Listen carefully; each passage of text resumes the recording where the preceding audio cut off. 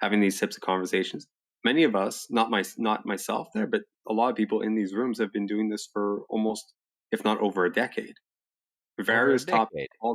That's a lot. various When topics, did it various. start? What was it? Some disinformation campaign that you all fell into, or what? How did Okay, you you know. find?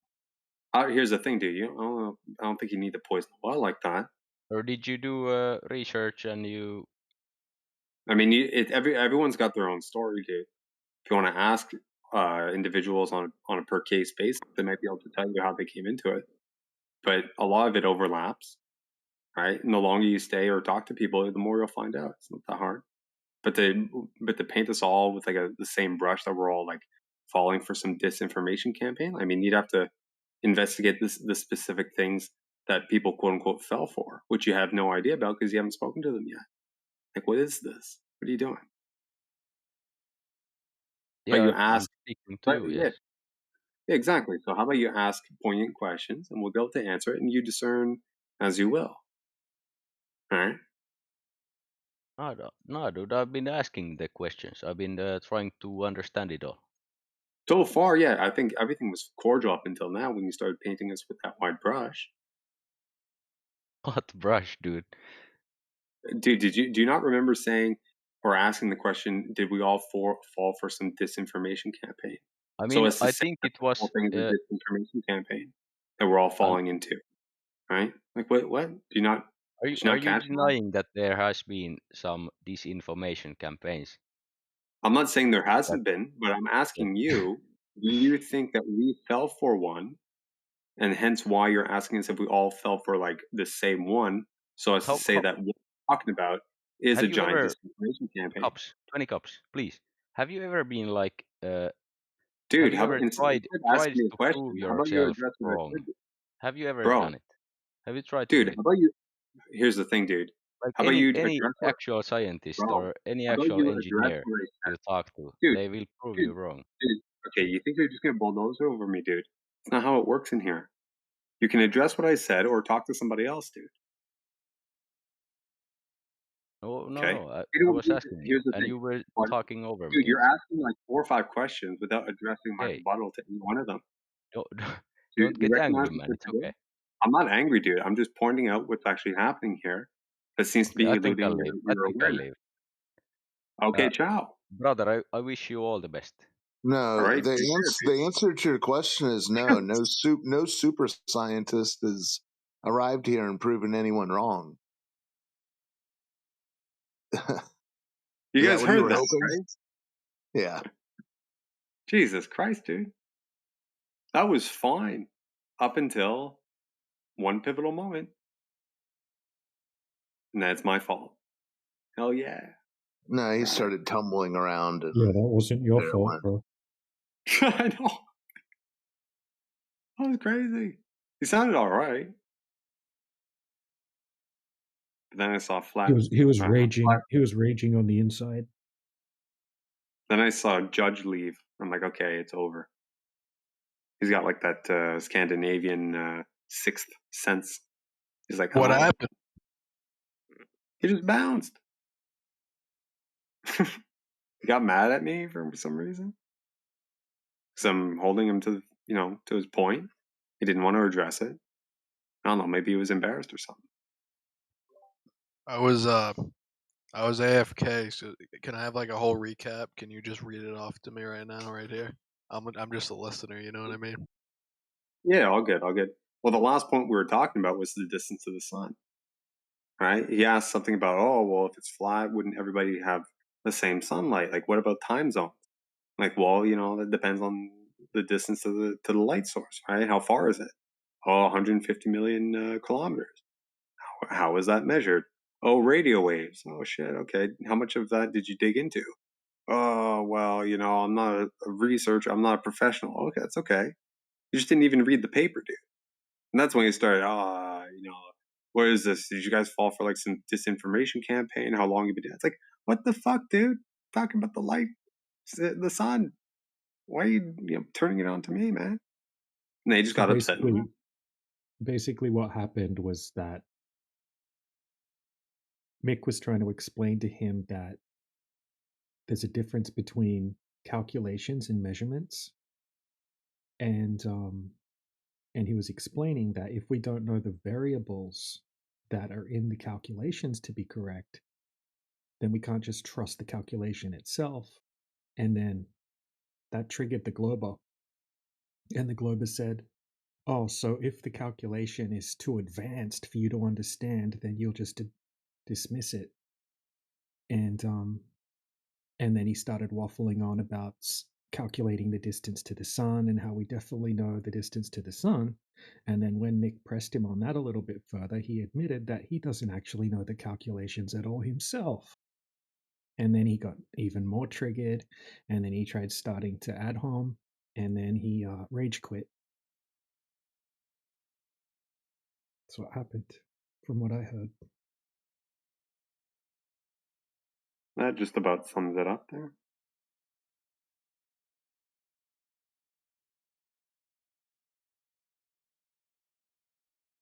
Appreciate that.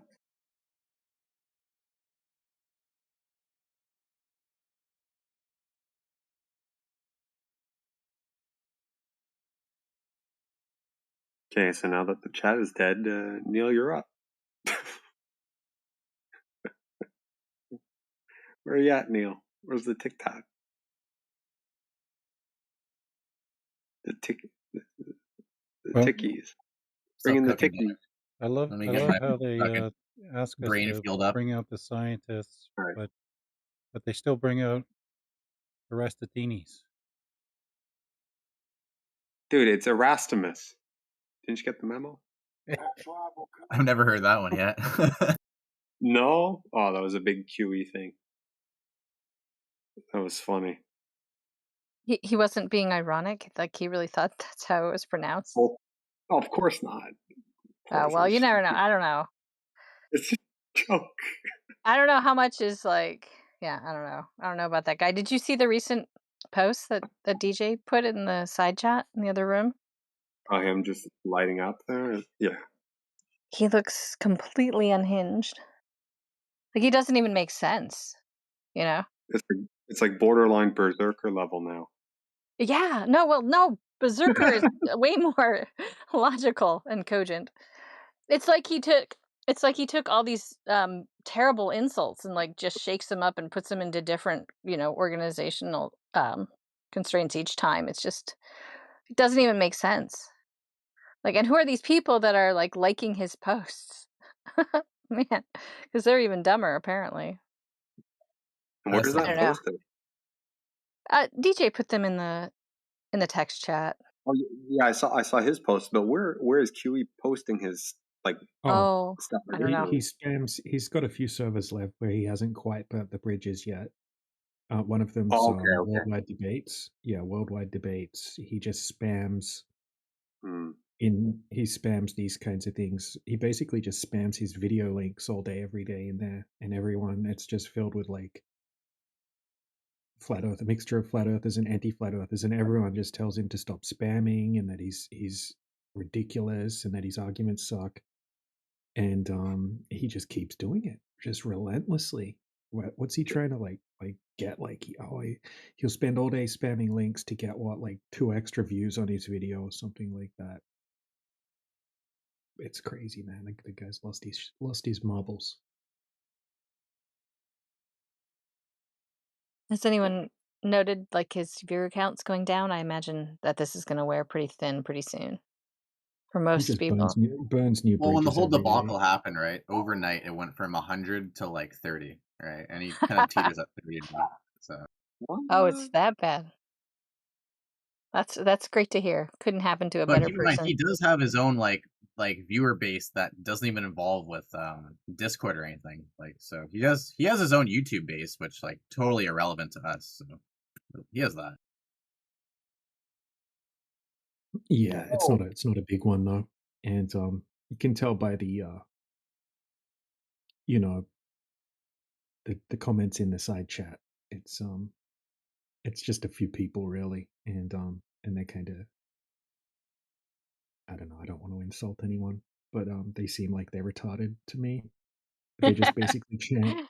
Yeah. They just chant. They just like it's just like chanting. It's like some weird cult thing where they just they're like QE's like the cult leader, and they just kind of just repeat the things that he says.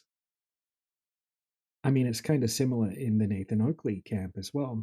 He's got a few little like cult leaders that just repeat and chant the same four talking points that he has as well. This is the FED cult.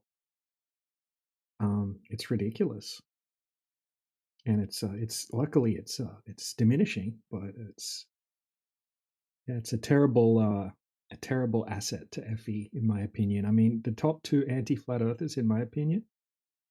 I mean, anyone's welcome to disagree with me, but the top two anti-flat earthers that chase the most people away from flat earth, out of all of the anti-flat earthers, I would rate them Nathan Oakley number one, followed closely by Quantum Eraser number two. And that beats, in my opinion, people like McToon and Professor Dave's probably up there. But yeah, I consider them anti-flat earthers personally. All they do is attack flat earthers, really. They don't debate globers. They just attack flat earthers, especially QE. So yeah, that's my 2 cents. Oh yeah, I think they're far more toxic, right? Because they position themselves as supporters, right? And so they make us look completely unhinged by association. Well, whereas you expect Professor Dave, McToon, and those guys to act like they do, you know? Um, it's like a Trojan horse kind of thing with Oakley and Quantum, in my opinion. I mean, In lots of I've people's said this opinion, yeah. before. Yeah, I've said this before, but one of the first times I ever came to 24/7, I went to the voice chat and QE was in there. I didn't know who he was. But I almost didn't come back after that, you know, because he sounded so unhinged. And this was somebody uh claiming to be a flat earther, and I was like, well, I don't want to be associated with that. But so I think it was well overdue to get rid of him, and I do think he'll just disappear in time. Is Oakley going to publish his book too, or is that shelved? I don't know. Apparently he is. I don't know. He went on worldwide debates the other day. He was in there for about 5 hours, and most of the time he Oh, was just jeez. screaming. He was just screaming and saying how he rapes men and fists them, and like Jesse Path of Light he raped and fisted him, and also just the craziest shit that you've ever heard. Completely unhinged, batshit crazy stuff, right? Anyone can go if you go to Worldwide Debates on Rumble or Twitch, and it's like about 4 shows back, 4 live streams back, and yeah, you'll They see what allowed I'm that for talking about. hours? Yeah, yeah. Riggs wasn't happy with it, but yeah, he did allow it to continue. It was insane, man. and I mean, I should have taken clips. There were some funny clips. He said South is a flat Earth measurement. No joke. Yeah, that was said. And he got kind of wrecked by Rob Noxious, right? That's how bad his performance was. Rob Noxious wrecked Nathan Oakley. And if you don't believe me, go and listen to it.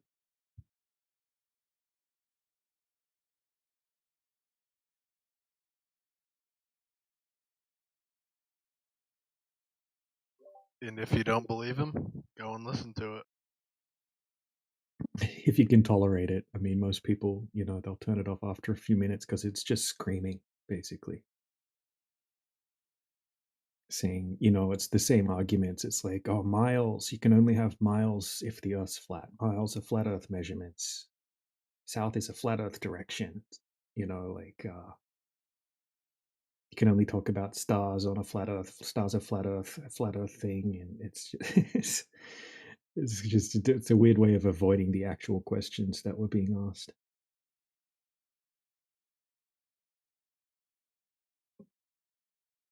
But yeah, in my opinion, these people are gatekeepers of some kind or something like that. Even if they're not actually, they may as well be. They could at least be getting a paycheck for what they do for the Globers by being free flat Earth repellent for people.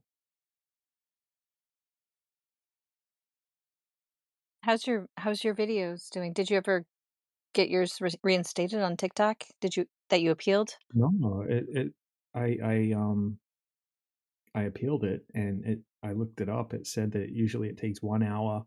Sometimes it can take a couple of days. It's been like 4 days now, and it still says under appeal, so it's kind of weird. Yeah, in my opinion, they haven't really opened this topic up. Like, I know there's been a lot of talk about removing the shadow bans, but I don't notice anything tremendously different. I mean, maybe we can access certain things we had a harder time finding before, but still, the algorithm may be just like looking at us and serving up the content, so that we are in a limited hangout of sorts, and Yeah. instead serving up like this really terrible content to most people.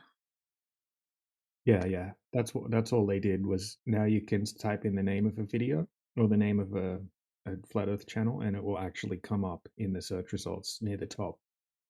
That's the only thing that's changed. They're not really pushing. It's like if someone watches a flat earth video, it's not like in their suggested videos after they watch that video, other flat earth videos are going to pop up.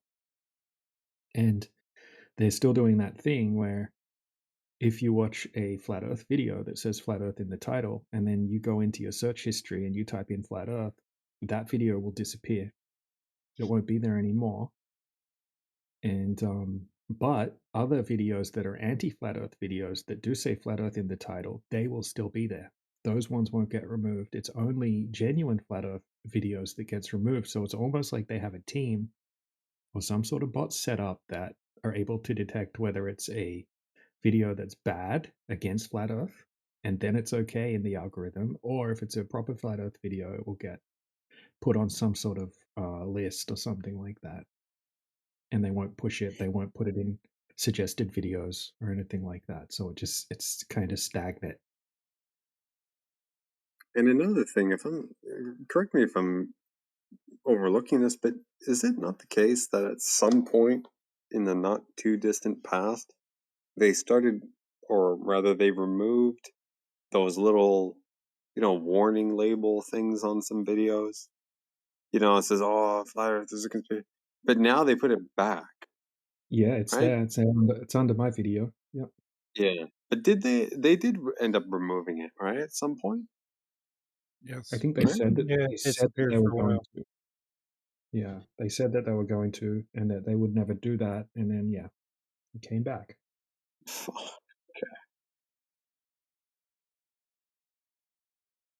I noticed that the other day when Neil, you had that TikTok relay going on, and we were going over that laser test. I was watching the video, just to get timestamps and shit like that, and I saw it. I'm like, what the fuck, you know? I don't know. Personally, I like the label because I feel like it draws attention to it. Um, maybe I'm just contrary, but if someone tells me not to pay no attention to the man behind the curtain kind of thing, I'm definitely going to be looking. Yeah, So I kind yeah, of liked how it was, that people would notice that this is the only thing that we're being told not to look into. yeah, yeah. I see Uh, that. Like they don't have this disclaimer on any other topic that I know of, right?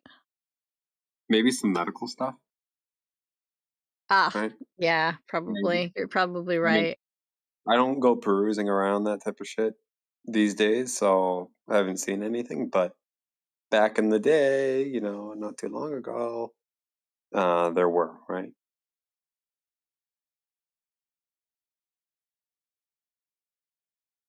Just not sure if they still do.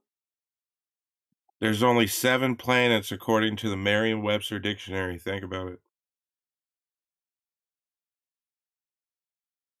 Is this pea brain? Definition 1C. Have a great night.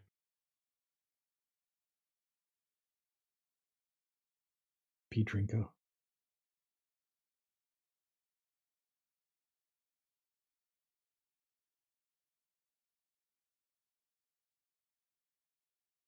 Is it? I don't think so. You don't? No, it sounds like another idiot. Have a listen to PT's voice and then compare it to that. There's a slight difference. This guy's got a little bit more airiness in his tone. Still equally as dumb, though.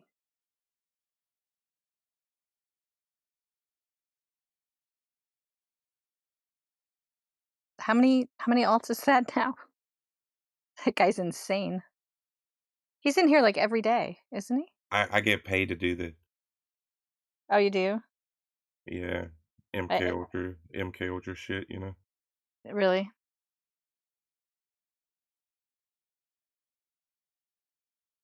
Interesting. Tell us more.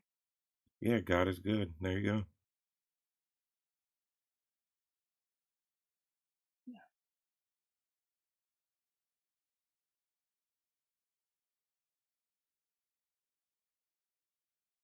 Look, I'm just like you. I don't think the Earth is a planet. I don't think we went to the moon. Okay? They just think I'm crazy. It's cool. I don't really give a fuck, dude. I don't think the Earth is flat. That doesn't mean I think it's a globe. So there you go.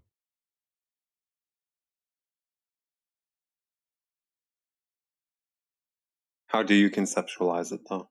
It's pretty fucking curvy, dude. What do you mean, like with mountains and valleys and shit? Exactly. Okay.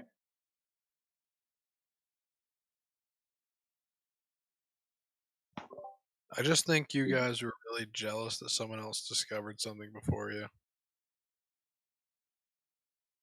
Who discovered what before who? The shape of the Earth before you, so you make up a different. The globe. When was that occurrence? When the globe was discovered?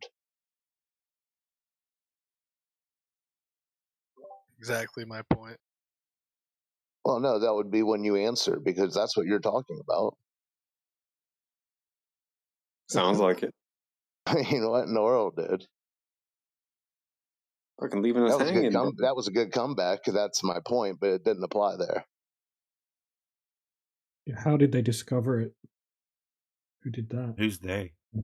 That's what I'm asking. That's what the guy said. Yeah, exactly. He said, we're jealous because someone discovered Earth was a globe. I said, well, no, when did that occur? And he goes, that's my point. I don't think he knows the history of the globe.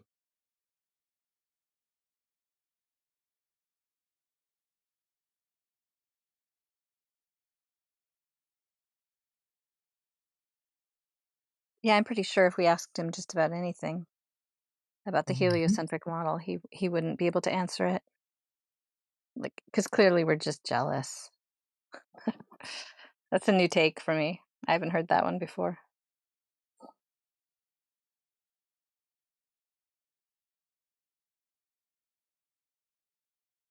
I'm jealous I didn't live 2,500 years ago so I could slap Eratosthenes. You got a stick in the ground before you did, dude. What's the observer height? Of what? The stick. The observer height of the stick. You mean the height? How tall is the stick, sir? Okay, the height of the stick. Right? I don't know. Okay, let's do 1 foot. What's the drop Or the over 10 well. miles? Dude? We I don't didn't know. catch any. Sorry. Come on, you don't know the drop over distance of 1 foot observer height? Come on, man. What are you, amateur? Dude, that's not what you asked. You said, what's the height of the stick? 6.6, dog. 666. You gotta remember that. What the fuck are you No, saying, you were saying sticks. He said, what's the height of the stick? I'm like, I don't know. And then he says 66 feet. Drop over distance. Like, what? I just want to say hi really observer height, quickly. 1 foot. Yeah. Hold up. Hello. Hold up. Hey, Zach. Knock him in. Hello. Yeah, What's you're good? not. Yeah, you're not interrupting anything important. So. Yeah, he is. Shut up. Yeah. All right. So, you have any questions, Zach? Not really, but I am a flat Earth person. A flat Earth person, really? Yeah, I believe in it. Okay, you believe in it. Why? Why do you believe that the Earth is flat? Well, we got oceans, right? Indeed, we do. Yep. Well, it has to be flat. It can't be round. Okay, why? It just doesn't make sense scientifically. Okay, why? Because I don't know. I'm trying to learn, I guess. So you don't think gravity is conforming the waters to the shape of a ball? No, I think that's just propaganda. Okay. Have you ever measured this? No, but I would like to. Okay. Good luck. No So one's done it yet. No one's done it yet.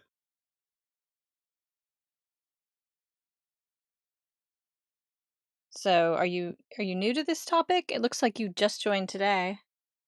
Yeah, I'm quite new to the topic, but I don't know much about flat Earth theory and stuff. But I do consider myself a flat Earth person. I do believe in that. Well, if you don't really know much about it, why do you believe in it? Just the same way I believe in Jesus Christ. I don't know a lot about the Bible. I just believe in it. Oh, this seems legitimate. Like I'm finding it very convincing. Okay, Zach, so what information has been provided to you by, flat Earth supporters to prove that the Earth is indeed flat? Well, just Simpsons and Family Guy. In Matthew Did you plan this 17:20, out? Like Howard how long said, in advance did you Dude, think this is about a this? genius. And Do didn't you you use think that Wikipedia too? no, I mean, did you think that this was really going to be like really novel and funny or something? Because it's, I don't I know, think you he's Globers on just to aren't very funny, and it's so disappointing, you know? What are you talking about? It's and fucking hilarious. and to say Oh, that Family Guy is on par with The Simpsons is sacrilege. I don't know what you're talking well, about. It came from watching Family Guy and Simpsons. I've oh, not all heard right. of a flat. Holy shit. Yeah, That I was don't the know. wrong order. Well, guys, I mean, I guess that's as good as anything we Come on, hear you don't from want those to guys worship on the devil? TikTok. No, because I would bet quite a bit that Zach considers himself an atheist and thinks that this is really like a clever troll and that we must all be idiots, right? That's usually the situation here. Maybe he's genuine. I feel like He I could be am being genuinely trolled. stupid. Yes, that's an option, of course. Yeah. Being trolled. Hey Zach, is that a historical figure of some sort in your PFP? Yeah, it's Karl Marx, Karl Marx. Okay, well that the explains a lot. founder of sociology. Yeah, lover of green apples. Exactly. He produced the Beatles, did he? He did as well, yeah. And he yeah. also wrote the musical lyrics to ABBA. No, those were Swedes. Well, he wrote them for them. Why are you laughing? It's not funny. Wow, the maturity is showing. Dancing queen, huh? I can't help Dancing myself. Queen. Well, they were in English, weren't they? Holy shit. But seriously, though, I do believe in flat Earth theories and stuff. I just want to learn more about it so I could defend it more, I guess. We don't believe in flat Earth. You guys Then why don't? is it a theory? No, absolutely not. Well, What the hell? The service called 24/7 flat Earth. Well, hold on. Yeah. Let me ask you. You were onto something with water. Do you believe that water's flat, or do you know it is? Water is flat. Like it fits in my water, doesn't it? Does that require a belief, or is that just something you can It requires my vision. demonstrated in reality? Yeah. So Yeah, I can demonstrate it. You just start from there. Work your way out from there. Flat water. But what about the glass, though? About the what? The glass. The glass. Yeah, it's not always round, is it? It could be square glass. It could be a round one. It could be cylinder glass. Yeah.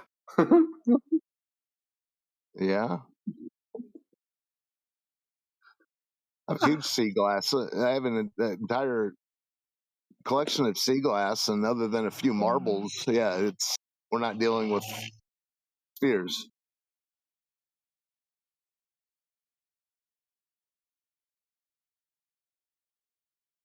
Wait, let me see what this server's about. Where are the rules though? Welcome. Let me. Oh, you've already broken all the rules, so I wouldn't even.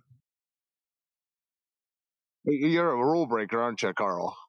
A rule I'm not. maker, rule breaker, heartbreaker. I'm not. I'm not. Please, let's stay on topic. I'd rather speak to PD. I kind of I agree. think Zach is being genuine. I think he's here to learn. So let's start with the Black Swan. Zach, go ahead. Oh, we don't. Oh, Black Swan sucks. I don't like using that one. What? It doesn't suck. It's foolproof. You can't Where defend. Hold on. Are you it's boring. insinuating? Are you insinuating Wait, can that? someone really explain to me why you guys think the Earth is round? Yeah, Hold on. Nobody here thinks it's round. No, we don't think the Earth is round, bro. But hold on a second. I just want to just with the black swan, right? That would imply that there's lots of white swans, right? Right. And so we're talking about the horizon. So therefore, there's lots of horizons that match up with the globe, or what? Of course, yeah. Okay. Anyone got any evidence of one? Sure. Yeah, the black swan would be an actual globe measurement, which we have never seen. Yeah. It's really easy. You just have to go to a location where the curvature is correct. And if you do that, then you can replicate the globe. Not it's going to be correct at other locations, right? So you're right about that. Okay, so where's that correct? Yeah, just at any place where you have a drop over distance at 66.6 feet, over the course of 10 miles. Okay, where's that? At a 1 foot observer height, wherever it is, it's out there for sure. Can you find one? It's got to You want me to find a hill that drops 66 feet over a 10-mile distance? Water, I'm sure that's pretty easy to do. Surface of water. We're talking about over the surface of the water. Why we can't do it over Earth? What's wrong with the Earth? No, because you got hills and gullies, and you could. Yeah, we're not talking about the Earth. You already know this, bro. This is why you get banned frequently. What if there's a tsunami? Remember all What if the there's a anthills hurricane and a tsunami when you're doing the observation?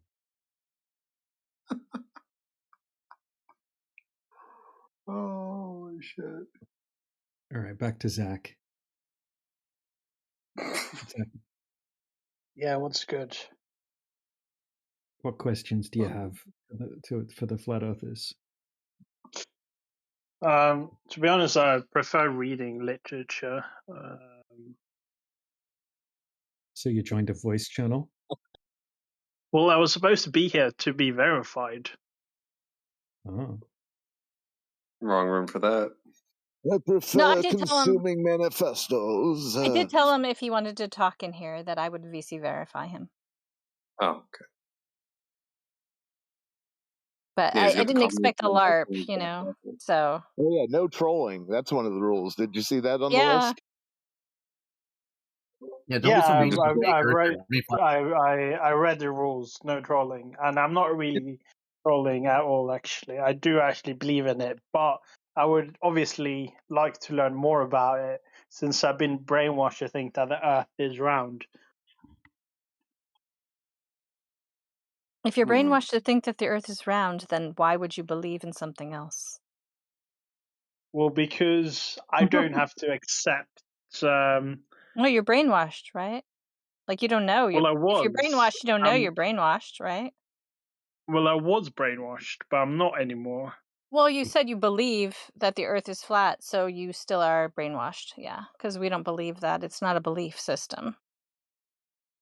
Okay, so what is the fact that the Earth is flat? Because it measures that way. All right, then. Apologies for my language earlier, then.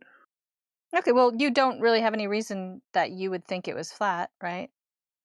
You didn't provide any. Well, it just makes sense to be flat. The pool is flat. It's not round. Right, but Earth is so big. How much curvature would you expect? I mean, you're not going to see any in a swimming pool, right? Well, the pool is flat.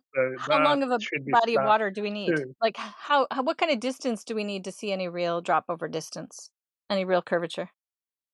I'm not a scientist, so I don't know. So you just one day woke up and you're like, I'm going to believe in this thing that I don't know anything about. Over fences. Can I please I take you saw on a it date on to The the edge? Simpsons. I made like I an don't date episode. Globers, sorry. Yeah, I watched John Simpsons. All right. Let's go to the edge. I want to see it. I think the water's round, y'all.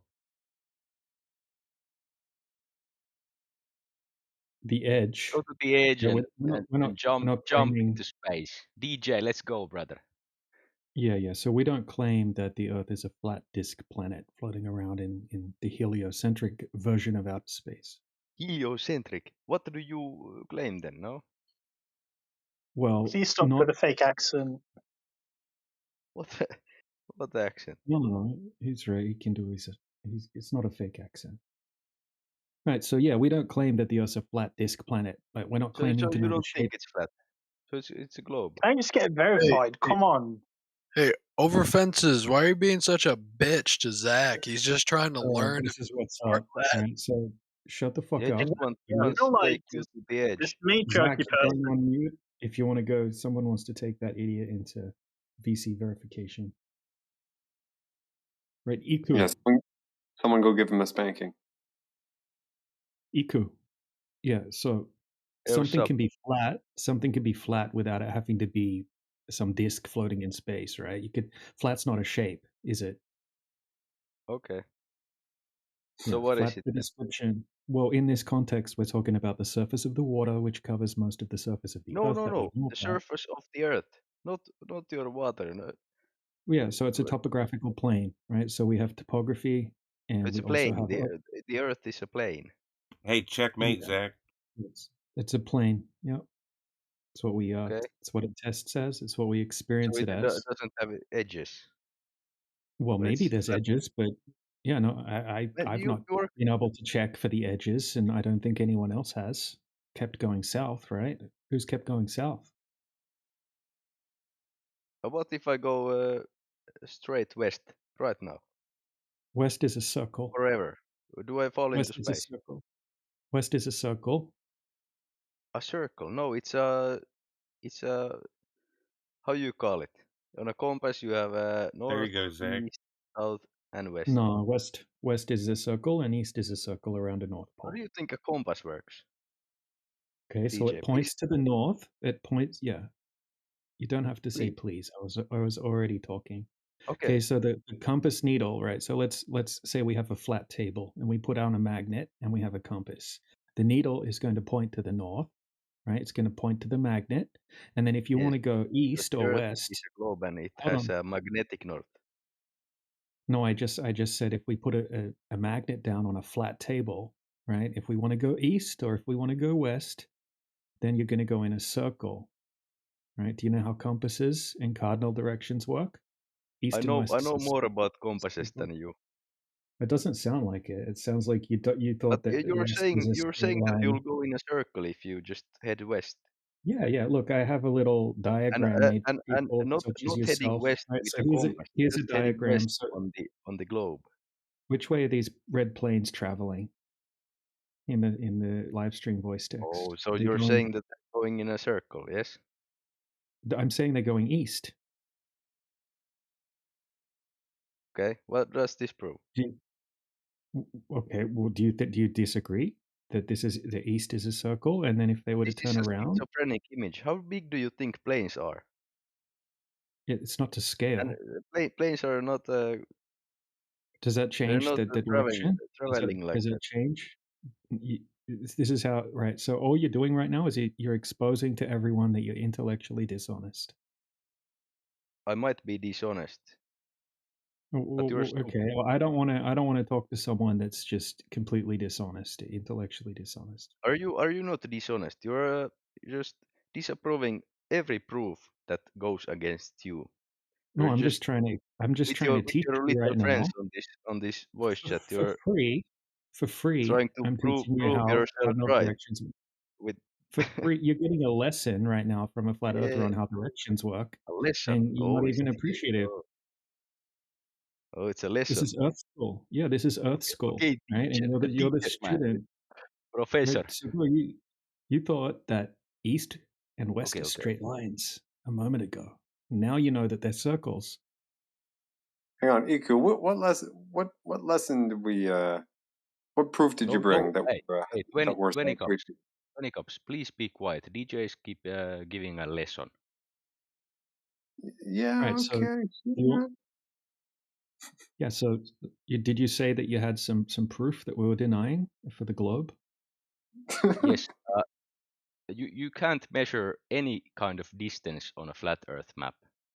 That is something Right. that you can't prove We from. don't claim to have a flat Earth map. What we can actually do is just go out in reality and look for the Why byproducts don't of you the have a Earth map? curvature. You should have a map, no?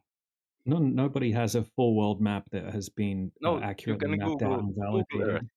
No, it's a map. Yeah, that's a coordinate system projection. It's not a Coordinate map. system projection. Dude, It's come not a on. map for people. Why Yeah, can't, it hey, is. if it's flat, why can't you do a coordinate So system this is projection? Come on. this is the Do a problem, right? So make a now map. you need a lesson on how maps work and what projections are and what coordinate Okay, systems okay, are. okay. I'll chill out. I'll chill out. I'm sorry. Right. So if we go to a 20-mile body of water, for example, anywhere on the globe, if the Earth's a globe, right, 20 miles should have 266 foot of curvature. If you go to the ocean, if you go to a lake, and that curvature should have byproducts, which is the geometric horizon, and things that go beyond the geometric horizon should start to become hidden behind the horizon. Do you agree? I don't understand half of it. Yes, I agree. If you don't understand, why do you agree? Because I believe you. You're a good teacher.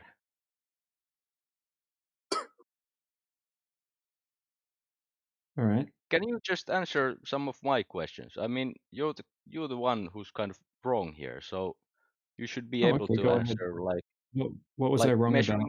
measuring the distance on a, I on a, didn't. on I the didn't. flat Earth. I didn't say How we're about measuring. I didn't gravity? say. I didn't. Yeah, How about why do ships disappear hull first? they Things like don't. this. You just can't prove this wrong. But Yeah, I you can are actually. so Let's confident stick in with the your wrong ships. opinion. Yeah. Let's go over ships then. And it's something that you Oh, and you your don't want to friends go over here, ships? you It sounds just like you're kind coping of right prove now. your like each other right, Yeah, I and get. it's You not want to? real Okay. So do science you that want me you're to? doing. Do you want me to debunk your claim about the ships or not? Yeah. You're gonna say it's because of refraction, no? But What's because you of don't know what's refraction. perfection? You Oh, don't know really? what it is. No, you Oh, don't. okay. Please explain Why it don't to me. you? Okay. Well, refraction would be when light deviates towards a higher refractive index medium or a denser portion of a single medium. Yeah, and that's the definition. Do you need a citation? Yes. Anything you Okay. can Well, give me, teacher, man. Oxford Dictionary of Weather, is that good enough? Hey, what the other guy leave? Uh, You're running away. no. All right. So you want to read the citation out? I'll put it in the side chat, and you can read it out. How about that? Yeah, he left because he couldn't stand with your bullshit anymore, Yiku. That's why. No. I think he left before I was So this even is like talking. something the students do at school, right? So I'll put something on the board, and Yeah, then you read it professor, out. teacher, man. Such You a read it smart out to guy. the class. Yeah, you read it out so the other Globers can also learn. Have you ever been to a class like a school, Yeah. or just Mhm. did you just come up with this yourself with your little friends here? Well, I researched about refraction after school. I You didn't learn about it research, at school. Yeah, yeah. You from YouTube videos, no? No. This is from the Did Oxford did Dictionary of Weather. Docs This one. make the So videos you watch? from university papers and University papers. lectures and tests that have been Okay. done. Yeah, I could teach you all about it if you want. Right. So Oxford Dictionary of Weather, Maybe I'm. refraction, fact or phenomenon of light, radio waves, etc., being deflected in passing obliquely through the interface between one medium and another, or through a medium of varying density. Pretty much what I just said before I posted the citation. Yeah, you just read it, no? Yeah, but I'm sorry. I told I've you been what it an was asshole. before. I'm sorry. I'm just confused about You all said this. that Very before. sorry. You said that before, but then you got even worse. well, you can't blame a man.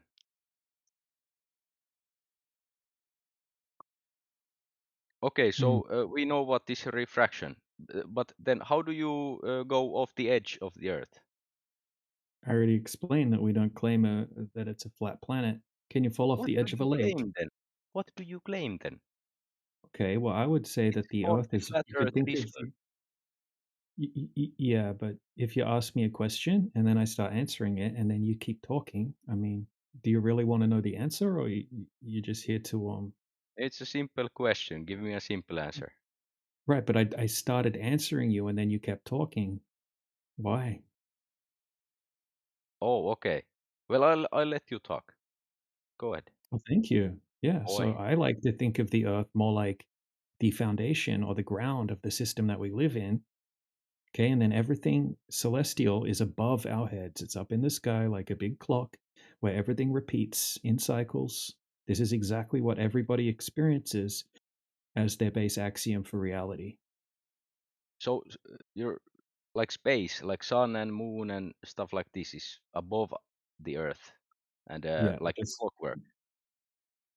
yes. So how does, if the sun is above us, how do you explain the day and night cycles around the world? Like, The sun doesn't moves. make The sense. sun moves. Yeah, so the sun moves The over sun the surface moves, of but the Earth. if you know how light works, if the sun Yeah. is above the Earth, the entire planet, or let's say the flat plane, should be lit up by the sun. No? No, that's incorrect because we have the inverse square law of light, and we also have light What? attenuation Please say again. Inverse what? square law, inverse square law of light. Yes. Okay, so So each this time, explains that the sun is no, essentially this a is spotlight that lights up, let's say USA at one time of the day and Europe one time of the day. That's right what you're saying. This because does not make sense. Why does every kind yeah, of light it source does make act sense. a different way than your No, it doesn't. sun? It doesn't. Does a street No, light no, light they up the do. whole town? They Does a street do. light a street light, does it light up the whole Yes, town? a street light is essentially Lights a up the whole spotlight, town. not the sun.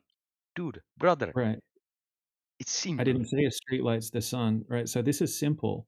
No, Okay, you're so saying light that they act the attenuates. same way, Hold on, and you're shush for wrong. a second. All right, so let me give you an analogy so you can get Shush this for a through your second. brain. Fuck you, dude. Okay, Okay, please. you're gonna run away, or you gonna? All right, so here we go. Okay, so if Oh, you just okay. if you dive down into the water, right? Let's say we're at the beach. It's a very clear day. It's the middle of the day in summer. The sun's directly above us. I just go down a little bit into the water, and it gets black. If I go down a bit further, I can't see the sun at all. I can't see any light from the sun. If you go down 100 meters, you can't see any sign of the sun or any light. It's pitch black. Why? Okay, so the sun is a very small spotlight, just like a street lamp. No, no, no. Answer the question. Please ask again. Okay, if you go to the beach on a clear day, okay, out into the Okay, ocean, and beach it's on a clear midday, day. Okay. beach on a Yes. clear day, okay, right? You go 100 meters down into the water.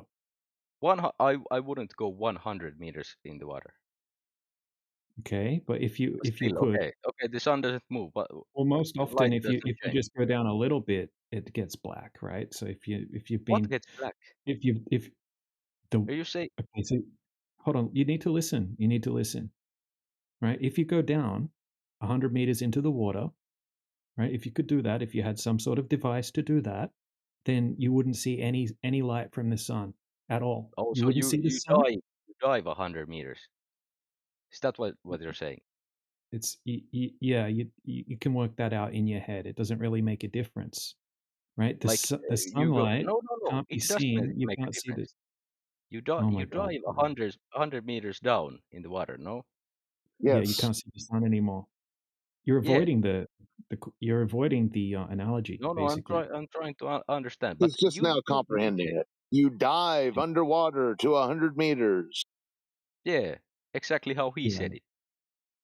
Okay, so you can't see the sun anymore, and you can't see any light from the sun. It's pitch black. Why? I I think it's because light doesn't penetrate water that well. Exactly. Yeah. So it Water. gets absorbed by the So medium Mm. So and you're can't saying travel there's further water from in the medium. atmosphere so that if so that the sun acts like a spotlight because there's water on the atmosphere. No. Why Yeah. do you keep saying it's a spotlight, dude? What's wrong with you? Because in your theory, the sun Oh, acts it's not like our a spotlight. theory. I never said anything Okay, about a spotlight, dude. but Right. So you understand that if you have a no, medium, I light don't. can become. You're not listening. Why No, is it it? So doesn't make this sense. is usually right. So this point on most globe earthers, we've already got way further in the conversation. Right, what's you like a bit slow, or you're just trolling? No, I honestly, is it possible he's misunderstanding the underwater 150-meter thing? Because I think he's imagining divers with a spotlight underwater, No, no, and no, it's saying, no. What well, I If he's think misunderstanding it, it's deliberate. I think This is we a all joke. understand that the sun doesn't penetrate water enough so that the deep yeah. sea So is why then? not. So And why it then doesn't he's go through air But for a million miles either, dude. Air yeah? stops light. no, air doesn't stop Why go light. from the Yes, calling air it the stops sun to a light. spotlight? Yes, air stops light. No, Yeah, it why does it go doesn't. a red? Why does it go a It's red color when it's sunset? Why does it go a and red guys, color when hey, it's sunset? it's 4 against me right now. Come on. Welcome to the jungle, dude. You know, it's other people This are is only your jumping in jungle. because I mean, you're I pissing am. everyone I off. joined That's here. the I only joined. reason anyone's jumping in is because you're No, pissing them brother, off. I'm giving With you your something to do. dishonesty. Otherwise, you would just be sitting here. I'm giving you I'm on your something team. to do, brother. Yeah. So like in the air, it's not as dense as the water, but we have dust and we have pollution and we have water molecules and we have the gases. So light also attenuates through the medium of air, right? Just on a greater scale. Anybody can test this out. It's not like a torch is going to But shine forever still, and if going to let's become say that attenuated. air blocks light, It still does. your sun doesn't work Really, why not? because your sun should work like a spotlight. What And the Why? fuck is with you in the in real spotlight, life, dude? because in your theory the sun works like a We spotlight, don't and have a in real theory. life, Earth is brother, measured flat. listen, Flat Earth is listen. not a theory. It's measured that way. In real life, the sun is not a spotlight. It's very far away, and it It's lights not up a the ball rest of of the fire in a globe Earth. vacuum in real life. It's not a ball of fire in a vacuum either. Okay, Is your try sun again. a spotlight in the globe model? Is your sun a spotlight? No, it's not the spotlight. Why That's doesn't it light what I'm all of trying to the? say. Why doesn't it light all up all of the bottom of the ocean? Because it does not penetrate the Oh, so water therefore it like must it be a does the spotlight. Earth It and must the be a atmosphere. spotlight then. Oh, it has to be a spotlight then, doesn't it? No, brother, you're acting retarded. You're acting Well, like you're you don't acting understand retarded, what I'm bro. saying. He's acting like you. You're calling yourself retarded. Hey, Yeah, I'll that's admit, exactly all I'm doing is I'm very showing you how stupid stupid and you I are with might your be logic. retarded, but Yeah, I'm no just trying shit. to understand the world, just like you. No, We're you're the not. same. No, you're No, not I'm not. trying. You're a goof. You I think am, you're but trying to give us Beautiful. content and you're just making yourself look like a fool for people. no, brother. We're all trying to understand the Earth, but I'm trying to No, I'm challenge not your trying point to here. understand the earth. It's measured flat. Water is flat and level with no wind blowing over it. You lose. That's the end. What do I lose? I don't lose anything. And I think you should be quiet for now. No, I think you can talk to Professor Triangle now. You can go fuck yourself. I'm done with you, bro. You're a Hey, piece of DJ, shit. don't get mad at me. Oh, dude, dude. Don't get mad at you. I heard what you were saying, mumbling. Yeah, who the Now you fuck can is now this you guy can calling talk me to me. drunk? I'm really good at aggravating trolls, dude. You'll piss your pants. I'm so Yeah, good at you sound this. like You'll end up quitting. yeah, you Take sound it like a away, buddy. reasonable guy.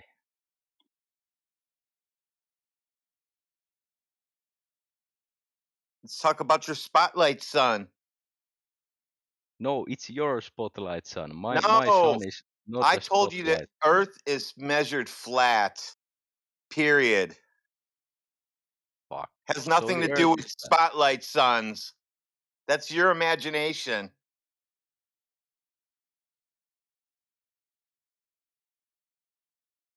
Or maybe I've been I've been lied to all my life. What are you been lied to about? You can't figure the shit out for yourself? You are smart enough to figure shit out by yourself. Yes. Yes, You sound like a absolutely. smart man. Yeah. Yes. How Yes. about I'm Professor absolutely Titus? that How about smart, you dude. go get a job, dude? Okay, yeah, I better go get a job. I don't have one of those. I don't do enough work. Yeah, you don't. That's the best thing you've got. Yeah, it's the best I got. Well, he's working you over right now. Oh. He's all the way down to go get a job. Get the job, sir. Is your job being a professor on Discord? Nope. Okay. Okay. Being a professor in automation, though. Okay, what do your work colleagues think about this flat Earth? We don't really talk about it because then why would you think that the Earth is a ball or flat when you're at work? Who thinks I mean, about that kind of shit? you seem like a guy who thinks about this all the time. No, it's just naturally the Earth is just flat. I can't do anything about it. I've given up worrying about it many, many, many years ago. Yeah, I gave up worrying about that. Why you guys believe it's a ball, and I'm just here to Hey, tell who you you it's guys? not. It's only me. No, there's a whole bunch of you out there that think it's a ball. Besides you. Yeah, like the entire Earth, like No, everyone. no, about 50% now. 50%. Oh Yes. no. Oh I don't know yeah, any flat dude. Earth people You in better real get life. online and go start checking out other places. There's so much flat Earth going around. I'm surprised they don't shut everything down again. What do you mean again? Have they Well, shut why do you think down they something? shut it down in the first place? What do you mean shut down and what? Shut everything down. Oh, never mind. You wouldn't understand anyway. No, please, brother. You're Please. listen. had to be there. You're listen. You're an NPC. You wouldn't understand what I'm talking about, so it wouldn't make sense to you. You'll just keep Am I asking an questions about NPC? it. 3 weeks to flatten the curve. Yeah, you just had to be there, dude. So what is going on, EQ? What's going on, dude? You He's have tried like this a many demon times for in your here. you have I'm a doing good. demon for your PSP. No, it's from a video game, RuneScape. Oh, even better. Okay. Yeah, dude. I mean, I find this very entertaining talking Oh, to you, boys. he's a fan of Satan. Yeah. One of No, them. no, I'm a Christian. I'm a Christian man, a Protestant. Martin Luther. No, you're not. You wouldn't have a devil on your profile if you were. It's not the devil. It's not the devil. It's No, it from a sure video is. game. Video game. Yeah, I guess you don't understand what people put in video games, do you? So what was your You last never read the complaint? shit in the background in video games, do you? You just Do you play the think video character. You games don't are look at bad? the walls. You don't look at the writing on the cans and shit. I bet you don't.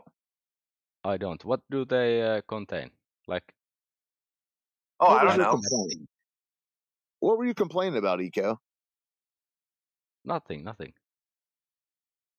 Okay. Talking about video games. Hey, old No, horse. before that. Old Before man, you're you live the life, yes? I live a life. Hell yeah.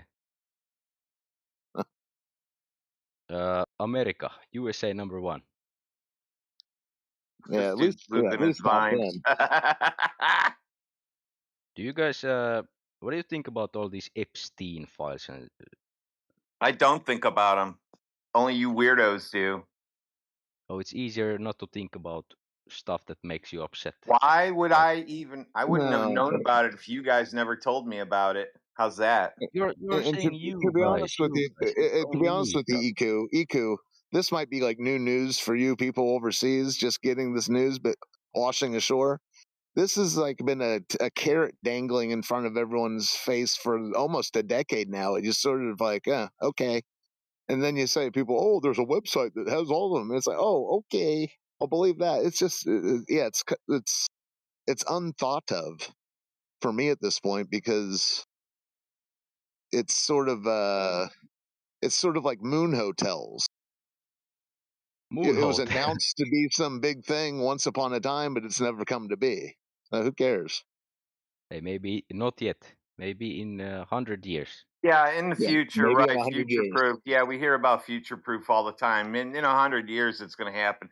And you know when it's really going to happen? In 150 years. That's how I know for sure, because you're not going to live that long for sure. Yeah, and in 200 years from now, they'll somehow have combined the Epstein character with Ben Franklin, and everything will be confused. So don't worry about it. And Epstein's going to have a farm where they grow cranberries and all kinds of Yeah, shit. he's flying Yeah, kites with cranberries. skis on them. Yeah, Ben Franklin's in a submarine, and Jeff's out flying kites in electric storms. Just whatever. It would be I Thomas like Jefferson. They blueberries. look identical.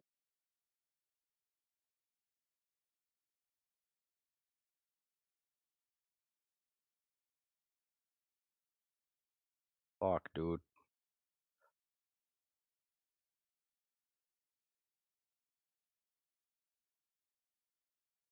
The truth hurts, doesn't it? It's like us punching you in the stomach. Are you saying that you're punching me in the stomach? Yep. Every time I tell you the earth is flat, it hurts you. Yeah, it's my It's like an NPC body exorcism. Yeah, it's like an saying, exorcism you do on somebody who's possessed by demons and shit, and then you bring the people over and you chant at them, and they just go crazy. When I talk about flat Earth, Globers fucking just absolutely trip out because what always ends up happening when I find out that they're Globers is the first thing I ask them is to define a triangle, and then most of them just walk away at that point because they don't know what the fuck I'm talking about. They don't know what a triangle is. Nobody knows any of that shit anymore as soon as I talk to them. What do you think of that? Mr. Professor, what I think, well, I'm no expert, but you should take a good night's sleep. You should take your medication and take a deep breath. You'll be okay. You sound very wound up. It's okay. I sound wound up.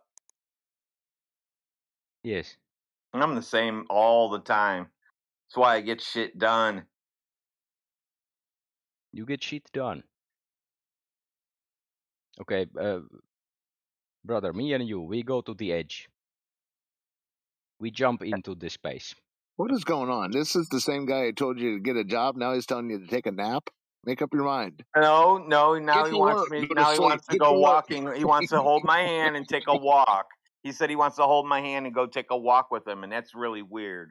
Hey, we can hold hands if you want. No, that's your country where you that's normal for you guys.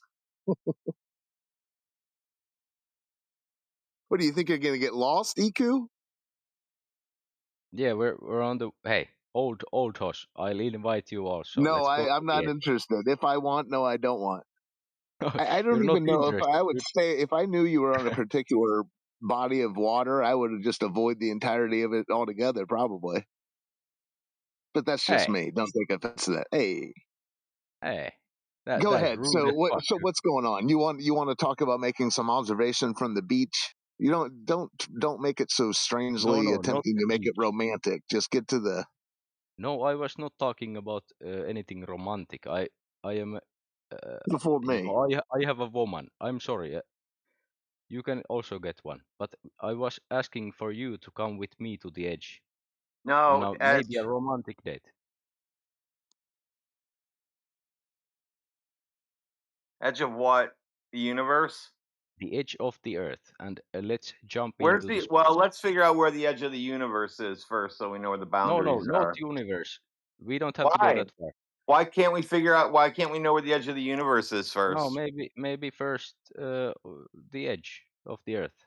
Nope. No, if we're No, gonna fly I'll just rockets fly around, we have at to your. know where the edge of the universe is, so we don't run into it.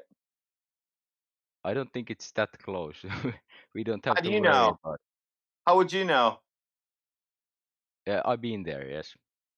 Oh, that's what you're gonna say. I've been there. Oh, okay.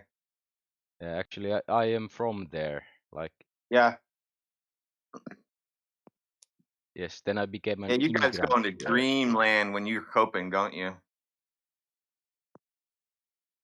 What? Greenland. Yeah, you go into dreamland. You make up shit when you're coping, Greenland. don't you? You just keep talking about you guys. Talk to me, brother. I am. I'm talking about you guys. What you guys? Are you saying I'm not special? Yeah, you aren't the first one I know. wanting to jump off the Earth. Yeah, where are you going to jump to anyway? How do you jump off a lake? I don't know. What's on the other side of the edge? Maybe space, like empty space. No. Well, where's the edge at? You tell me, brother. You Because tell I don't me. think there is an edge. Oh wow, you think infinity exists now? No. No. I mean, I'm not saying. Yes or no? Yes I'm or no? talking about the edge of the Earth, not infinite. So now you don't universe. think there is one?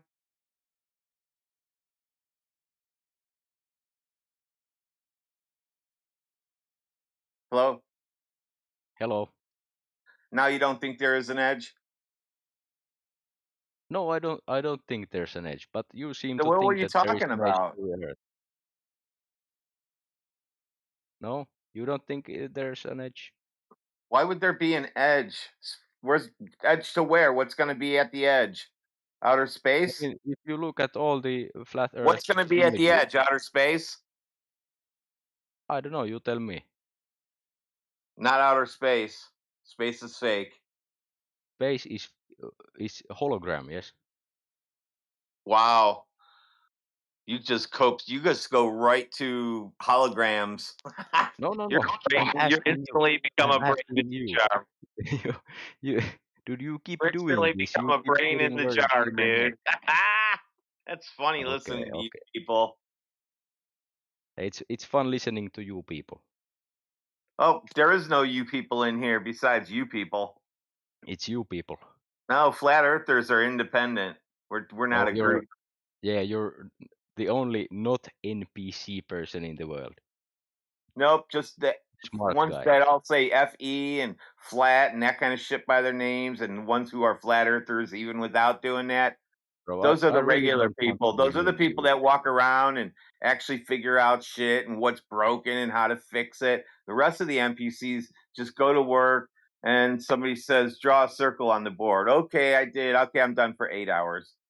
Let's go talk about circle. Then go home, watch some Netflix. It's all a lie. You're coping hard, dude. So far, every time you've been in here, you've been in a coping world. It's my first time here. No, well, dude. second because I left before. No. And then I came back. Stop lying in here, or we'll send our clip artists after you. Are you the same guy in a English Hub Discord? Yeah, I'm the same guy in that one. I'm the same guy in politics, and now I'm the same guy that ruins you guys on TikTok. Brother, you're worldwide. You're everywhere. Let's go. Hell yeah. Hell yeah. All around the globe.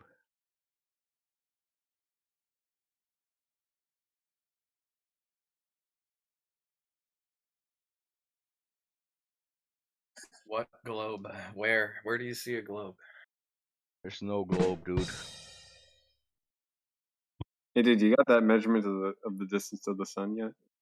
You had ample time since last time. Maybe did a little bit of reading of that paper that you presented, or that you brought up. What you're talking about. Oh, you don't remember like a half hour ago? Oh yeah, you don't remember like a half hour ago you came in here, started talking shit about knowing the distance of the sun due to measurements, and you brought up a paper that you didn't actually read. Then you left, and you came back, started stirring the pot again, and I'm asking if you even bothered to actually read the paper at all. I'm actually asking. I'm gonna keep talking. Thank you. So I'm asking if you had a chance to maybe read that paper in your downtime between last time and now. And you mean to say no, Have you right? read some papers? I'm asking if you read your paper, sir. No, all. not. I haven't read anything. Okay, thank you. Okay, so you have no.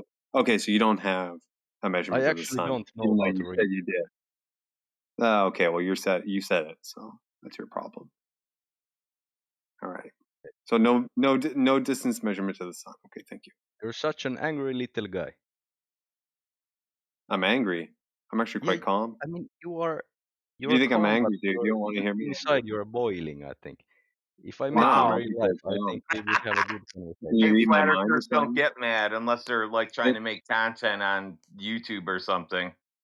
Yeah, dude, we got like this demon guy reading, my mind and reading my Hey, no emotional demon, state no from demon. afar halfway across the Good world. Christian Hey, NPC. That's not creepy at all. he's trying to get It's so romantic nasty again. too. They're bailing for me. Telling another man that he's getting mad. That is super, super like sissy. Like why are you No doing one's that? getting mad, brother. Don't. Yeah, you're trying to project onto me because you've kind of How failed do, the how do task. you guys think that why are you so hostile against people who disagree with you? Not hostile, dude. Even a We're little holding You're the bit. doing it people to again right account. now. I'm sorry for We're interrupting. I'm talking done. about eco. We've been having all kinds of laughs since you've Yeah, been in me here. and you, Relax. brother. Yeah, Me dude. and you, but I almost these took other my guys, thumb. they are instantly very hostile. No? Nah, dude. Nah, Who's dude. This is not hostile, hostility. dude? No, this is just about Because holding your feet to the you know fire. what it is? That when I speak the truth at you, it's like punching you in the stomach. That's why you think that everybody's mean and shit. You're saying that you want to punch me in the stomach. No, I My am. God. I Yeah, am no. literally with my mind punching you right in the gut, and it goes. You're going ugh as soon as I hit you. Yeah, every time I tell you the Earth is flat. Ugh, just like that. Yeah, does a flat earther being angry make the Earth a globe? I don't get why you keep pointing that out. He's just trying to be It takes flat. quite a bit to make me. I don't even think I get angry anymore at all. At all, I don't think so. My wife said You that have no too. feelings. You don't Maybe even you should get talk angry to a now. therapist. I said no. There's nothing to be angry about. Hang on. Let's get Matrix in here. Give this guy something to cry about. Fuck. Let's get QE. And he'll be will. just talking normal, and this guy will think he's screaming his head Who's off at him. Matrix? You haven't seen anger until you see QE. Kiwi. Who's Kiwi? No, we're not talking about him. Never mind. We're not going there. Never mind. I want to join you guys. How do I join? You need proof We of don't the have to go globe. outside. No, I need to prove it's You flat. don't. You don't join. You got well. You're not invited. You're gonna have to Venmo me $5,000 first. Only 5,000. That's cheap. Damn, Dude. what the heck, dude? You freaking charged me 10. What the hell? Well, I'm running a special. A demon special. Oh, we're on our server. We can change his name to whatever we want. Who's this guy atting me in the chat? Miguel. Give him the dunce hat. Where are you atting me? You mods can Hey, do don't whatever you want to this guy. Hey, don't we have like a dunce But roll? that's okay. We won't do that to you because we don't want you to get mad. We only do that to the Globers that stay here and keep coming back. Is This is that the very reason he entertaining. believes in the globe is because of the distance of the sun? Is that why you believe in it? What distance to the sun? There is no distance to the sun. That's The what I was sun is asking not you real, before. dude. Oh wait, no, dude, no, hold on. Didn't you bring up like they used like radio waves and shit before? You talking to me? Yes, sir. Yeah, What? yeah. They can use radio, Radio waves to a Yeah, black body? maybe elaborate on that to the new people in the panel, right? Because they missed your bullshit before. Give them a second round. What do you mean But bullshit, dude? how do you send radio waves to a black body and receive the signals again? How do you do that? You can use radio waves and listen to the echo in the earth. So you can measure Wait, in the by earth? the time it comes back. It's very simple. Even you might understand. That's Wait, there's okay. an echo in the earth? Is that what you said? Yes.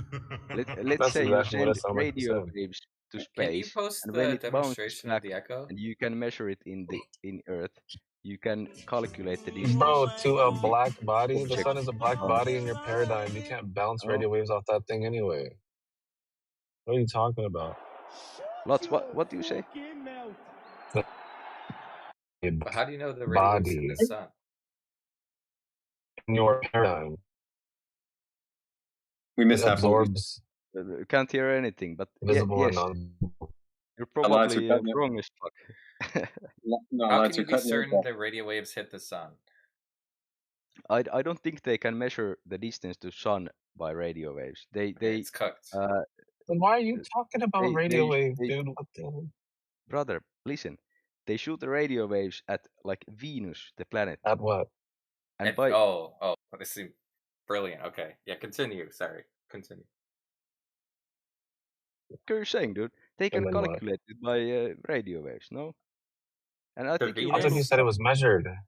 So they sent I the can radio wave to calculate Venus? Venus's distance. Oh boy, It's here not we go. measured though, right? It's like three people talking at the same time. I can't really. Okay, tell us about Venus. Go ahead. Tell us. What do you want to hear about Venus? Why be acting like Because you smug said guy? You act like a smug guy. Act like a because you normal can't person. prove what you're saying. You can't prove anything that you're saying. Yep, we measure Just the watch. Earth. We can go out and do that tomorrow. Planar Survey does it every day. They measure the Earth flat. Hold on a sec. I mean, Iku, like, I don't know if you were like, like not listening or something, but Zodiac actually didn't say anything yet. Like, you getting them confused or something? Like, what's wrong with you, dude? Yes, please bear with me. I think Mr. Professor Triangle got you all discombobulated or something. That would make 20 sense. cups. I'm trying to join Maybe you it's guys. my delivery. Yeah, you got to work on that, dude. So how do you know the radio waves Your hit fault. Venus? How can you be certain that that's the case? Well, I'm not the one who measures it. No. So you have faith in somebody else? Yes, I just trust You read people about it. Read who about are it experts online that in these somebody fields. did that. Okay, so you didn't you? trust someone else. Okay, how Yeah. do you test trust? How do you test it? Zodiac, do you trust the people who make the YouTube videos you base your entire world view on? I don't What need to are trust you them. I go talking outside. about, dude? What you does could answer YouTube questions. videos have to do with the Earth being Because flat, it's dude? all you have, dude. It's all you have. You have No, all just look outside your we just You go don't window. have any real outside, science dude. or any real Like science I don't know. or any Look people who have outside your gone to window school, right right? now You and could- tell me you where could the not- globe is. Yeah, so Ego, hang on. Ego, like, like we also do in there, like instead of answering Zodiac's question with an That's answer, exactly what you put you are both doing all the time. question. I ask you a question, you ask me a question Don't back. talk That's over me, please. Don't talk exactly what over you're me. doing. Thank you very much. I'm going to keep Yes, talking. I Thank talk you very over much. you How about all this? the Like, you time I don't want. have to be If I saying it want to already. talk Like, over don't you, I talk over talk you. over me. Like, I don't know You're my who the fuck you bitch, think you are. dude. I don't know who the fuck you think you are. And, like, something. Yeah. Yeah, thank you very much. Yeah. So how about this, right? So how about you answer Zodiac with like an actual answer instead of like a Hey, how rebound about type you answer me? thing? Yeah. How about like you do what I say or you're out? You How haven't about that? answered any of my How questions about tonight. how about you just continue with Zodiac You're all talk. You're all talk. cordially? Just You just continue keep with Zodiac yapping on. cordially, or we're done. We're Like, done. you don't have to be here, dude. I really wanted to join you guys. We don't want you. I already told you. You're not invited. No, but I want you. I want You're you not to join invited. me. You're not invited. I told you you're gonna have to send me $5,000 just for the starter kit. I already sent it to you. Don't listen to them. Send me $100. I'll get you in. Go No. look into your account. I sent You it want to you. the official kit? I want Mary, the premium. Mary, Mom, and I have been making these for about a year now. So you want that kit that you get? Just buy my knockoff one. It's better. Yeah, the It's premium. not $1 better one than behind mine. the one that's behind the Wendy's. Dude, careful Mine with that. uses hand-picked sticks from the woods. I take RuneScape Gold though. Yeah, 50,000 rupees first. Yeah, Oh, that's cheap. give him 10 bill in platinum tokens and OSRS. What the fuck? Some guy tried to bribe me with 75 million, and that didn't work. What are you talking about? Not enough. No, Hey, that's not bad for starting out though. dude. Where do you think I got my? Where do you think your sugar daddy came from? Fuck, I think Gillinor is a flat Earth. Yeah, it's not spinning either, right? Gillinor's not. It's not rotating, and it's not spinning, dude. Yo, Zodiac, you play? We gotta play, dude. We gotta play. Yeah, you have to. In order to join us, you have to come PvP. You have to go on a wilderness PK trip with us, and you have to. You know what? You have to 1v1 me in NH. if You you have to actually want NH to me. go, You have if to you go actually want 3 to and go 0 and NH, I will NH me. All destroy right. you right now on any build, any account build. Right Yeah, now, let's go. NH me to prove the globe. All right. You ready? I will destroy you, dude. Wait, and which game? What game was that? No, It's let's go OSRF. Counter Strike. Oh yeah, Oh no, dude, you're gonna lose in that game too, dude. I will shit on you in Counter Strike. Fuck, I think D-Dust 2 is Wait, flat. Counter Strike is flat though. Bro, I've been flat playing as fuck, Counter Strike since I was like fucking 10, dude. I'm gonna lose. There's no globe in Counter Strike, bro. Yeah, there's no globe. But I think the And you don't- logo used to be like global Wait, offensive. hold on It a used to second. be. Let It used to me be ask globe, you. no? Let me ask you this question: When you're taking a sniper shot in Counter Strike, do you account for the Coriolis rotating Earth? Oh, In Counter Strike, negative. Nope, Look, negative. Never. He's too busy at the edge of Counter Strike World trying to find And they someone to even hold give you hands a with. compass for so you know which direction you're pointing. So Hey, you're making fun theoretically, of you the. should be using that spin of the Earth for your shots. Yeah. You're Yeah, it doesn't making matter fun if of you're playing me And Counter Strike has asking no about bullet the drop. edge, Duty, the edge of the Fortnite, world. And Battlefield, not one of you Valorant. can still explain the edge. I The got edge None so of of the many these edge. games headshots, and not account a for single curvature time either. did I And Like, take around we Earth go. curvature into Are you account. the Edge of ones who what? believe in I an told you ice space wall is or fake. You're not getting the edge. Space is fake. Stop talking about it. space is fake? Stop talk. That's such a retarded like thing to say. Why would bro, you you know he think can, Are you that actually there's a like vacuum mentally of disabled? nothingness above us? you know he can back that up, right? He's not just pulling that out of his ass. Are you're just Why don't pulling you it out ask of him, your dude? ass that Why, space why is don't you fake? Wait, why ask do you him? believe Why did space he is say real? that? Why do you I believe Go ask believe space it's is real real? because every like real scientist says it's real, and I can see So you trust No, them. I space. already I can told see you stars. no. I can see the You moon. I So said can you see real trust other everything. people. scientist, and I'm telling you, yep, it does not exist. Real scientists, Okay, me. bro, why don't so you the You. just only real yo? scientist, Professor Triangle, it's you and your 5 No, a friends lot of here people in know that the. it doesn't No, exist. it's Not just like me. let's say 1,000 people in the Earth. So I you think trust No, it's someone about really else to tell you what you believe. 50% of the people now. 50%. Yeah, dude, It's not. That's bro, not true, dude. we And I hold think you all know it's consensus. not. Dude, We hold nobody's consensus in this interested in room that right now. moon shit that went on. Nobody cares about that. Nobody What was moon talking shit? about that shit at my work, and I work with everybody that when you're talking about what we do, they would all be talking about that shit, and not one person talked about it. What moon shit? Please enlighten us. Your moon rocket that went around the moon went round and Oh, round the and round. Artemis 2. Yes. I don't know. Have you ever Whatever. questioned the scientist that told you outer space was real? Have you ever He questioned doesn't even them? know what a Yes, I scientist have. Yes. is. Why? That's why Okay, I'm what here. question leading did you him. ask? You're What did you leading ask him? him. Yeah, he doesn't I'm even know asking what the same science question is. I'm asking here. Like, The you what? know how a critical mind works, no? Yep. Never heard of it. That's why I do what I do. So what did you ask the scientists? What did you ask them? The exact same things I'm asking here, like about the edge of the world and stuff like that. The edge of the globe. The edge of the globe. That's the horizon, according Oh, to you sorry. I thought you guys. said age, No, not edge edge. of the Earth. Sorry. Sorry, I thought you said age. No, he said edge of the globe, and that's My the bad. horizon, according Are to him. you guys the smartest Americans? Yes. How's your schooling in America? Wait, why do you assume the Earth has an edge? Why are you assuming that? Because he, if you're he saying lives that the on a Earth is ball. flat, If should you have live on a Flat does ball, not the edge of require the an edge. Earth. If you live on a ball, the edge of the Earth would be the horizon, wouldn't it? Yeah. But what do you mean it does not have an edge? Is it infinite? If you live on a ball, you have to have an edge. That would be your horizon where everything goes and hides behind. Okay, but we live in a flat plane, so where's the edge? We don't need one. What do you mean? You're The making word these things flat. like in your mind. Listen very carefully to what I'm about to tell you. The Okay, definition of I the listen word very flat. carefully. The definition of the word flat never mentions the word edge. Okay, so what is it then? Maybe I just can't Flat. comprehend it.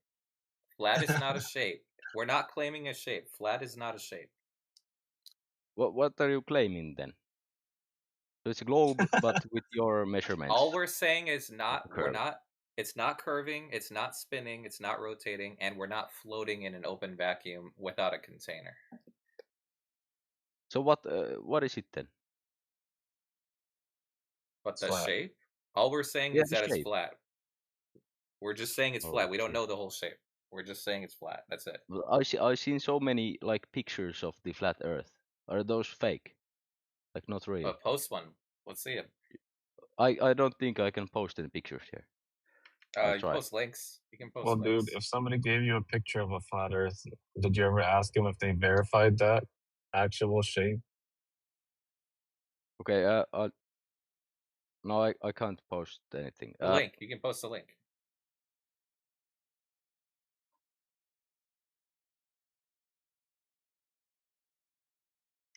But this There's first no one model. I came up with. Okay, let me see. You see this picture? Where did you post it? On Livestream voice text. The link is fighting a flat Earth theory. It's not a flat Earth theory, by the I way. see it. That's no good. It's no but the good now. Picture You is can't use okay, that no? Zodiac. I've already told him it's not a theory. So he's Okay, he's just straw manning us. No, I'm trying to show you the image. I just couldn't post the image. Yeah, by this itself. is not accurate. We're not in space. Yeah, this is not accurate. Wait, isn't that from a Glober website? Yes. But isn't that a Glober's rendition of flat Earth thing? Yes. Right, it's not shit. accurate. So what is your like? We're only the Oh, only thing what do we're we saying what do is that we it's not a think? curve. Are you asking what do we think? Here, I'll tell you. Ready? Earth is flat and stationary. Flat like this, the Wikipedia link. No, space is fake. Yeah, no. This image does not have space. I don't the know. link I provided. No, I'm not looking at your link. No. It's not I'll like anything. post It's it. not like something that post it. it's not like a flattened globe or anything like that. Yeah, no. Yeah, This has curvature in it. What do you mean? This is not correct either. Oh shit. So what is the correct one? Can you provide? Flat and There's no stationary. model. It's measured Can you flat go? and it doesn't move. How much clearer can I get? It's measured to be flat and it doesn't move. What do you Yeah, want me to say? I understand what you're saying, but I'm Okay, asking so you for a what picture is so or even difficult a about drawing. that? There's no map. There's no I mean But the there's sky no map though, because it's the impossible sky. to do, no? Bro, you could just go outside and see the Earth is flat. It's easy. I go outside. I drive 100 kilometers on my car. The Good trip for You you. drove 100 is it's 100 flat, dude. kilometers. How do you measure that on a You flat drove Earth? all 100 flat. Same way you Flat. measure it, but you take the average of the last 5,000 cars that drove that route, and that's the distance. Because they're all connected now. Every car's little black box is transmitting. Anything that's new right now, you guys, no matter what you're doing, you're sending data back. And it's telling that's how they're getting accurate distances now. So they're getting an average, and that's going to be as accurate as you can get. You're getting your distances from people driving around. Did you know that? Hello? Hello. Why do you think the cars drive around and take pictures? Like the Google Map cars. Yeah, all the cars that do it. Anybody's car that does that. They're trying to map the Earth, no? Okay, so Like why with would they streams. have to do that? So we can go on Google Maps and use streets. So we can get the right distances on those streets. Oh. So what this Yeah. Now does it is start to bad. make sense Oh, why dude. it's pretty accurate? Because everybody I don't drives it think every day. anyone here They can carry make their sense of phones what with you're them, saying most and of your the time. phone has your phone's GPS is going off, and you gave your maps permission to send data back, and it does every second of every time you move. That's why your maps are so accurate because of your phones. Now, I didn't mean to Yeah, the break maps are it accurate to now, you guys, but that's how mapping Yeah. works nowadays. We can use GPS. What for like what? satellite images. What are you going to use GPS for? There's cars driving down the street. that are taking pictures of the Okay, bikes okay. Let's inside say your garage, dude. I want to use GPS. I want to drive from where I am right now to the local nearby store. Yep, And I plug it in want your to That map doesn't and you'll require get the the whole curvature. route created by, and you'll get a smart one because the car is reporting like they had to go detour. They're going to figure out that was an accident and they're going to already detour you if you got a really good system. When you go, your route will change. Like my route changes during the day because if when it changes, I'm like, oh shit, I know what's going on. I'll completely go in opposite direction because I can go like 4 ways to get to my offices.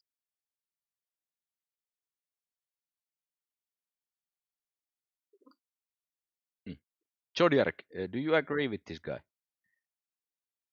What you don't GPS would be much easier on a flat Earth. Yeah, I'll you tell you that fucking right sheep, now. dude. You're a fucking sheep. You're a lamb.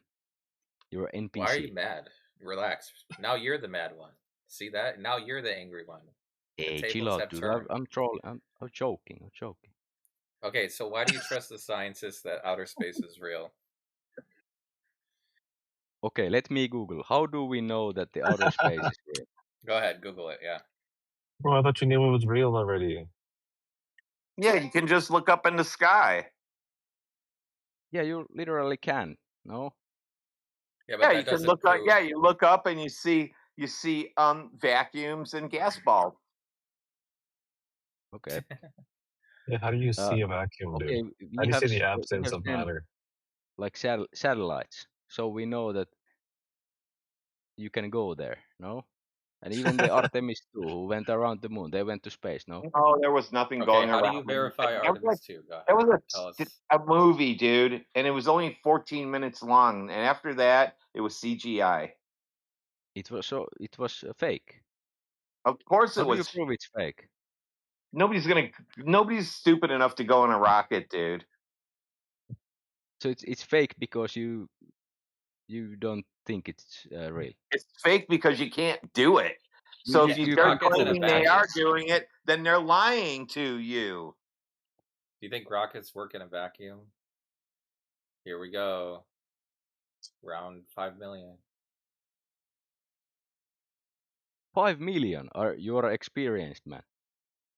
Do you think yes or no? Do rockets work in a vacuum? Yes or no? Yeah, I think they work in a vacuum also. Yes. Wow. All right, here we go. Who wants to volunteer? Any No, takers?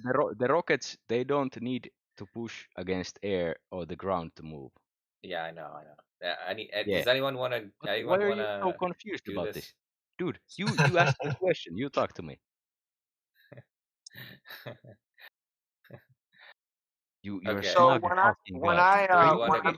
Zodiac, please. No, this no, we're smug not going to really? talk to Zodiac right now. We're talking to Professor Triangle at this point, Yeah, Mr. Rocket Man. So here's a good example for you, Mr. Rocket Rider. So let's take a piece of string and put it across the room real tight, okay? But we're going to put a straw on it and then pull it real tight across the room. So it's about Neil, why 20 you foot acting long man? with a straw on You it. want? So we can throw the straw across that string, okay? Then we're going to tape a balloon to it, right? And blow up a balloon and just tape it to the side of it and hold on to the end. We're not even going to tie it off. We're just going to let go and we're going to tape it to that straw and it's going to let go and it's going to go shooting across the room. What's the air pushing on?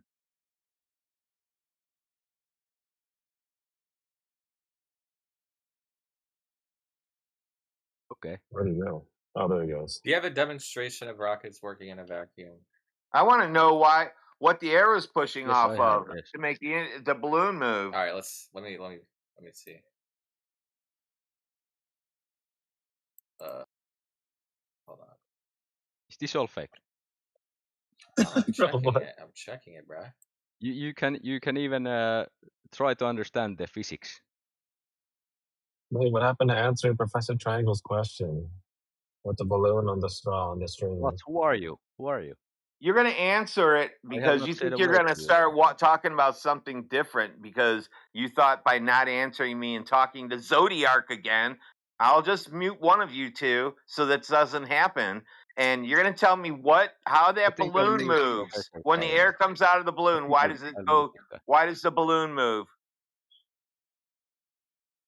Wait, You watched the ahead. You watch the video. Oh my Rocket goodness launch in a gracious. giant vacuum It chamber. doesn't move until the thing hits the wall. You see it? It's a pressure wave. It's called a pressure wave, which goes off the back of the wall, and it actually is reflecting towards that rocket. That little syringe, if you watch it real carefully, hits the wall, and it's already on its way back when a piece of that stream hits that pressure wave, and then it pushes off of it. Yeah, it doesn't move until it hits the wall. Okay, still. Eiko, Rockets, do you actually see they- the? Do you see the? Oh my God, not this one. Not this one. What the hell? Not this one, dude. Do you see the one DJ posted? They Do you see work what DJ because they posted? carry oxidizer. Where'd it go? And they are expelling exhaust and generating thrust by it. Yes? And pushing off of what? What's the pressure wave bouncing off of and coming back and reflecting at the rocket? What's Okay. it hitting? To burn fuel, fire requires oxygen. Since space has no air, rockets carry their own supply of Wow. So oxygen-rich not only do chemical they salts carry called rocket oxidizer. fuel, they carry oxygen to burn rocket fuel too. Yes. That's crazy. What about this don't you understand? Is this too It would complicated? take about 50 rockets to get in outer space doing it that way. Eiko, do you Why see do you the want GIF? to go to outer space?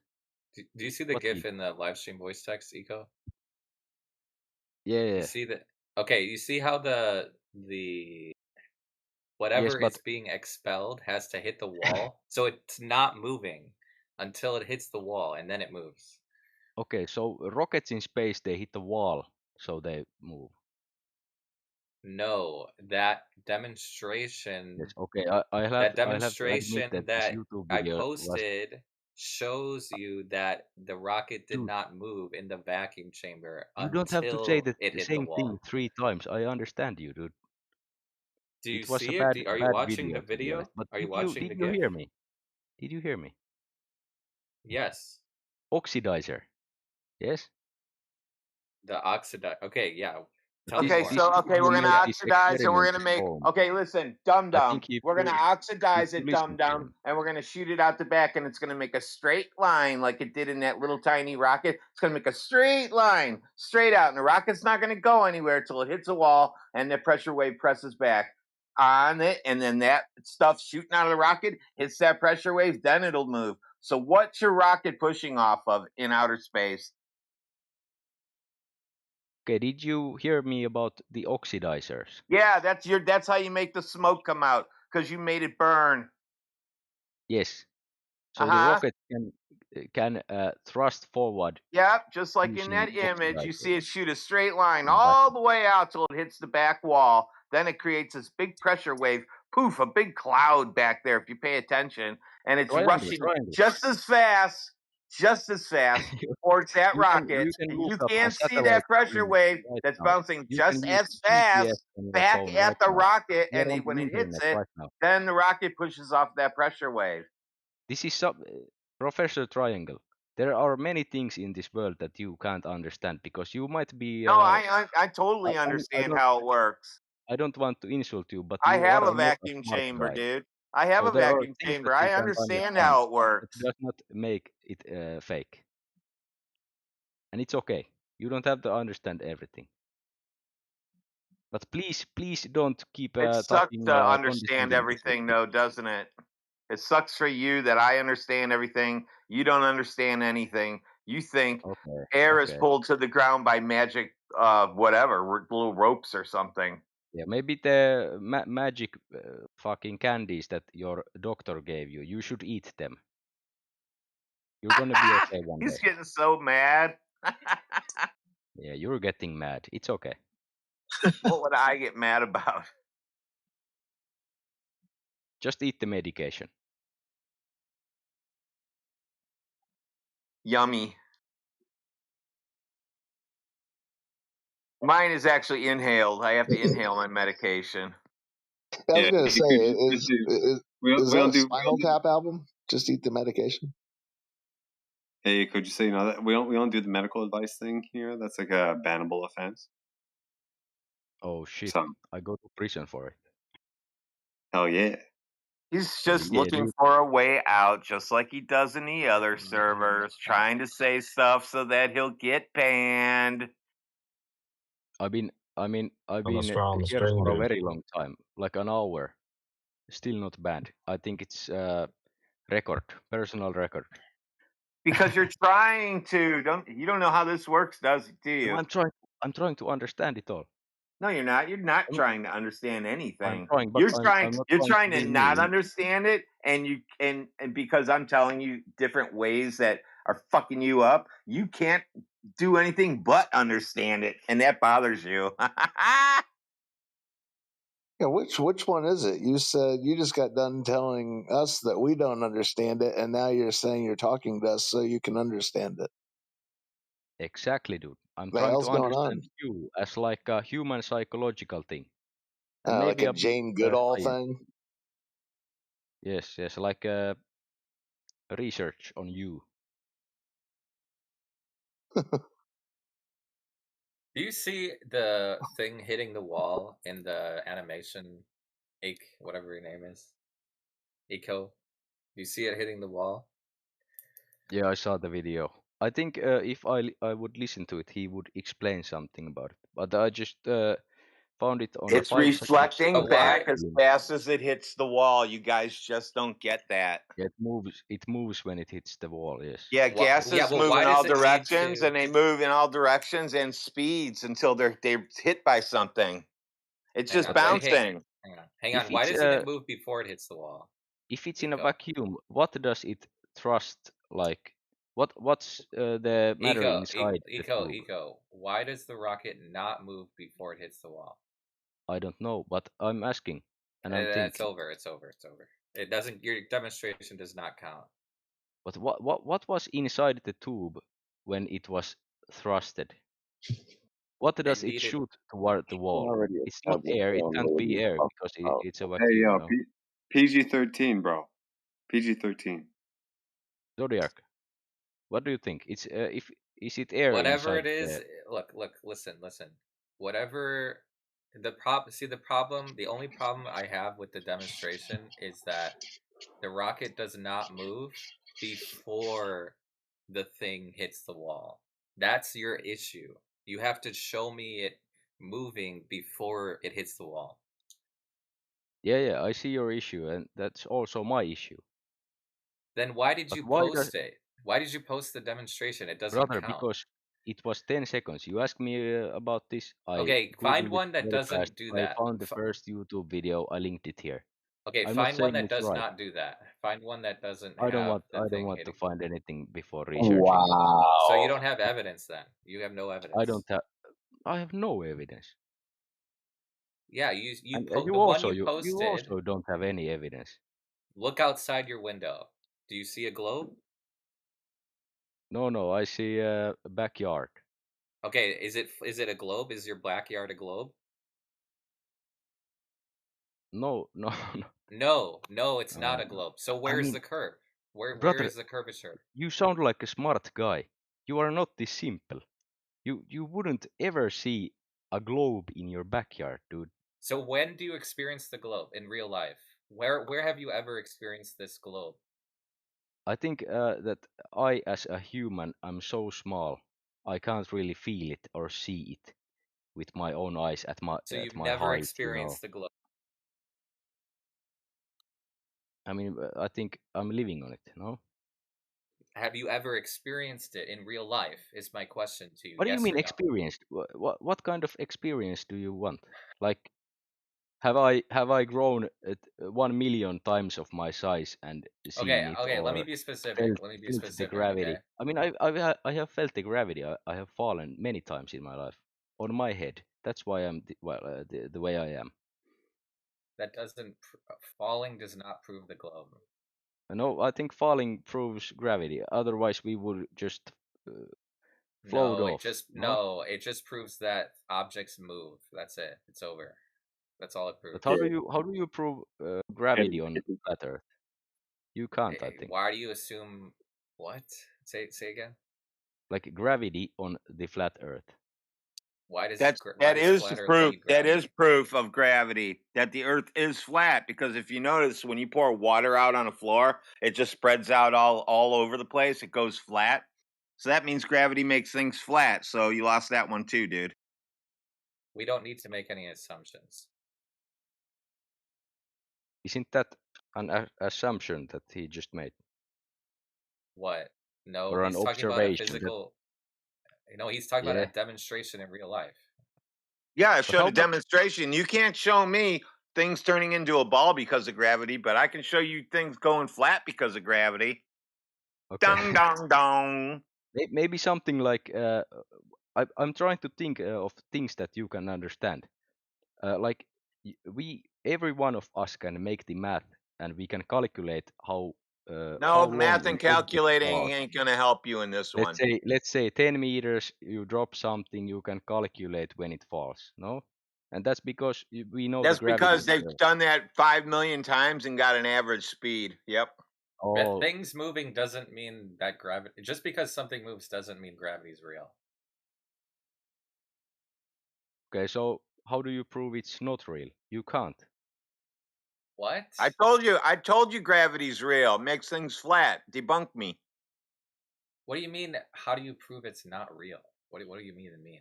He's got to focus Maybe- on what I said. Watch this. He's going to lose his mind. Dude, you got to prove that gravity does not make things flat. Water's flat on its surface. If you drop something and it goes all over the place, that's generally flat like liquid. Uh-huh. Fuck, I'm about to lose my mind. You got to prove that when you drop shit, it turns into a ball.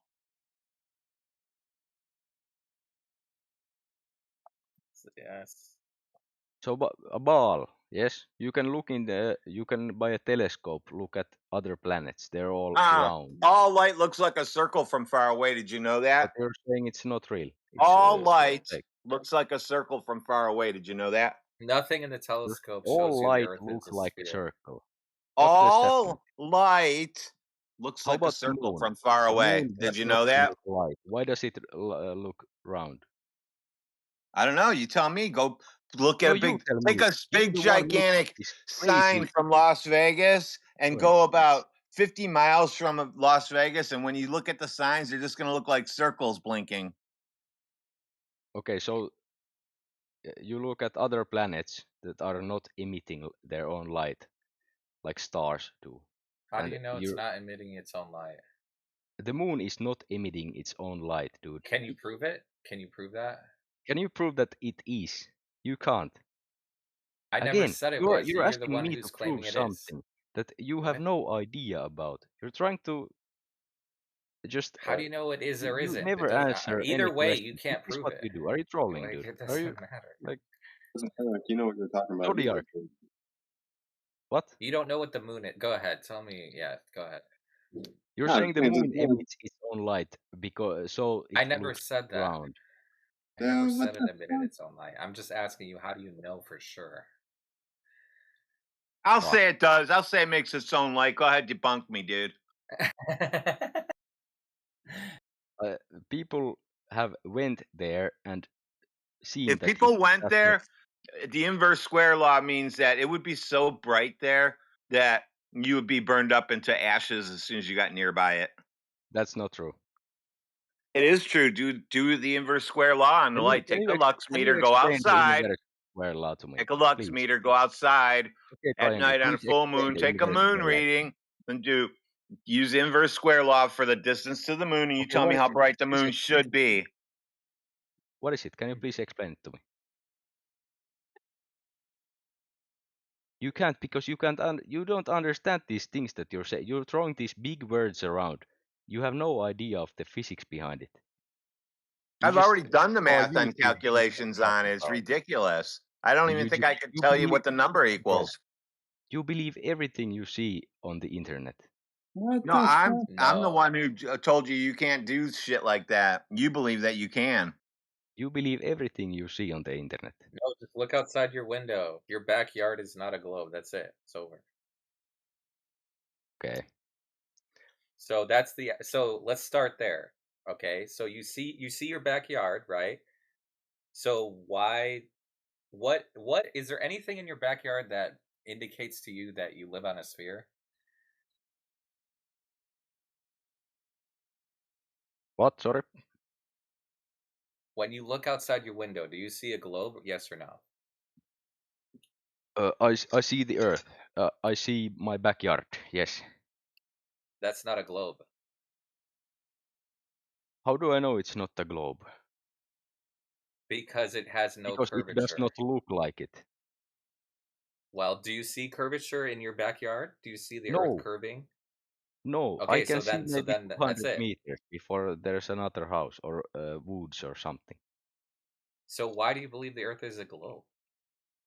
Because I've been told so my entire life, and I've studied physics and mathematics for many years, and it's a basic like understanding in like science that it's a globe. If somebody tells you Half of something our that doesn't physics make it true, if wouldn't somebody work. tells you something that does not make it true, Okay, so you're saying that I should not listen to educated people. I should listen to YouTube video people and you. no, you look outside. No, don't listen to anyone. Look outside your window and But that is such a see the Earth. simple-minded thing to do. Like, Well, you can also do measurements there's, and long distance do you observations believe if in you want, like but that's the do you believe starting in point. The starting bacteria or point is you go outside and you antibiotics? see the Earth. That's where it Tell me, starts. please. Do you believe in bacteria? You can't see them, but they are Do I believe definitely in real. bacteria? Yeah, you can see them. Do I believe in bacteria? Dude, it's exactly your point. If I can see something with my own eyes, I don't think it's real. The globe. Okay, that's a false equivalence because the Earth, you can actually see the Earth when you go outside. That's not equivalent. Okay, but still doesn't mean anything. Yes, it does. When you Do look out, when do you you look outside you at your believe in window. No, atoms? stop. When you look You outside stop. at your backyard, when you see your backyard in real life, what indicates what based on that, why would you believe that the Earth is a sphere? I told you, I think 3 times. I'm not going to tell you again. Because you've been You told your seem whole like a life. guy. Yes. Yeah, so just because someone says something doesn't make it true. So how do you test it? How do you test the So globe? how can I trust you?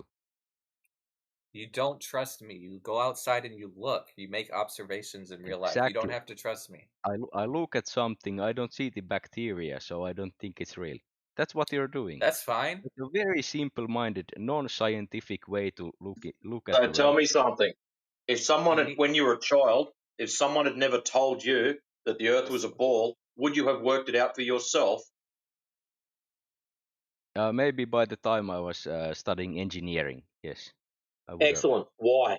What in engineering would lead you to the fact that you live on a ball? Studying physics for many years. Excellent. And So studying physics, what componentry of physics leads you to the result that you live on a ball? It's like a Fluid sum of dynamics? things, you know. Which component? Like What in physics in your daily life leads you to, hey, I live on a ball? Why are you helping your little friend here? I was talking to him, not you. You're I'm going talking to to ask him you the now, same Ed. Let's question. talk to him. You got me now. We're going to ask you the same question. So just Yeah, answer your him. worst nightmare, dude. Your worst nightmare. So you're asking me to prove that the globe is, the Earth is a globe. No. Yes. We don't want you to prove it. We want you to admit the fact that you wouldn't work it out for yourself. You wouldn't have. There's nothing that's in your daily life that necessitates a sphere. That's also a very simple-minded take. It might be simple-minded, but you tell Do you me think what is in your daily cavemen life that did not think necessitates a it's a sphere. globe? People, when they were civilized and schooled and, studied science, they figure out, This is not a figured it question of out that it's science. a globe. So No, which brother, field of you're science you're a deals with fucking shapes? caveman, dude. It's Which field of science deals with shapes? We'll see how caveman you're really not. you're the caveman here. Which field of science deals with shapes? You are talking. Is this? You're talking the way that you would talk to a child. Are Are you you done? dodging the question? Is it because? Is Stop, it Answer the because stop you question, acting are like a please. child, and I won't talk like is that. it because you Answer only the understand question. this way of Answer talk? the No, question. Answer the question. we can talk like adults, Yeah, like he asked normal you a people. question. Excellent. So answer the question instead of Yeah, like, sidestepping. what do you want me to say? Like geometry? No. That's not a field of science. What, So you're in a category brother? error. That's You're rage baiting. mathematics. You're actually rage baiting. That's mathematics, not science. What do you mean it's not science? Mathematics, geometry Not is not science. science. It's a subcategory of mathematics. Yeah, it's not. It's not the same category. Okay, Yeah, okay, you okay. could just because someone tells you something that makes you rage. It's not that they're actually rage baiting you. You just can't handle it. Yeah, They're maybe not I doing it just on can't handle purpose. it. 20 cooks. Yeah, Why are you you still can't here? Why am because I I am still here? here. I was here first, motherfucker. I was here first, motherfucker. You're in my house.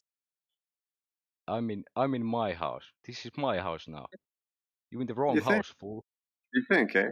Well, you just go around stealing people's servers? You are a demon. Yes, sir. Yes, sir. Okay, so what in mathematics? What about geometry and physics and mathematics leads you to believe the Earth is a sphere? Go ahead. So you want mathematic proof that the Earth is a sphere, a globe? No. I want real proof, but you don't have it. So just tell me, give me your best proof, whatever it is. Just tell me your best proof. Because the reason you told us that you believe in the sphere is because of this Yeah, because science, I've been told so. geometry. Yeah, that's the reason. Right. Okay. So how do you test the globe? How do you put it to the test? Who was the first guy who figured out it's a globe? Eras something. Yeah. Do you remember what he did? That librarian guy? Aristosthenes. Go ahead. Yeah, tell us about Aristosthenes. Go ahead. Tell us what Aristosthenes did.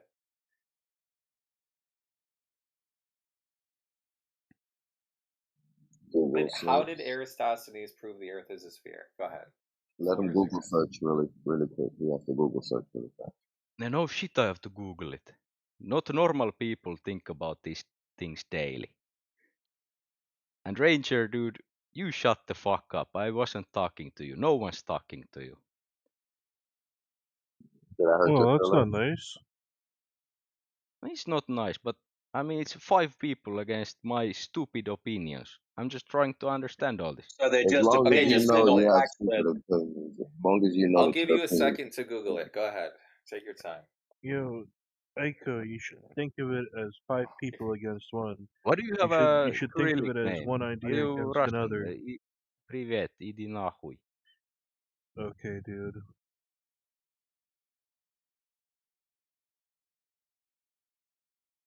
Oh, you love the Russians, no? Do you trust Eratosthenes even though you've never met him? I think his theory is valid, and we can use it still today. No? Okay, what's his theory? He used simple geometry, the angle of shadows on the summer solstice, and the distance between Alexandria and Cyan to deduce the planet's size with remarkable precision. So Okay, he are you aware? measured the distance Go between ahead, two Answer. cities, and with that he could measure the planet's size. No? Okay, do you agree that the angle of the shadow depends on the location of the source of light in this instance? Yeah. Okay, what is the location of the source of light? So the sun, yes? Yes. And the sun Give me I moved. want precise exact location of the sun. Go ahead.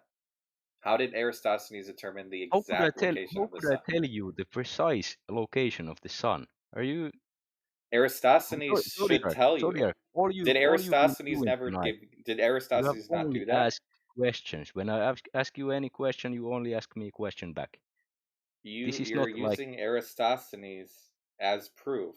So I'm asking you, How did Eratosthenes validate the location of the light source? Because Yeah, remember, I explained it to you. Are you saying he's Eratosthenes wrong? needs the Can angle you of the prove him wrong? shadows, correct?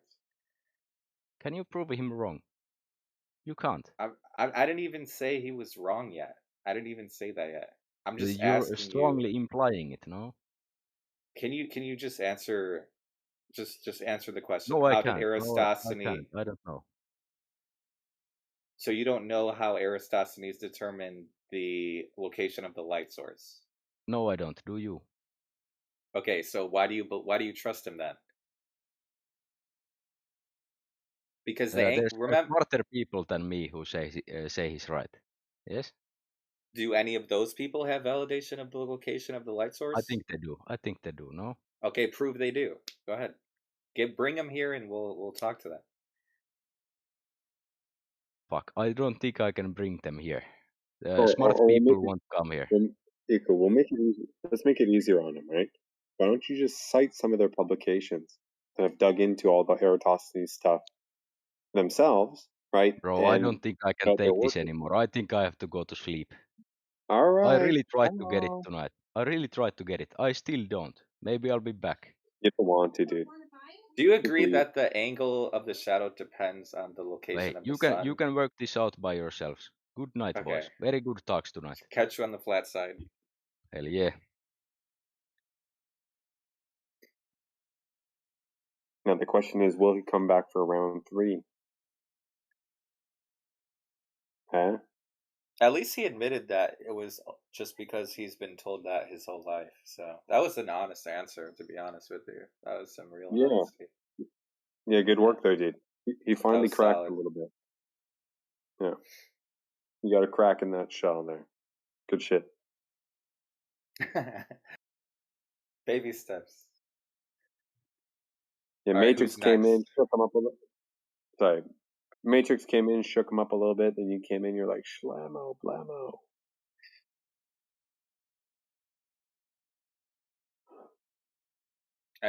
All right, next Glober. Unmute yourself. Let's hear. Or was that the last one standing? Was he the last one? Yeah, Brown Recluse left. What about M0092? Is he a flat earther? I don't know. Or Kathos? Or God? Okay, or Godly?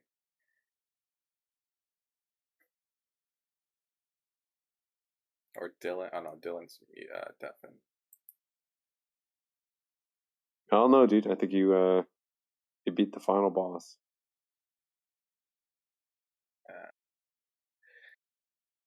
All right. Should we go back to the politics server again? Or I guess we could just wait. We could just chill here. Whatever. It doesn't matter. Truth is inevitable. We came in here earlier. Neil was going to do a TikTok relay, and then it kind of just piled up and delayed, and that guy came in and then got sidetracked. Oh yeah, I don't know how if did Neil, the you want TikTok go? We didn't end up doing one here. We did some earlier, or Neil did some earlier. Only caught maybe 1 or 2 of them. Yeah. Were you able to like actually talk to them, or did they just keep rambling? Both. Because I know AI talked to them. He got like a few sentences out, but I don't know. After that, was there anything beyond that? I don't remember. I don't remember. Oh well. Half of it didn't make any sense anyway.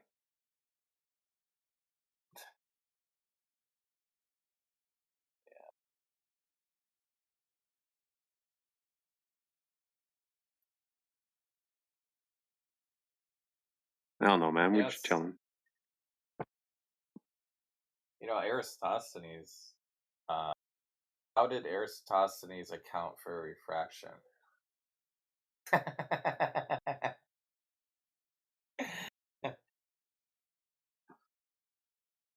They just claim it exists always, all the time, 24/7. They just believe it. It's happening. with that Eratosthenes story, my biggest gripe with that is the fact that he's supposed to be a Greek, and I always thought the Greeks prided themselves in their logic. Surely, a group of people that pride themselves in their logic would realise how much of a stuff up that show was. I thought isn't there only like a few sources that actually believe he exists, or there's only like a few things that point to him actually being a real person. But I don't want to go down that road right now. But that's what I heard. I heard like I could be wrong, but that's what I heard. There's like almost no, there's nothing that actually authenticates that he even existed. In all honesty, prior to the last 5 years, I'd never heard his name before. Yeah, me too. It is a pretty cool name, though. Aristosthenes. Actually, it's kind of weird. It sounds kind of weird, actually. Never mind. Yeah, that's why I just call him Erasmus now. Platosthenes.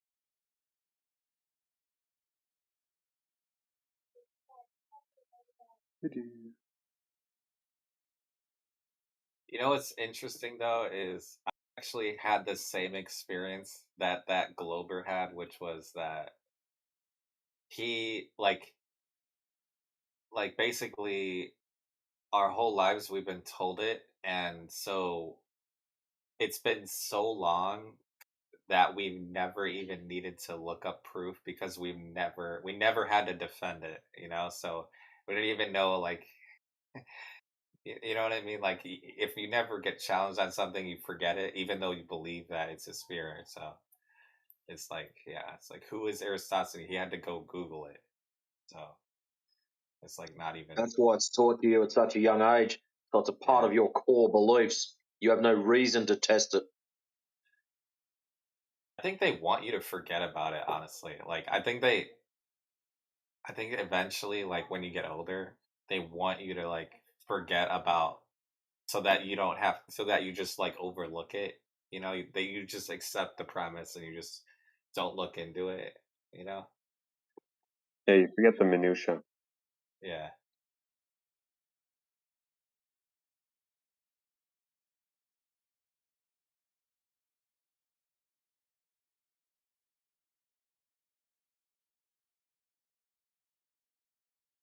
I don't know about you guys, but I don't recall ever being taught about Eratosthenes in primary or secondary school. Same here. Same.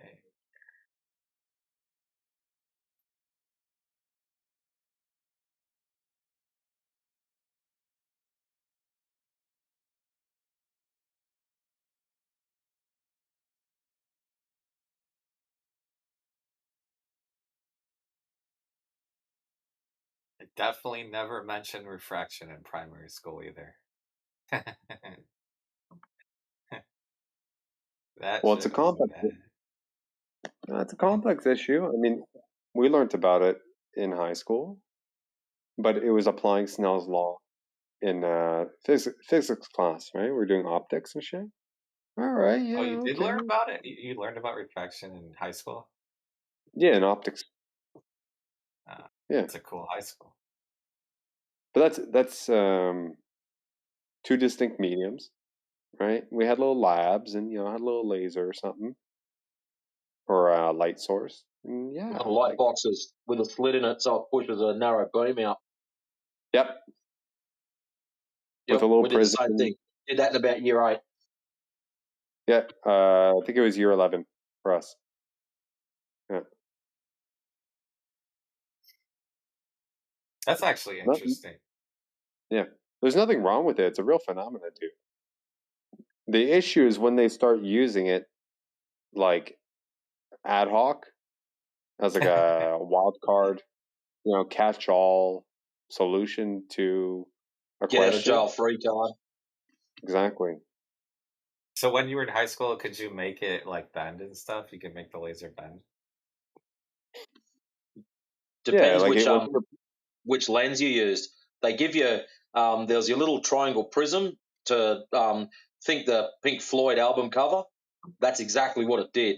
So you had these little black boxes with Yeah. double slit in it, so the light would come through as a real narrow beam, and you'd line up concave, convex, different prism shapes to get different effects, so you can understand how light travels through different mediums. Yeah. It was a very simple case, right? Nothing wrong with that. It's just when these guys start throwing out that the air is doing something similar without providing the minutia behind it. There Yeah, goes they that kind word. of ruin. They kind of ruin how cool it is, you know. That's the only problem, dude. Like before all this, like before them using it as an excuse, I feel like it would be really cool to like, do some tests with that. But I mean, it still now is good. I'm just so calloused with it. It's like, don't let them ruin your, yeah, ruin your curiosity. or your inquisitiveness. Yeah. Yeah. Same thing, by the way, that also applies to like something falling as well. Like they kind of, every time I'm like, oh, this would be actually kind of cool to like, and then it's like, oh, now I have to debate. Not necessarily. You want to inquire as to why something happens. Someone tells you that they know how. You ask them and they flop. Or you're like, all right, next. Same thing. Except to Okay, not, no.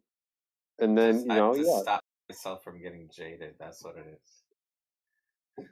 I don't blame you for like, having a sour taste in your mouth after all this, dude.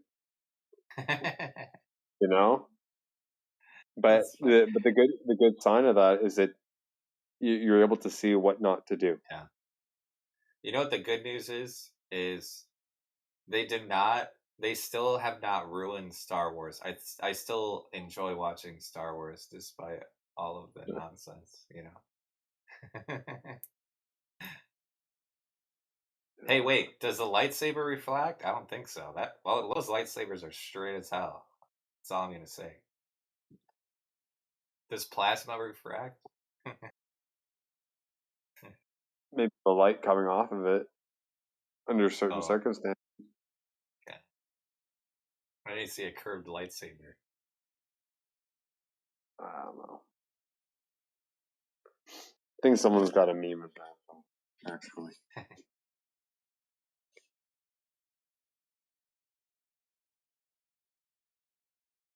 Anyway. Back to politics. Is there there's no more Globers out here? No. Neil's not. Lots and Neil are over there. Yeah, we can go back. Yeah, let's go.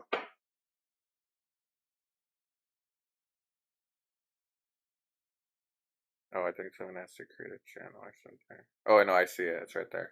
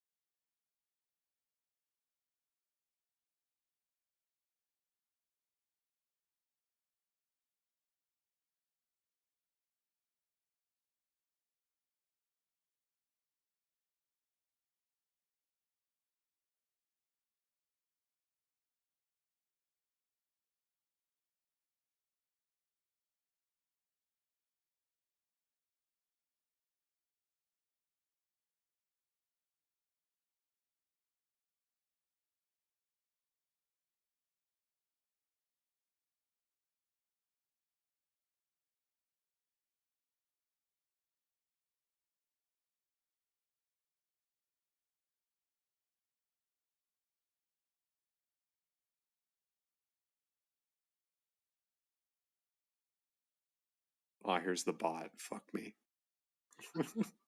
Okay, tell me about Donnie though. What? Oh, go We're ahead. just kidding. I called him Flatline. Don. It's fine. Okay, I called him Donnie, and he just fucking blew up, dude. It was the funniest fucking thing. What did he And say? like, He was like, I don't I don't fucking know. remember, dude. What the fuck? He said so much stuff. I don't remember it.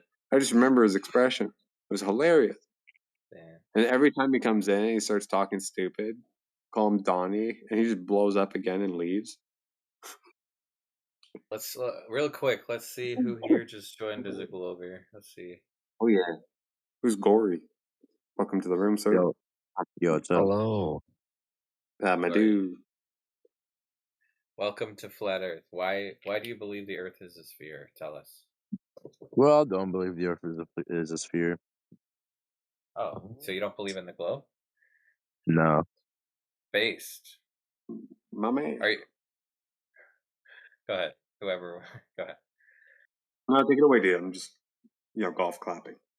I mean, I've been knowing this for quite a while, to be honest. Based. It's been like, what, 9 years? Well, 9 years. what was the Damn. first thing? What was the first thing that kind of tipped you off? I thought you guys wanted me to get on TikTok. Well, As soon as I get on TikTok, talk about other people.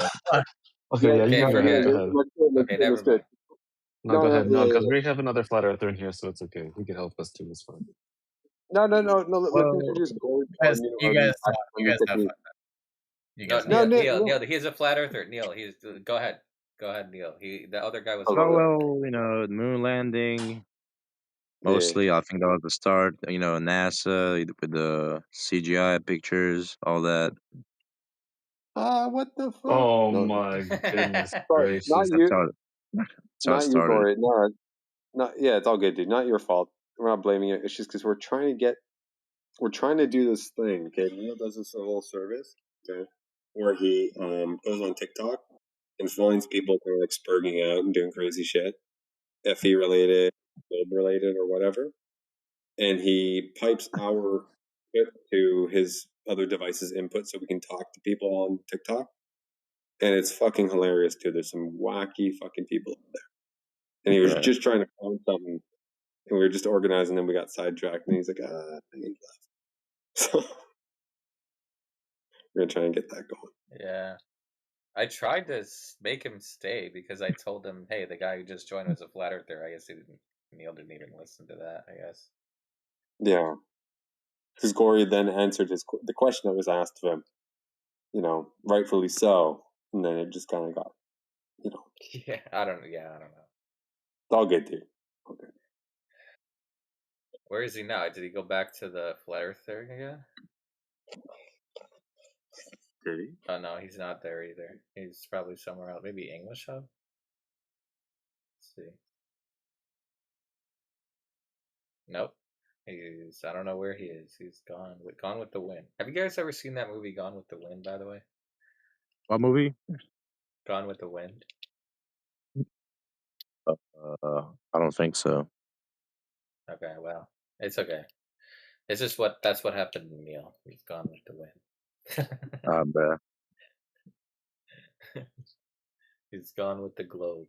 Let's give a moment of silence for the non-existent globe. You can get Neil back in here.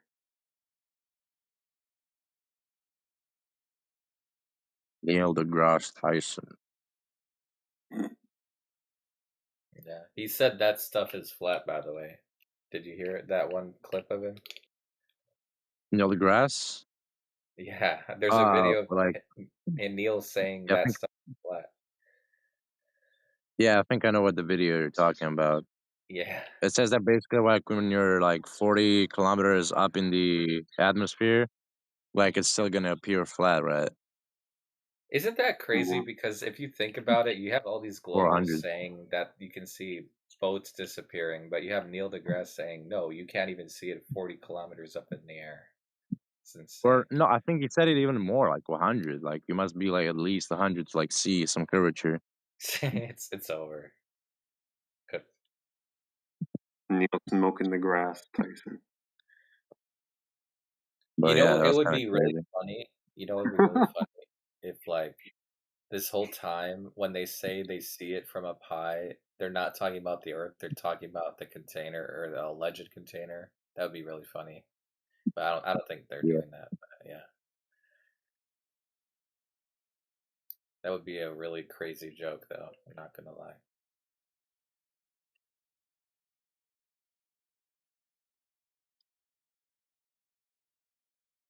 I mean, yeah, I think the most like valid argument against the globe, I think it would be like their formula. What Which formula? one? Like that thing will where basically like after 3 kilometers, like it's kind of starts to curve. Oh wait, the 8 inches thing. Yeah, no, I forgot what was it like? It's even better than that too. Like Technically 3 kilometers speaking, per curvature, something like yeah, that. yeah, I yeah. don't remember. Well, check this out, right? So that what you're talking about, I think it's a, I think what you're referring to is if you're an observer, like on a beach or something like that, looking over a body of water, you would see the Yeah. horizon start to curve at about 3 miles away, or excuse me, you would see the ground curve away, forming a horizon at about 3 miles away. Right? Sound Yeah. familiar? Yeah, yeah, yeah. So the ground is technically curving, from the millimeter away from you, away from your feet. It's just ever so slight that you don't notice it, right? Yeah. Like it's always curving. Hmm.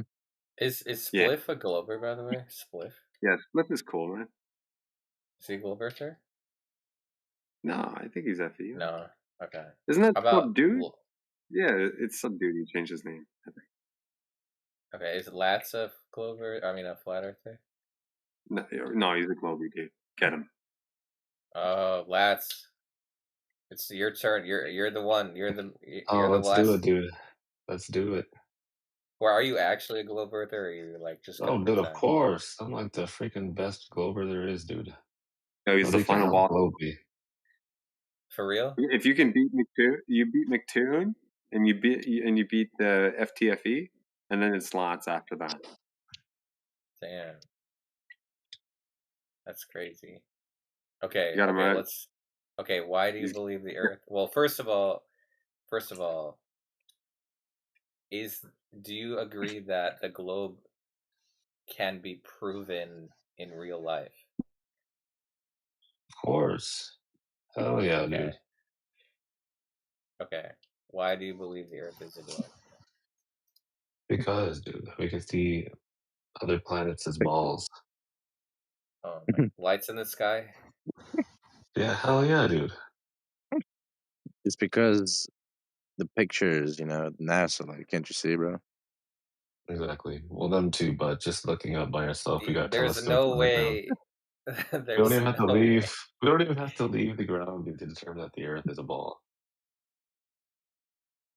So lights in the sky. Dude, I cannot tell whether you're being What's wrong with sarcastic or that, not. dude? I can't tell whether you're being sarcastic. I think you're just joking around. I honestly Nah, dude, think but you're not even refuting it, though. See?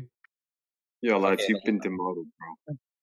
What are you talking, bro? That's the okay. Look, check this out. We also have different sunset times, dude. That shit is the best. I've So never heard more anybody lights in the debunk sky. that. No, dude, Time check this zones, out, bro. bro. Check this out, okay? Because if, Yes. for example, you were to lay down, okay, you watch the sunset, and you can stand up again, fast as shit, dude. And then check this out, dude. You can see the sunset again twice.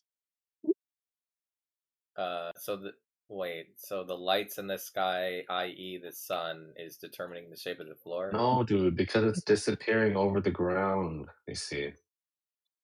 Disappearing. Yes, over. It's going over the curve. Oh, I see what you mean. Well, here's the issue: is do you have the exact location of the sun? No, you don't need it. You just have to know that it's going over the curved surface. That's it.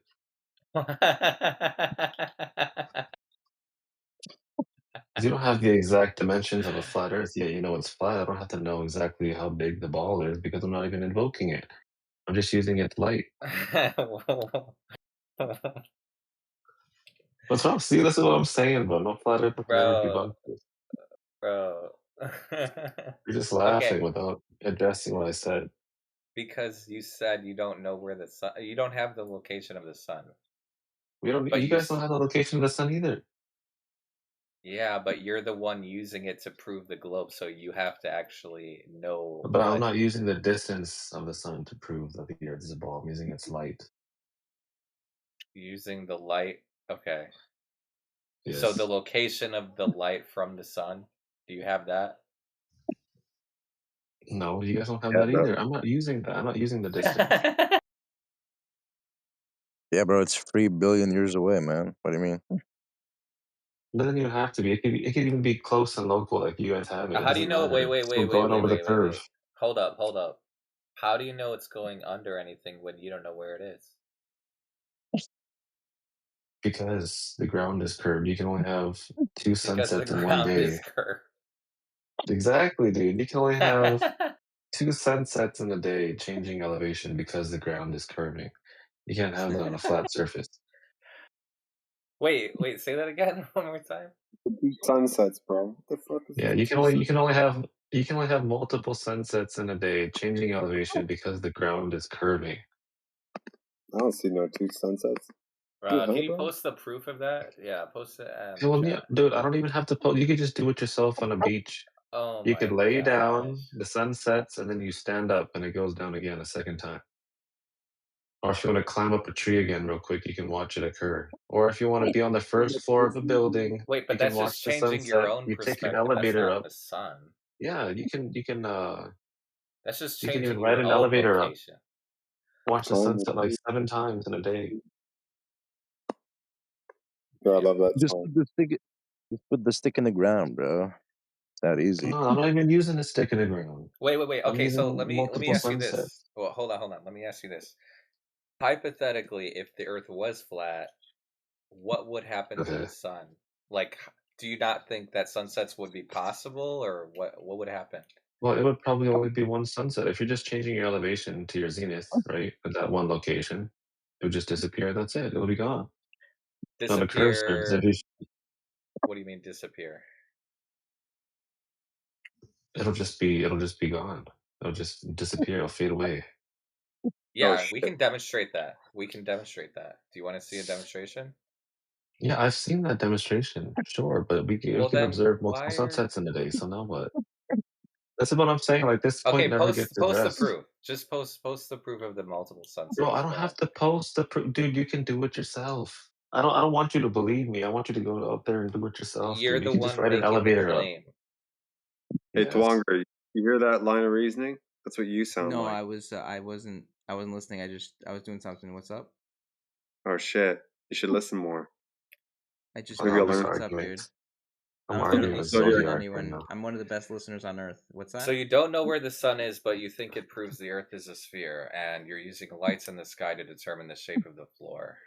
No, I could use any light. It doesn't even have to be the sun, because if once it disappears over the horizon, I could just increase my elevation. So you think the lights in light the source sky disappear again. You think lights in the No, sky it doesn't even have to determine- be the sun. It could be a street light. It could be a flashlight. It could even be a street laser. light determines the shape of the floor? I can use any of these. Once they disappear, Oh bottom up my- over no, the you're horizon, I can trolling. increase Nah, my this is- I you're can trolling. increase my elevation and watch it do that same thing again. This is a This is what I'm saying, bro. This You're point not never gets real. addressed. You're not real. You're cap. This is a joke. This is a joke. I know you're joking. I can hear it in your voice, dude. You're not, What are you talking you're joking around. Yeah, Zodiac, I'll give you a hint. He's just if you're on your phone, tap and hold on Latz's icon and check his rolls. You'll have your answer. Oh my goodness gracious, bro! What? No, look at. I can even disprove that as well. Don't Okay? look. Yeah, I knew he was trolling. I knew it. It's the Don't look at the man look. behind the curtain. I knew he was No. trolling. Okay, so this is the thing. Okay, they just like the way that I can argue. I can steel man flat Earth really well. That's why they gave me these roles. Okay. Yeah, and you can lie the best too. Yeah, we'll grant you a mod role because you can lie the best. Yeah, right. Yeah, exactly. I am the best steel manner of the flat Earth. That was fun. Okay, let's get to actual Glober. Is there anyone Zodiac, actually who believes in the globe here? Here's a Glover have you right met? here. Me. Have you Is it met? Donald? Have you guys found I'm it? still undefeated, so I mean, Is it Oh same my Donald question god. Trump? as yesterday. Yeah, meet Glover. Flathead. Same question as yesterday. Is How it do you Donald? guys have atmospheric gradients from one atmosphere all the way to near vacuum? Oh, If you wait, I claim know, the I Earth is remember you not now. moving and that gravity doesn't exist. I remember. This is the guy Oh, who was what? talking to India, right? You were the one talking to No, You India. got what you were right. saying. She collapsed like a house of cards. What do you mean she collapsed? I What, mean, play India back the collapsed? tape. I mean, shit was hilarious. You got Hey, this, bro, you. Zodiac. Zodiac, you got this. Go ahead. Okay, you know, here, I'll let you get a go at this, dude. Go ahead. I'll go Yeah, go after. ahead. Come on, guys. You can do it this time. I believe in you. So the only thing I remember from what you said when you were debating India was that you were talking about gas pressure and how Earth is not, or that like it's a dynamic system or something, but that doesn't prove the Earth is a sphere. I didn't make the argument about a dynamic system. I said that there is an atmospheric gradient. How is that possible if the Earth is stationary, force like gravity acting on the gas? Wait, He brought so up some nonsense about dynamic systems with animals breathing in air and all the other stuff, and I'm like, that's baloney okay, this because instead of the Earth moving, the sun can be moving. How about that? it has no bearing on the atmospheric gradients. Well, the temperature does not. The sun definitely brings temperature, does it not? I said guys, you're all listening right now. Yeah, the gradient is affected by Atmospheric temperature. gradients. Yeah, the gradient is affected by temperature. Okay, why then, if it's affected by temperature, God damn. Not the only thing Okay, that no, I'm is sorry. moving, but go It's ahead. nighttime, and it's Yeah. still way more dense near the surface at night than it is at night. Jesus Christ, All right, y'all. dude. You know that you have yet to demonstrate Come on, gas man. gradient using gravity as your You're independent skipping my variable when it's question. next to a vacuum. Wait, so your question Skipping is my why question. does gas? So there Why you is go. there more gas at near the surface of the Earth? That's your question. Or why is it If denser near there the is surface? no motion of the Earth Yeah. and there is no force like gravity acting on the gas, how do you have an atmospheric gradient? I'm saying it very slowly so that there's no way that you can mess it up. Third time. Yeah, we can Take your create time. gas pressure gradient within a container using temperature as the independent variable. There you go, Zodiac. No, Why that is couldn't you not say it. that? That doesn't explain anything. It That does does. not provide. No, it doesn't, because you're talking You about the have yet to use density. gravity to create a gas pressure gradient adjacent to a vacuum. And an You're asking experiment So what's listen. demonstrating causing the gravity as an gradient independent So variable. once again, you can't answer my question, and you're trying to without divert What the hell attention. are you the Earth. talking about? Fourth time. I used Fourth it. time. Fourth time. You have an atmospheric gradient. You have no force Okay. acting on the gas, and you have no motion of the Okay. Earth. You claim it's temperature. You're not explaining how temperature explains this. You're just saying that there's temperature. Yeah, It's can random. you know Charles' law? Have you ever looked it up? Make it fit an answer to the You question. have Don't no bring up force. nouns at random, like temperature No, and Charles' law. Dark's He law. talks Just about make Oh it wait, how I see what he's temperature fit. affects asking. gas pressure. Jesus I see what he's Christ. asking. He's asking instead of because there's no gravity, what would be the downward force or what would work? But the What Earth's is not causing moving. That doesn't more mean it. what is causing more stuff, more Yeah. more atmosphere near the surface and less atmosphere as you go up in altitude? It's a real simple question. Okay, dude, check Gas this out. moves in all directions. So what? Knowing, That brother, doesn't listen, answer the dude. question. Knowing Charles' law, okay, we know that with an increase of temperature, the pressure of gas will also increase. Where is it hotter? Towards the floor or towards the sky? Pressure, listen. Okay, so you're Pressure, avoiding my question. Answer the question. listen, pressure Is it hotter on the alone surface is or not the hotter issue. in the sky? Why do you need I can have high gas pressure and low density if it's hot enough. We're talking You about can have high temperature, pressure bro. and low density with a high temperature, but that's not the issue here. That You have is. a atmospheric gradient where you have higher concentration of atoms at Yes, lower. Right. yes. So you That's why I can't told say you to to go me, look up Charles' law. you're not answering the question. What's You don't causing have the an gradient answer. is your You're question. bringing What up have I not nouns, answered? and you want me to go look up your nouns. I You're didn't I'm not ask gonna asking. look it you. up. I already I described didn't it to ask you you, name some concepts that I can look up. I said, what is your answer? and I Can't answered even you. give a coherent sentence. Can't even give a sentence. So This you're Did I is not this is answer asking this you? what is is causing the gradient on a stationary flat Earth? Bro, look at this stationary eagle flat right in Earth front with of me. This no shit big as gravity. hell. No gravity. Seventh time Yeah, I've but that asked. doesn't mean things don't move down. Just because Hold on a gravity second. doesn't prove Yeah, like fucking just because eagle. something moves doesn't mean it's gravity. So Excuse me. Hey, I don't know what you're Wait, talking about. Just Zurder, because something moves is It's a gentlemen, gravity. That big has no ass bearing on my bird, bro. question. gentlemen, No bearing on my gentlemen. question. Excuse me. Sorry, Flatten. Sorry, Zurder. Point of I'm moderation winning. there. No, I know you can continue. I just want to point out to Doss Man, dude, can you close your camera, please? Because it limits the room. Oh, This is a slam dunk. Y'all, it's me Continue. against what, Okay. 8 flat earthers, and none of y'all can answer. So All good, dude. But continue. I just wanted to check in on that guy. so look, guys, look.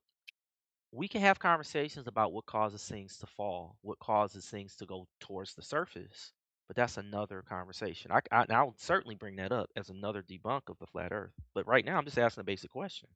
Yeah, that was another guy interrupting the Every time you say conversation. temperature, you're debunking yourselves. Listen. Lats first answered you and described how we need containment for that gradient in the first place, and you ignored him completely. So yeah. Yes, I'm ignoring that. I'm ignoring that because that is a debatable point that is not an answer to my question. Okay, so debate me on it then. Why Where would it have be you ever impossible demonstrated to Let's have a finish. gravity? gradient? Let's do Where have things you in ever the order demonstrated that they gravity as occur. an independent variable capable of Let's pressurizing do a things gas in or the gas order pressure they gradient occur. adjacent to an area of lower See what I'm pressure? saying? Where's Let's that do been? things Because in we could order that they demonstrate occur. a gas It's a pressure free gradient will. within a container I think he's gonna adjacent to a only talk when I vacuum. talk on purpose. So So go what do ahead. you think would happen to the gas on a flat Earth then? Like, what would happen according to you? There's no way to even conceptualize it because you can't have a flat Earth in the first place. Doesn't even make So sense. you don't know. You That's can't like saying, even. okay, what would happen with gas on a pyramid Earth? What would happen with gas on a you know tetrahedron Earth? It doesn't make sense because They you have would to have a require mechanism for the Earth to be containment. flat, and you Yeah, don't they have would one. require You don't containment have a that you mechanism don't for it. have on the globe. Yeah, they would require Okay. So first containment. thing is that forces of nature are omnidirectional. That's the first thing you guys ignore. For some reason, you think that forces of nature are somehow linear and planar at the same So you. time, which is like nonsense. Wait. So if the Earth was flat, are you saying the gas would disappear? I cannot conceive of how you could answer that question because you have to have a mechanism for the Earth to be flat. What would cause an Earth to be flat? Like what kind of Okay, forces of nature would cause let that? me give you a practical example. Let's say I put a balloon on a table in a house, okay? Yeah. If I so there's gas over a flat surface in reality in that situation, right? So what? So why is that? Okay, so if I pop the balloon, why is that so hard to conceptualize that there would be gas above the table? Hard for me to conceptualize there would be gas above the table. Your question is what would happen to the gas if the Earth was flat, not if there was a flat table. Yeah, but if you just have gas above a table in your house, how is that like really hard to like it's not impossible It's to not. imagine. You got gas above a table in the house. Big deal. Yeah. What's the point?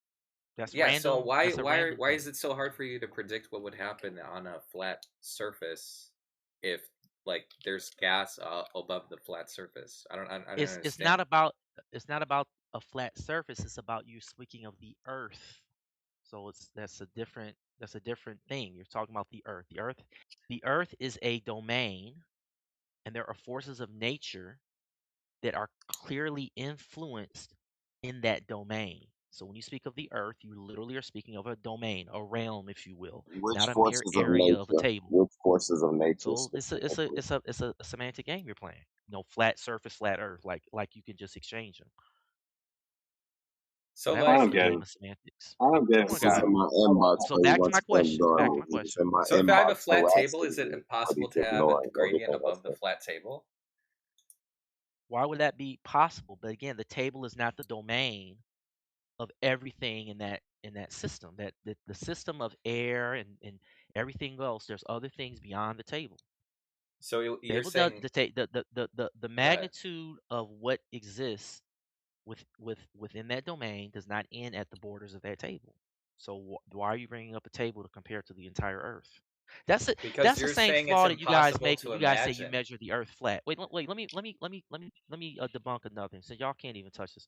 I want to debunk this other thing. Y'all always say we measure the Earth flat.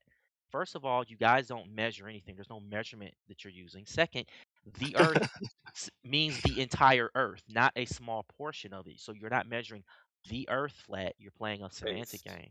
And you're not measuring anything like that flat because you're not using enough of a measurement to make that determination. You have prematurely declared that the Earth is flat from a very sloppy effort. It's Okay, like a perfect. How much kid is that Sloppy did a effort. sloppy job let's in check a Sloppy, math sloppy. class with a very let's check sloppy the file. estimation. So you Let's check the sloppily file. estimated that the Earth was All right, flat. flop. Yeah, we got So flop people. that's the end of Okay, that. Sloppy, yeah, nigga. That's yeah, two. yeah, That's flop. two debunks. Wait, wait, wait. Can I You ask? said an Oh, go word, ahead. Mage. Sorry, go ahead. Hold on. Too much Yeah, crosstalk, Mage. guys. That's okay. Yeah, Mage said a naughty word, so I'm going to put him on mute. I'm just curious, Flat. What is enough? What? What is a nah? Right, you said that like we're not measuring enough, right? It's sloppy work and shit like Of course that. not. Okay. So what distance is enough? Whatever that means. It depends on how precise, how much precision you're using Okay. with your Okay, so measuring method. it's not okay. So it's not. You So know it's not that. the case. Yeah. Well, yeah. Precision is obviously important, right? So it's not Right. necessarily that the distance, right?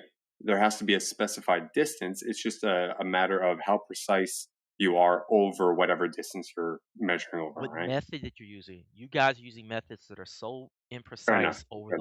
the time, over the distances. It makes no sense that you draw the conclusion. Okay. So how? It would be Do you have a if you better were way? to be honest, you would say All stuff right. like, "Well, we're not sure. It looks like it, but we're not sure. We probably need to do a better How job," and then it would how be worthy of respect. right on. Okay, so how precise do you need to be over how like what's the precision to distance ratio, so to speak? Like it sounds like you got Okay, this. let's look at the measurements that have been used to determine that the Earth is a globe. Let's look at Which what Okay. surveys, for instance, or yeah, what curvature are they rates doing? or whatever. I mean, you get to a point to where you're looking at what is it, Well, let's one look at degree it. every set. Hold on, let me finish. Let me finish answering you. You have about 1 degree every 70 miles. Okay, that's been the rate that is the curvature rate of the Earth. 1 degree over every 70 miles. Okay, so you're looking Mhm. at methods that show you either fractions of a degree over shorter distances, and you compare that to the heights of the objects relative to those distances. So you have you know, a building that Perfect. you're losing what 50 feet of curvature after 3 miles or whatever it is. It doesn't matter what the actual numbers are. And then when you guys try to counter that, you counter that by using images that are clearly refracted, and then you ignore the refractive effects, even though All the right. refractive effects are proportional. And here's one of the telltale Personal. signs. When you're using Okay. refraction to show more looming, but you're pretending that it's only showing that the Earth is flat, what you're doing is you're ignoring the fact that the horizon is now above the eye level of the observer. Now, Dude, what the no, hell is no, that? no. Hang What on the a hell is second. that, Okay, so guys? you Come just on. changed, right? So, No, hang no, on a second, I'm right? reaffirming the No, so you're information. not That's all. okay. So here's the reality, right? So I asked you a I'm actually question. You reaffirming the didn't have to. precedent. No. Here's the problem, right? So I asked you a question, and your answer was basically like a re-questioning of us instead of No, actually answering my question. So okay, watch this, it's right? it's an answer. So here's the problem, right?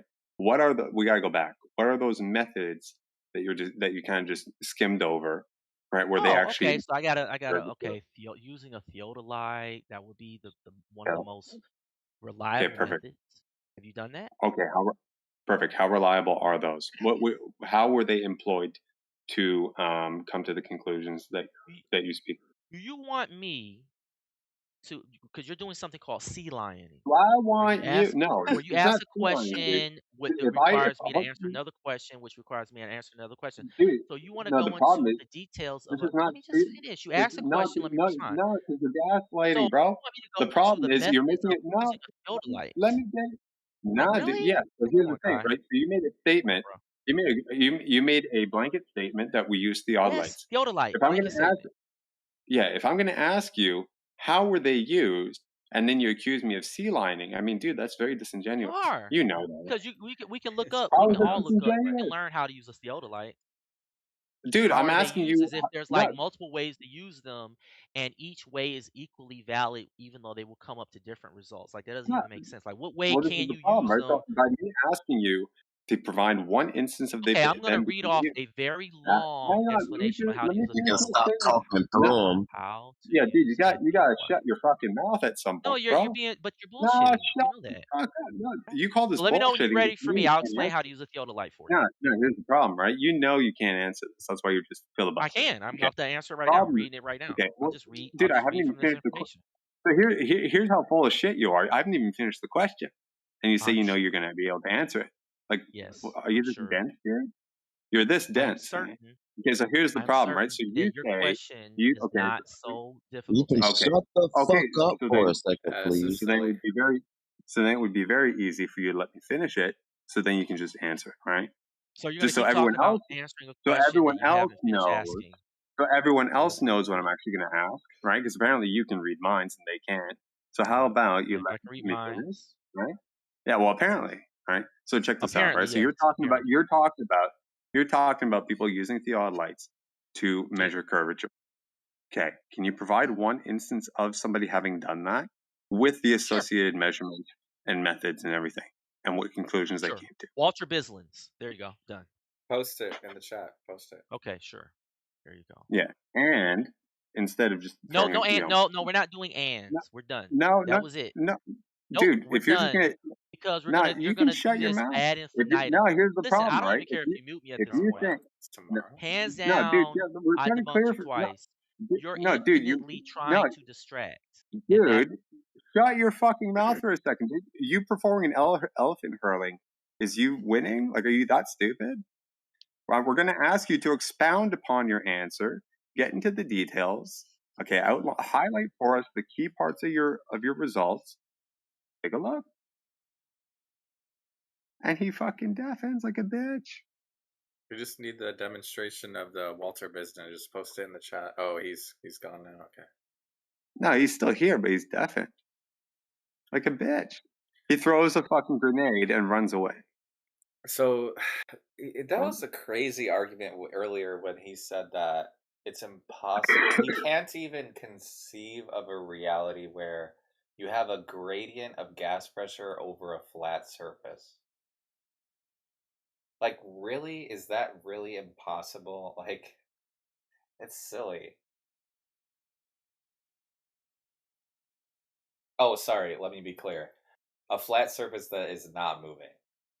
All right. How about this? He's just going to stay on deafened You guys done? like a bitch.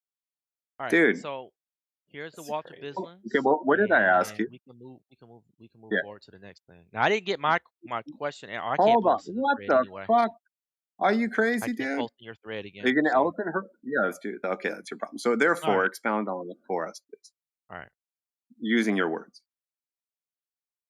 Oh, don't mute him. He was going to talk. Oh, did you mute me again? Oh, No, because if someone you else mute, did. I deafen. If you mute, I No, deafen. someone else. Automatic. Someone else All right. did, dude. I'm All asking right. you, Or you expound just upon show your some answer. So decorum here we and just go. act like a Let's normal see what human happens. being and Let's not see when you talk guys over get tired of people. hearing it. Or you can just You stop ready? talking over people and act like a normal human All right. being and He you won't get he muted. asked for me to do something. I'm about to do it. So measuring the shape Yeah, of the Earth using a theodolite without assuming a globe is not trivial because atmospheric refraction introduces measurement errors which change the appearance of the Earth. This is Walter Bislins explaining. I describe a method of how the shape of the Earth can be determined taking refraction into account. If we assume that light travels in straight lines, we could easily recognize the real shape of the Earth and calculate its size by using a theodolite to measure the drop of a target or the horizon. On a flat Earth, the drop is 0. On the globe, it is about d squared divided by 2r, where What's d D and equals the distance to the. I'm sorry, I'm not done. I'm not done. Don't Yep. interrupt me in the middle of me answering your question. You Where just I'm threw sorry, I'm variables. not I just done. want clarity. Excuse me, I'm I not just want done. clarity, dude. No, it's No, okay. you're not Continue. going to get it. You're going to get it after No, I'm dude. done. You're going to get it after I'm No, done. You no, no, asked me no, to no, answer a I'm just question clarifying. within a No, condition of dude. another condition, and now you're No, trying to ask for bro. clarity Dude, within a I just condition wanted to clarify. I of the didn't. condition No, of the let me answer. So finish, I'm going to dude. continue. Let me If you want to finish, mute dude. me, I go didn't ahead. know. I I didn't got my know. I got my Nah, button on the dude. deafen right No, now. shut your fucking I got mouth, my dude. I button didn't on the want. I deafen. didn't know you were gonna. Okay. I didn't So if we know. I assume that didn't light know. travels in straight I lines, didn't we can easily know. recognize the real shape of No, the Earth and calculate its no, size he's by not using gonna. the field of light. Oh, I No, already read. he's not gonna do this. I didn't know that you're gonna expound on the variables. Okay, you may continue now. I just wanted to get that word out. Okay, go ahead. Okay. But we have an atmosphere which is light up or down. What a theodolite sees is not the real geometry of the Earth, but an up or down refracted image. Whatever the shape of the Earth is, we will always see a distorted image of the Earth due to refraction. So how can we measure how much curvature is due to the shape of the Earth and how much is due to refraction? Well, I have my answer, and we're gonna find out if my answer aligns with Mr. Bislin's here. My answer is that the line of sight of the observer should not be lower than the horizon line, because that makes no Why? sense. The horizon, you don't know why, or you just want to see if I'm I know asking you why. why not. I'm asking you why not. Tell me, honest to God, do you know why or not? Asking you why not. I understand that, and I'm trying to get you to answer my question. No, So answer do me you the know question. why or not? It's a yes or no question. Why would Okay, you the don't know the answer, so just admit it. Just say that you don't exactly? know So why. answer. Right. That's why I'm So you asking should you why say that. You not. should say, I don't know the answer to that, Flat. Dude, it's implicit in the question, dude. Stop being a No, it's bitch. not. A lot. You know what's implicit It in the is. question is that you think that you know the answer and you don't think No, I clearly. don't. No, I don't. Okay, No, great. you're I do. projecting onto me. So here's Right. why, Sorry, and this sorry. is a basic knowledge. This is so basic that it is evidence that you lack Quit patronizing, intelligence dude. here. How Quit no, watch patronizing. how much? Listen, watch. How high is the horizon? How high? How many feet high is the horizon? How many feet high, dude? How What are many you talking feet about? high is the horizon? I'm gonna give you a That's an very nonsensical question, dude. right 0. How high is the observer? What? Dude, you don't what? You don't measure the horizon in feet, dude. You measure it in angles. It's How retarded. high is the yes, you do. How high is the horizon? How the fuck do you measure the horizon from a particular Well, observer if in you claim feet, the Earth bro? is flat, it should be very easy for you. So you just Dude, messed up no, there. dude, If you claim the Earth is you're flat, quoting the the units. Hold horizon on a is how second. high? You're quoting the height. Everyone say it Bro, together. shut your mouth. 0 No, feet high. dude, you're fucking It's that dumb. It's simple. not. You don't measure it in feet, dude. You measure in angles, Again, right? if the horizon Is it in angles is or on is a it in flat feet? Earth, if we're talking about a Is flat it in Earth, angles or is it in the feet, dude? horizon is 0 feet high. Oh my god, you're dumb. Now, I didn't ask you to measure the angle of the horizon. Get out of here. You already fucked up. Kick rocks, dude. Okay. You don't measure the fucking height of the horizon in feet, you dumb fuck. You measure it in angles with respect to the observer. Tabarnak, what are we listening to?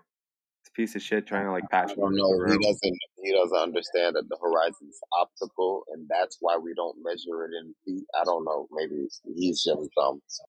Yeah, he's conceptualizing everything like if we model everything out in Euclidean space or something. All It's right, kind of. he's gonna deafen like a bitch. Oh, he's getting booted. I'm still wondering about what he said. Like, he can't even conceive of a reality where you have a non-rotating flat surface with a gradient of gas pressure above it. Somehow he thinks that's impossible. That's He's just dumb. weird. He's Like, dumb. why would it be impossible? Because wait, Because the reason he gave he's employing some funny tactics, or he's just stupid, dude. Okay. Yeah. The constituent parts that make up gas pressure, like temperature and humidity or whatever the fuck, right? They're not uniformly distributed. Yeah, I Okay. think the reason he can't conceive of a reality where that is possible is because he said there's no gravity, so there's no force. So that's his reasoning. But That's not gravity even needs right. to be proven in the first place. So that doesn't work. That's step one. Then step two is to demonstrate that it actually affects the gases in the way that he thinks it does. Right. You have to prove gravity affects gases. That's right. So yeah, it's over.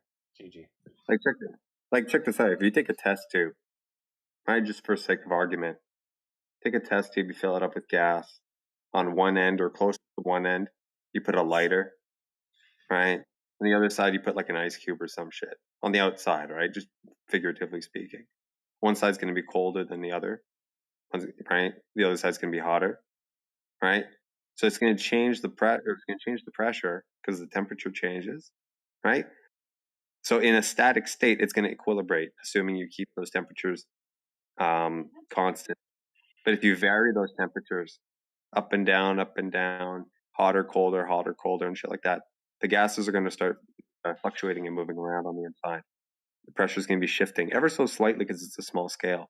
Yeah, right? I think it boils down to the gravity thing. That's what it boils down to. Yeah, that is sort of the issue I think he was raising. I'm not sure when you guys say that gravity has to be proven, like Yeah, what what is do you mean it? prove it? We mean the mechanism. We mean the mechanism. Okay, we got one first things first when we talk about this shit. Got to be cleared up, right? Because people use the term gravity interchangeably with both the effect, right? You take your pencil, you let it go in midair, it falls. Oh, that's gravity, right? Versus what's causing it to go down, right? The effect and the cause. Which are you referring to? You know what I mean? When we talk about it, we're asking for quote proof of gravity. We're talking about what's causing that phenomena. That's Right. different from saying, proof of gravity existing. That is a good distinction, but whether or not the mechanism is clear The is phenomena is claiming sort of, like you said, it's a separate issue. Like the fact that things fall you believe should be gravity is causing it to not fall. That's the problem. Yeah. It's a key distinction here. Dylan, check this out, right? It's critical that the distinction be made, okay? Because it's evident that if you take a solid object in midair, you let it go, it's gonna go down, right? A less dense object will go up, right? Those phenomena are evident. But when you employ an assumption of what the causal mechanism of that is, okay, and that assumption is one of basically, I don't know, for example, mass attracts mass, you assume that sheer mass existing in one location is going to pull on other masses. And with that line of reasoning, the next step is identifying this notion that gas has mass and therefore gas will be pulled down, right? It takes like a few leaps of reasoning in that regard that is highly questionable simply And because if the you premise, believe in the periodic the initial table, you believe the gases are atoms, right? I mean, yeah, gases are atoms. Atoms have mass. That doesn't prove that the gas is being pulled by gravity, though. that's the whole point, Something though. is doing it. Some of it, in some ways, it's just semantics because, like, you could No, say like voltage equals current times resistance. Resistance is just be called that phenomenon. It's just a name that we give to the thing. so what? Yeah, What's yeah, so what? causing gravity then? But this is the point, though, dude. It's critical, though, because just by saying, okay, here's a molecule, it has mass, and therefore it should be affected by some phenomena. Okay, the phenomena number one hasn't even been demonstrated to be so. It's just assumed. This is the problem. And then at the other end of the spectrum, you look at the other phenomena, i.e., the gas existing. It behaves very differently than other quote unquote masses that are evidently subject to this quote unquote cause that you presume in the first place, right? So you have to somehow fit them together and make them work together, right? Make what In work some sort of together? line of reasoning. So check this out, right? I have an anvil, right? It's a fucking solid hunk of metal. It falls down. It's got mass or weight, whatever, right? Then presumably I have gas also. It has mass. It should be subject to the same causal mechanism as the anvil was to go down, and therefore this gas should go down too because it has mass. That's the line of reasoning. If you observe gas, it doesn't behave as if it were actually subject to that same phenomena. But it's asserted that it does, just at a very minute scale, and the only way to actually verify it is if you go really high up in space, right? You're saying that gas does not. It seems universally observable that gases still have mass and that it falls. Like we have a gradient, in the pressure, like exactly earlier part of the conversation. Yeah. That's explainable. It's all very Yeah. explainable. Things can be supported, and so they're not falling. So there's a Well, pressure. this is the thing, right? So you observe a gradient and you assert that the reason why there is a gradient in the first place is because of a causal mechanism that you have yet to identify. But in other from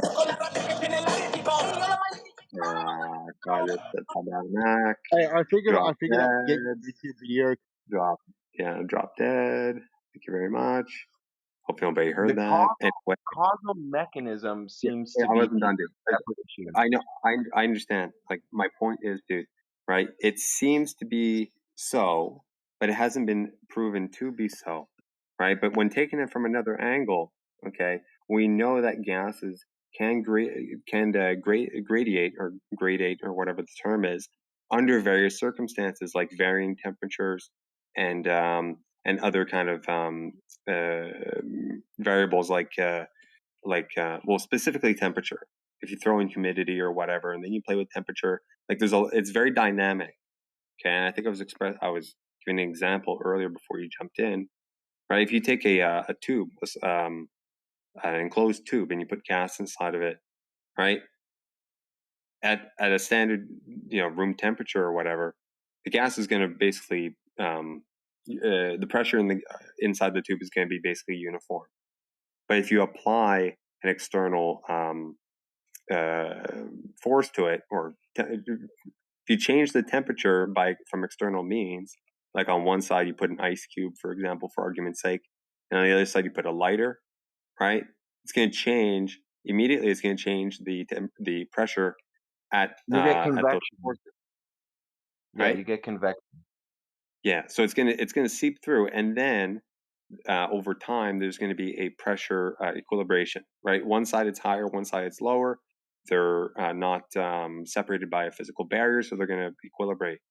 But if you start playing around with that temperature, you vary it up and down, you move it around, et cetera, it's going to start creating some sort of flow or some change over time in the gradient inside the tube, right?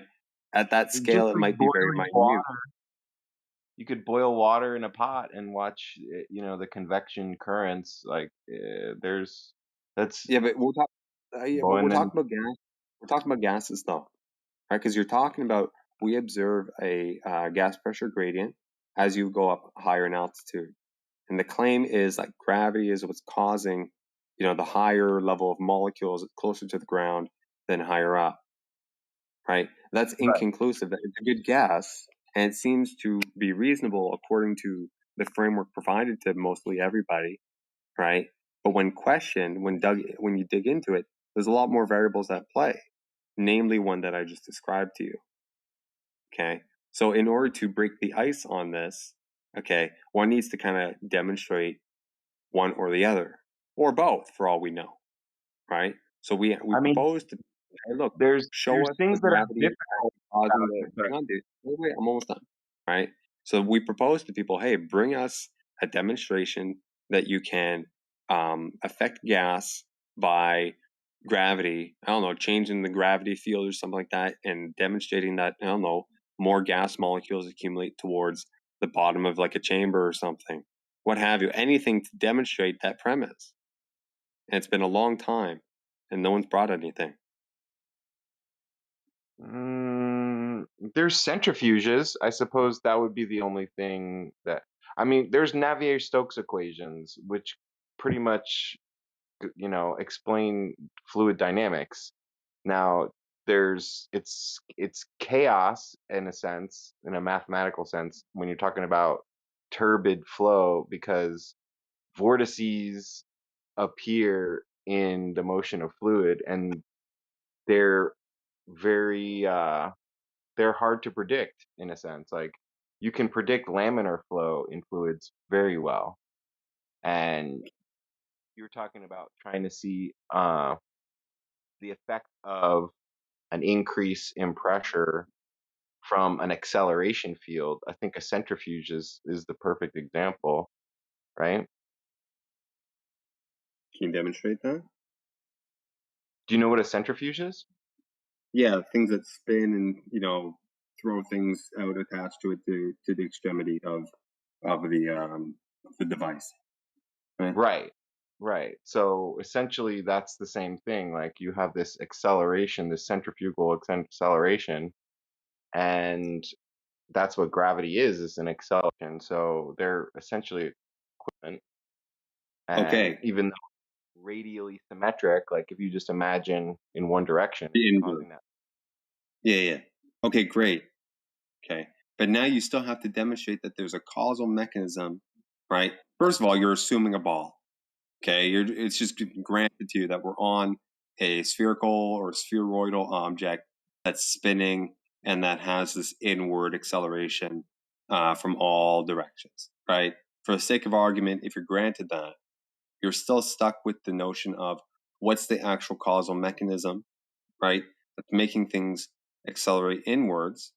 Okay. Now, theoretically, you could argue, it can maybe, according to this thingy, if we just invert it, it would seem to reason that it's plausible.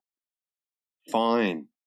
You want Now, to talk about how the does one mechanism of demonstrate that? gravity? That's like a much higher level conversation, and it seems like you're not on board that even gravity is what we say it is. But I like that. Well, what line do you of say it reasoning. is, though?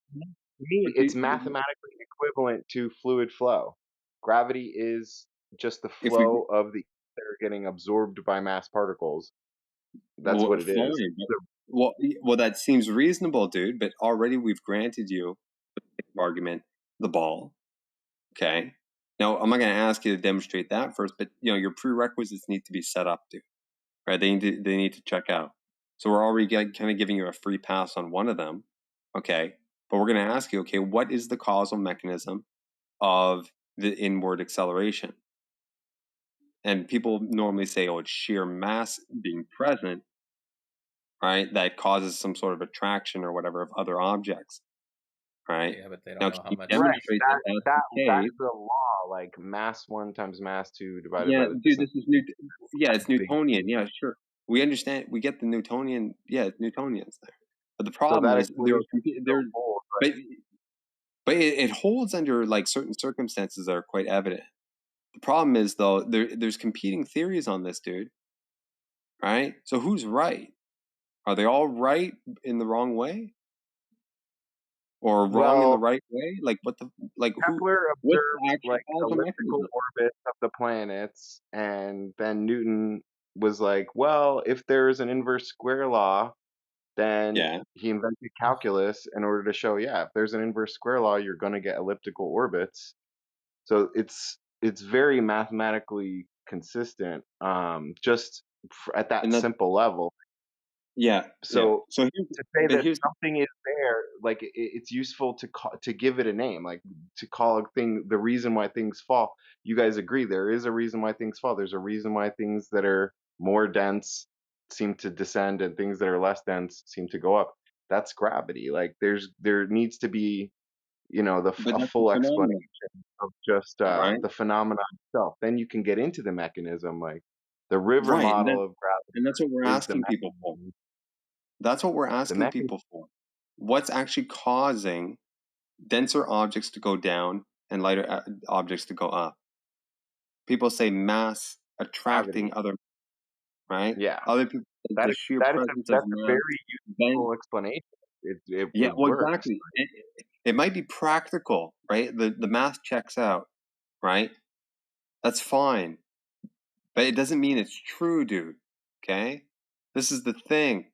Just because something practically holds at a certain scale within a certain degree of precision, okay, it doesn't mean that the premises are true. There might be underlying things that happen to correlate with whatever you presumed, right? That you overlook because, oh, well, it just correlated 1-to-1 with this thing.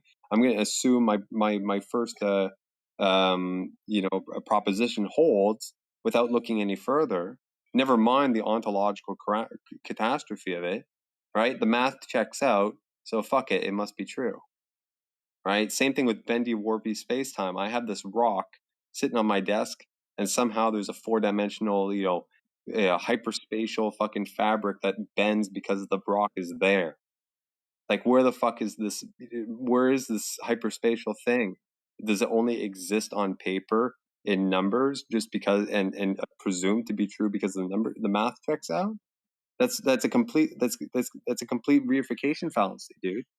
Like, there's a lot of issues with this stuff. There's a clear distinction though. If we're talking about the mechanism for how gravity works, that's a separate issue from like there is such a thing as gravity. Like things fall. We don't disagree on that. The phenomena right? is so evident, dude. call, There's no phenomena exist, right? So there's we no can contention. call it gravity. Well, this is the point, right? If you're going to call two different things the same word, right, it can get fucking confusing, dude. Like you can understand that, right? Like there's no contention with the observed phenomena. If I take a metal object or something, and suspended in midair, and I let go, it's going to fall. This is rudimentary. But why is that happening?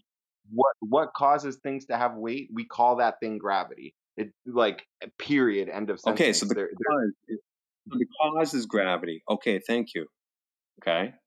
Right. No, that's important. That's an important distinction because what the mechanism is and all of this other detailed part of it. That's a separate thing, right? It's critical though, and it needs to be parsed out because when people use the term gravity as proven, right, what they're mistakenly conveying is that the cause for the phenomena that we witness is proven, as opposed to saying the phenomena is proven or evident, right? You can see where that can get. My explanation for it. I'll give you my explanation. Well, I mean, is it one of the fucking 85 competing theories, contemporary theories going on right now? I mean, go ahead, dude.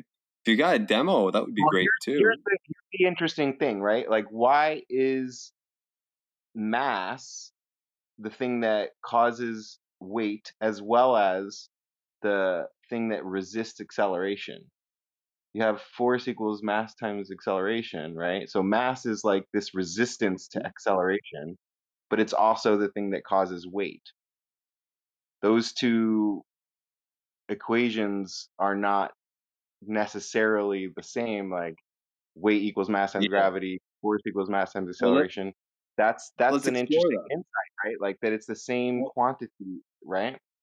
In the river model of gravity, like if what gravity is caused by a flow of space, right? If the ether is a superfluid that it's that has no viscosity to it, then if you are experiencing like acceleration, what you're really, I mean, if you're accelerating in ether or you're experiencing gravity as this flow of space around you, it's essentially like a drag force. So that explains why they're the same thing. Forgive me for interjecting, dude, but like it sounds like you just said like 3 to 4 different things, okay, that all stack onto each other that we have to parse out. Okay, the first question that I would ask you is, what is mass? So mass is a property. You said it before. We're talking about, it's like, what level of explanation do you really want? Like from a initial standpoint, it's just a property of matter. Like charge is a property of of certain particles as well. Like, so the reason why it exists in a superfluid model is like vorticity, right? At some we have nuclear chemistry, right? At some point, mass and energy are equivalent. So all the mass particles are coming from nothing at some point. They're really just Okay. So This guy sounds like my doppelganger. Yeah. Yeah, we got to parse this out, dude. Okay. So you said mass is a property of matter. Okay. How do we detect this property? Because if you have something that has charge, right? You know, if you build up a certain charge or whatever, it'll discharge, and you can measure it or something like that, right? How do you do you the can same measure for what the mass force is? from a different. You can measure the force that it creates. Okay, so we can essentially. measure Or how much force is needed to accelerate it. Right. Okay. But that would be the force that you would measure. Let's say you put it on a scale or something like that. That's what we call weight, right? No, but there's more, right? Weight is caused by the mass and gravity together. Like you would measure a charge in a similar way. I think like the first way that they did it was these like gold foils, and once you put a charge on it, the foils will separate from each other. You guys are overcomplicating it. You take an object, you hang it on a string, and you measure how much force is needed, not the weight of it, but how much force is needed to accelerate it laterally, for example. That's how you measure mass, right? Or even you can float it in water or some other liquid, and how much force do you need to apply sideways to make it accelerate at a certain rate? That's how you measure mass. We measure mass with weight usually. Right. Usually we measure. Yeah, but you don't have to, is the point. You don't have to associate it with gravity or whatever you want to call it, because you can take, if you have an aircraft carrier that is floating, meaning its weight is zero because it's balanced by the water, it still takes a lot of force to accelerate it, 1 meters per second squared, right? Way more force than it takes to accelerate a kayak. That's how you measure the mass. Great. So in a nutshell, right, it all boils down to basically mass is resistance to acceleration, effectively.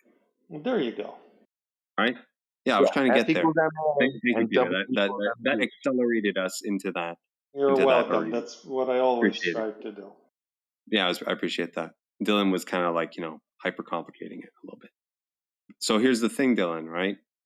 Initially with Newton, right, you got mass attracting mass, which basically translates to resistance to acceleration attracts resistance to acceleration, right?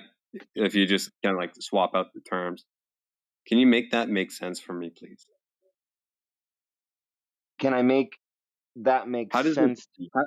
How does the abstract notion how does the abstract notion of resistance to acceleration impart like a sort of force on another abstract notion of resistance to acceleration?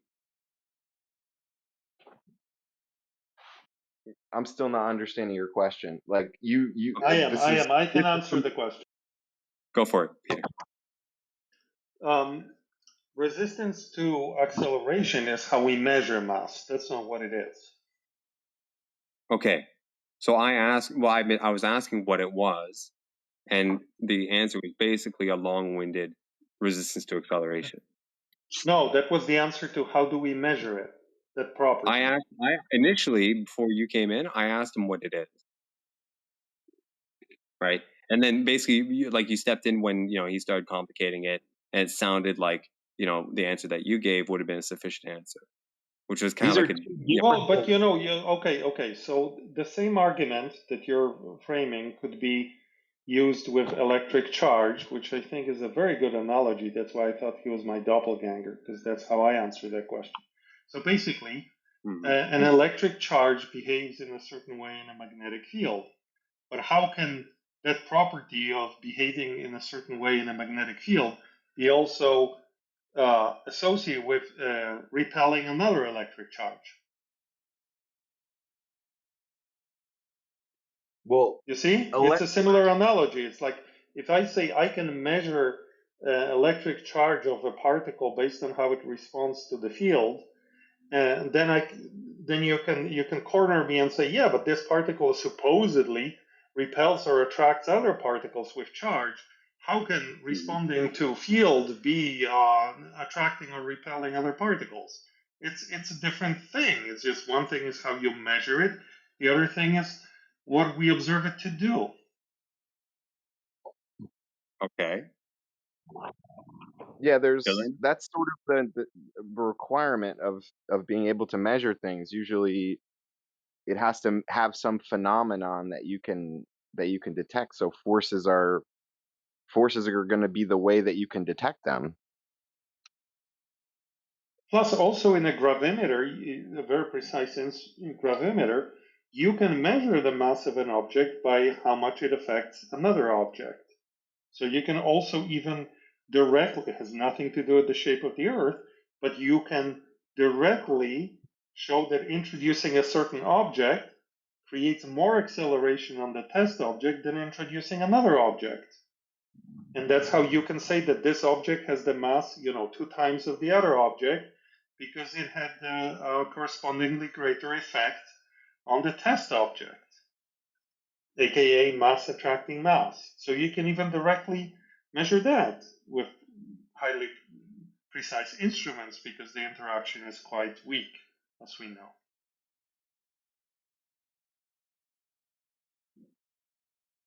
Anyway, where does even the shape of the Earth enter the conversation here? Because I don't know, I'm looking at the title of the channel.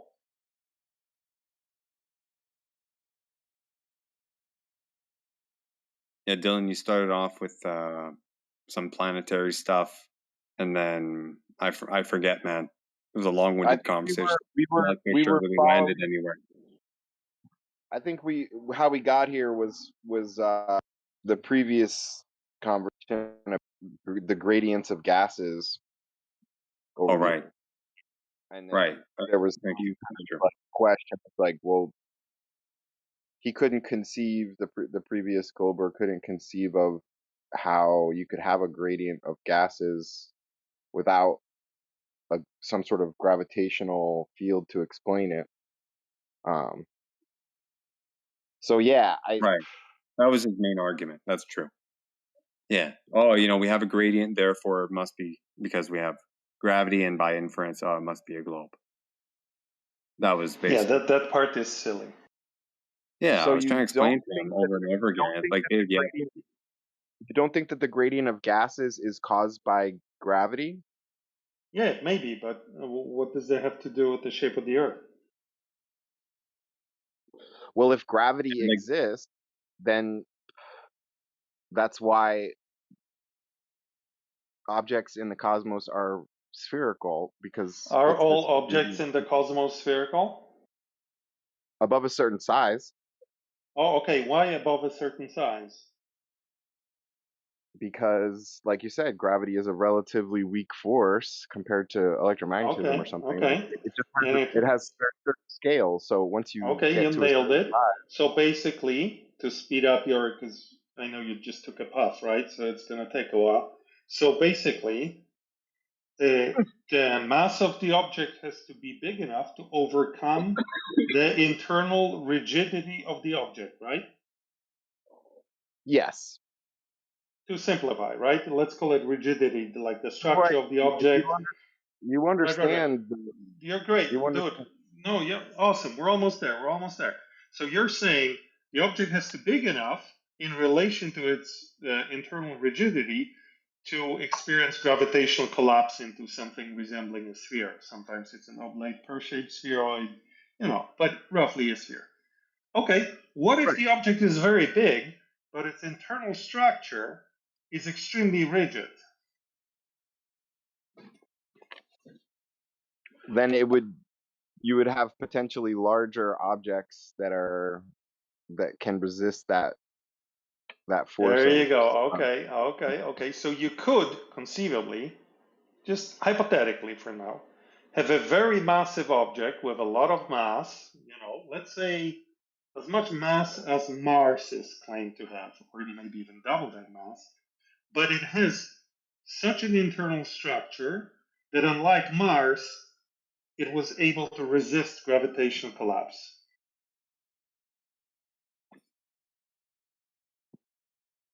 Right? Yes. Okay, well, welcome to Flat Earth. To be I more don't think precise, there's a. welcome I to think rigid Flat Earth.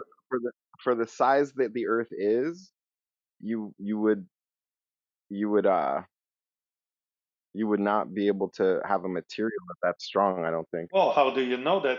Now, Yeah, but how do you know how deep humans have dug so far? The deepest they've ever dug? well, they Probably before. You've been in like there. a couple miles, maybe like 2 miles. 8 miles. 8 miles. So you're in the ballpark. Okay, so we don't know. There might be some very interesting structure, 2 miles deeper, or 50 miles deeper, or 1,000,000 miles deeper for what we know. But we also are able to detect that it's liquid down there from like Oh yeah, how? seismic studies.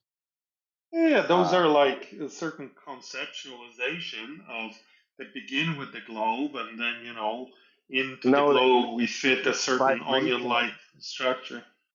It's vibrations, like people that study Yeah, earthquakes, for but example. yeah, I know. You don't have to impress us with all that knowledge. We've heard that all No, but before.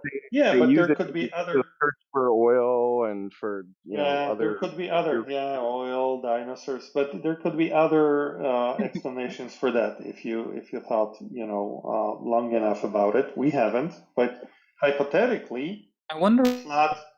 Yes. I wonder why you haven't think about it.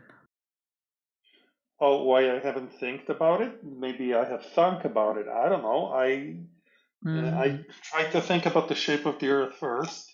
Gravity is my second favorite, but what's inside of the Earth? I'll leave that for later. Do you think that the Earth, the core of the Earth, is not liquid?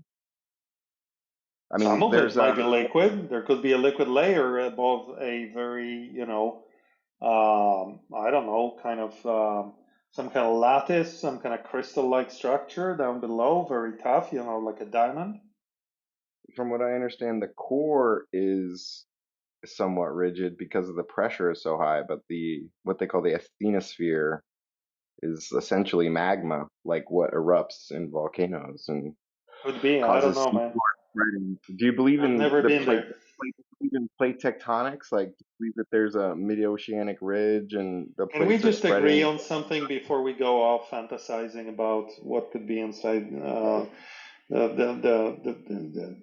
our environment that we live on top Well, of? no, Can we agree on something? We you just were the one agree that brought it that up. an You're the one that brought object could be very big, and as long as it's rigid enough, it wouldn't collapse into a sphere.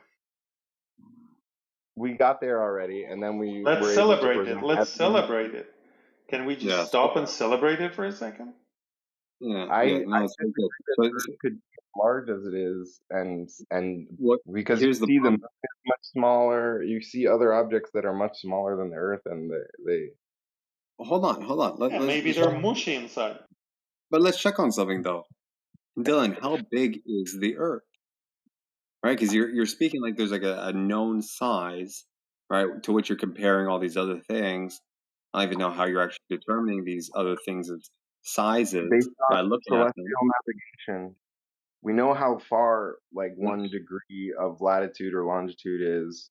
You know, we know the distances and the angle coordinate system of the globe. Like No, so. but you weren't talking about that though. You were talking about sizes of objects that are smaller than Earth, right? Well, you were bringing up Were like those how not could I your words? know what the radius of the Earth is, or like the size of the Earth? How You do I said know size. what the size is? Yeah. We could Isn't tell it the Earth 12? the size based on the celestial navigation type mechanics. How do you do that? By Based triangulating using on satellites? spherical Hang on, dude. trigonometry. Yeah. Spherical trigonometry was pretty much invented in order to handle the celestial navigation situation. Okay. And that was Right. like 50 years ago. Right. That Hold on. was So you have hundreds to. of years ago. Right. So hold on. So you have to assume it's a ball.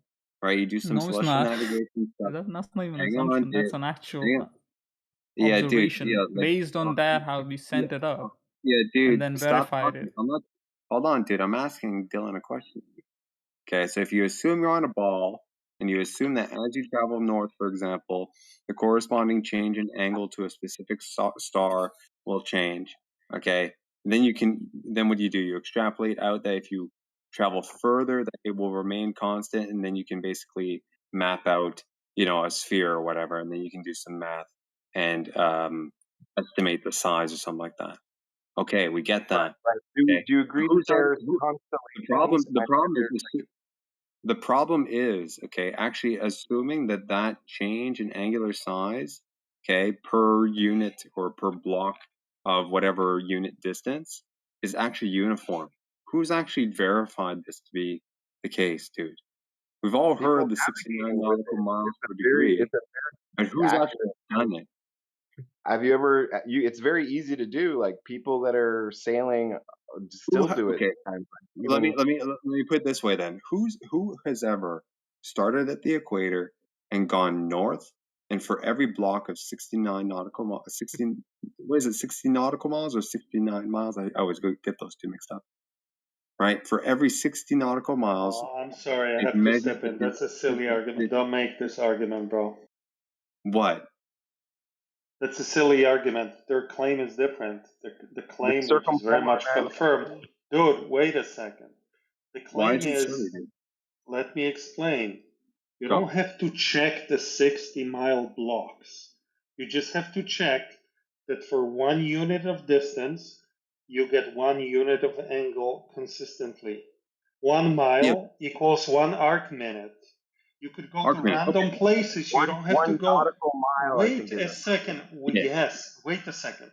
You don't have to go in a constant line. Imagine you go to 1,000 random points, and at each of those points you move by 1 mile or even less, but let's say 1 mile, which is not such a great feat, and you observe 1 arc minute of angle. And then you go to a completely different place, random, and you also go 1 mile, and it's 1 arc minute of angle. That's the claim. You don't have to perform. A lot of us in our community present this straw man like, oh, you gotta go 6,000 miles and 60 miles at a time, measure 1 degree, like we can do fractions of a degree. Degree is an arbitrary unit. Nautical mile is an arbitrary unit. Here's the thing. Unit of distance equals 1 unit of angle. Yeah, dude. Well, this is the whole point. However you want to subdivide it, whatever the smallest unit you want to be, the claim that you want to check on, the claim is that it's uniform. Yes, right? And it's verified with minor changes, minor differences in certain areas that the globers explain with the oblateness of the spheroid. We have to explain it some other way, but that has been measured ad nauseum by everybody. How is this measured? I've never by moving 1 mile and measuring 1 arc minute, or moving half a mile and measuring half an arc minute. Hold on, but here's the thing: if you take one instance of moving from one position to another, 1 mile up, and noticing a specific unit of change, to say that that's uniform throughout all positions is like it takes a big leap, dude. Well, it's also the fact that celestial navigation has worked for the past 300 years. Right. But let's stay on point. People have done this all over the Earth. They moved a certain amount of distance, and they saw a certain amount of degree difference, and it's consistent. They've done it to such a ridiculous degree of precision that they have noticed certain irregularities that are actually somewhat regular, but because they occur in certain areas. That's how precise their measurements. Shut up. That's how precise their measurements have been. Well, this is the thing, dude. I have to take your word for it there, right? Just because a handful of guys, right, repeated. Not a handful, millions. Whatever. Yeah, whatever. Hang on. When they Hang on. died, Hold on. everyone Who the heard fuck that is getting in here? Who the fuck are you, dude? Hold Это on. правда. Иди нахуй, пожалуйста. Братан, пожалуйста, иди нахуй. Can someone mute him? Yeah, I'll mute him. Oh, he's gone. Right. Okay. So within a certain range or domain of the Earth, People have done this, okay, and it was shown to be practical, all right? over the earth. Right? And consistent. Okay, has this been done at least in different segments? Let's say, right? Even just a start Yes. throughout all. All Yeah, I over the wasn't finished. world, Right? people I people wasn't finished. In circumnavigate Scandinavia, in Antarctica. Africa, in Asia, in South Throughout all America. latitudes. Throughout all It's latitudes.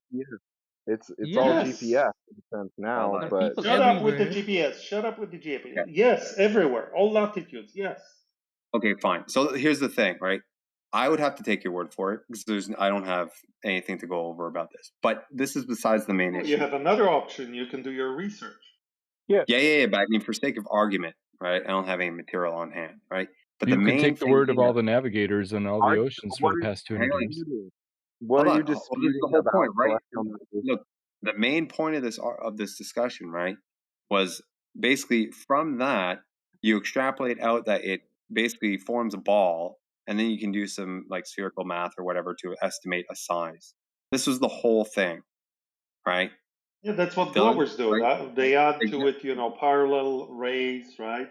They have a Well, few more exactly. Yeah. assumptions. Yeah. Exactly. Right. So that was the main thing. We got a bit of a sidetrack. Okay. There's a big question there, but it's besides the point. Okay. So Dylan, great. Okay. So you do this thing, you estimate a size. Great. If it's a sphere or spheroid or whatever, there's going to be curvature, right? So you can estimate to be a ball of a certain size, but you would have to check for the kind of corresponding characteristics of a ball, right, to confirm that it's actually so, right?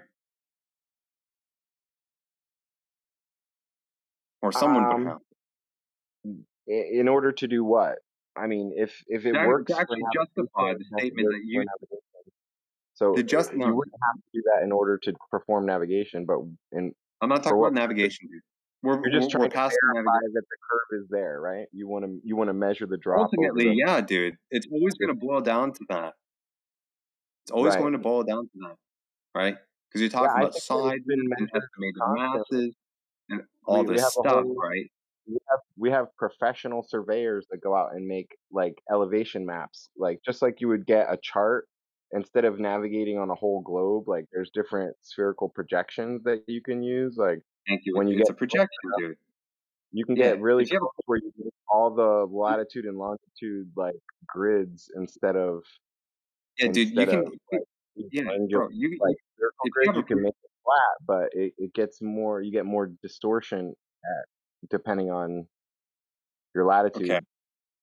Okay. So what map are you projecting out across this coordinate system? Right? Does it actually contain every known territory? Right? Do we know Yes. that? Okay. How do we know that? Because we use it to navigate in all those places. Like if you're in Japan, they still use All the GPS. known places. Yeah, okay, so All the all the places, known places. the whole Very world, good. yeah, Okay. the That world doesn't answer uses my that. question. That doesn't answer my question though.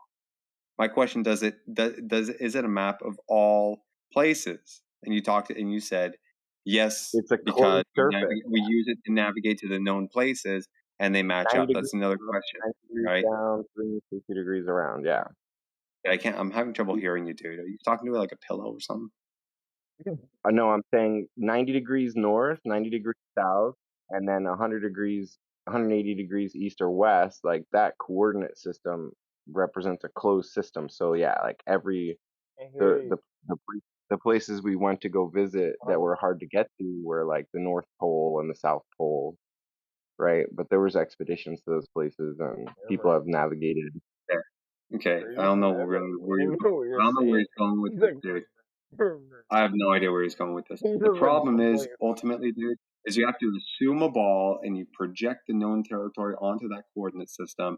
You say that all the distances between all points match up to reality. I don't know how the fuck you can show that. He's never done Okay. that. Just For by example, sampling I a did that few, with a just by conversation with you He guys didn't do earlier, that. like where this, well, we took what's a really the important conversation, right? people like did this famous race around Antarctica, and we calculated like what the distance of that race was, and How then do you do?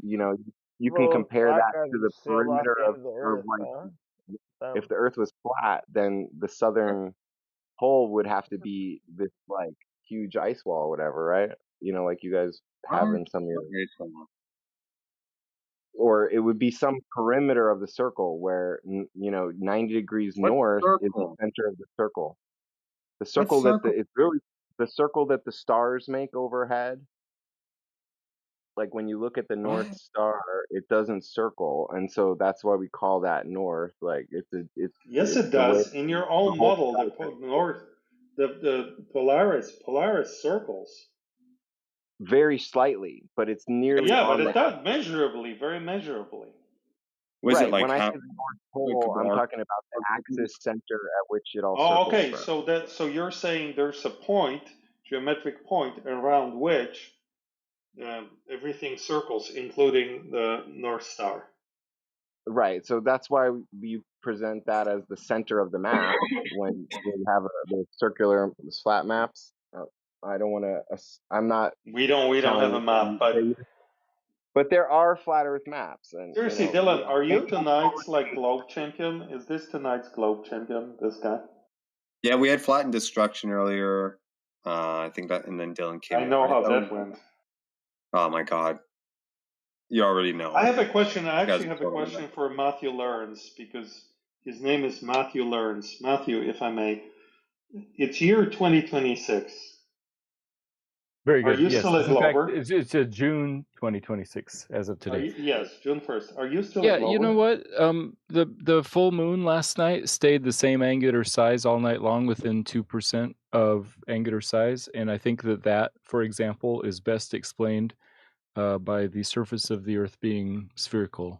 I don't think there's a reasonable explanation for that observation to be explained on the flat Earth. So that's one example, and there are many. I don't think there's sufficient explanations yet. So you're still a Glober in 2026, and your Yeah, name most is people Matthew are. Learns. Right. Okay. Right. Yeah, the moon isn't on the ground, and it absolutely changes the sizes here in Florida. It's absolutely No, it huge doesn't. coming over the horizon. No, Yeah, that's yeah. incorrect. It was the same size as it rose as when it was directly overhead. Where are you? I have to agree with Matthew. Everywhere That's on very Earth. much confirmed. I'm talking about Oh, so everywhere on you're Earth not on in the full Florida moon where on I have Sunday. pictures, so it's not in Florida where I have pictures of it. So, Yeah. okay, yeah. Did you measure the pixels? Did you literally count the pixels and see if there was any change? That would be the thing to do. Measure the pictures, you do straight line measurements, we do all of that, yeah. No, I'm talking about the angular size of the moon. If you take a picture as it's rising, then take another picture as it's directly Yep, over, it's I about the just same said size. yes. Straight line measurements, pixels, and all of that. Like I said the first time, yes. Yeah, How much I bigger? mean, How you much bigger or could. I smaller mean, was it? hold on, Ranger. Were you saying that you actually measured the angular size, like before actually taking the photo, and after taking the photo, doing the pixels? Did I hear that right? No. The Pixels gives actual you the first. angular size because pixels are just All right. I'm glad he asked you. I'm sorry. asking But Ranger. yeah, no, I took the picture of it coming in as it's huge, and then it changes size a couple of minutes later, and then a couple of minutes as it's overhead, a couple of hours later as it's down the horizon. Yes. Yeah, look, I believe you that it looks that way, but it's a well-known optical illusion, and that's why I recommend taking pictures and measuring the actual angular Like size. for the third time. Yeah, Oh, and how much bigger or smaller was it? it changes. I have it written down. I can look it up and send it to you. Matthew Learns. I've sent you lots of things. Matthew Learns. You stop responding a lot. Matthew Learns. So how about just a rough estimate, if you remember sort How of a about rough estimate? changing the subject? Are you gonna respond when I send you these things, Matthew Learns? No, I'd be happy to respond right now if you just sort of give us a rough estimate. No, Or you I'm laying don't down remember. right now. I don't feel like it, I Matthew You can Learns. don't tell remember. because I have waste no my idea what you're time a saying. lot. I waste my time a lot with Glovers, Matthew Learns, so I'm not really motivated. I I think he's understand that. Yeah. chanting Matthew Learns. I think he's chanting Matthew Learns. Right. So this is actually something that most flat earthers know, that the angular size of the moon doesn't change, and so you just sort of, not with the program on that Yeah. specific New How do you observation. know it doesn't information has change? been brought to you before, Matthew Measuring. Learns. Show me the measurement. Post it right now. I want a physical measurement of the moon in real life, by the way. That's what you're claiming, right? No, I'm not about the moon. It's about the angular size of the moon. So not the We actual should moon. just we should Right, just not the also actual like size, Okay, the so you have angular no size, the idea. apparent size. Okay, so just it's just useless information. No, that's the No, whole argument. angular It's about size the is very angular useful. size. So it's not an actual measurement. Bro, It's are an you actual new to the measurement of scene? an Do you angle. know what Pixels an and angular everything size you is? asked me Do for, you know what an mighty angular ones, size not the is? pixels and all Zodiac. of that It's an calculated. apparent measurement, but not a Okay, real one. so what if I told you that I'm looking at a semi truck and it has a certain angular size, and as it's moving away from me, that angular size remains the same? Wouldn't you be surprised? Because that's not usually what we observe, right? I might not know the exact actual size of the truck, but once I fixated on its angular size, as it's moving away toward far away, if that size stayed the same, I'd be very, very curious. The apparent Because size of the moon that you have no idea what the yes, moon is. but don't worry about it. That's the point that he's making. So you His don't know point. what medium the moon is. You don't know No, what just I don't what the need to moon know is, to just and represent his now you're point. expecting something to happen. Human beings who You instead don't of know laying what down, you don't know what to expect of the moon because you have no idea. Can I Not tell only you do you what I not know know? what it is, but you don't know what medium it's in, so You you nailed can't it. make any You expectations nailed of the moon. No, I'm not a glober, but I'm still interested in still manning the point so we don't argue about nonsense. So unlike people who lay on the couch and smoke weed all day, which is the other guy, some people have actually concluded through careful observation that the angular size of the moon is not changing.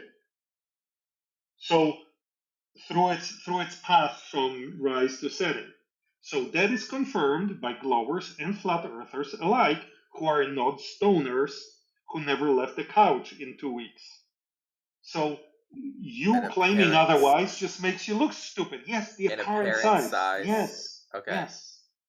Apparent size of a Yes, light in the sky dummy. that you have no idea what Yes, yes, exactly. We can Yes, Peter, you're a disagree dummy, on what Peter. it is, but we can agree that its angular Oh, size, Randy, not yeah, knowing what that it looks is, fun. remains constant, give or take, within a very Post the tiny margin. demonstration. Post it. Let's see it. Matthew learns. Post it. It did at 25 past the hour. Oh my goodness. Yeah, so Zodiac. Yeah, Look, the contention globers is and not flat whether. earthers collaborating. Yeah, Zodiac. The contention is not whether or not the angular size changes. It's just more of a question of why, right? You brought up a good point. We don't know what it is, right? The claims that it's a giant rock in the sky, right? That's that's up for discussion, right? The actual medium between us and the apparent object, right? We don't know what that is either. Whether or not that actually has an effect on our perception of it as it traverses through the sky, to allow it to maintain a static angular size. That's that's in contention also, right? The point is that the angular size maintains more or less the same.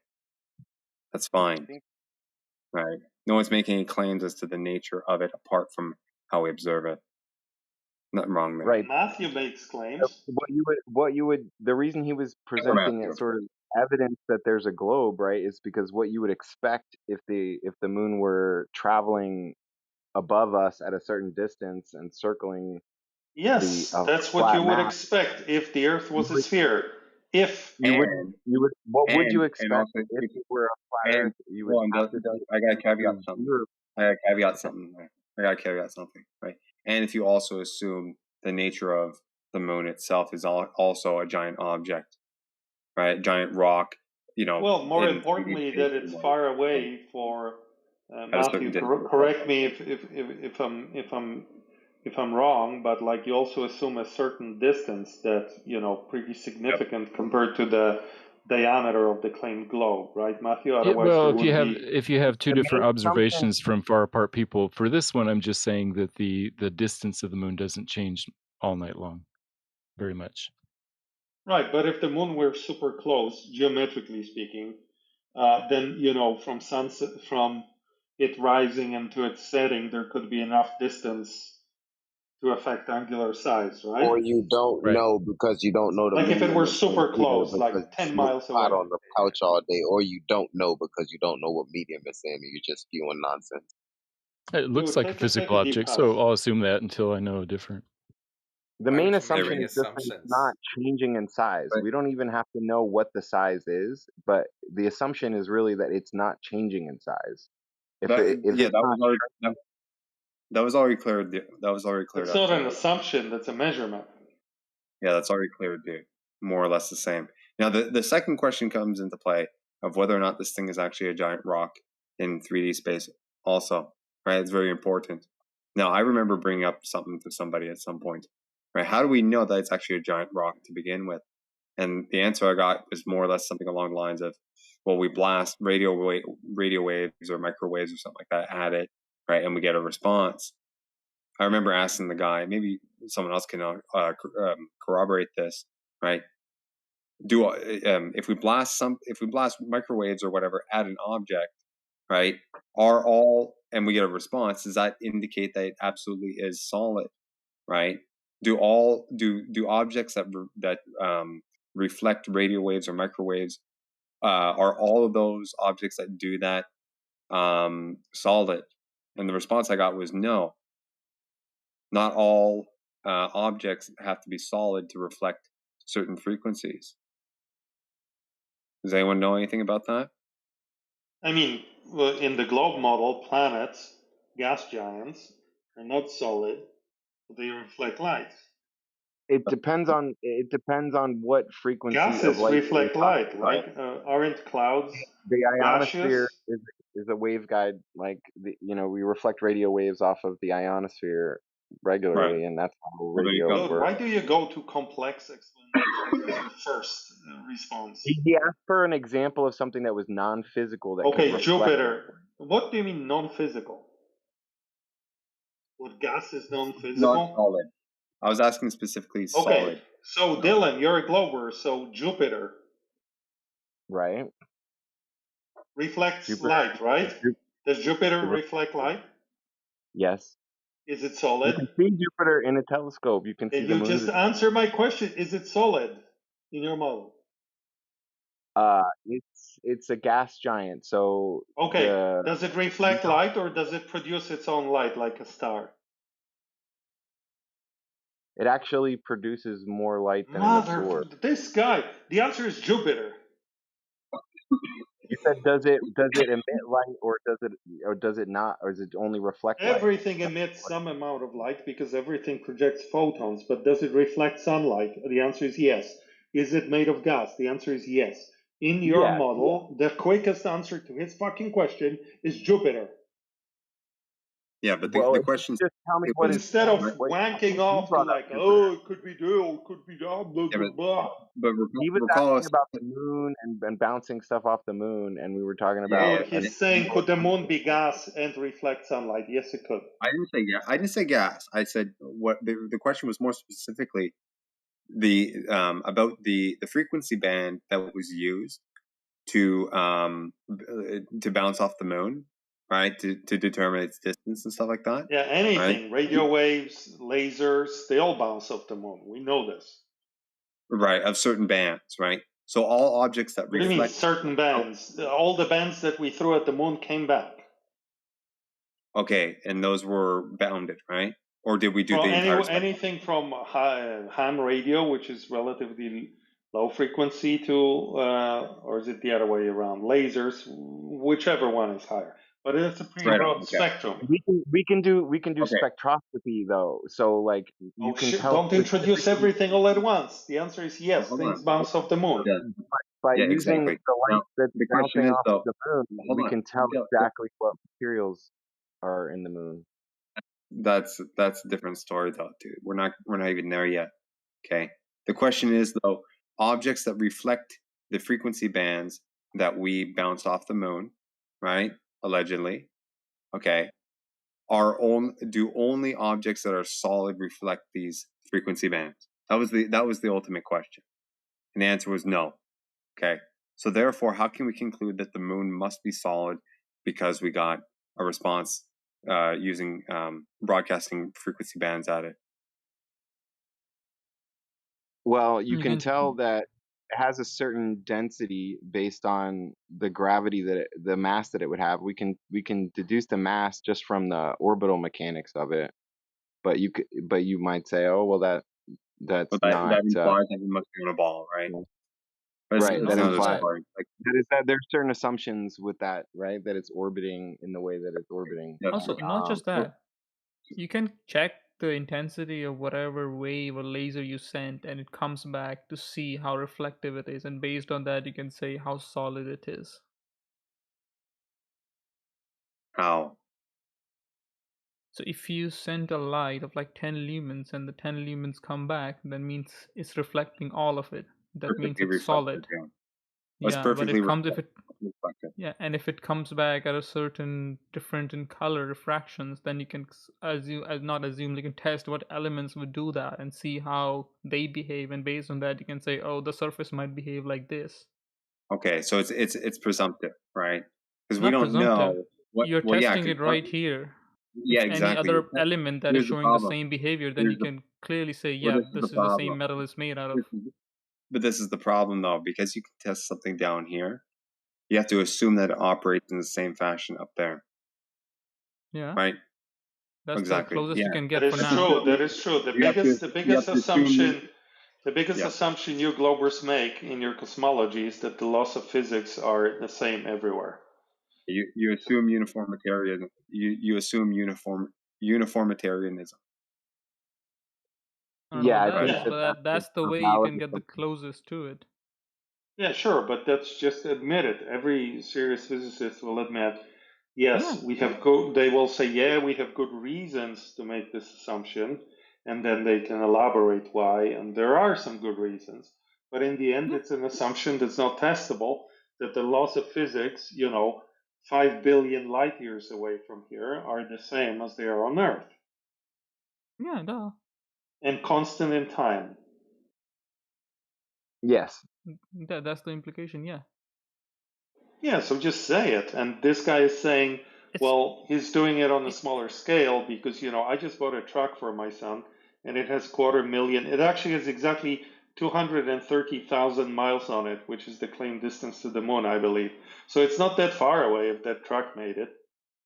It's a Ford Ranger from 1997. So in 30 years, it's made, covered that distance. Some dude drove it. It's a manual. Imagine how many gear shifts he had to do, and it's still working. So it's not that far. I mean, that Right. is true as Well, well. we can see that what we see in one direction is basically kind of similar to what we see in other directions. Like you can see stars and galaxies, and so it seems like the same stuff, right? It's not as though you see something totally Oh, different in another part of the sky. Like okay. it's But all about the same. What are you referring to? What's the same? I missed that. Galaxies and stars, like what we can Nebulas, tell yeah. from telescopes. Okay, so we look up in the sky and we see similar patterns of galaxies and stars. Yeah, what does that have to do with what we were talking about?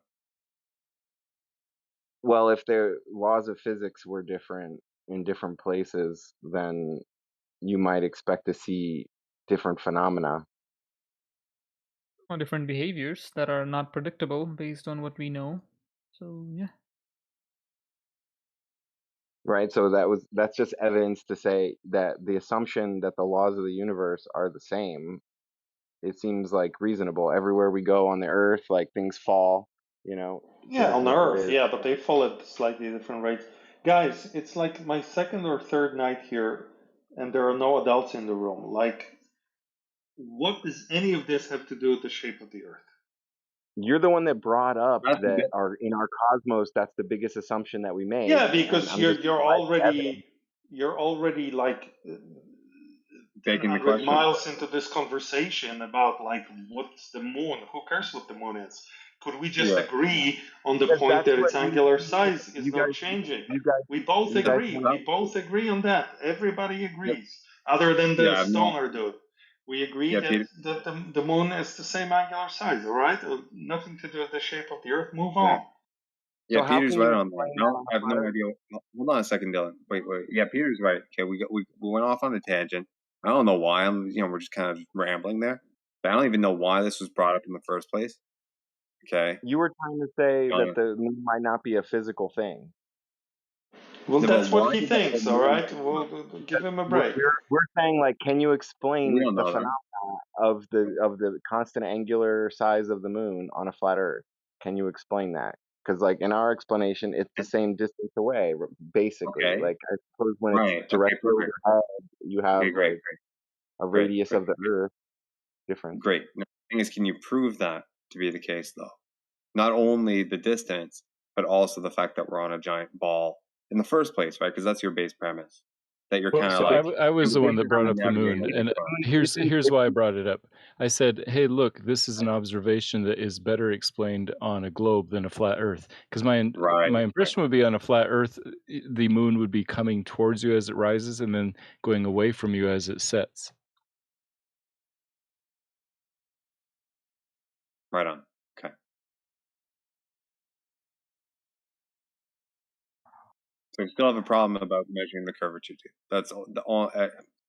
We always derail into tangential issues that are used to confer that it must be a ball, because how else can we explain these tangential issues, right? I don't know. I think all observations could count towards that question. So, looking at the moon is part of it. Yeah, but that's what I mean. It's not the ground, right? So if you're going to analyze the moon and try and deduce certain characteristics about the ground based on something that's not the ground, you're making an inference, right? And it kind of fits your best explanation, so you can run with it, right? And that's fine, right? It just doesn't address the main issue of what the actual nature of the ground is, trying to figure it out directly. That's all. So in the past, because of the vastness of the world, people probably just resorted to these things because it was more effective to do so and seemed reasonable to make these conclusions based on that, right? But I mean, it's known that, and it's understood that it's indirect, and there's problems with that. Hence why a lot of people are talking about this issue. Things don't add Right. up. Makes Yeah, sense. my contention is that the Earth is so big it's hard to directly measure any curvature, especially if light sometimes bends a tiny little bit. Remember, if light goes in a perfectly straight line versus going 0.00723 degrees per mile, then you can't tell the difference between perfectly flat and globe. So you deny 8 inches per mile squared completely. You No, just I got deny that it. number from 8 inches per mile squared. That's literally from 8 inches per mile squared. So the question is, under what conditions would the light bend uniformly that much? It's a good question. The other question is it never possible, or is it sometimes possible? If the I think it's refraction, sometimes possible. if the refraction index or the refraction coefficient is 1, then you get a perfect curvature with the Earth. No, dude. Hold on. Are you talking about K coefficient or refractive index? They're not I'm the pretty sure same. it's the K coefficient. Okay, the K coefficient. Okay, if you take a model like Walter Bislin or something like that, the K coefficient is basically used to kind of like mathematically or abstractly expand or contract the radius of the ball effectively, or you know what I mean? Like it creates that The effect amount of as what you curvature of light. see. The curvature of the light, though, the Yeah, refraction but of the light. you're actually modeling a straight line path, right, based off a varying size of the ball, right? Well, Like the you refraction can is separate transform from the you can ball. transform it in such a way, right? That's what the base math actually. That's why it worked out to be 1 when you get the exact curvature of the Earth. Yeah. No, but a K coefficient. No, dude, a K coefficient of 1, at least in the model that I've looked at, it creates an infinite plane. Okay, we might not be looking at the same model here, because like if you depending, yeah, if you're talking about an index of refraction of 1, that's like basically a vacuum, right? We don't operate in a vacuum, so you might be talking about the K coefficient. You might be talking about a K coefficient applied to a different model than what I'm considering here. I'll look it up. So if you can get that would be great. And hopefully the model that you're actually using doesn't basically bake into the model or bake the question that we're on a ball in the first place. Okay, because what's needed, to be able to actually accurately model, the light behavior, right, is some model that takes into account all the constituent parts that make up the variance in the light behavior, namely, the gas pressure, or the air pressure, I should say, the temperature, the humidity, all sorts of shit like that, right? Not just an abstract kind of single value, right, that encapsulates, some sort of, deviation or whatever of the path, all in one kind of single unit, discounting any of the actual constituent parts because we can't actually, because they don't have the ability to measure them. That's very lazy. And it's easy because it allows you to beg the question, right? Yeah, the refraction coefficient K. So it jumps from a standard of 0.13 up to 0.25 or even greater than 1. But when K equals 1, a laser beam, for example, will bend downward at the exact same rate as the curvature of the Earth. Okay, this sounds like a different model than what I'm used to. Can you post it? Okay, I have a. I'll paste what I've been accustomed to, just so you know where I'm coming This is from Space Center.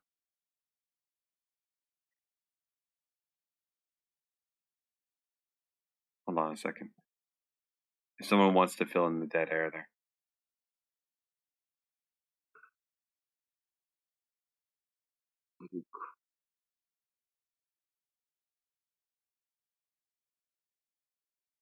Any Globers?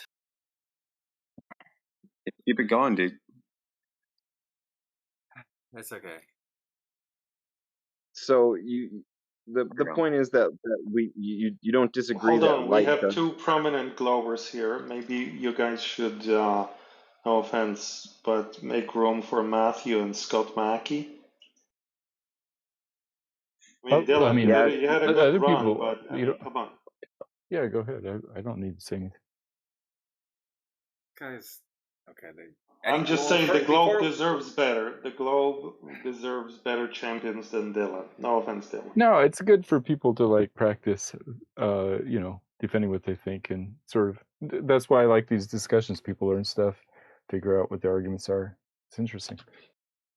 Okay, before we go to the veteran, because those guys have been here a long time. Before we go to them, is there any other Glober who's like brand new? Okay, go ahead. Yeah, Scott or Matthew, go ahead. Whatever. We can just, there's no one else.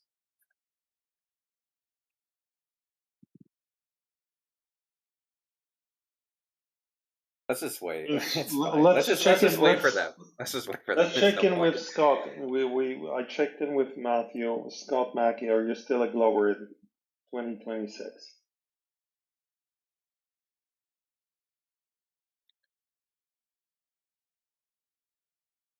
I think he's afraid to answer. No, I'm not afraid. I had to get to my phone to mute it. Yeah, I am. Yeah, I'll cop to that. Boomers.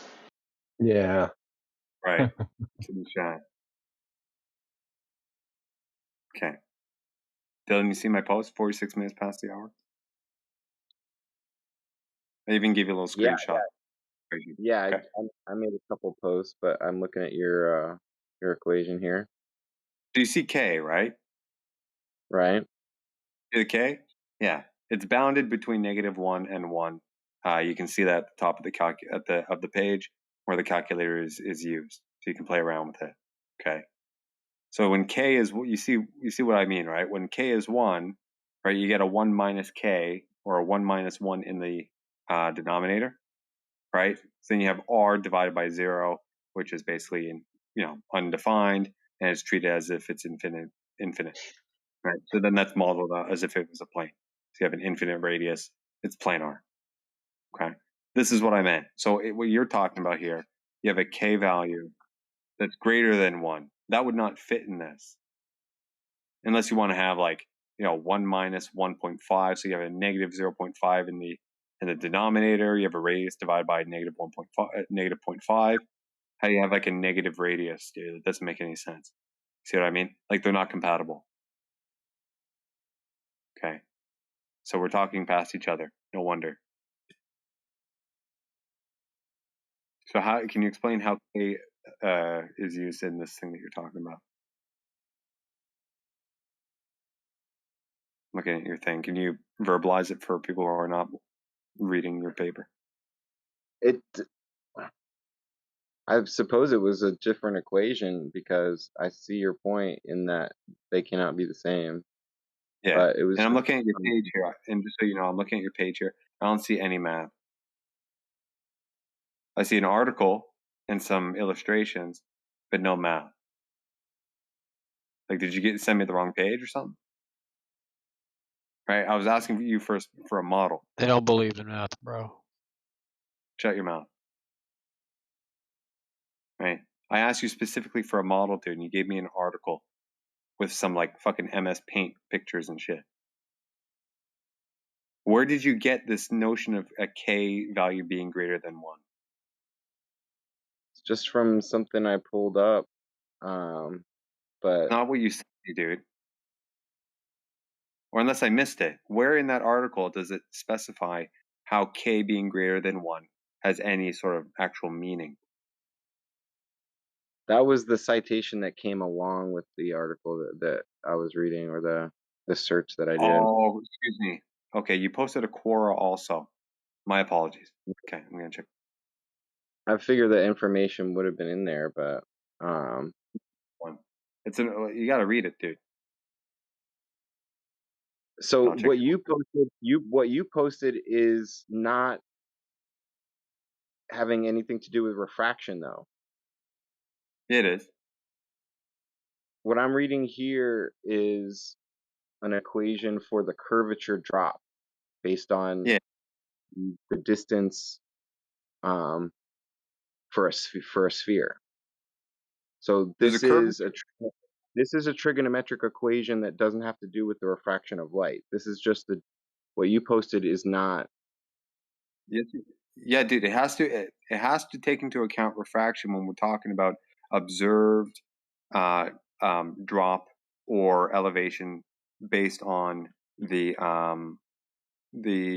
behavior of light, and how they model out that behavior of light is with this single unit or the unitary variable called refraction, which they use K, which is just a sliding scale, to try and encapsulate, or which is used to try and encapsulate the phenomena.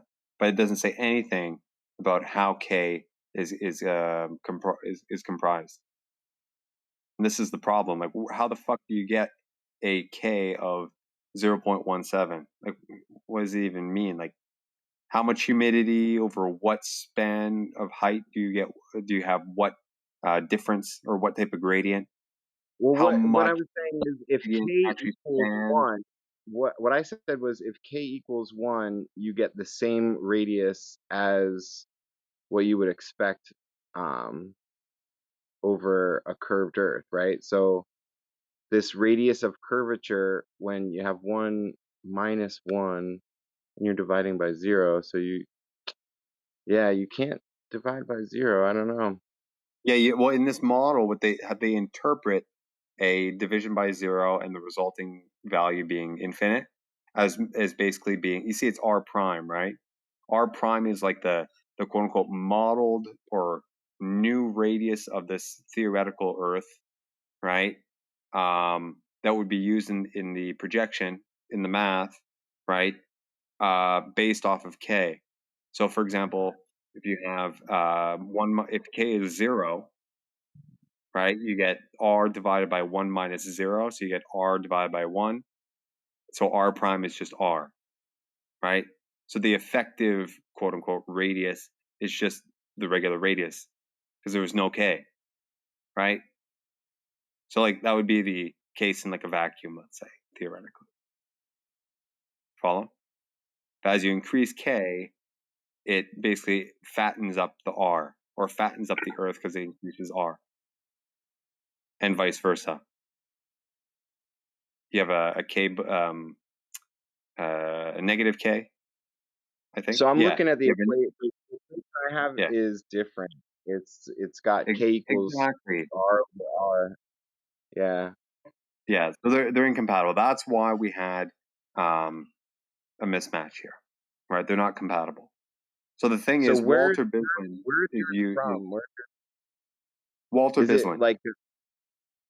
Is it for geodesy and surveying? I couldn't tell you. Because sometimes that happens. Like certain conventions maybe are different fields. maybe this guy's outdated. I don't know.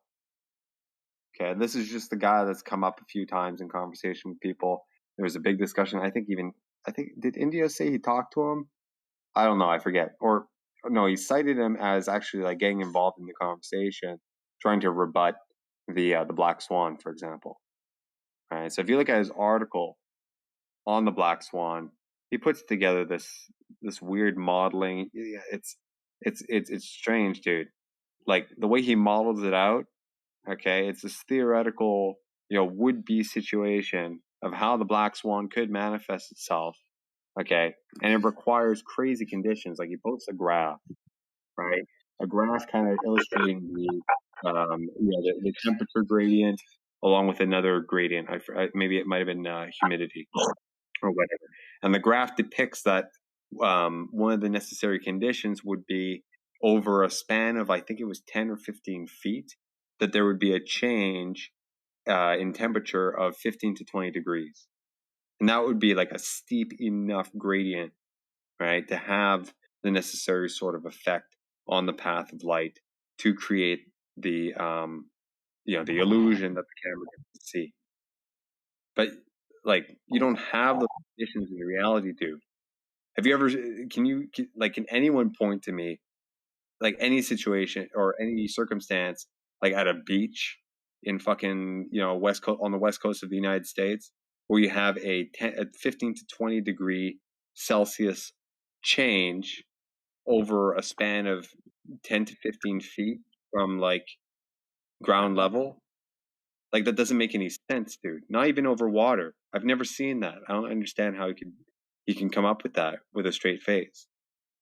You could Right? have like This warm guy, air, all I can say is this guy is warm air very going involved. over like a cold lake or something like that. 10 or 15 degrees, dude? Yeah, if there's really warm air flowing over a cold lake, you can touch the water sometimes in places and you're like, this is We're not talking about in the water though. Talk about the air. right, Right? but the But air right by within the the surface viewing of the but water this gets yeah, but chilled by this the is water. I'm talking excuse me. But excuse me, I should specify, right? We're talking about within the line of sight. Right? So if the guy is, 5 feet off the ground, right? That's your zero baseline, right? Plus or minus a little bit from there, you would have to have that effective, shift, right? Or he would have to be within that range where things are shifting that drastically. Right? We're not talking about like, Just the pressure difference is significant when you get like closer to the surface and when you get farther away. Like the most extreme gradient is right by the surface. That's fine, dude. Whether it's quote unquote significant or not, okay, whatever that even means. What I'm just talking about here is how he modeled this thing out so as to be able to fit, right, the observation into the ball sort of idea, right, is that he had to model out these gradients. And the gradients, at least in terms of the actual temperature gradient, it doesn't fit reality. I don't know if the other one was pressure gradient. I'd probably have to find it for you. You can check it out yourself and tell me if that actually seems reasonable or not. But then there's still the problem of actually going to verify it. Okay. But already on its face, the temperature shift is problematic. So I don't know what you're going to get at. But anyways, this is besides the point. You asked me, who is this Walter Bislin guy? I'm telling you, some guy who's been very involved in the conversation. I don't know where you got the other one. Who the fuck's this guy on Quora?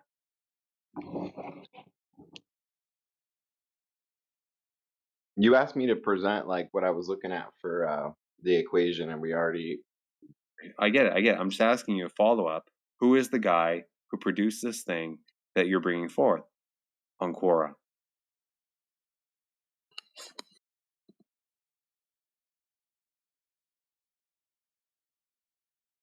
Some guy in bumfuck nowhere university or something? Like, I don't know, dude. But anyways, okay, the whole point here is this is the type of shit. This is the type of shit that they gotta do, okay, to explain stuff away. This model stuff. Dude, let's not be this is not the place to be flexing titles and credentials, okay? I'm not flexing a credential, dude. I'm just citing Walter Bislin.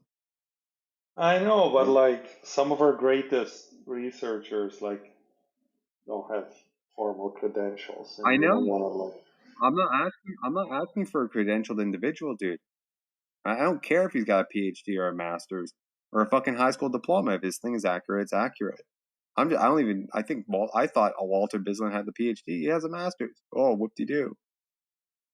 He's taken down a notch, quote unquote. Big fucking deal. Yeah, but when you say stuff like that, it's like some guys, Joe Hanvey made a nice model and has a YouTube video, right? And you don't want to like be saying that's not worth anything just because he doesn't have a high school degree. I didn't say that. I'm open to looking at it if it holds. Right? I'm open to holding. What I'm saying is our community is not in a position to be flexing titles. I'm not flexing titles, bro. I agree with you. I'm just saying this is where everybody can do their own research and post it, and some people to choose. I know, dude. Choose to post it on TikTok, and other people on Quora. That's totally okay, dude. It's totally cool, dude. Right? The whole point was to reconcile this seeming like this little skirmish of mismatch in K values and how they didn't seem to make sense or whatever. Oh, it's because they're not using the same models. Great. I'm not saying that Walter Bislin's model is correct, dude. You know what I mean? I just defined it. K is big R over little r. It's just the radius of the Earth. Walter Bislin did some good work that's universally useful. Globers use his calculator. We use his calculator. Shane St. Pierre used his model to make a flat Earth model, right? By removing 5 lines of code and copying the rest. So it's overall useful, whatever Walter Bislin has done to all of us. Yeah. Perfect. Whatever. Right? I'm just saying this is what I mean when I say K. That's all I wanted to get impart to you, Dylan. Well, it took you an awful long time to say that. Yeah, right. Well, it's his first time seeing it, so he's got to learn somehow. Right. In the other model, if you just have big R over little r, then if K is greater than 1, you just get a tighter radius of curvature than the Earth itself. So instead of the line going straight or curving to match the Earth, it could be deflected so much that it actually just hits the Earth. Okay.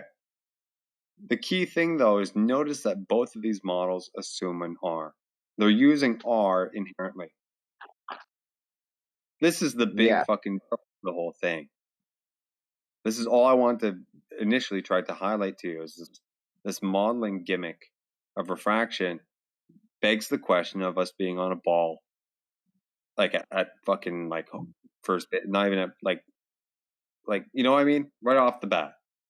Well, that is for ease of surveying calculations, but the refraction itself, if you wanted to keep it in terms of just the angle of refraction, then you wouldn't have to use that coefficient, right? Yeah, okay. Yeah, you start with the base measurement, which is your angle measurement, yeah. And then what do you do with it? You don't want the radius of the Earth in the calculation, like then there's ways you could format it for just the angle. Well, that's all you got, right? Is it not the case that when you're surveying, all you're actually doing is taking an angle measurement? Yeah. Where's the radius of the Earth come into play? That's a post-process sort of shtick, right? Right, but it's not as though they're introducing curvature. They're actually taking it out, right? So it's not as Assuming though it's they're there in the adding the curvature of the Earth, right? The reason they use the calculation of the radius of the Earth when they're doing the surveying is because they measure the curvature and it's an error. It's not as though they're out there trying okay. to measure the curvature of the Earth. They just want accurate elevation maps, and they want to provide those maps to people Okay. that don't want to consider the curvature. They just want to know what the local elevation is Okay. relative to the other Okay. elevations, right? Okay. Here's the problem. How are they taking out curvature from a measurement that they have yet to know is even there? Right? Well, like we They take said, it. we already calculated from like celestial means. Okay. So they model.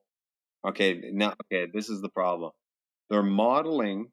They're taking all their measurements and they're basically projecting it onto a presupposed model derived from celestial observations. They're not deriving the curvature from the fucking angle measurements at like the surveying level. They're projecting it onto another model, right? Right, but it doesn't mean that they're not measuring curvature. The whole reason that they have to do You that is don't know because, if they are or not. This is the point. but this is Taking how the surveyors celestial. get trained, right? Like I they're know not this being is how taught I get that, dude. But I know, but this is the whole fucking point, right? You conjure up some theoretical spheroidal model using observations of shit in the sky. Okay, now you have this abstract kind of tucked away, and then you use that, or you project that out onto everything that you do out in the real world and you use that to correct things that don't seem to fit whatever presuppositions you had. Right? You're taking that as like the gold standard, right? That's the reference. This abstract derived from shit in the sky, right? Built on a philosophical premise that we're on a ball in the first place. Do you get the point? right, but I don't see But that it's not making up something that isn't like practical, you know? it's not Like about whether it's practical or not, dude. It's about whether it's true. well, that's what I mean. No, practical is useful within certain bounds. True is saying we live on a ball or we don't, whether we do or not. You can think you can conceptualize that we do, deriving information like we already talked about, because it seems like that. So we'll go with it. Oh, it happens to line up. Maybe it's true. Remember, like Is it? they're not out there trying to prove that the Earth is curved. They're not saying, "Look, we measured this Not curve. It's the Earth okay. is curved." The whole That's what point of you're like bringing saying, up that right? they're using it and to provide validity to what they're doing, like that's how we get elevation maps, Yeah, right? they read. Yeah, but If here's the thing: doctors they were read. doing something that wasn't useful, like if they're just shaking a rattle over you when you're sick, you're gonna be like, this is not a good doctor. Like we don't teach that as medicine anymore, like or whatever. So in the That's same not the sense, like point, though. the field being No, useful is like evidence for that the truth of it. Like so if some doctor Well, says like, oh, I'm gonna wash my that's hands fine, dude. because I Yeah, believe yeah, in yeah. I get microbes, that. like No, check this out. No, you're right. You're right on. Okay. Because it's useful, it seems true. It's evidence that it might be true. Let's check. So we investigate from the root. Okay, they beg the question right from the get-go. Okay, every step of the way, they're kind of reinforcing their thought process by referring to this abstract that they derived from not the earth. Okay, it seems to keep fitting along the way. Oh, it's still useful. Okay, fine. Now we stop and think, okay, are the premises true? Then, worse yet, people come in and actually refer to these um, uh, surveying practices as actually confirming or validating or even proving that we're on a sphere. Doing the same thing that you're talking about now, saying that they're not actually proving the curvature, right? People come in and say they do. So it's like it's a complete mess, dude. well, let me Okay. try to bring some clarity to it. Like the No. measurement that you're asking for when you say, can you measure the curvature, right? Hmm? I'm saying that they are You already measuring the proved that curvature. you did. No. Because how would you measure the curvature? You would want to know what the accurate elevation is. If you take some site and you're looking at through an angle and you want to know exactly No. what the drop is over the curvature, it affects the height of that point. It's the elevation of that point. I can tell you. Okay, this is the problem, right? By using the presupposed globe model or globular model, spheroidal model, whatever the fuck you want to call it, okay, as a base kind of template to put all these surveying instances or measurements onto and projecting onto, you're already begging the question as to how much curvature there would be that you can basically just subtract from any excess that you do get, and then infer from that remainder is caused by refraction. But we can verify that is the height of the thing. It's not about the height. It's not. The question is not whether the height is accurate or not. But that's like the exactly total. what you're asking. When you say you want measurement of the curvature, you want to see the height drop over a distance. So the height is very relevant. The height is not what's in question, though. It's how much curvature is actually being accounted for or assumed. Okay, that you're basically plucking out per mile squared is, right? We're talking about a drop over curvature, an elevation change over the curvature. Yeah, but here's the problem: if you're doing that over land, though, right? When we do our stuff, we're doing it over water, which is more or less calm and approximately smooth, right? Smoothest you can get on an ideal case, right? You're talking about over land and assuming a spheroidal model from the get-go, dude. You're just taking points on land across bodies of water, usually, right? So no, it's still land. Yeah, we start on land. You should still be able to measure the elevation, this is across. This is what people are doing, dude. They're taking lasers, they're zipping it over the water, right? And they expect a certain deviation from the surface of the water to the laser over a certain distance. Okay, sometimes like hundreds of feet, right? Over several kilometers or several miles. And they're off by orders of magnitude, dude. What should be like a 200-foot elevation, a laser zipping over your head 200 feet in the sky because you're 10 miles out from the source, okay? You expect that, but instead it hits you, in the balls. Right? That's like 3 feet, 200 feet. That's like a 95% error margin. Now you guys claim it's refraction. What conditions require? What conditions are required to create such a bend consistently without any kind of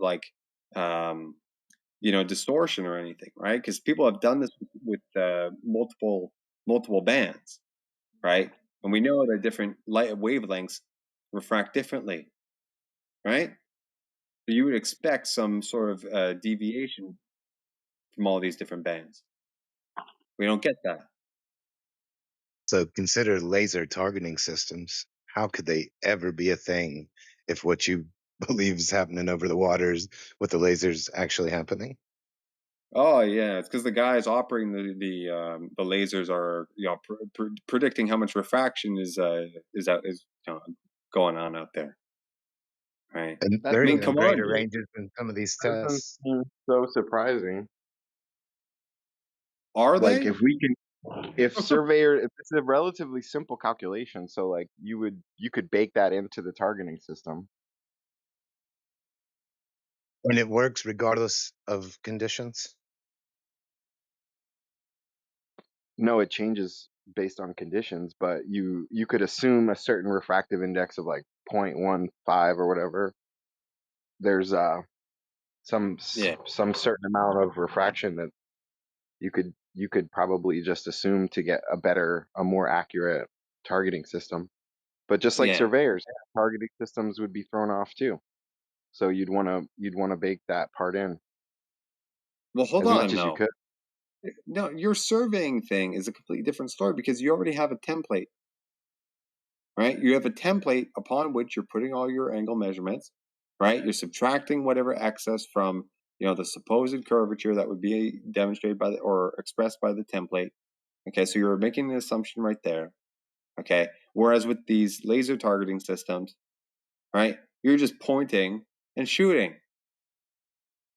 Right, maybe angle up a little bit because whatever, but right. Right. That's it. They're not the You would same, just dude. you would assume certain things in order to get the targeting system to be as accurate as possible. Okay. If Well, they check this even out. Well, check this out. Boogie Woods, you brought up the laser targeting system. Do you have any material on that? Like, do you know if they say anything about we have to calculate for the curvature and yada yada yada? Have you ever seen any of that? Not at hand, man. I'm actually at work right now, but I Oh, just thought shit, about okay. that one day, and I know they have Okay. like 30+ kilometer range, if not further. Okay. I mean, Dylan, right? 30-kilometer range. What is that in miles? 20 miles? Something like that?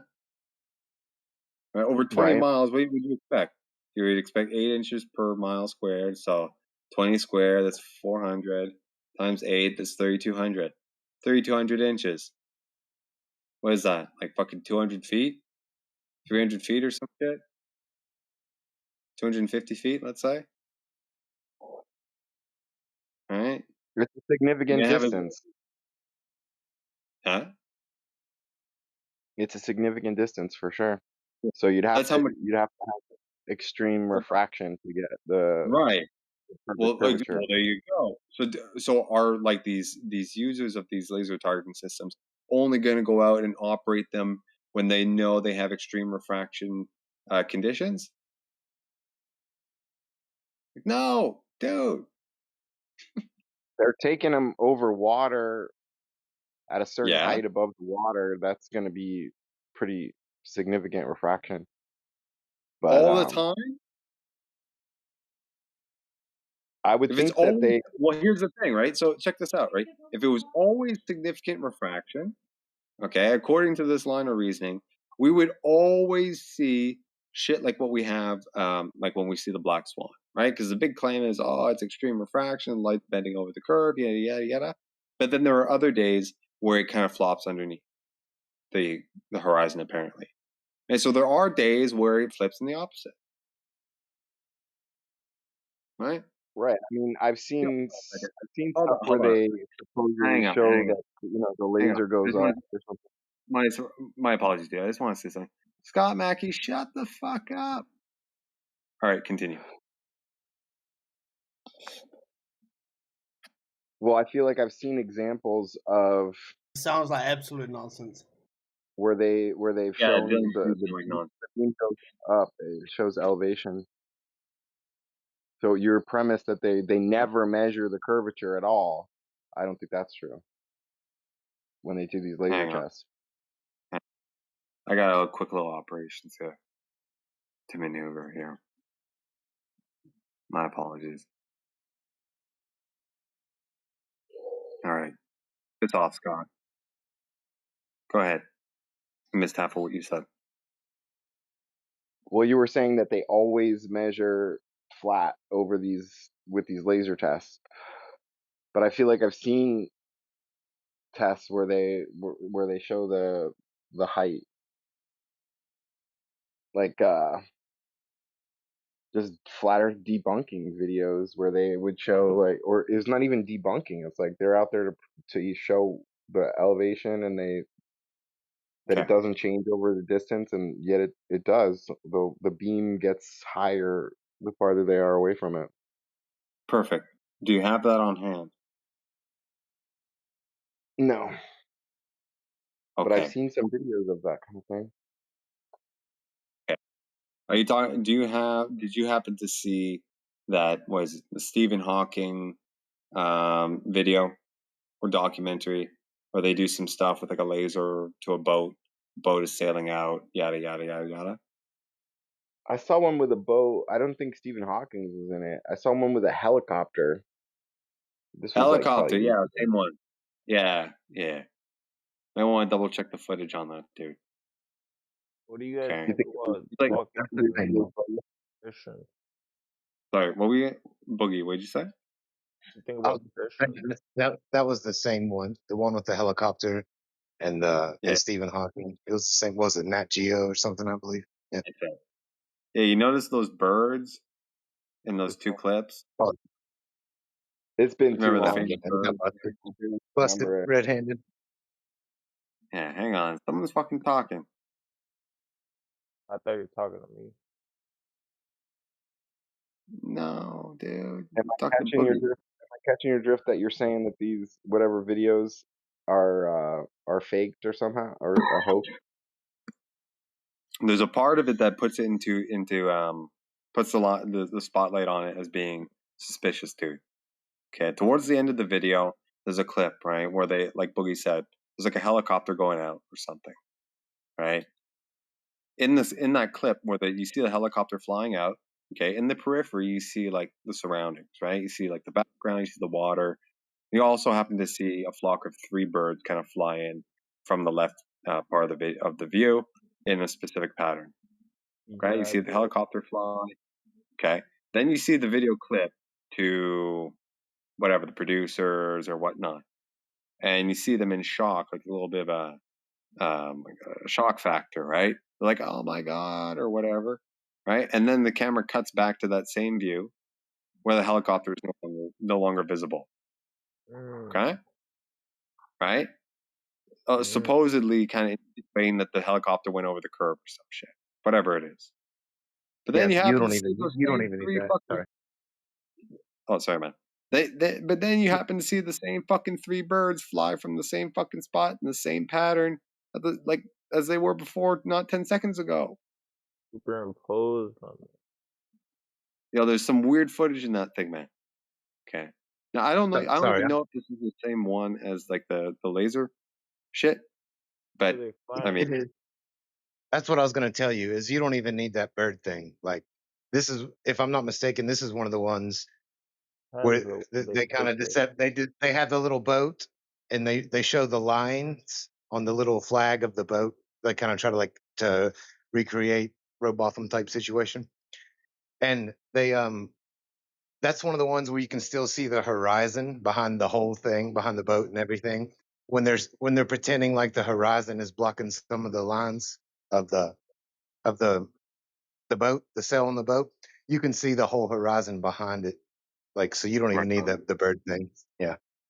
right on. And I just got a message from Clipcord in the chat. Dylan, if you want to check it out at 19 minutes past the hour, there's the video that we're talking about. I just want to double check just to refresh my memory. Excuse me 1 second. Let me look at that.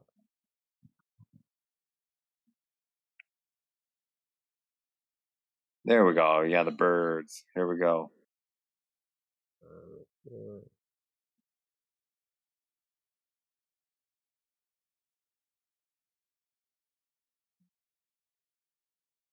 That sounds sus with that.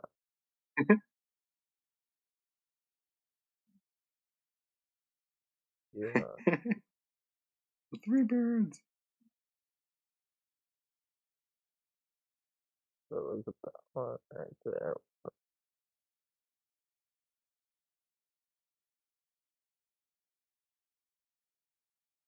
So he's the helicopter horizon.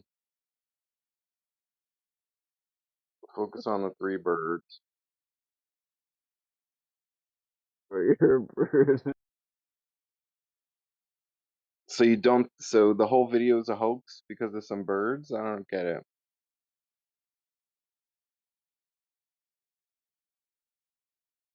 Dude, it's literally frame by fucking frame. There's something sketchy about that, dude. Okay. Oh, like it's the same birds or something? Like glitch in the Matrix? Dude, watch the fucking video. Okay. I'm watching it. Okay, check Like the it. crest of the waves and stuff as well. Yeah, everything, dude. There's some fucking shenanigans going on there. Okay, now, but here's the point.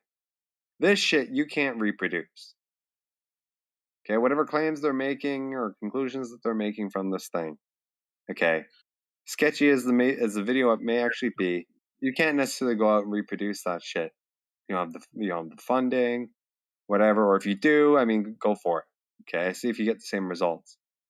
Okay, and to contrast with that, all the shit that we've put out there, okay, all the links that we've shared, all the tests that a lot of people in these rooms have done, it's like it's open for you to go try out and see if you get the same results. Okay, so there's very different kind of standard going on here in terms of transparency standards. Okay, It seems like there's a if we just throw out like all the evidence, like because there's so much stuff about like the space programs and these satellites, and like it's a part of people's lives. People use Starlink. People were using satellite TV years and years ago. You would see people setting up these satellite dishes. You don't see them so often anymore, but okay. do you remember No, satellite TV? Like there were satellite dishes in everybody's yards on the sides of dude. their houses. Well, consider this, right? No one's saying that, like, for example, no one's saying that these guys are not actually getting wireless fucking television and shit from these dishes on their rooftops and stuff. Right. I'm not Right? even trying to bring that up as like particular evidence right now. I'm just saying, like, if I you're know what you mean. saying this is a hoax, I didn't say it's that. like I didn't say it's that though, dude. Right? well, they It show puts the into helicopter question the landing or whatever. nature. All it does is put into question at best or at worst, however you want to frame it, I think, right?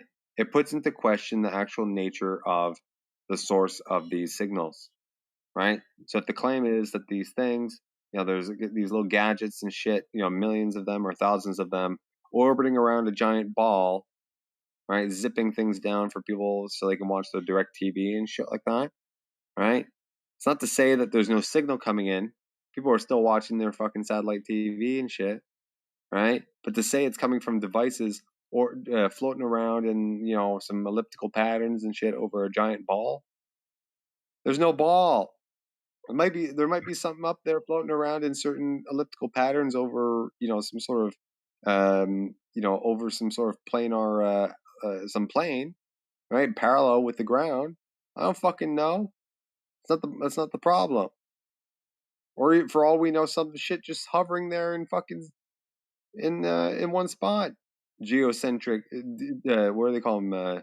Geostationary satellites, right? The list It's goes on, effectively right? a thing. It's not. It's I'm not effectively trying to say.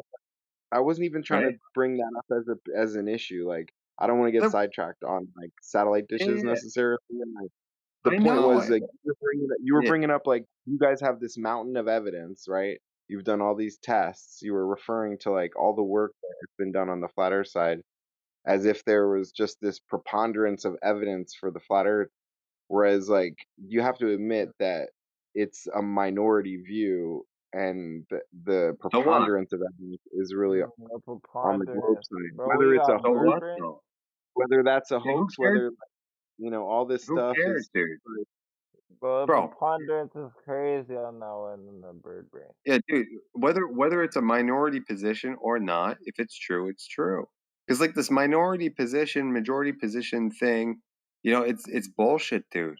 Consider it's this, not right? about Thousands of number of years. people Think of necessarily as think much of as like the evidence that we're no, but talking about. consider this, right? Let's just take something into account, right? Okay, hundreds of years ago, thousands of years ago, whatever, somewhere around that line, right? Let's say 500 years ago, for argument's sake, right?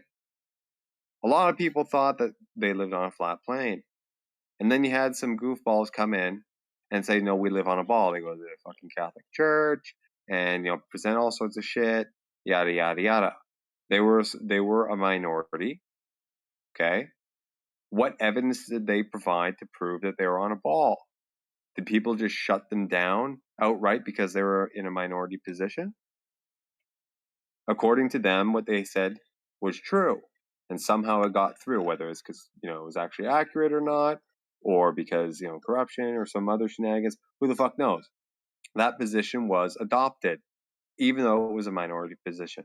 So to say that, we can't be correct because we're in a minority position contradicts, some sort of historical events that passed that you happen to uphold the now, contemporary view coming from guys who did the same fucking thing back then. Right? You can't just hand wave what people are saying because they're in a minority, dude. You gotta look at it. Look at what people are saying. Evaluate it.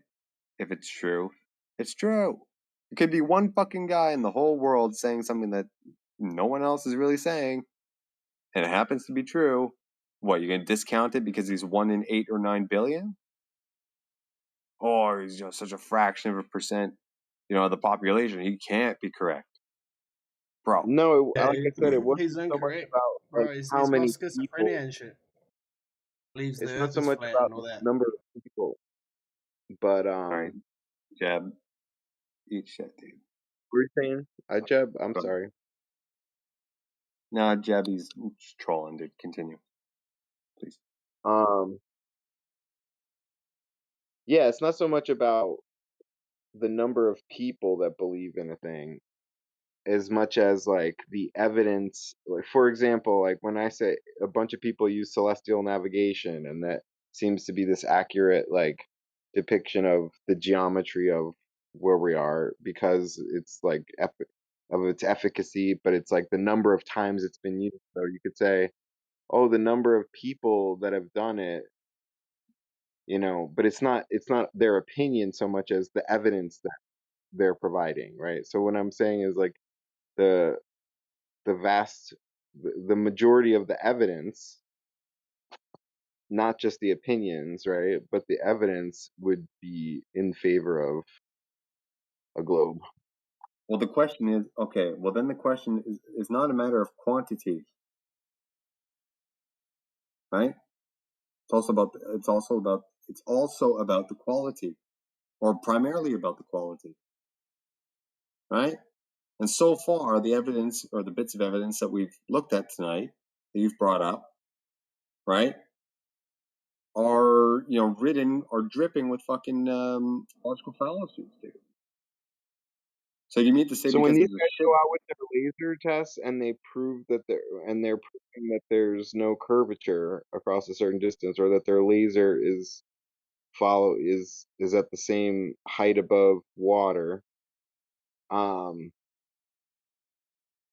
therefore no curvature over the distance, like, do they ever No. measure refraction? Like, you said you had multiple beams. I do want to see that one where you had multiple beams, because that would, it seems like if you had different frequencies, they would refract differently. Exactly. So Yeah. I will. Yeah, absolutely. why I don't will. you use that to measure the actual refraction? I feel like you could figure out exactly what the refractive index is You would based think, on right? that. Right. The discrepancy between the two. Yeah. I'll defer to Yoder on that. You've ever spoken to Yoder? No, Master. I don't think. He's got like the stoner looking Yoda, PFP. He's not a stoner, but he says he's a tired Yoda. But okay, whatever. Okay, I'll defer to him on that because he's brought it up before and talked extensively about it. Okay, the ones that I'm familiar with are just single band. Okay, single frequency. But that alone is it makes you question shit, dude. Have you seen any of these laser tests? Like, I don't want to just be talking at you, dude. If you know what I'm talking about, then we can elaborate. But if you haven't seen anything, I mean, I might just be talking at you instead of to you. The laser thing, right. Like I would want to, when you say you measured for sure that the Earth is not curving, the refraction index always comes up, right? It's like, well, we would just assume if you know the height at 2 points, then you know the curvature at 2 points. Like, you could just with a single laser calculate the refraction, and that's why they just back it out and say, oh, this has got to be the rest. It's like the only error that's left. But it's like the only unknown when you know all the things. But if you don't know the height at the other point, that's where the surveying comes in, and they they don't know what the height What are you difference. asking? What are you asking, dude? I don't understand. You have a laser at one position. Okay, you know the height, 3 feet, 1 foot, 5 feet, whatever. It's leveled at that position. The laser bang goes going out in the You were gonna show me, you were gonna show me this evidence of where they had multiple lasers, right? Because that's what I'm saying. If they can if they can Yeah. prove what the refraction is, and there's still no drop in curvature, that would be Yeah. That one I that would told be you already. That one I'm going to defer to Yoder on. He can speak okay. to it better than I can. I don't have the material. I can speak to Right. the other ones where there are just single frequencies, single bands. Okay. That's it. Now some of these tests, rather than actually measuring the height on the other side, what they do is they set up a camera at the same elevation as the emission, right? So it effectively becomes the same thing, right? You're hitting a target, so to speak, on the other side, whereby the camera in the center of the frame is getting the light. Okay, now according to the alleged geometry, this would not be happening. You would have a giant wall of water, effectively, at from the receiving end's point of view. Okay, now if you're going to say refraction, yeah, well then the big question is what conditions are necessary for this? We check out the literature, and the argument is you need extreme variance. These are not actual conditions Right. that No, exist. I get it. That's all. Well, I would say that they never exist, but if you're measuring it consistently, and I would think like you would across various conditions, that would. But that's why I say the two laser experiment already cancels out the refraction potentially. Dude, there's It more would. than two, bro. I hope you know that, right? There's a lot. There's lasers, and then there's just observations, right? We're using light. So yeah, it's the same kind of argument, but it's the same shtick, dude, right? You have observations, right? Where a guy puts like a little camera on like a frozen lake. Okay, I think it's maybe like 6 inches off the ground or something like that. He takes these little these little lights, LEDs or something like that, and places them out, spaces them out, different colors, 1, 2, 4, 10, 13, or whatever miles or kilometers out over a frozen lake, or something like that, right? Along the line of sight of the camera, and that camera can see all of them. Now it's not a laser, right, per se, but these lights are effectively below the horizon from that vantage point. Okay, and they're all different colors, right? They would all refract differently, technically speaking, but they don't. And it's over ice, dude. Right? It's cold as fuck, pretty static in terms of actual temperature gradient.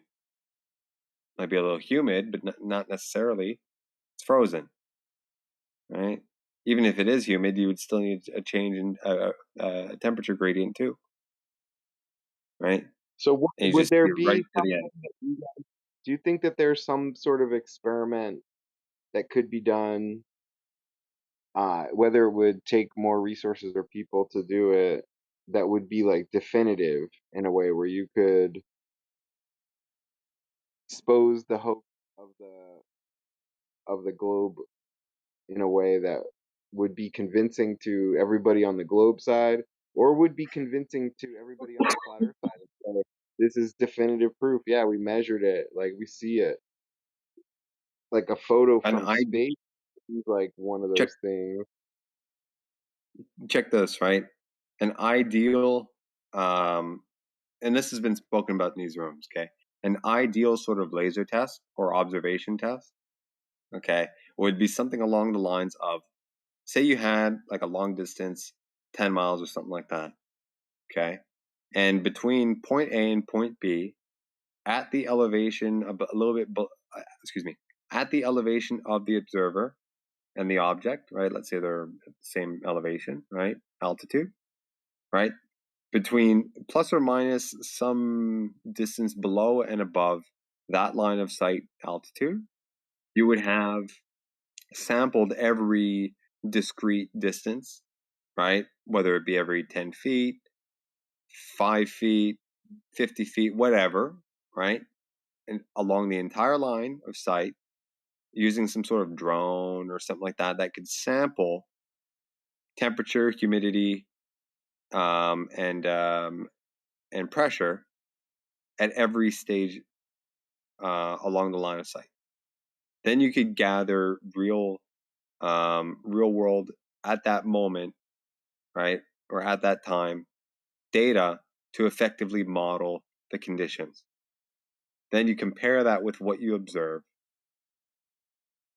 That would be something much more, much stronger for either side, right? If it happens to fit one model, okay, well, there you go. Or if it doesn't, then it just opens the door for some sort of novel discovery of how things work. I don't fucking know. At the moment, the best I'm aware of, right, that's reasonable, is at the sender and at the receiver. You sample these variables at the time, right? So then you can interpolate from there. It's very crude, but it's apparently the standard, dude. Right? Both as my understanding is both globies and flatties, if you want to call them that, use that. Like that's the best that both have, I should say. Then it just becomes a matter of actually investigating the work and see if there's any errors. But ideally, what I said before.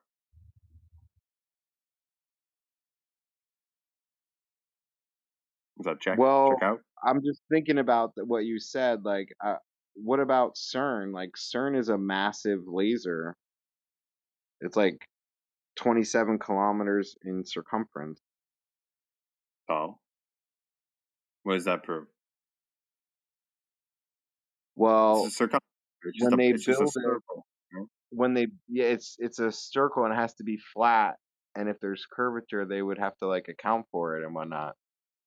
Okay. So, did they when they built it? When they built it? That's what it appears to me. Do you have the blueprints?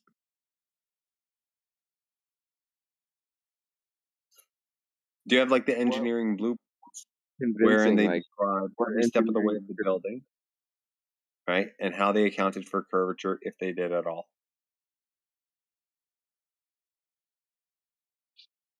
Now I heard of LIGO, right? There was some fishy stuff about that. Somebody's gone over that here. I couldn't, right? But I do recall that. If that ever comes up, I'll try and give you a ringer there so you can hear it. But the actual LHC that spans what, 50 kilometers or something like that, 30 kilometers, massive fucking machine. I've never seen anything about it, or nothing pertaining to that. Have you? Or are you just kind of like spitballing and seeing what sticks? Well, when I'm looking it up here, it says that right, if they had built it flat, it would have been a problem on the globe, right? They could have built it at a constant depth, but if it were flat, but because it's curved, right? You have like 50 meters deep in lowest points, but 175 meters deep at the furthest edges. So, sorry. Okay, where are you getting this from? An article or like an engineering blueprint? No, I'm just pre-building or post-building or during. We were talking about what kind of experiment would be big enough, like a construction project. Seems like something like that, where they have to make it level, like on like a subway or something, where it's just like a train underground. They can kind of just get it to reach some points. But Is something that big are you talking about an experiment that we can do. Right. If I were to find the design material that would show, like, yeah, they definitely had to Did or consider the curvature, would that be convincing to you? I think you would think of it as a hoax, I would want to probably. see that, dude. I mean, don't try to divine my thoughts, dude. Look, I'm open to look, if someone comes in here and says, "Here's the proof that you're on a ball," deal with it. All right. If it's proven, it's proven. Like, I don't have any qualms about that, dude. The only reason why I'm here is because the evidence, there needs to be a reconciliation of these two bodies of evidence of different qualities, let's say, right? Where one seems to outweigh the other in quality, not necessarily quantity, but quality, right? One is laced with fucking presuppositions and logical fallacies, and the other one, albeit perhaps crude, right, holds sound. I don't know, dude. I don't know what more you want. Like, do you need like an official from the fucking government or something like that with a stamp of approval certifying this thing from, something published from such and such an institution? Oh, the Earth is actually flat. Like, dude, is that what you need, dude? I would want a freaking model. I would want to know, like, because in the globe thing, like, we have this whole cosmos, like, there's, Okay, you you, can you need like you need a story. You, learn you all need this like a stuff. replacement story, dude. Just You need explains something. these phenomena. That was what I I would get want, it. is like I get it. And explanation for this, yeah, for the okay. southern hemisphere, like the way the stars move. Like, I So would want that. you need like a replacement story, dude. Right? Because this is the tough part. This thing, okay, it uproots every bit of like your worldview.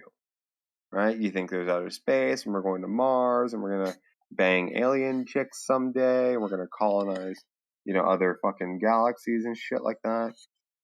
Right? That's all baked into this stuff. Okay? That all gets uprooted. It's hard to let go of that shit. It's also hard to let go of your like internal, understanding of yourself and your in your own place in all this stuff, and in all of this, right? You think, probably, right? A lot of people think that their life is meaningless because they came from fucking pond scum and monkeys and shit like that, right? Because of the Big Well, Bang and yada depends on yada how yada. you They're kind just of an take it in. accident. This It's like, is maybe in an not infinite you. universe, This is every maybe not point. your. I'm not saying this is your worldview per se, dude. I'm saying in general, this is stuff that people have to contend with, right? It's a big fucking deal, all this stuff. I'm not saying it's easy, right? But it takes honesty. And I got this fucking prime motherfucker calling me out. I don't know who the fuck he is. He's bitching in the side chat. He's getting yeeted. All right, you're asking for like a replacement story or something to fill in that gap.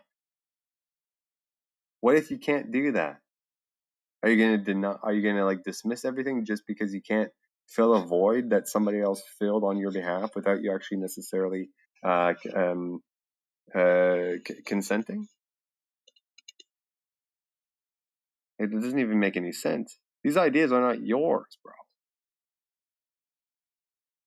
Right? This worldview is not something that you came up with that you have to have like an emotional attachment to. Follow?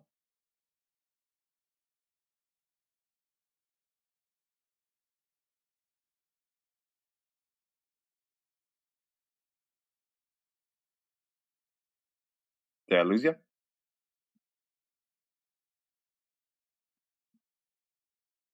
You still there, Dylan? I think we lost Dylan. At least I know I didn't get cut out. Thank you, Zodiac. Yeah, nice. Fuck man, I've been talking for hours, dude. I was hate just fucking gonna doing add to what you said about like when you go out, when Dylan goes outside in real life and he sees no Earth curvature, in that instance, your eyes do not need a story. You don't need a narrative or a model to know and to notice that when you are in real life and you see no Earth curvature, that what you're seeing is reality. You do not need a model What? to understand that is proof. Zodiac, are you big in like fucking like what do you fuck with? By the way, Dylan left. By the way, dude. Whatever. I said by the way. Let me say it again. By the way. Zodiac, sorry, what do you fuck with? You talking fucking like what are you talking about, dude? Okay, Yeah. so let me give you the context. Okay. All right, fucking put it on me, dude. Okay, so Dylan was talking about how he needed a model. Okay. Now, okay, so when you go outside in real life and you see the Model Earth, by what do you mean by model though? Give me some context. just let me finish. Just let me finish. I want When some you go context. out, can you just let me finish my sentence? An abstract model, dude. Give me a fucking context, and yeah, maybe I will. Abstract model, dude. All right. This is cooked. All right, you can talk to him. This is silly. Go ahead. Sorry, my bad, dude. Fucking. Okay, Yeah, just continue, let bro. me My bad, speak my my whole. bad, dude. My bad. Yeah, let him cook. All right, man. so yeah, let me cook. Okay, so when you go outside and you see the Earth in reality with your own eyes, you do not need any model of any kind to know that what you are seeing is reality. That's it. End of spiel. Go ahead. Hey, Dylan's back, by the way. Did you get yeeted, bro? What happened?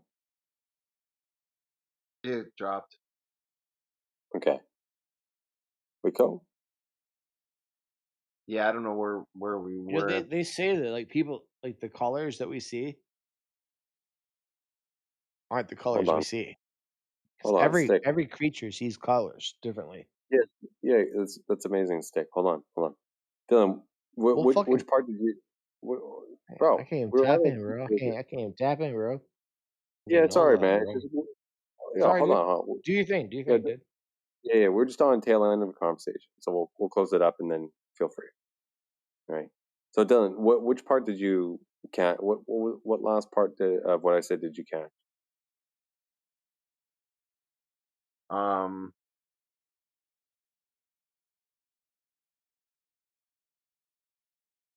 We were kind of talking about the summation of the evidence, and we were talking about the laser test, and after that, something about like a replacement. Have to get a whole new story, a replacement story.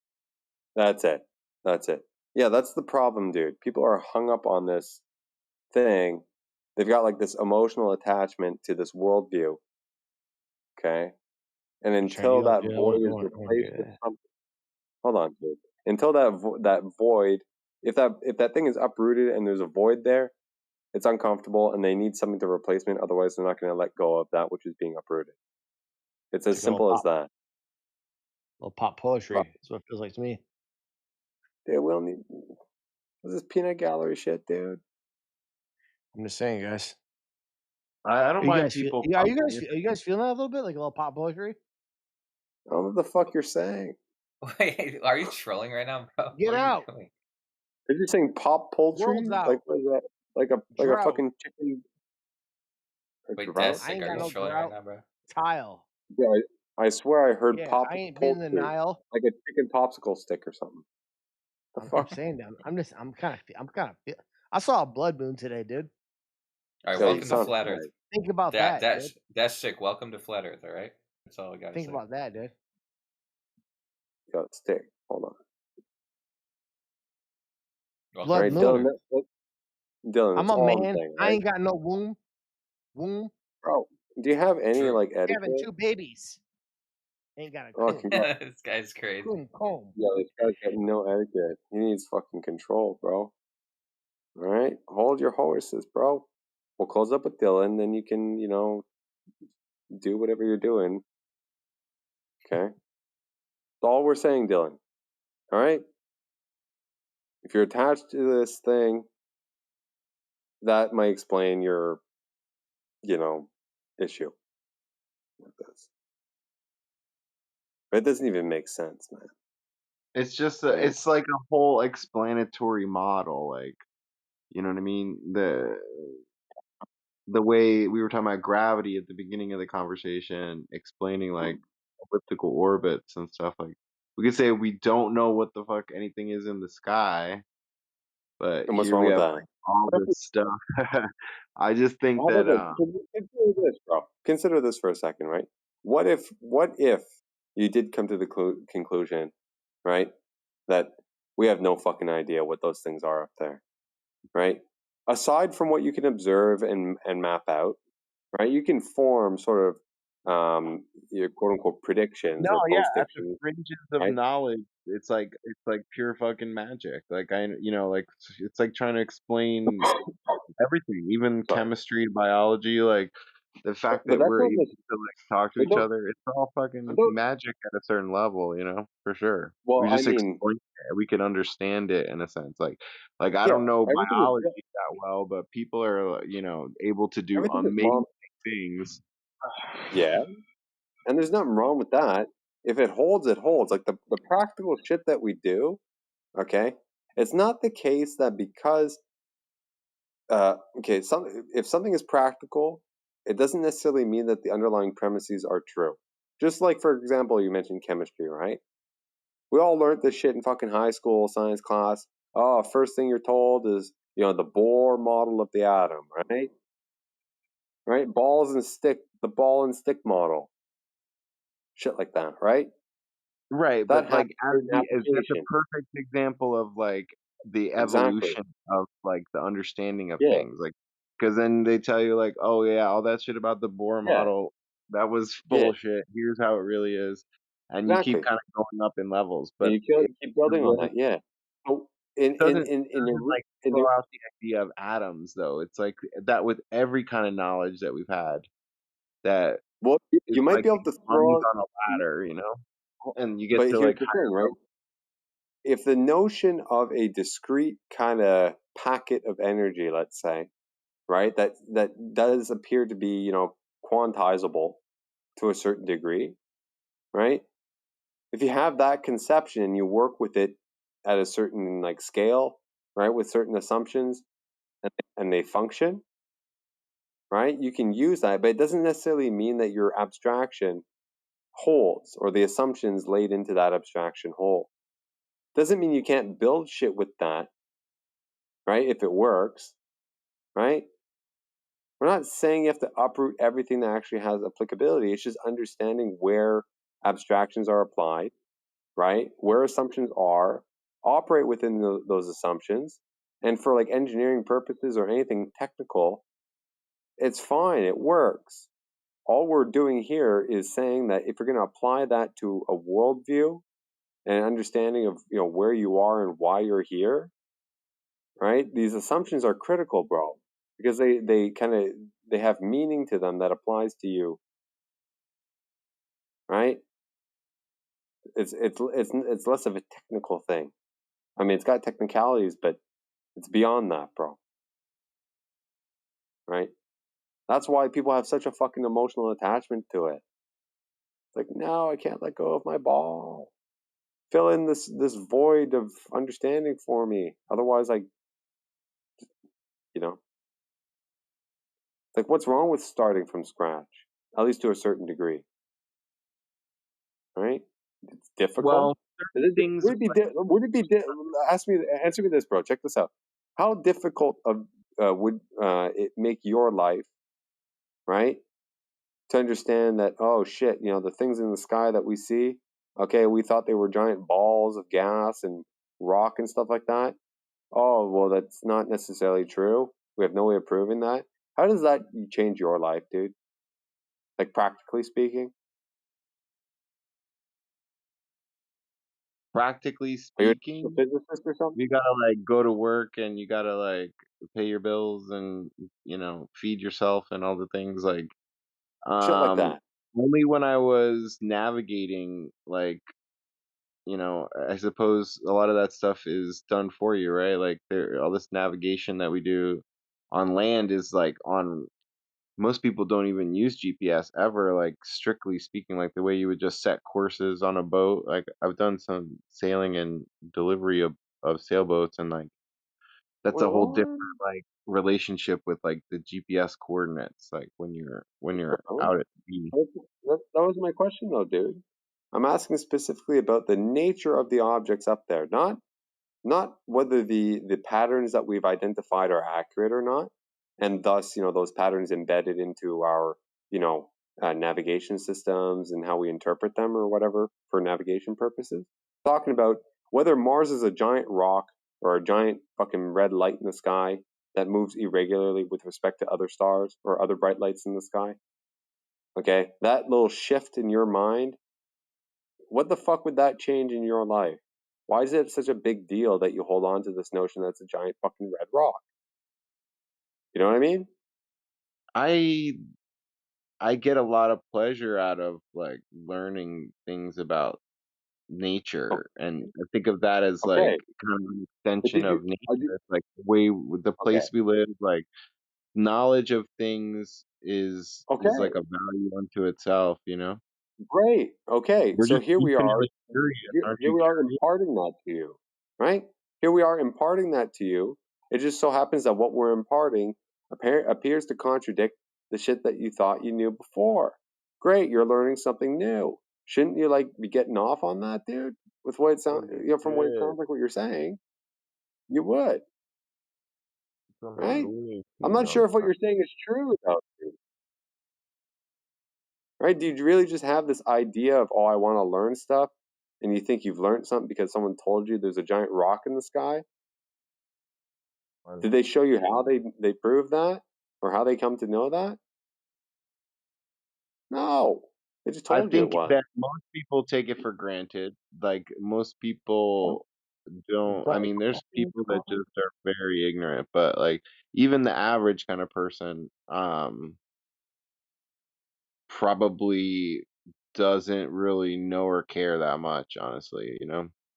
Okay, I'm asking Hard you to say. though, what holds Me you search back that up from real this new quick. knowledge that you seem to be like so like eagerly awaiting Okay, because a you love learning so much? meteor.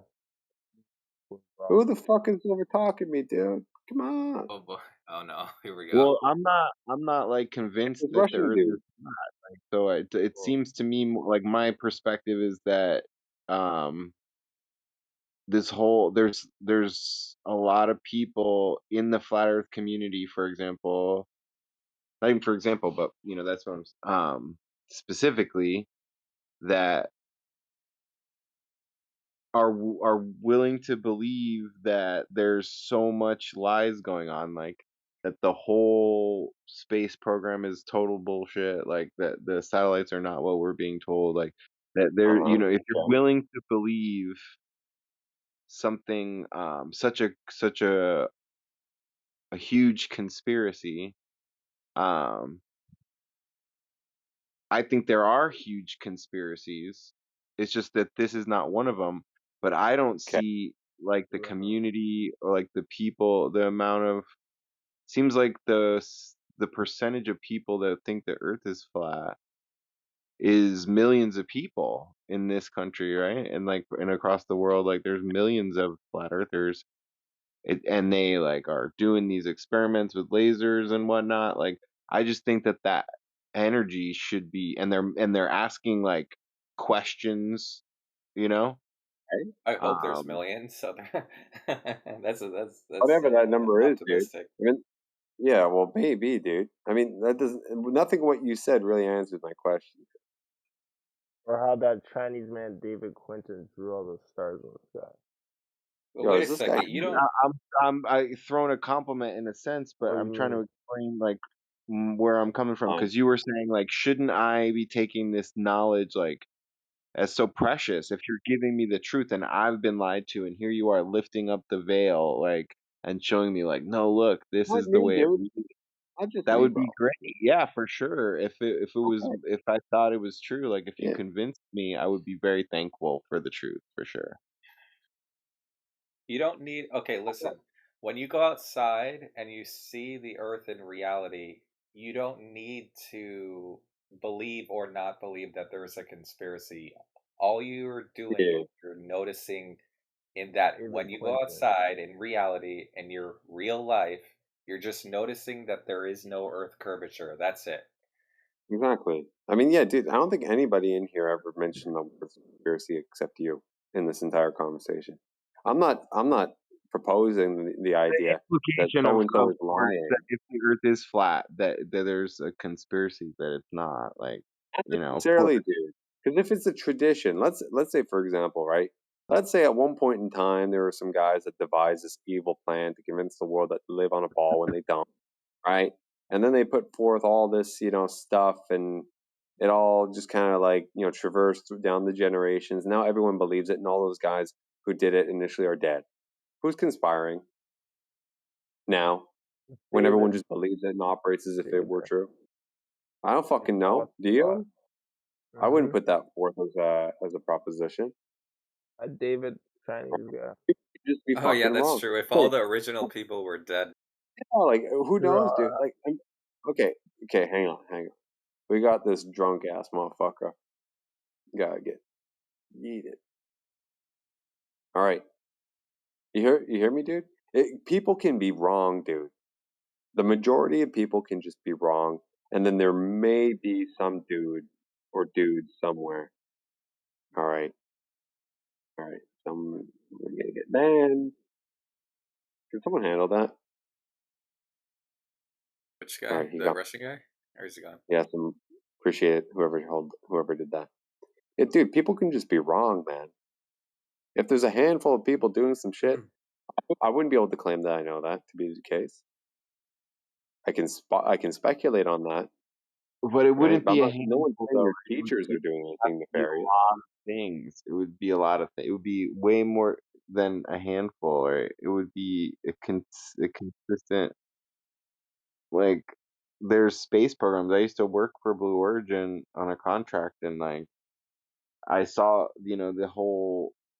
Not that it matters. Everybody's seen this stuff before. Like there's all these companies doing stuff today that are like specifically space programs, and like there's a space force, and there's astronomy. Okay. There's a lot of things that would have to be Okay. like Wait, directly okay, so people and organizations are doing shit up in the sky, and they've modeled out what they're doing in a fashion that kind of maps onto a spherical kind of model or coordinate system of the Earth, and it seems to function okay. So what? It's just a modeling, dude. It's a projection, right? You got a polar coordinate or a spherical coordinate system, and you map everything onto that mathematically. Okay. What does that prove? Never mind the inconsistencies and shit throughout everything. It proves that the model's real. Oh, does it? All right, now we got a new contender. Dylan, are you okay with that? Like, so just chew on that, bro. Okay. Stick around. Wait for Yoder. Okay. If you catch Yoder, ask him about that tri-band laser thing. Okay. Would you be thankful if you were convinced that the Earth was a globe? Oh yeah, bro. If I'm fucking wrong, tell me now and show me now. One of the reasons why I'm here so often, bro, because it sounds so fucking crazy. Okay, to a certain degree. Well, my And I want definition to of fuck I'm proof wrong is if less I've than made a what mistake. your And I definition want of to proof. fucking hold on, dude. And I I want to believe know, I believe if I've things made a mistake. that most people would think are crazy. There's some things I believe that are probably like just so far out of the mainstream. But Yeah. I'd be content with being proven wrong, bro. Okay, I well, flipped the once. math, I'll when you flip talk back about like the if needed. spherical coordinate system, like that's when you say that it's just a model. Like really, think about what math is, right? We were talking about all this other story that we're Yeah. told, but you wouldn't do that with math. Like if you just for a moment, like think about there's arithmetic. I don't know how far you've gone in math, but like Calculus. trigonometry a little bit, of course, because we mentioned that. Like Whether as you go linear higher or and higher in math, I know all the applied math. All right, dude, come on. Who's as this you go fucking higher kid in and jail? higher in math, and you're doing derivatives and things, and you can do Yeah, Laplace dude. transforms, What is and it's like, latitude and wow, longitude? it starts to get so abstract, right? I know, That you bro. start to feel like it's all made up in a way. It could feel No, like it's all made up, but it's all built on like no, very bro. formal rationalism and logic, and it's I understand. essentially just reasoning, right? It's just I reasoning. understand. So in the I same understand. way, like the analogy is like this whole model that we have of all these other things, it's all internally consistent. And so like if you have some conception of reality, like it has to be internally consistent in the same way that math has to be internally consistent. I It's understand. And all that's just reasoning. It's all just logic. And there's things that we don't know, and it's pure fucking magic at low levels that we don't understand. But there's things that we can know that we know. And so it's like and just that's fine, bro. I'm not disputing that. Okay, you have a model of something. It's internally consistent. When you We can apply it in predict certain it. domains, We have a things bunch of seem to data work, we can and use. we work with them. And that's that, right? But to We say can that the measure underlying and predict assumptions them. that gave you, who the fuck is talking over me? Is that you, skeptic guy? Problem Yeah, that's fixed. what I thought. Thank you, sir. Okay, Dylan, you have a model. Okay, you're applying it in a context. It seems to work fine. It's hyper complex, very abstract, layer upon layer upon layer of framework after framework, yada yada yada. Okay, it seems to work great. If someone comes in and starts questioning one little cornerstone of that entire edifice, right, that you've conjured up, okay, and they say, "Oh shit, there's a crack in it," everyone says, "Oh no, don't touch it. Everything's gonna fall down." It's like, yeah, but bro, there's a crack. What are you gonna do? Just leave it there, or are you gonna try and fix it, or at least address it, and maybe somebody can do something about it? Maybe rebuild the whole thing without a fucking crack in the cornerstone. Eh? Oh no, we it spent seems millions of like dollars the building this only thing up. crack We can't the crack dismantle it. is like the You know? is this issue of refraction. It all comes down to like we've made these observations with lasers or with just observation of things, and we believe that the Earth must be flat because of these observations. And you're saying that that is this crack in this gigantic edifice, and it would be It's not a, just that though. serious crack, but it seems like the It's issue not of just that though. covers it. This There's not I really an get issue of refraction because what is I find most interesting about that, the only ones that complain or say there's an issue with refraction is globers because they need refraction in order to keep their globe. If you're going to claim refraction, please demonstrate to us lasers bending downwards, complying to an approximate 8-inch per mile squared curvature rate, and I'll be happy with that.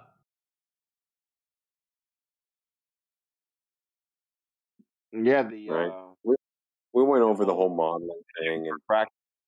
It just comes down to what is the speed of light in these different conditions, because you could test just the speed of light in various like homogeneous conditions. It's your like claim, mate. We're not claiming refraction. You are.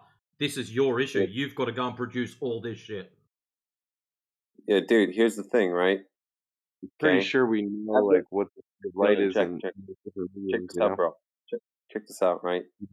Okay. We have a laser. We zap it over a certain distance. Okay. We already talked about this, right? But just to reiterate. Okay. We zap it over a certain distance. Technically or geometrically speaking, okay, it shouldn't result in what it results in. Okay. Now, if you can show how it actually should, we want to know how, under what conditions, how you've come to that conclusion. Okay. So far, you're kind of just ad hoc fitting in, some sort of value that you pluck out of thin air. I'm just breaking it down. Like I Right? know enough about how waves travel and the optics to know that the refraction, all of that refraction can be shown like mathematically to come from the speed of the wave. Excellent. You can show it Right? mathematically, but it- can you show it physically happening? No, but I It's mean, one thing. It's one I'm thing to just do a breaking, drawing I'm just on a bit of breaking paper. the It's problem bro. down, right? It's one thing to have it mathematically calculated out. For us, Yeah.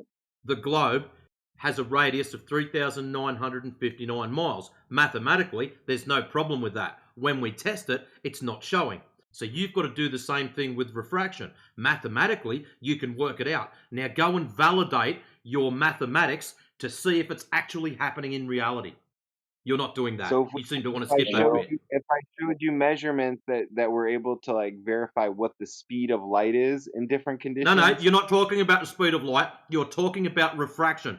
Stop So this is what I conflating mean. two different This is things. not what you're kind of misunderstanding, because if you know what You're misunderstanding. You're mixing one thing with another. No one gives a crap about the speed of light, because that's what you're doing. You're now using the speed of light as an excuse to sidestep refraction. So you're preaching one thing and practicing something else. We're talking about refraction. It's up to you to show that this is actually happening whilst these gentlemen and ladies are doing the laser tests.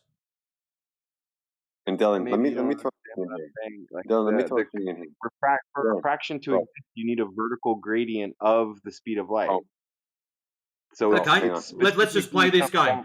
I'll give you your vertical gradient. So, measuring hey, hold on, conditions. Dylan. I'll give you your vertical gradient. Ta-da! You've now got it. The problem is we're shooting the lasers horizontally. So that means above you've got one refractive index. Below you've got another refractive index. In between it doesn't change. So there's no reason for the laser to do anything other than go straight. So the index requires a gradient, and if the beam has any width, Yeah, to it, you've said then gradient. You're shooting horizontal. So the laser is in the same gradient the whole way. There's no change. Above it is one, on it is another, below it is a lower one. So there's three different gradients. Above, on, and below. The laser has no reason to change if it doesn't hit a different number. It'll stay exactly the same. Light follows the path of least resistance or path of least time. If you're not giving it an excuse to change, it won't. But Matrix, that would like a half mean understanding. Light bends and sound bends to the hold slower on. meter.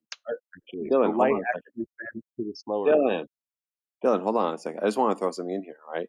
That Matrix, that would be the case if we grant them the assumption of a uniform gradient throughout the entire line of sight, right? It's up to him to prove otherwise. Because they're claiming it's a vertical gradient. I have no issue with that. It's a vertical gradient. Congratulations. Starts off at number 5, at 1 foot high. At 2 foot high, it's number 4. At 3 foot high, it's number whatever. And it changes as your elevation changes. The problem is we're not shooting. Yeah, thank you. We're not shooting the lasers at an angle.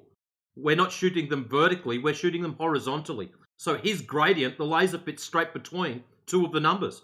There is no reason for the light to change or bend or do anything funny because it's not crossing a boundary into a new indice. It's staying on the same one. So whilst ever it is at an indice of 0.05, for example, and it's not crossing into another number, it is never going to bend up or down. It will stay the same. You have to give it a reason to change. That's exactly how a waveguide works, though. So if it's not crossing another path, so what I want you to do is I'm going to put a picture in the side chat, and I want you to draw, right? I want you to draw a line of the path of, listen, I haven't finished. I'm not after an explanation.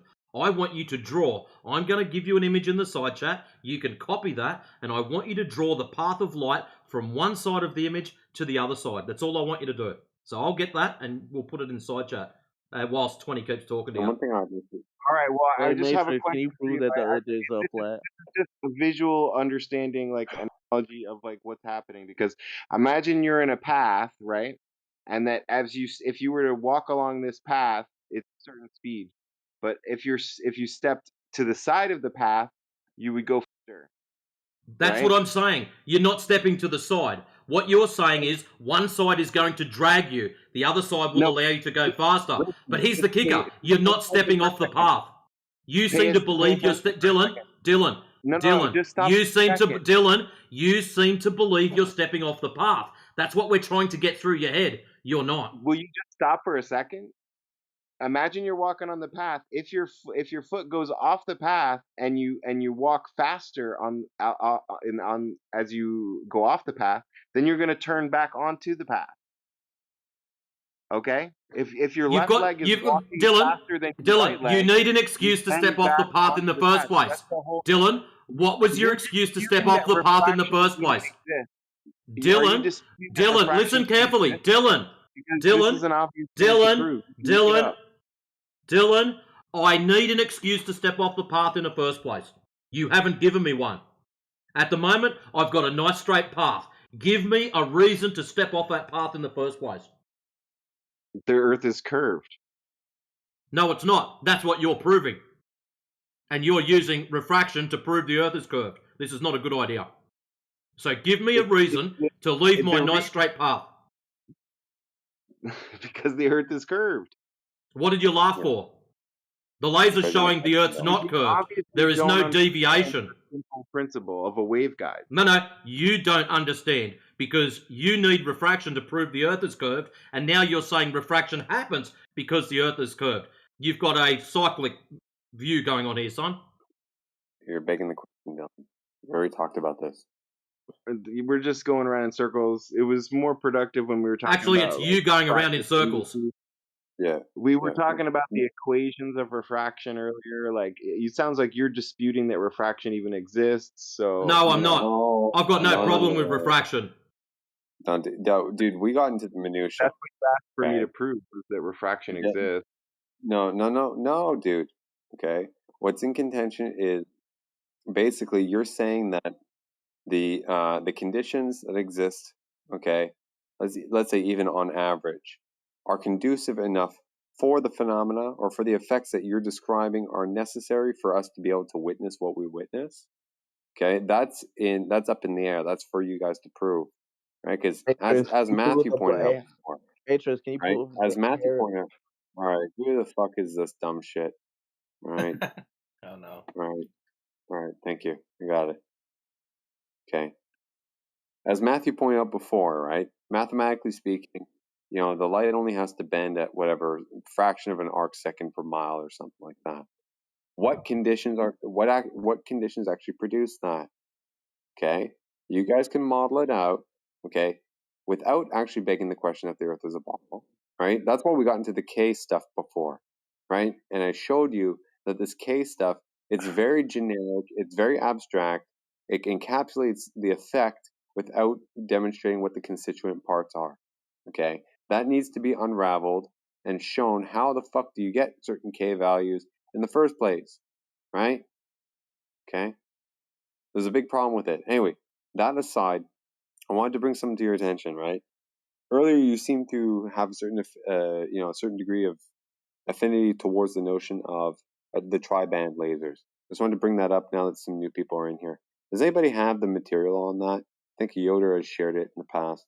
Maybe someone snagged an article. Which one you or two. after? Yeah, what was it? The long range The Hawaiian Island tri-band. one, the 147 or 149. Oh fuck! There's more than one. Yeah, there's a couple of them. There's a Yeah, shorter okay, one, which is only like, I don't know, 50 kilometers or something, and there's a big one which is like 140. It's 98 mile. So. I mean, maybe give Dylan, bite-sized bits of it, at a time. They seem to be interested in taking a look at that. In the side chat. Okay, Dylan, take a look at that at your leisure there. But I want to bring something to your attention, because the notion of a tri-band laser, you got three colors, right? Theoretically and even practically, we would understand that if they're undergoing some sort of refractive phenomena or whatever, or effect, that they would refract at different degrees, right? Consider this, right? When you're looking out over the horizon and you see something over the horizon or at a distance, okay, you're looking at something that has multiple colors. right? An oil rig, it's got brown, it's got red, it's got yellow, maybe some blue, green, whatever the fuck, right? If we can see that thing, and the claim is that this thing is refracting over a giant ball at an extreme rate, right? Because it's got to bend really, really hard for it to, make it over the curve. How come we don't witness any chromatic aberration?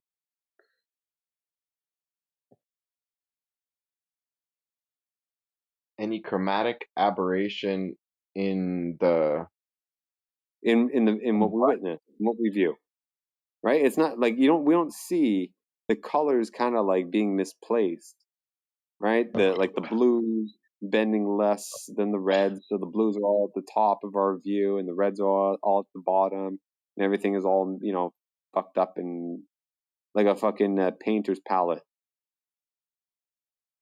due to refraction and all the different bands passing through these through the air like this. You're saying like it should be like a rainbow all the time, because the way a rainbow splits the light because of refraction and these indices. That's a part Sure, of it. yeah, you can analogize it like that.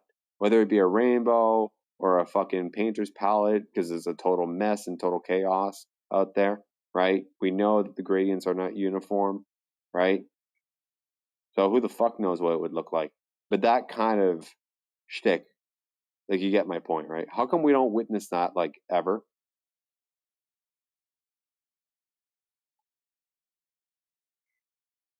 If it's really refraction in the fashion that you guys describe it, well, this would be a natural consequence. It's a good question. Right. So I thought that would be interesting to chew on, considering, the tri-band laser thing seemed to catch your attention. And that's a simple one. That's only 3 colors, right? God knows how many actual colors are there. What is it, like 16 million discrete ones that we model and we use in the computer? Fuck. Yeah, something Right? like that. Infinite. Yeah. 32-bit color or 256-bit or whatever the fuck it is, right? Infinite amount of colors. It should be a total fucking, like you're on an acid trip or something. Okay. Think about that. Anyway, as Matrix said, papers in the chat. Do what you will. Also posted up the grid in the chat just above that, 20 minutes past the hour. All I'd like you to do on that, Dylan, the numbers on the left-hand side from 0 up to 150 is feet. So 20 equals 20 feet, 80 equals 80 feet. That's your observation height.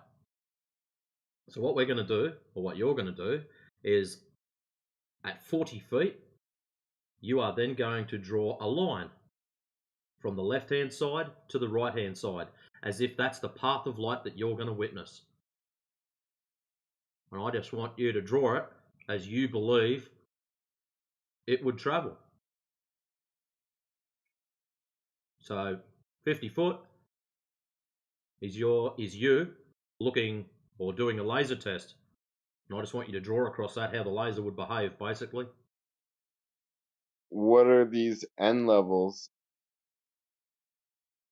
Index of refraction. Index of refraction. I've put them there for your convenience. Right, so you have a beam of light that's perfectly horizontal, and it's smaller than these 10-foot increments, right? Naturally. You would still have... Yeah, discretize it even more fine. You wouldn't have like discrete levels in regular conditions, right? So... Well, you said there's a gradient. I've given you a gradient. What's the problem with it? It's discrete. So that means that... How do you know it's not discrete in reality? You want to make it logarithmic? Go ahead, dude. It's because air mixes, like it would just be some linear. It sounds like. So what you're saying is because it's non-discrete, our laser, now linear, is not bending or curving. It's going to stay straight because of the nature of the air being all mixed up and turbulent. You've got a problem if you're going to claim that. No, I think I'm going to give you the answer that you were looking for, is that the laser would still go perfectly The answer I'm horizontal. looking for is not an explanation of words, but you to draw a picture for me. I want you to copy that and draw the line, starting at 50 feet elevation, and draw the line across the page as the laser would behave if it was set up in a horizontal fashion. That's all I'm It would be asking for you. horizontal. It would be horizontal. Excellent. That's over. GG. Just wanted to say one thing real quick. Something that Indio was saying, and it reminded me when this fellow was talking about stepping off the path and back on the path and on the path and all. That's basically how Indio was describing it one day. It's more of just like a scintillation is happening. Yeah, it's a waveguide I'm describing. So like now let's extend his experiment to like if there was curvature, you would expect to see some drop, right? And this layers that are extending off would curve with the curvature of the earth, right? And so you start Yeah. out with a horizontal layer with a horizontal laser, right? And you imagine that these end levels are like faster speeds of light. So that as the beam starts to cross over those faster speeds of light, it's like It'll stepping outside of the path. And that it'll bounce it downwards, bends right? back towards the So slower what you're speed of light. saying is you've got to prove curvature before we can give you refraction. Yeah, but you even check this out, right? I'm Even just if we go, explaining how it works because you don't seem to like understand how. no, we got it, dude. We're right ahead of you, dude. Okay, and this is why I brought up what I brought up before. Okay, so you got two different colors entering one of the lanes. Okay, and those lanes are curving downward, right? Think of like a quarter of a circle, let's say, just for argument's sake. Two of these colors enter the lanes. Okay, they're going parallel, with the horizontal, and then as they traverse, right, they jump into the other lane, right? One color bends downwards at a certain angle, okay, so as to maintain its lane, and the other one bends at a different angle, also to maintain its lane, right? Do that several times. At the end, those two different colored paths are no longer going to be parallel, and that's where you're going to get what I brought up before as chromatic aberration. Okay, the color is going to be kind of like like it's not going to be coherent anymore. Right? It's gonna look like a fucking rainbow or a fucking painter's palette or something. This is the Well, problem. no, like I'm seeing it now a little bit more like why you don't see the rainbows in in all the light is because you have light coming in from all these like the light that's reflected off of things that we see, right? Is light that is coming from some light source and bouncing off of that thing, right? Yeah. And this refraction is going on all the time, so you would start to see rainbows, right? But these rainbows are all split up again. So How do you because justify? Hold it on, hold like on. with a How can you regular wait a rainbow, when second, dude. you're How can you seeing light on justify? the moon, Wait, dude. Think about this. How do you justify that at some point in the path, a rainbow is effectively, with manifest, right? If you're standing at a certain position, you would see that chromatic aberration. But then later on down the path, at some unknown distance, right, they'll reconverge so as to create like a perfect, crisp picture. So emulating what you would have seen if you were looking dead straight on it. Like, how do you because justify the that? light is that to me it would be the light like converging again because That's what I'm let's saying. say How do you yeah, justify that it would think about it converge at back point. again? If you just think of it in a simpler way, like there's just 2 points of light, let's say. Yeah. Those 2 points of light are going to be splitting, off in a different angles of the light. So you would expect that you would start to see like rainbows from each of those points, but the light is intersecting again from so many points that it just reconverges to white light again. So what you get is white light. That just sounds like pure fucking cope, dude. I'm sorry. That was like the biggest cope statement of the entire evening. Up until now, you've been more or less reasonable, but now this is like your fucking miracle. That all the light from all which way angles, going through this chaotic fucking unpredictable set of gradients, it's somehow going to reconverge after undergoing various distinct We're not refraction talking about angles and shit, and then like perfect reconverge prisms, to right? create a We're perfect not crisp talking about distribution. don't you, the light is already bouncing around if you were trying to imagine like what was the ray path of every like wave of light, it would already be incredibly chaotic. Like when you look across somewhere, there's light crisscrossing the light that you're looking at. If Yeah, you stand at every point in a room and you look around, you could still see everywhere in the room because that that's light not is the already crisscrossing all over the place. It just that's not doesn't what I'm talking about, interfere dude. with itself. I'm not talking about interference, dude. I'm talking about the light that you see, right, being bounced off an object that the light is going to end up in your eyes, right?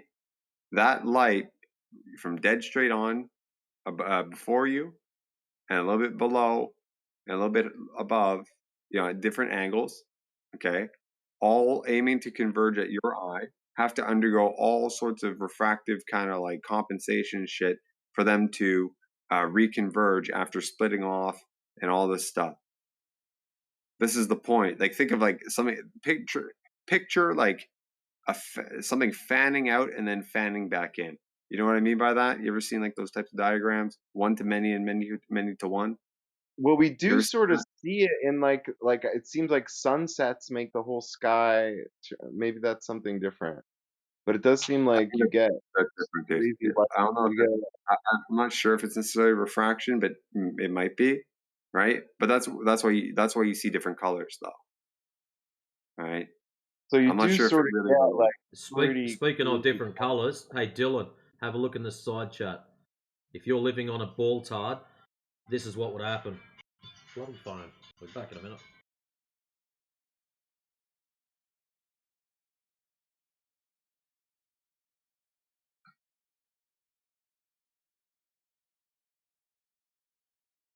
That doesn't seem like an accurate depiction. It might be. Oh no, It might be a little bit. It might be a little bit crude or exaggerated, but this is not beyond what people have spoken about before, though. yeah, no, Heavily, Right? heavily exaggerated so you can understand what's going on. Okay. right, And right. this arguably, right, would be a good illustration, albeit very crude, of what when people say, "Oh, the boat's going over the horizon," you don't see, the bottom or whatever. It looks like it's cut off. For all we know, the light that's bouncing off of the bottom of the boat, right, and the top of the boat are all bending down like this in a certain fashion, only allowing for the top part to actually continue bending in a fashion that actually reaches your eyes, and the rest don't. So it looks like, The second one is what you guys claimed our laser tests do. Because in one of the tests, they actually set up an 8-foot target and hit it. yeah. So the light must have bent down, crawled back up, and then decided to smack the target. And It how looks the pretty fuck do you stupid when you have? see it drawn out, eh? Justify that. How the hell do you have the refraction index, right, decrease, right, as you lower in altitude, have the light bend back up towards the lesser dense medium when it's supposed to be going towards the most dense? Why? What is your evidence that this is the way that light? Because refraction wouldn't work that way. Obviously, Please it's not. enlighten us all. Why would refraction not work in that way? Does it not pull towards the heavier indice, like you claimed earlier?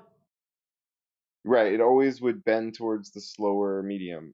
Excellent. So in my top image, that's exactly what's happened. It starts off at 130 feet horizontal, and then as it hits the next gradient, it bends down. Hits the next one, bends down. Hits the next one, bends down. And that bend gradually increases and makes like a hockey stick. Overly Yes. exaggerated, but that is My exactly what would question happen. Dylan, this is the bit you need to understand. When we're doing laser tests, we are hitting the target. So you claiming that refraction is the reason why we're hitting the target. What you need is the bottom image. Now, give us a reason why it did a big bend at the bottom and it came back up. What makes you think it did a big bend and when came back up? It has to, in order to hit the target. The target is at equal elevation, both sides. Laser shoots horizontal, hits target on opposite end, 20 miles away. So, in order for you guys to have your refraction bending towards the denser medium, that's the first part. So we're starting on the left, and it bends down, down, down, down, down. Now, the problem we've got is it's got to come back up and hit the target. So you've drawn this incorrectly, first of all, because you didn't shoot Excellent. the laser. You wouldn't believe this. You wouldn't believe it. I've got a spare blank one just for you. So what you're going to do now is you are going to draw starting at 100. Listen, starting at 120 because that's your elevation, and finishing at 120. I want you to draw for us how light bends through that.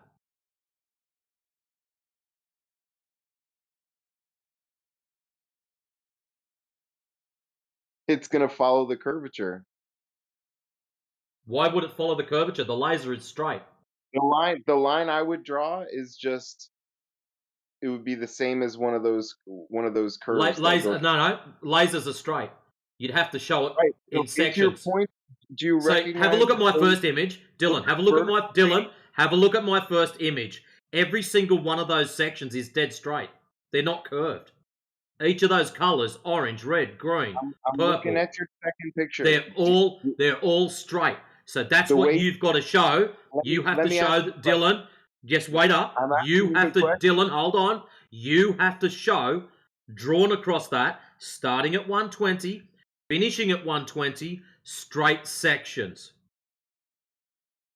I'm saying that the line I would draw is the same as one of these lines of curvature, and you have to look at your drawing. You drew this red arrow. Dylan, how are you going to draw a curved line? Horizontally on your little drawing here, it should be, if it was horizontal, then it would be tangent to that curve.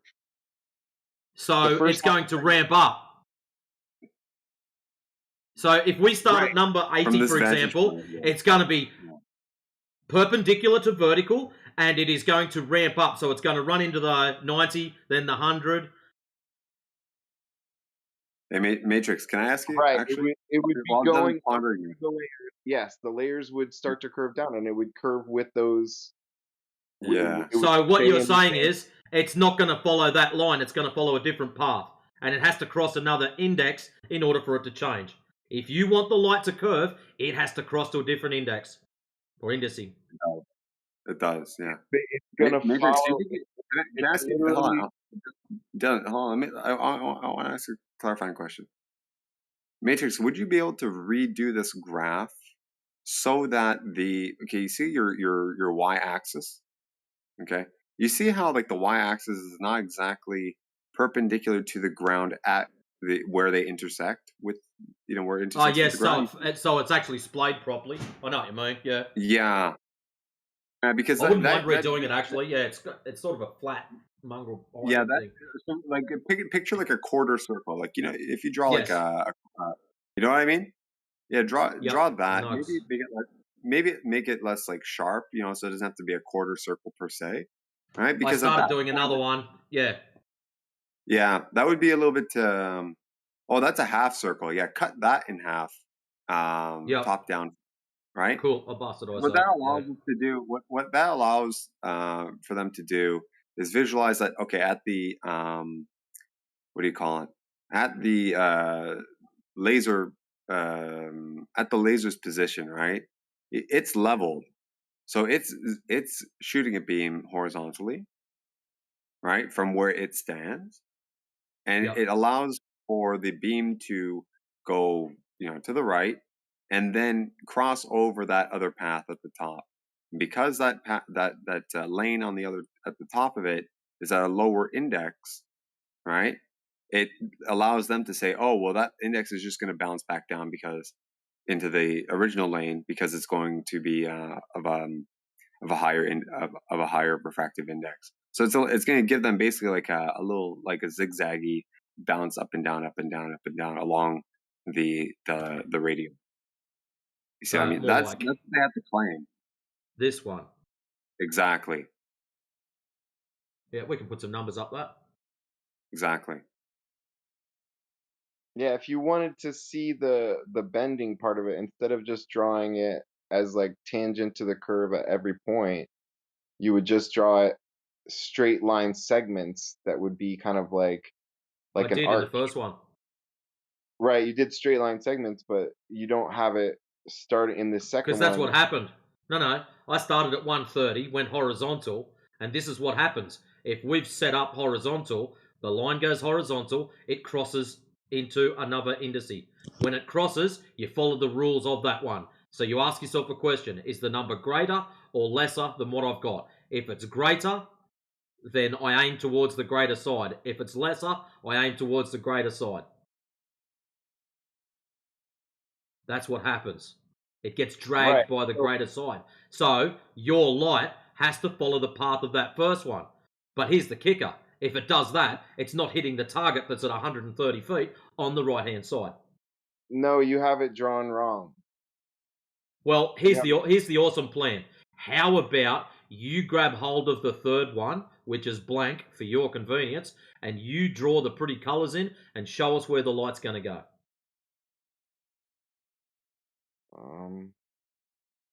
It would take me a second to figure that out, but I I've could got try. no problem with it. Right click on it, save image.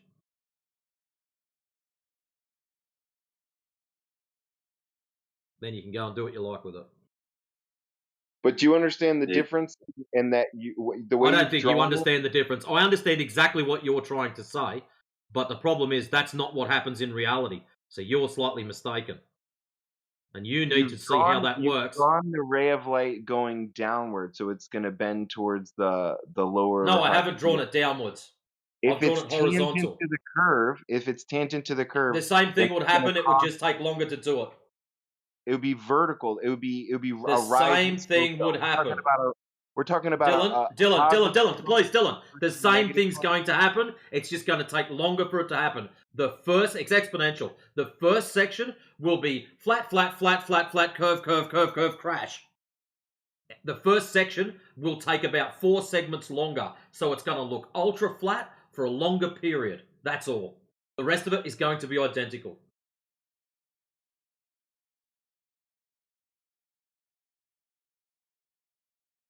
Don't believe me? Would you like me to map it out in the other one? If you've got it mapped out, if you've got an easier way to draw like this, like a painter tool at hand, because I'm still fumbling with that, but I just want to make sure you understand. Like, if I could describe. Listen, I understand exactly what you're saying. I have got no issues with what you're saying, except you're wrong. You want me to draw it? Well, you can draw it, but I know what you're going to do, and then I'm going to have to point out that you're wrong again. What do you think I'm saying? Just so that we're on the same page. Basically, you're going to trace one of those lines that's already there. Right. I was going to do it as a... That is incorrect. I can do it with segments. Listen, the reason why it's incorrect is because the laser is straight unless otherwise deferred. You need to give the laser a reason to bend. Just because the ground is bent doesn't mean the laser is. The laser is acting as a tangent to a curve. Okay? Right. So you have to show in the drawing, you have to show the laser as straight segments, and as they cross into each new indice, you have to show that break and the bend at that particular joint. It bends back into the same indice. No, it won't. That's exactly what happens. No, it won't. So that means, if you listen carefully, if you hit the top line, that means you have to bounce down. If you hit the bottom line, it turns down harder. But here's the other thing to consider. It doesn't hit the bottom line. It just keeps hitting the top line and bending a little bit, and so it hits the top line again. Yeah, it but just hits the top line, and check this out, right? You get tangent at the start, He's got and no then fucking idea, this kid. Yeah, it Dylan, follows the curve. That's the whole point. There's a big problem with this. Okay? You can show it. The bending happens at the border between indices. But Dylan, here's the thing, right? What you're describing, okay, it's almost like you're treating each of these lines, okay, these discrete n kind of lines, as if they're like a fucking mirror or something, right? If you shoot a laser down one of those tracks, it's going to bounce off one of those lines if the laser's straight. Okay, it's going to bounce at a certain angle and then kind of like go, whatever in that direction. And then It acts as like the a mirror other curve kind kind of bends down, as the line curves back down, it's going to intersect with that straight line. It's going to bounce again at another angle. Okay, there's an issue here. You're treating this like a reflection. Okay, when the laser traverses one of those tracks, it doesn't bend back into the lane. It bends at an angle on the other side of the lane, okay, towards the initial lane. At what angle change is what's in question, okay? It doesn't bounce back in necessarily. It just bends towards it. It might bend only 1 degree slightly back towards the initial lane, downwards, let's say, right? It doesn't mean it's going to reflect like if it's a fucking mirror, dude. So you can't just basically do what Matrix was saying, where you just kind of like, you just draw a line bouncing back and forth in one of the lanes to cross over. That's It not how doesn't bounce back reflection and works. forth. It keeps hitting the upper lane and bouncing back. Yeah, but when it hits the That's what upper I mean. It lane, doesn't work it's like not that, bouncing. dude. That's what we're saying. It's not going to bounce. It's going to go through, and it's going to bend Angle. accordingly compared to Yeah. the two different indices of either side of that line. Yeah, it might only bend by a slight amount, dude. Not enough for it to necessarily maintain the trajectory that you expect it to. Right? And it gets worse, right? Because the gradient decreases nominally, right? The ratio or the proportions between the two change. Okay? Like going from 30 to 29, that's like, 1/30th of a difference. But going 17 to 16, that's a 1/17th of a difference, right? Those are bigger proportions. That's going to imply a different bending, let's say, once it traverses that, than the first one. No, because it's just ratios No. anyway. So That's what I mean. It's a ratio. it's already a ratio. Yeah, but they're not the same ratios as you go up the rung, right? 10 to 9 is 1/10, right? 5 to 4, even though it's a single unit jump, is 1/20th, right? That ratio, that proportion, is what dictates the actual angle shift, right? Think of Snell's law if you really want to go into that, right? Was it n1 sine 1, over n2 sine 2 or some shit like that? It's a ratio, right? Or I might get that wrong, but you know what I mean? I might have that mixed up, but it's still a ratio. It's a proportion, right? That quotient or that end result, right, is the index of the other side, right? Once you do some algebra and shit, right? The higher the index, right, different effect.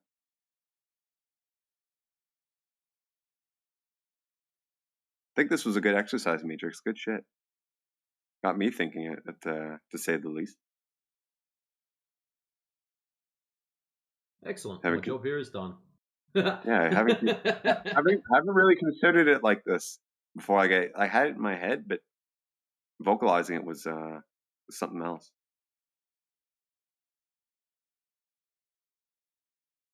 Do you follow, Dylan? Or are we just talking shit? Am I talking shit? I want to know. Yeah, I don't. I would have Hey to yo, see there's the Oregonian train. know if that is Embrace the train. Oh, Doug, relax. Doug. No, seriously, there's a train. Look. Okay. Train's not spinning. Toot fucking toot. Go ahead, Dylan. I think I gotta call it a night here, gentlemen. But Yeah, spin. me too. Actually, Catch you on Good. the flat side. give you something to chew on, dude. Yeah. Gonna be sweet dreams. Come back. Yeah, keep an eye out for when Yoder's in here if you can. If you want to take a look at that tri-band laser thing with him, you can do that. And in the meantime, check out the paper yourself, by all means.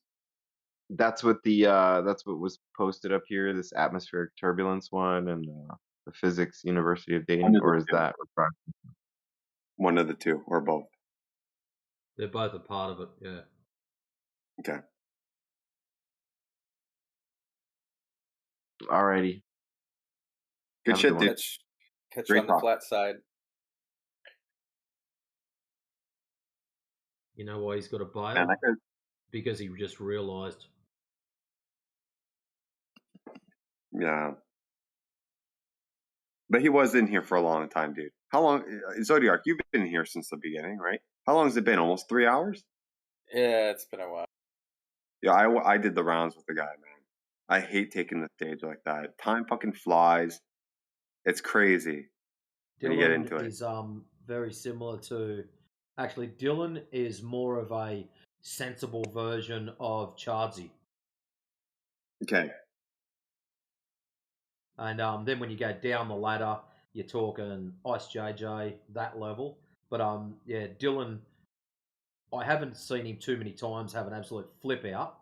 But he is probably, you've all seen what Chardsy's like, but Dylan is probably a more sensible version of Chardsy. Okay. Very set in his ways. Like he's 100% that the light would just follow one of those curves, but it needs a reason to. He hasn't given us one yet. Has anyone given you guys like a temperature or a pressure? Like, has anyone give you, okay, this one, there's this laser at 17 psi and it was 63 degrees Fahrenheit outside. Has anyone given you that data for Why? like a Not really. laser? There's no actual decent model that they can use it for. So they have to reverse engineer everything to get their refraction. This is what we require is a set model so someone can come in and say, I've just done a 10-mile laser test at 1 mile, air pressure, temperature, humidity. At 2 miles, air pressure, temperature, humidity. At 3 miles, etc., etc. Yeah. And then turn around and say, our prediction from these given numbers equals straight line. We did the test, we measured it above water because water is the gold standard for level, and we were out by 1 millimeter. See, that's the kind of thing we need. But the problem is they do it backwards. They'll go and do the test and go, oh, well, you hit your target, and Earth's a ball tard, so therefore there is refraction, and then they'll jump onto Bislins, and they'll squeeze it backwards. They can't give you one because if they do, it's over.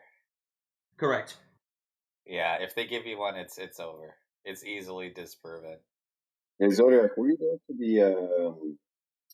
I think it was yesterday, when I went over the Black Swan modeling using Walter Bislins? Were you there for that?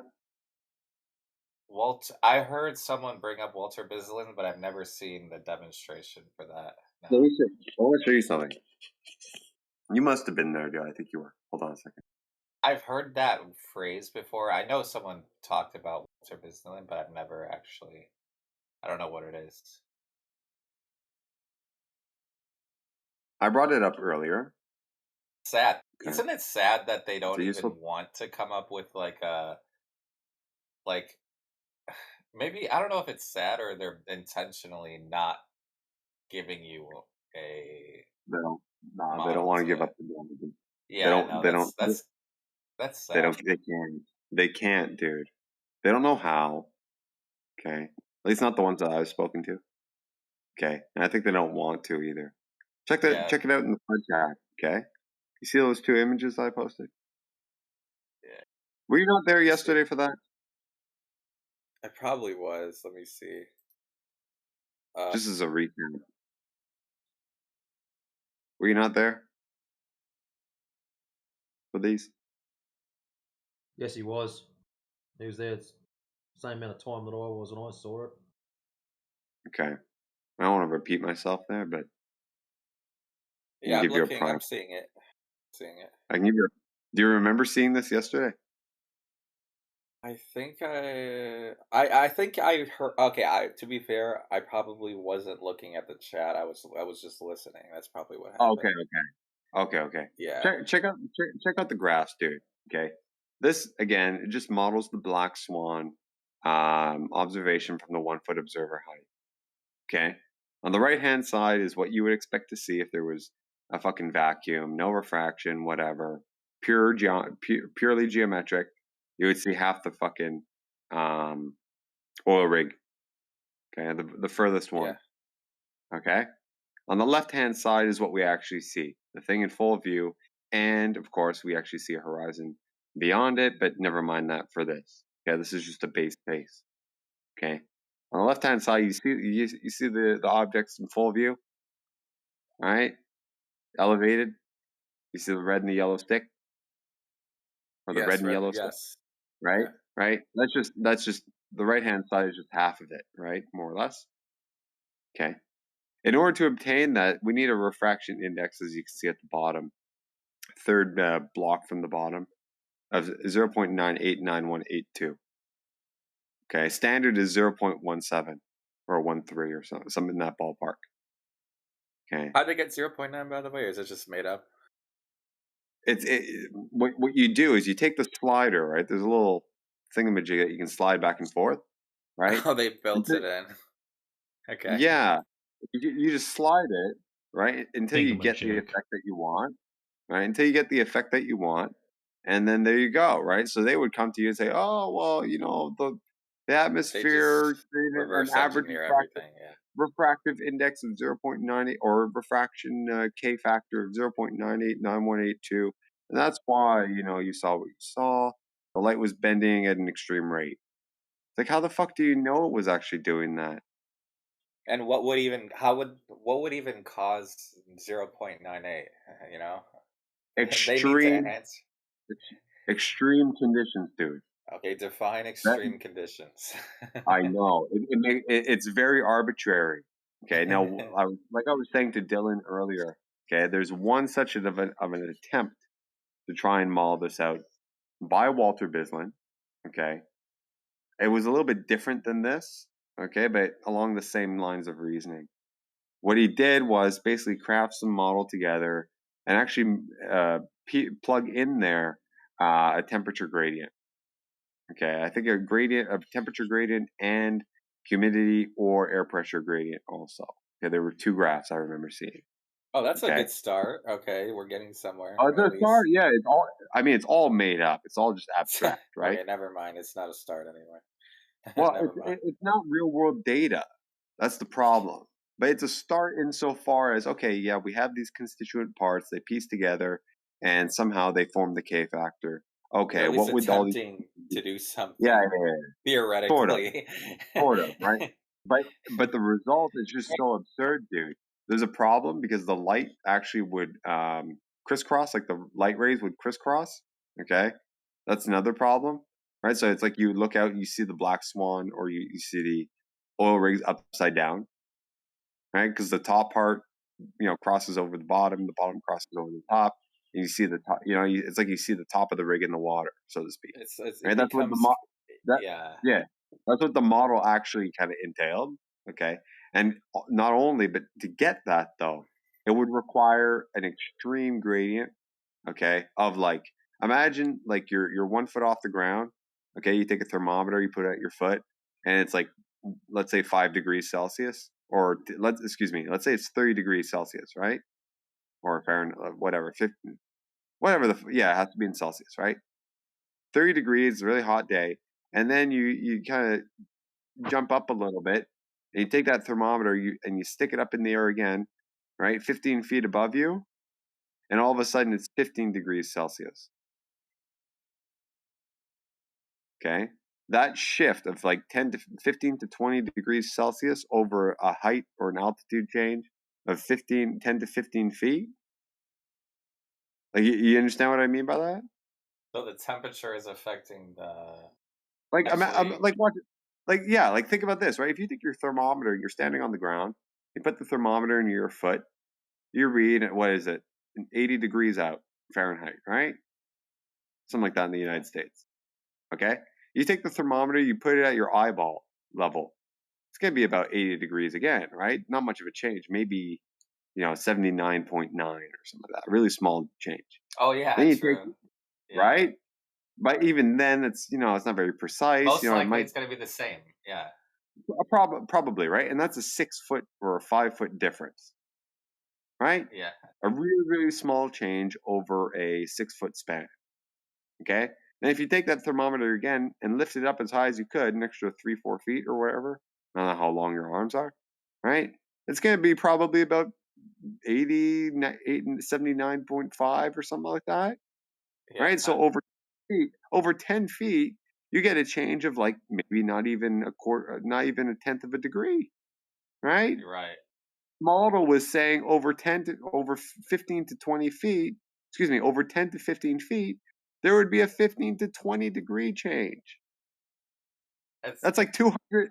That's crazy. It's like 200 times more absurdity. than. Yeah, it reduces to absurdity. You see what I mean? It's like 200 to like infinitely more times more than what you would expect. And I would mean, the same thing, like the same and, smallness of difference, be for and, like the pressure too, like the air and pressure as well? same sort of idea. I mean, it was an absurd amount, whatever the other graph was, right? It's Yeah. it's all theoretical.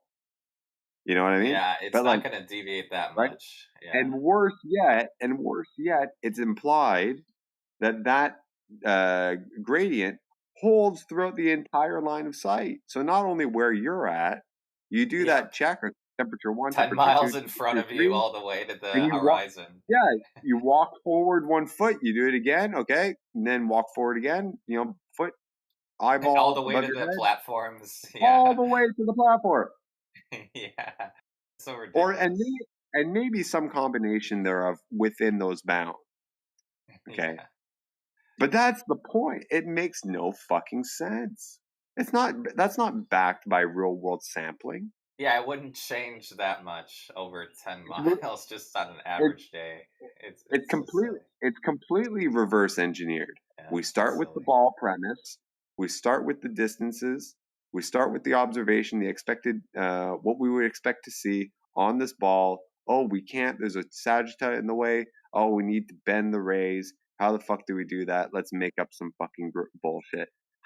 Wait, we could make a deal with them. We could say, all right, you give us a refraction model and we'll give you a flat earth model in exchange. No, I'm kidding, by the way. That was a joke. That was a joke. I mean that's been like the proposal on their side for a long time, right? Yeah, give us a refraction model that works in reality, that can be falsified and repeatable and tested, and then we'll give you the Earth That's model. all. We just need them to model out how light works under various conditions, agnostic to the nature of the ground. Wait, isn't that kind of constantly asking us for a model, but they need we're asking them the same question just for refraction to come test their own, you know what I mean? It's kind of funny. And, We're both asking for one. It's funny. I mean, I'm being a little bit tongue in cheek with this. I'm using a model that they provide, right? And instead, it's like, no, this thing is purely theoretical. It begs the question. It's go pull some real world data and see how that fits into what you're proposing. They can't just look out at the horizon and accept reality for what it is. That's the issue, I think. There you go, 20. Is that what you're after inside chat? Bingo. Like, go ahead. Sorry, go ahead. Bingo. Yeah, no, put bingo. Some numbers up it. Absolutely, but that's what would yeah. happen. Wait, who said bingo? What? He did. That's exactly it. Yeah. Oh, sorry. I thought there was some troll that just randomly started saying bingo. Sorry. No, that's exactly it. They can't just go to the beach and look out at the horizon and just be like, yep, that's the horizon. That's it. Like, they can't just accept it for what it is. It's crazy. So no matter if you think about it, Matrix, okay, if you like going by this line of reasoning, what we talked about for this thingy, okay, there's no circumstance whereby which that initial red line, right, would stay within the same track that it was emitted or that It it needs an entered. excuse to. So in order for it to stay along that, you would need an extremely compressed temperature difference. Like you're talking over, say, 1 meter, like a 20-degree difference in a 1 meter area in order for it to bounce around in between that, which in any ways would give you TIR. So you know when you get ships floating, that look with the reflective glass in front of it or the sky Yeah. reflecting in front of it, you would get that. So this is the Oh, yeah. problem. It'll get, if they're going to claim these extreme levels of refraction, that comes at a cost. That cost is we'd be able to witness that as miraging. Right on. Okay, so all these lines, picture all these lines really, really, really close together, right? Basically. So top to bottom is 10 foot. Yeah. Okay. That's the level of close together you're talking. Okay. Right. So it's not that the red line would stay in the same track. It would still cross over, but the tracks are just so close together that it's basically imperceptible that it's hopping tracks. Right? Well, this is what really messes it up. None of those tracks are of equal size. In reality, they're all Right. over the place. That's the problem. We Hey, might that's have a another band thing. that's 10 tracks wide in the middle that's equal to 1 temperature. That's why the laser won't bend. Or, on the flip side, we might have a very compressed area where you've got 10 tracks in the space of 1. Then maybe they really can't come up with one then. Yeah, you know what you should do instead? Just take all those perfectly, rounded off, arcs, and just fucking like pretend like you're a 3-year-old coloring for the first time. Right? I thought I was. No. No. I mean for the actual bands themselves, not for the laser lighting. You know what I mean? Because they're not perfectly arches like that. Unless you're delineating altitude, which is fine. Altitude, is discrete. But but here it's not altitude. It's the gradient. What I am going to do is go through and redraw that, and when I put the numbers on it, the line is going to be 15% longer than where it should be. So if he claims that it's going to follow a particular line, I'm going to make sure it lands on the one that's 15% bigger. Man, this is crazy. Because I can do that. Because that's what would happen. Because if they apply 7/6, that's what they get.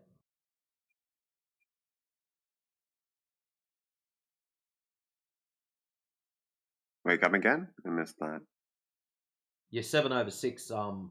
When they apply that, when they turn around and go, refraction 7/6. Well, that's what would happen. But anyways, I like them blank because you can hand it to the kindergartners and they can colour in. Notice how he refused to do it? He was quite happy to talk about it, but refused to do it. Yeah. There's a reason for that, is because they understand that they've already shot themselves in the foot making these stupid claims. So it actually doesn't curve until it hits another, hits a different density, I guess. It just goes straight. It needs a reason to. Yeah. Exactly. Like what is it? Fermat's principle, the path of it's not path of least resistance, path of least time. So it's whatever not really the shortest amount of time. So the best way to think about it, light is just energy, and it would prefer the path of least resistance. So if it gets the opportunity, it will stay where it is until it's forced. out of its happy straight line. That's the best way to do it. So if it crosses a boundary, then it's going to follow the appropriate rule. It's just rules. That's all it is. If it crosses a boundary, it will follow the rule associated with that given difference. So if it's in 0.01 and it runs into a 0.02 and that's at a slight angle, well, you can work out the angle and go, right, this is how much I'm going to deflect and which direction I'm going to deflect. That's it. And then it'll do that. It'll bend at the boundary and off it goes again. By the way, did when Dylan was here, did you guys ever talk about how some of the tests, like, they show upwards? Like, there's some that hit the targets, but they're going upwards. Well, one of the tests that shows this mad hockey stick. They actually went out looking for the right conditions, and it's got this epic bend up. Looks like a hockey stick. It's crazy good. I wonder what Dylan would have said to that. Oh, it's the Nuh-uh. curvature. They're bending down. The ground's bending downwards, so we see the light go up. Wait, what? Yeah, think about it, right? If you're on a curving surface, and you have a guy Yeah. far out in front of you who's shooting a laser towards you, you're bending downwards, so you're going to see the laser beam zip over your head, even if you're both at the same kind of like height relative to the ground. They hit the target though, so the target has to be. I know. Height. I'm just talking about in this instance where the light appears to go straight up or bend upwards, right? He would say that no, it's not bending up; it's just going straight, but you're going down. So it appears like it's going up from your vantage point. Oh, he would say it's going straight in that case, or maybe even slightly bending up. I'm just making a joke. Like you know what I mean, right? Let's say you're in the watch this, like a good analogy. If you're in the Matrix, right? You're Neo. Okay, a guy shoots you with a bullet, and you do the Matrix, right? Like you bend backwards, right? You see the bullet zip head, right? Or right above your face because you bent backwards, right? That's what I mean. So that's the light. It's going to zip over your head as you're kind of like falling backwards due to the ground curving away. Silly visual, but if the bullet did, hold on a second, if the bullet did not hit the target, that's what I'm talking about. In this one instance that Matrix is talking about, where it hockey sticks upwards, that's what I'm talking about. Oh, sorry. I thought you were talking about the ones that it actually hit it. My bad. No. Okay, yeah. No. I was wondering what Dylan would have said in that case where it does hit it, but it's going upwards. Oh, it doesn't hit the target, but go upwards. He says it goes downwards, like what Matrix is describing in all these kind of like rainbow pictures. Wait, what do you mean? Okay, so a light is emitted from point A. It has to reach a target on the other side of a curved surface. So the light has to go straight and then gradually bend downwards, maintaining a certain height from the surface, right? Radially speaking, right? So it lands at the target at the same altitude on the other side of the surface. Yeah. Right? So it has to bend downwards from the emitter's point of view.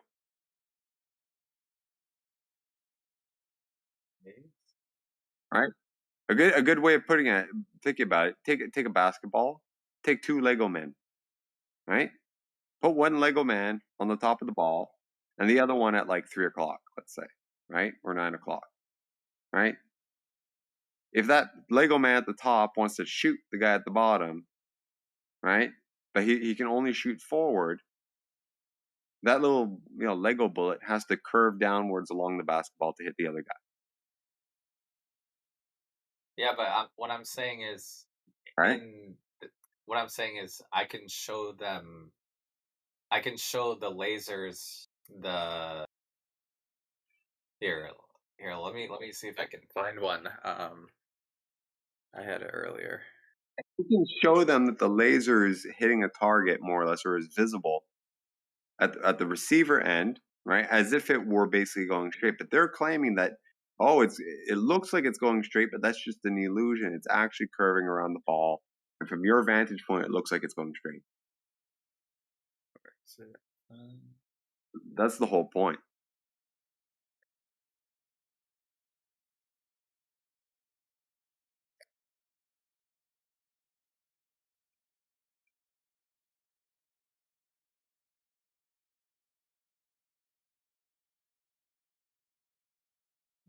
find it. Okay, here. I just posted it in the side chat. Yeah. That's what So Matrix was talking about. You see the lasers curving upwards? Yeah. did these ones hit the target? No. Oh, okay. Not So not in the sense that you think like the light's bending upwards. Maybe for one instance it looks like it flashes and hits the camera, right? It does. This is the interesting bit. If the laser lines up with the camera, even though it is bending upwards, you will still see the core of the laser because the first portion of it is still in line with the camera. yeah, it did hit the target then. So yeah, it's really odd. It doesn't magically get out of your way. You can still look at it and see it. They still had to play with the angling, right? Or did they just rotate it left to right? It looks like it's just left Move to right. left and right. And that one there to me looks like it's a perspective bend. So due to perspective, I need to see the full video, bro. It looks like it's getting shot over you. That's what that looks like. Whereas the other one, the hockey stick one, they actually not in line with it. They're over to the side, and you can see it travel across the screen and then hook up. That's the one I'm looking for now. It's brilliant. Huh. And I think I've found it. Yes. Are there any other tests that it goes upwards and it actually does hit the target? Because I was trying This is not the video, but you can see the laser and the angle that they're at, so you can have a look at that green one at the start, how it goes dead flat all the way across, and then does the mad hockey stick when it gets close to the shore. Yeah, see that. I think that would be an interesting. I wonder what Dylan would have said in that case. So that's what happens when you've got nice consistent temperature. Then all of a sudden, you get the change, and it does the mad ramp up. See how it starts off nice and steady, and then all of a sudden, boom, off she goes. There it is. There's a better one. There's a whole video about it. It's in another language, but there's captions translating it for you. Yeah. But they actually went out specifically, and it's that video there showing that green one. They went to a very specific location, waiting for the perfect temperatures, just so they could get that effect. So they had to be very selective about it. Yeah, I think this image right here, That's a part of it. Yeah, they also have the front on shot where it is directly in line with it, and over at the side so that you could see the thing in all its glory. Right. So, like, let me ask you this: if you showed this to Dylan, especially with the ones that actually did hit the target, what do you think Dylan would say? Don't know. Probably find some kind of cope to get out of it. The only thing he would be able to say is it has to zigzag, which is insane, which is ridiculous. The laser would zigzag, but if it zigzag, that means it's not going along the path of least resistance. So that means it does not follow the density, the whatever nonsense whatever the gradient he's talking about. So he's cooked either way. I wonder what causes such an optically dense pocket to cause like that hockey stick effect, man. It's pretty wild. Just the temperature dropping. So shallow water, that might be a real shallow section of water. So it might be, I don't know, 15, 20 foot deep the whole way across. Then that last bit, it might only be 3 foot deep, allowing the massive temperature variations. That's why Lake Pontchartrain gets those really cool miraging effects because it's so shallow. And you get massive temperature differences between the water and the air in a very short compressed space. But you get a massive temperature variation causing miraging effects. That tracks. Yeah, see, they have to. They're not going to be able to handle justifying the upwards laser because because the globe needs it to go down. It cannot go up. So yeah, it's over. Well, I've got no problem. It can go down, but no one's ever seen it happen. That's the problem. If it's happening on a regular basis, like these kids are claiming, then surely, with all these laser tests that are happening, surely someone would have went, "Oh wow, it actually bent down. Did we stuff up? How come ours didn't bend up like the rest of them do?" Like, surely somebody with these thousands of tests that have been done, somebody, even by accident, would have had one bend down and they would have filmed it, photographed it. Yeah. Like, shit, if I went out there to do a laser run and it bent down, I wouldn't be able to bring it back in here quick enough to show everyone, hey, check it out, guys. I finally got one to fuck up. Whoa, whoa. Whoa, Welcome to the whoa, run flat Earth. away.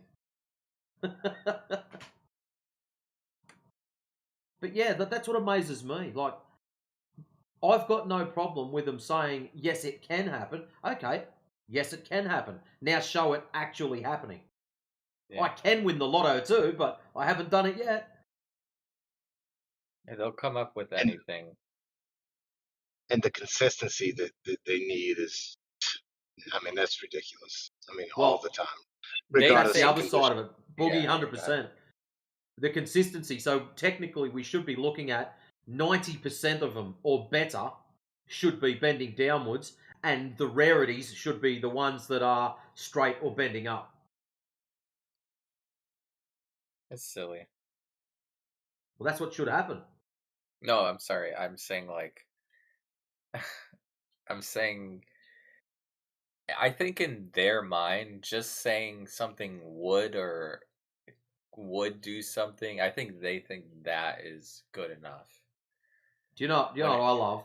When we ask for proof of lasers bending down, when they show us the fish tank full of sugar water with the laser going through it. I love that.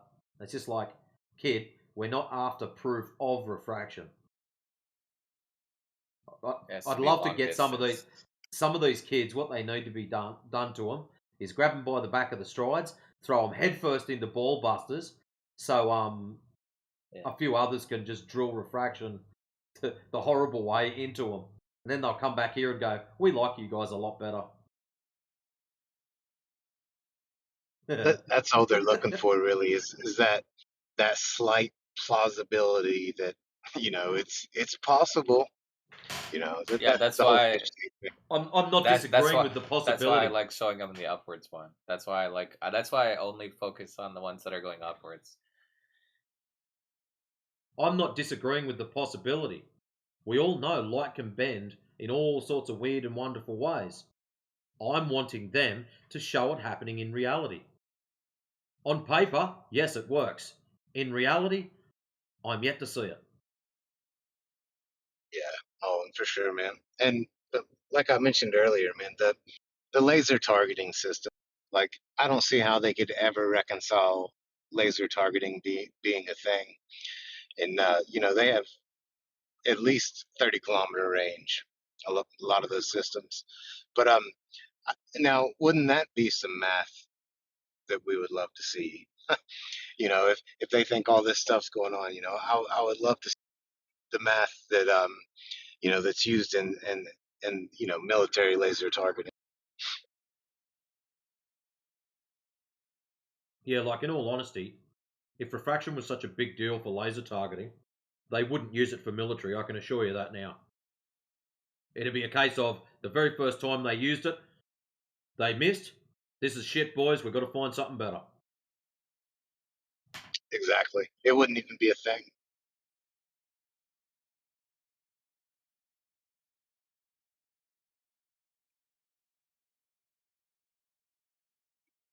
But I've never.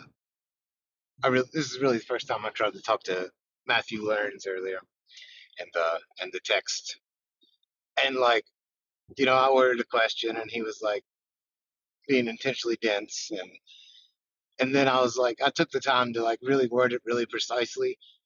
And then he still just answers a complete other question that, out of nowhere, that nobody even asked.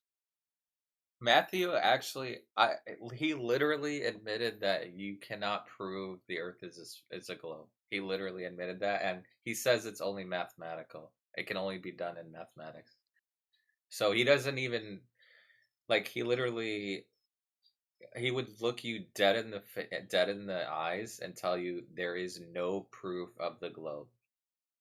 On God, it's on Livestream. So if you want, I can give you a timestamp and you can listen to him say that.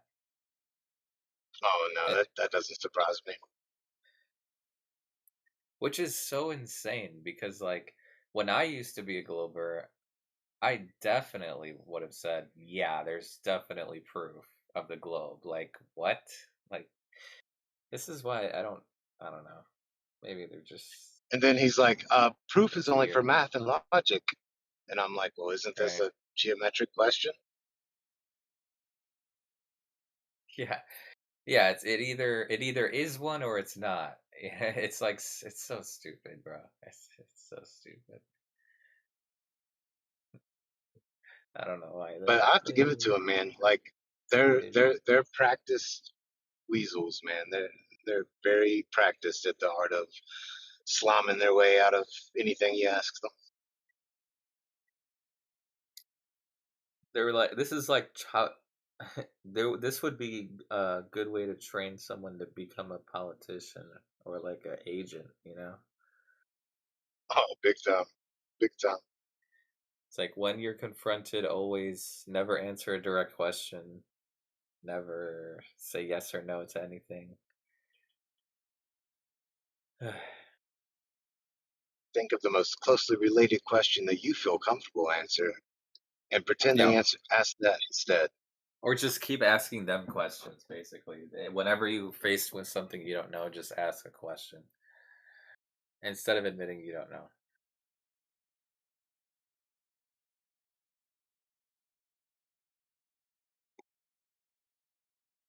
Or they're always trying to change the subject.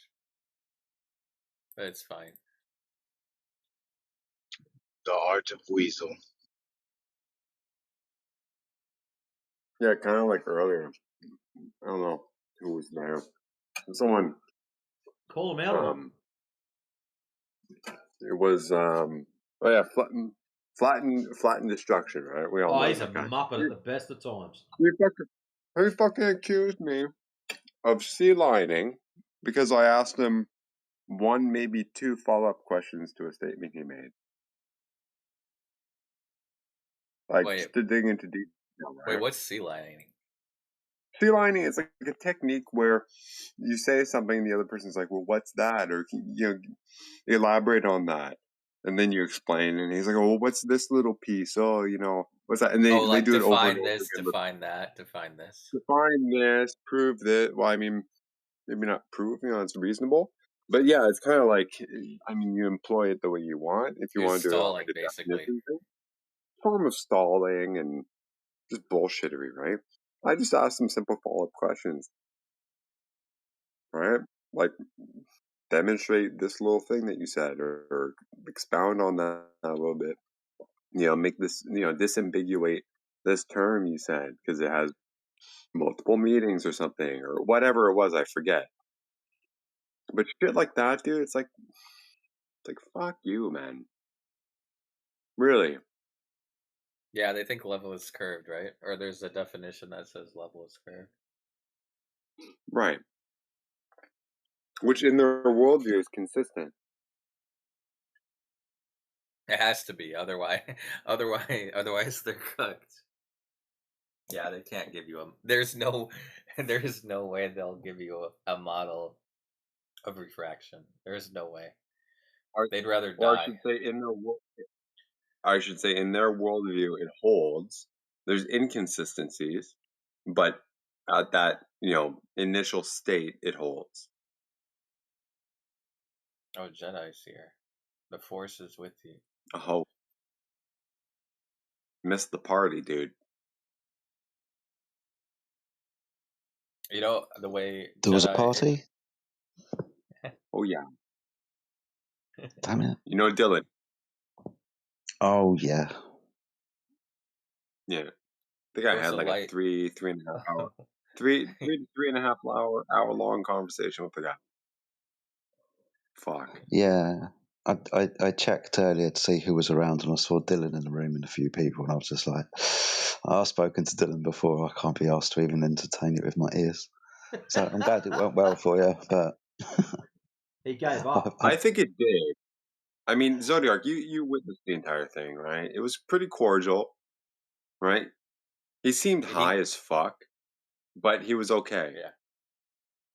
I You wish know? he would have drawn. He didn't actually do what Timbo, or sorry, not Timbo, T Dog. I'm not said. teed up. Or T Dub, sorry, not T Dog. T Dub or whatever. I don't remember. Doctor, I can't remember. I can't remember your name, but yeah, he didn't actually end up doing what he said. His name is Which Tim was- Dub, dude. Dude, come on, get it right. yeah, that would have been interesting. Yeah, but anyway, so. But Jedi, tell us like, so when Jedi, when you spoke to Dylan, what was it like? Wait, what was he saying? I don't commit these things to long-term memory, mate. I can't fucking remember. He's just an idiot. I don't know, dude. Honestly, I'd have to be reminded of the conversation, and I could take it from there. At the moment, I've got no recollection of the conversations. I just know he's an idiot. Jedi, if we asked you, right, how were your past conversations with Flattened Destruction? Right? You could answer that. Isn't he an idiot as well? There you go. Flat Destruction, Flatlander. He's also an idiot. Sorry, I'm going to start listing of idiots. Oh, you never reconciled with Flatlander. Yeah, that's too bad. Did I reconcile with Flatlander? He stopped accusing me of being a globe earther eventually. You did? I'm just trying to preempt Jedi's list of idiots. Anyone that calls Matrix British, idiot. Anyone that calls me Australian, idiot. Wait, You know me really well, Matrix. Yep, that's it. Yeah, I still fucking mix you guys up. No, I'm kidding.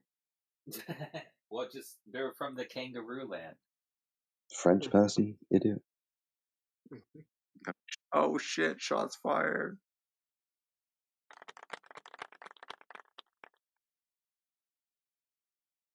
Yeah.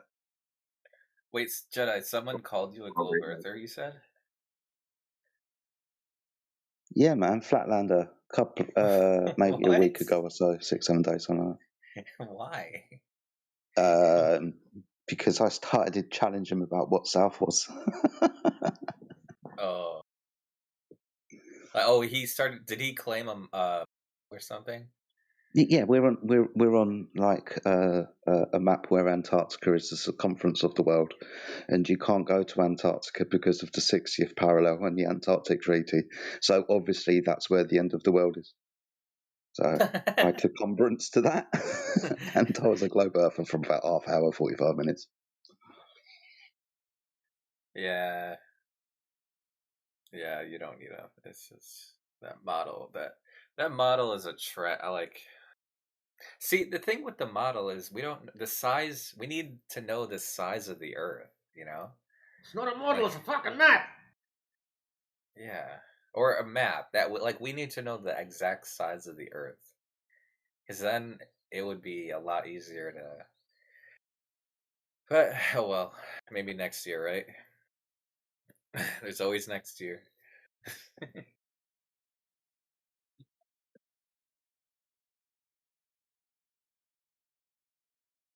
I love when I accidentally unmute. So glad I've got this mute button on myself most of the time. You used to be busting your asses laughing. It's just running commentary. Like, seriously.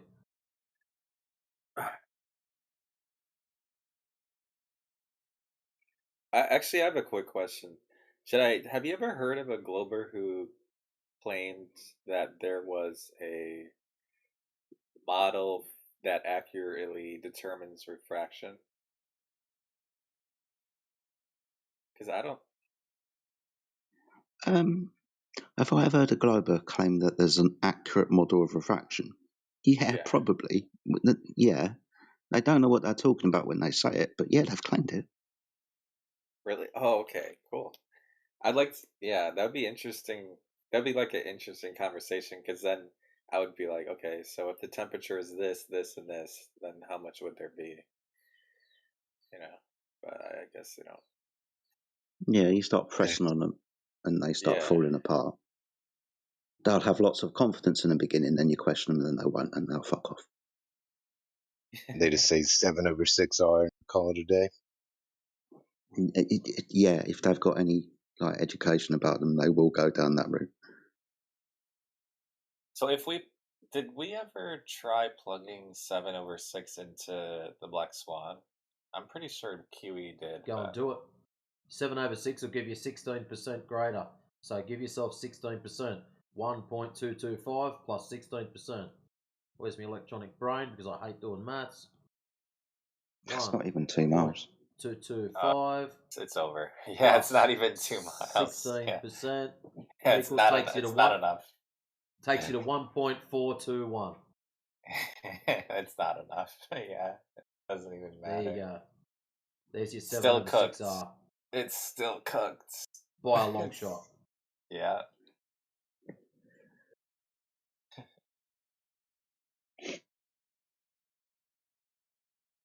We could just allow them double that, and you know the laser transit tests are still just as impactful, still meaningful. Like you said, there's nothing.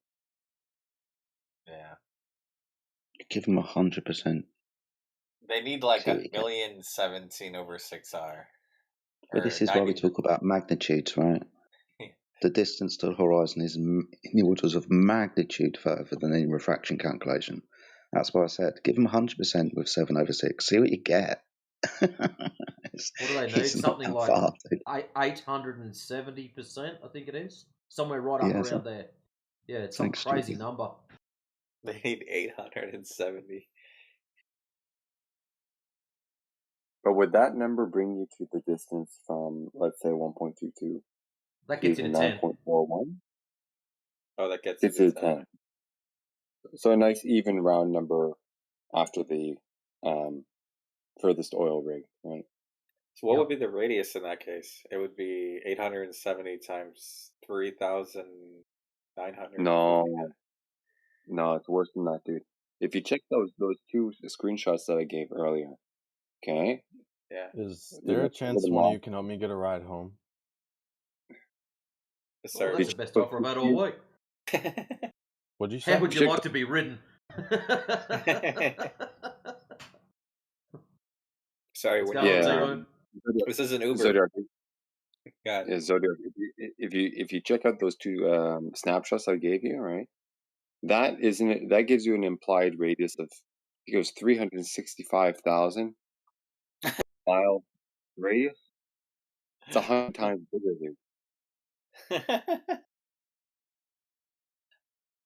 365,000, you said? I think so. Let me just double check that. It's 6 digits. Is that miles or kilometers? Well, it might be in kilometers, actually. That's even crazier. Nope, it's in miles. Oh, okay, good. 365,000 versus 3,000.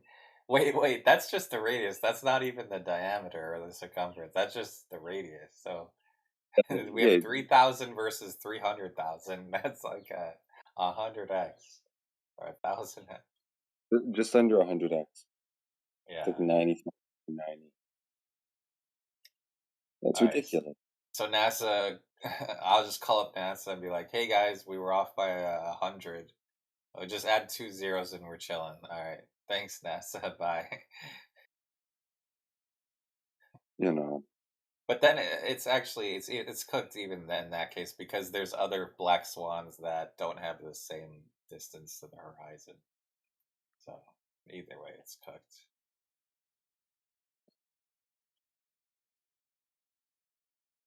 Yeah, there's a lot in this conversation, dude. I never thought coming into this that it would be this complicated. Because they can't just go to the beach and look at the horizon and be like, yeah, that's reality. That's it. Like they can't just see it for what it is. So they have to like be like, no, that's not what you're seeing. You're seeing the light bank. It's like, imagine someone walked up to you on the beach as you're looking out into the horizon, and this random guy walks up to you and says, hey, no, that's not the real horizon. It's actually over here.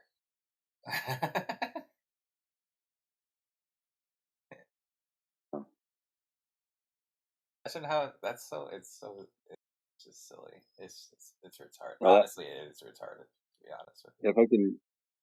if I can even attempt to quote it, I like how India puts it. Something to the effect of, if you look out over the horizon, it looks flat, right? Like, does that mean it's not because it looks flat? Yeah. I probably. You see what I mean? Like, the logic is it has to be the opposite of what it looks like.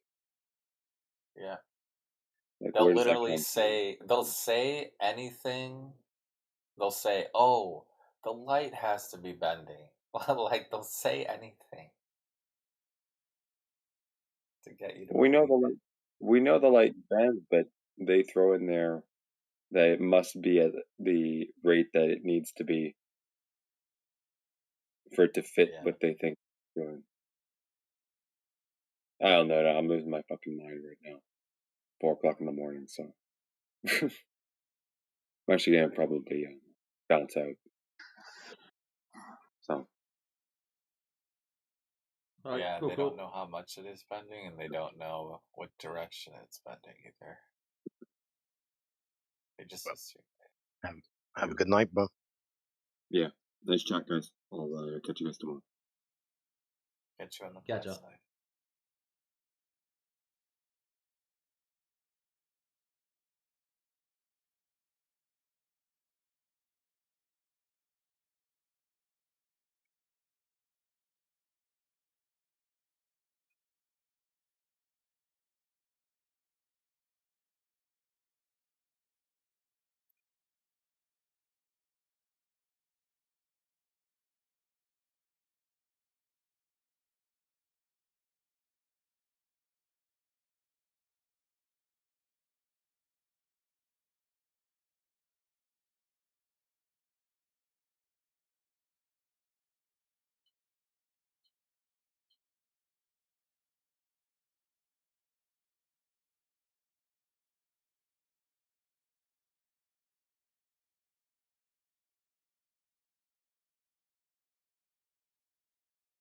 So what do we got? Toothless wants to have a go at a Glover. Well, we got to round one up, don't we? Alright, Toothless, you're up.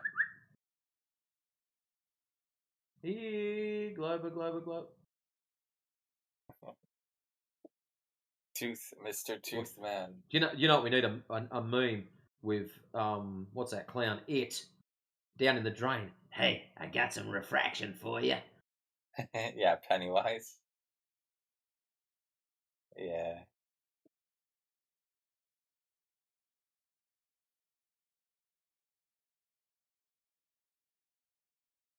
Hey, I got some gravity for you.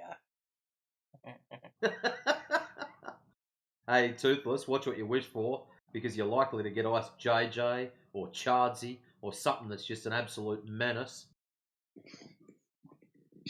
I think he should debate one of us before he debates a Glover. Sorry for my peacocks in the background. Your peacocks know it's flat, by the way. That's what they sound like when they're laughing. It would be more difficult for a peacock to land on a spinning object moving at 60 miles per hour, or 60,000 miles per hour, or 1,000 miles per hour. I don't know about them landing, but Jedi's probably just as amazed as I was at how well them bastards could fly. Considering they can't fly real well, they seem to be quite exceptional at getting up into trees and shit. It's the landings that shit up. They seem to be able to glide really well. They don't seem to be able to like flap their wings and fly that crash height, but Mum and Dad's ones can glide like an absolute bastard. They can get like 200 yards away. They can definitely, like, when they're up there, they can deal with flying, but they're fucking ungamely animals, man. Trying to get off the floor, and when they land on the floor, they look fucking stupid. Look a lot more graceful when they're standing still, huh? Yes. Yeah, exactly that. Yeah. Wait, is Toothless here? Was that the Toothless guy who just spoke? No, that's Boogie. Someone Boogie. else? Oh, okay, sorry. Are you a flat earther, Boogie? Yeah. Where's the Boogie's Toothless? like granddaddy flat earther. Sorry, Holy I don't. shit. It's been a while. Sorry, my bad. He's older flat earther. Is that Hell OG? is that?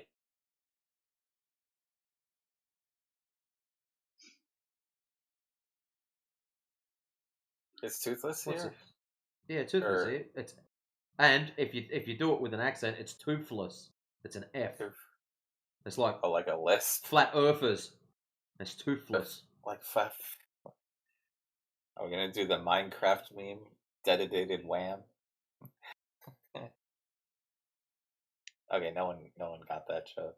So what do we got to do here? Globers run away when they hear that Toothless wants to debate. Well, that's yet to be proven, so you're already putting claims on yourself, so try not to do that. Doctor, what do you think about Harry Truman? Never met him. And bro, you live in a zoo, Jedi. No, he lives on a farm. Slightly different. Wait, is Toothless muted? Or is he here? No, he can talk. Come on. We've been waiting. You're the one. Come on, Toothless, you can do it. Be brave. No pressure. Yeah, no pressure without a container. Nice. See that joke? That was a good joke, right, guys?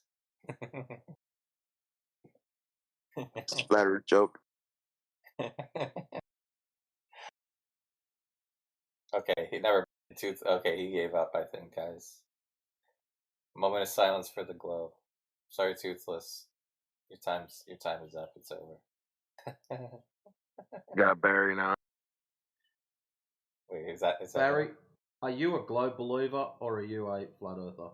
Are you and I going to go ahead and go to each end of the lake with the thing of string? A rope? A piece of string. A string? Do you remember, sorry, a long thing of rope, Doctor? Our conversation the other night? Is Toothless talking?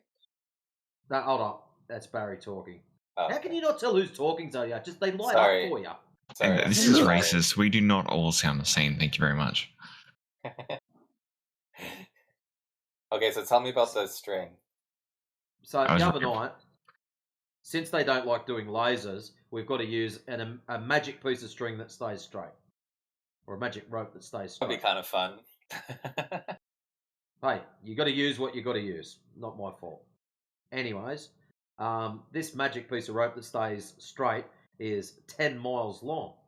So we're going on 26, weren't we? Oh, well, we can go 26 whatever the curvature mathematics was, it was, I'm good for 26. Yeah, 26 miles of rope. Let's go. So our magic rope stays dead straight, and at one end, it's going to be set up horizontal because I've got my little spirit level or level board. I'll set him up. So I'm at the start. I've got it set up horizontal. My good friend Barry is way down the other end, 26 miles away at our epic straight rope. And he's still standing on the ground and he doesn't know why.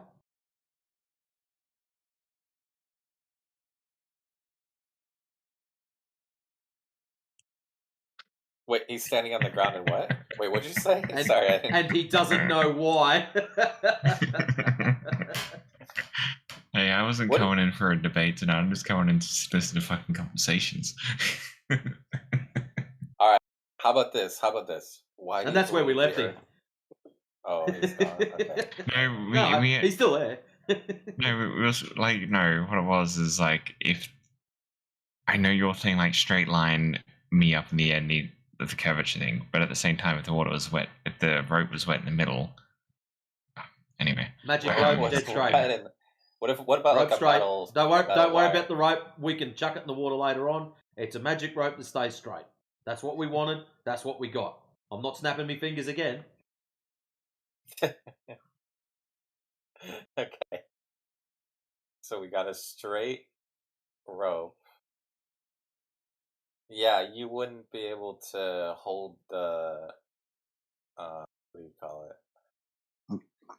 Is there a tightrope walker walk along this rope? We can chuck one in there. The rope stays straight. I want to know Oh. what the longest tightrope walk is now. I think it I'll was the find out. Grand I'm not Canyon. asking you. I think it was I'll when they find walked out. over the Grand Canyon. Usually they're done by height. Let's see what the length is. So you'd have to be holding it above your head like 300 I was feet. wrong, actually. Or 3,600 meters. Okay. How far would the person at the end have to be holding the rope above their head if it was a globe? He's standing on the ground. He hasn't worked out why yet. Oh, because I'll he's take a standing on the joke ground. because the way you said it was funny. Wait, if you're standing on the ground, then there's no globe. Because if you're holding the rope, unless the rope is on the ground. But that doesn't make sense because otherwise it couldn't be that because you'd have to hold it. If you're both doing it at water level, and if you think about the curvature of the Earth, wouldn't the middle of the rope get wet from the bend of the Earth it's where the water is? just above the water. So what would happen? It would act as a tangent to a curve. So naturally, the ground would slowly curve away from the rope because it's a magic rope that stays straight. So at your end, the drop over distance at 26 miles. Did you look up the drop over distance? Yeah, then there's no curve if he's holding it. Because otherwise it would have to go through the water. So the Earth is flat. You're saying if it goes through the water, the Earth's flat? No. Well, it's not going through the water. We've already established that. We're holding it just above the water. No, I'm saying if it was a globe, it would have to go through the water. If you're holding it. That's what I'm And I don't want a wet rope because Jedi the tightrope walker will slip off. Yeah. The world's longest tightrope walk is 3.6 kilometers or 2.24 miles. I just said that 2 minutes ago. Holy shit.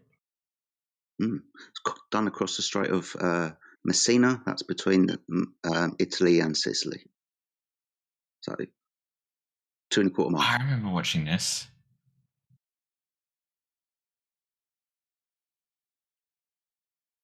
Yeah, that's crazy.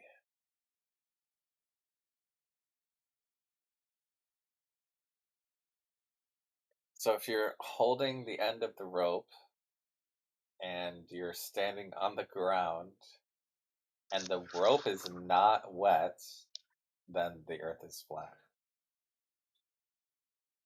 But if the rope is flat, then sorry. If the rope is wet, then I am right. That's a and you poor guys are wrong. example. That's a poor example. If the rope is wet, it would have to go through the water. Yeah, justifying the curvature. Or you're suspended in the air by a couple of 100 feet. You'd also have to be holding it above your head, I think, too, right? Or am I No. crazy? You just got to be holding it. At my end, I've set it up horizontal. At his end, if we're on a ball tard, he is magically flying in the sky. If it's flat, he's just holding it at the same level that I am. I'll accept it if Doctor and I can get a 26-mile long rope across a 26-mile long lake. I'll accept it. That's why we use lasers, mate. So much easier. Point, hit the target, happy days. How about this question? Why do you believe the Earth is a sphere? I didn't come into debate. I came in to listen tonight. Well, you're not. Oh, he's not ready. Legitimately, I've been flicking through all the channels just so I can just listen in on shit. And half of it is Israel this, Israel that, heard Muslim guy this, Muslim guy that. So, yeah. You're not ready to be a warrior? Be a globe warrior.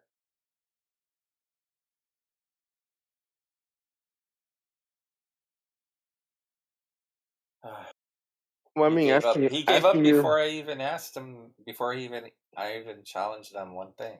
He But gave up already. asking him that why does he believe the Earth is a sphere or whatever? It's not a debate question. It's just a question. Shots fired. What are you gonna do now? Tooth person or Barry, whatever your name is. It's Bazza. Okay, I think he's on mute now. Oh no, I got a wireless headset on his way from my keyboard. Did you hear what he said about how it's not a debate thing? I get it. As I said, I just came to listen tonight, and Doctor just brought up that. Yeah. He's backing out. He's running away. He's running. Never came in to do anything in the first place. He's running away. He's running. Retreat. Retreat.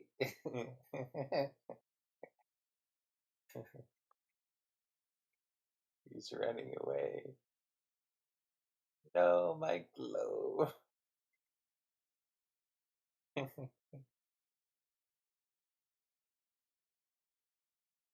Oh, it's okay. You know why? The truth is inevitable. Doesn't matter. It is forever undefeated. And it's only a matter of time before the truth is revealed.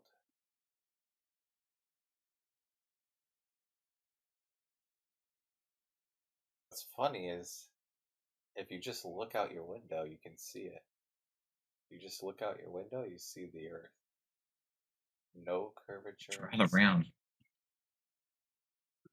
What, you see so when you look out your window, you see a globe? I'm making a joke back. You gotta speak louder. I didn't hear what you said. I said I was making a joke back. I know, but before that, like, the thing that you were actually gonna say.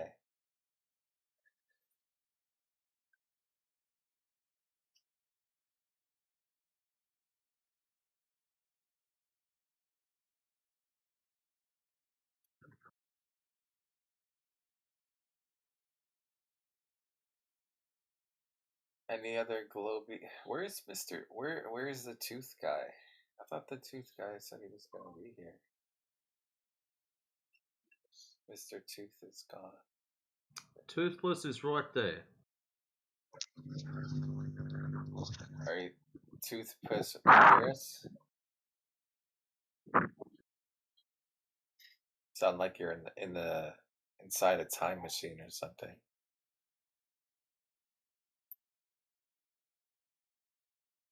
I think he gave up already. Timbo or T-Dog or T whatever. Kangaroo Man. I think he already gave up. So, why don't you know who you're talking to at any time? I only remember his old name. It was either T-Dog or Timbo. It was either. Oh, you've made a dog's breakfast of that. Was there any others? It's called a false binary. There was the only kangaroo people I know are Timbo, T-Dog, and I think T-Dub. T-Dub, sorry. Who the fuck is T-Dog? There was this other one though. That was his old name, I think. Was it? There was this other Australian though that was louder than all the other ones. You don't remember his name? Jin, right? Fucking hell, I'm not going near that. No, not Jin. Jin CBR, right? That was his name. He's got a Japanese accent. He's fucking English.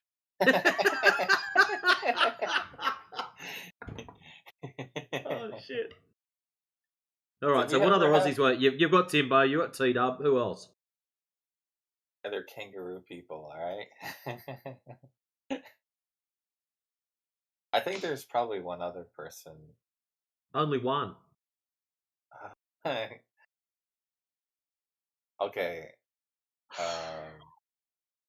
No, I don't actually know. You're right. I don't know any other ones. Well, lucky AJ's not here 'cause he'd probably throw something at you. Oh yeah, AJ. Wait, I thought AJ was Well, we're up to 3. British. Yeah, That's no, my not bad. going I thought there AJ either. was British. What about You Batman? do know who you're talking to at the moment, though, don't you? Jedi, I thought you were British. Oh, yeah, I am. Oh, okay. Okay. But you know, I'm not Matrix, for example, right? Right. Oh, Right. Matrix. Wait, is Matrix Australian? Is Matrix Australian? Earlier he was fucking Tico. Sorry. I forgot. Yeah, my bad, Matrix. I forgot. I noticed. That's my bad. Hey. Now I can't tell any of you guys apart. That's such a racist comment, that. Oh, they all look the same to me. No, it just sounds. They all sound like kangaroo people. That's it. That's all I know. Trying to figure out if that's racist or not. It is. It definitely is. I'll take it as a compliment. Oh, it's racial. It's definitely racial.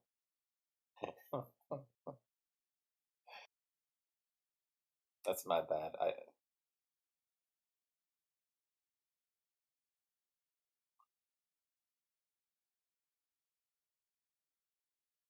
I don't know. So okay, so the Globers, Barry is Barry. Is there any other Globers besides Barry? I think Barry gave up already because Barry said he's only going to be listening. Have a Who's go at the- this old baby I found. Look in the side chat. Even Jedi's not even old enough for that one. Hey, Boogie might be. He's a chatter guy.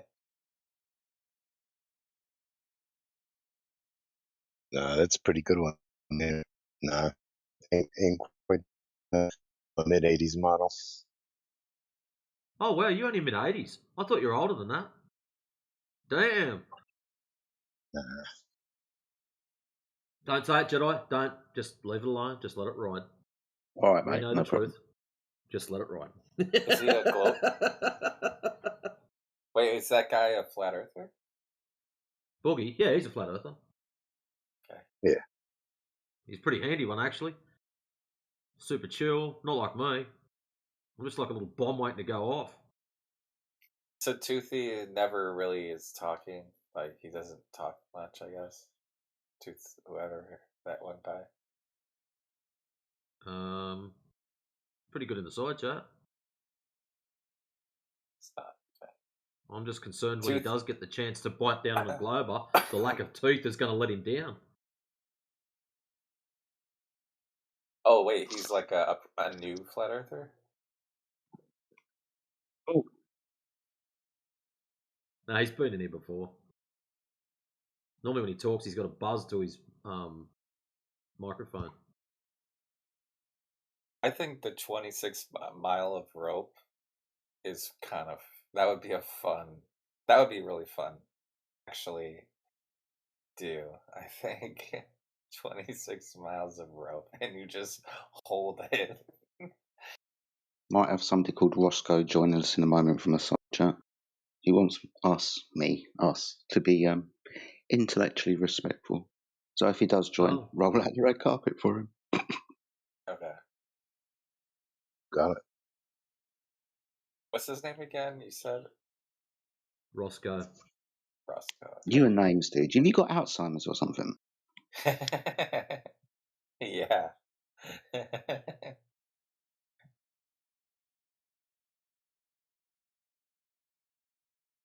Shout out to Roscoe. We're all Roscoe. I want you to know that He hasn't every joined us yet. Oh, he can't hear me. No. Okay. Okay, how about this? Barry, since you're a globe earther, Barry, I want you, and you're listening to this. Are you even looking at our channel? Barry left like 5 minutes ago. Holy Zodiac, come on. Too tired to look at it right now. Over the line, bro. That's funny. Is there any Glovers in here anywhere? No. Alright, Unless looks Timbo like wants to go into globe mode.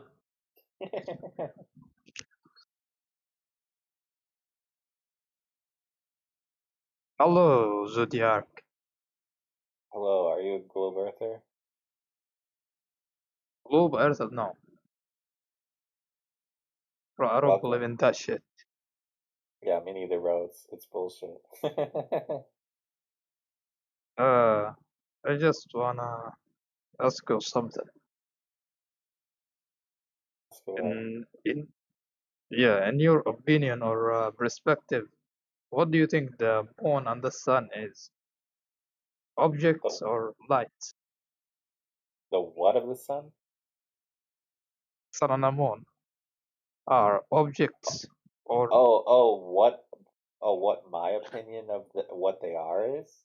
Just lights in the sky, yeah. that's it. Yeah, just lights in the sky. We don't know. All we know is that when I go outside and I look up at the sun and the moon, I see a light in the sky. That's it. Oh yeah. Pretty deep. Shout out to Kiwi. Well, I guess Kiwi. Yeah.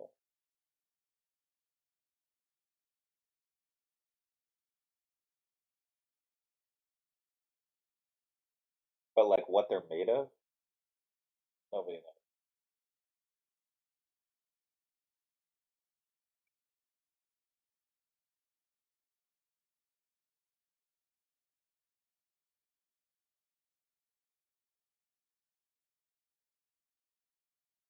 What do you think they're made of? Toothless?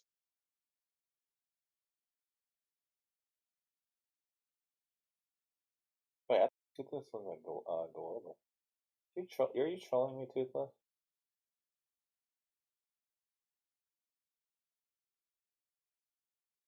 I think he's running away from the truth right now, guys. He ran away. Can't handle the tooth. Yeah.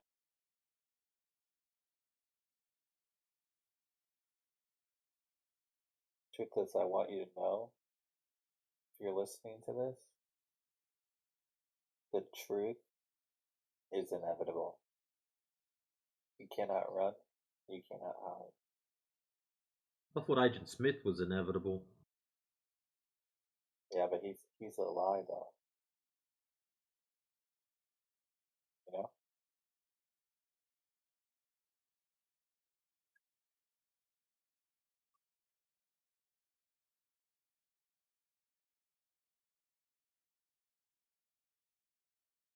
If Agent Smith was the truth, he would have never been defeated. Agent Smith was the one, not Neo. Really? Go back and watch the movie again, and have a listen to the breakdown that Morpheus gives with the whole one story. Agent Smith fits every single component of that list. Born within the system. Smith was. Neo wasn't. Wait. He could change things at will. Smith can. Neo couldn't at the start. Oh yeah, true. And all the other things. Go back and watch it again, and you'll realize that Smith was the one, not Neo. Yeah, because Smith could do anything at the beginning. Yeah. And yeah, Keanu Reeves basically plays the Antichrist. The agents are actually angels. The architect's actually God, and it's a very Gnostic point of view. But he's defending the machines. But The system? The system. God's perfect system, right? The agent is defending the system. There's actually some very interesting lines and stuff in it. That's what, yeah. Like when. Wait, so the agent is the good guy then? Yeah. I didn't say he was good or bad, but everyone just assumed Neo was the one. But if you listen to what Morpheus says about the one describing him, Oh, I Smith see fits what you mean. every single component of it. I see what you mean. I get what you're saying.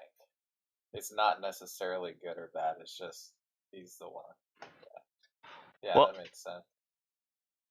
Pretty complex duality, you know. well, the thing is, it's completely inverted. Like even in the very first couple lines of the movie, where he's sleeping at his computer desk, it says, "The Matrix has you, Neo. Wake up." He wakes up. He opens up a book that says Simulacrum, something like that, which is basically the simulation theory.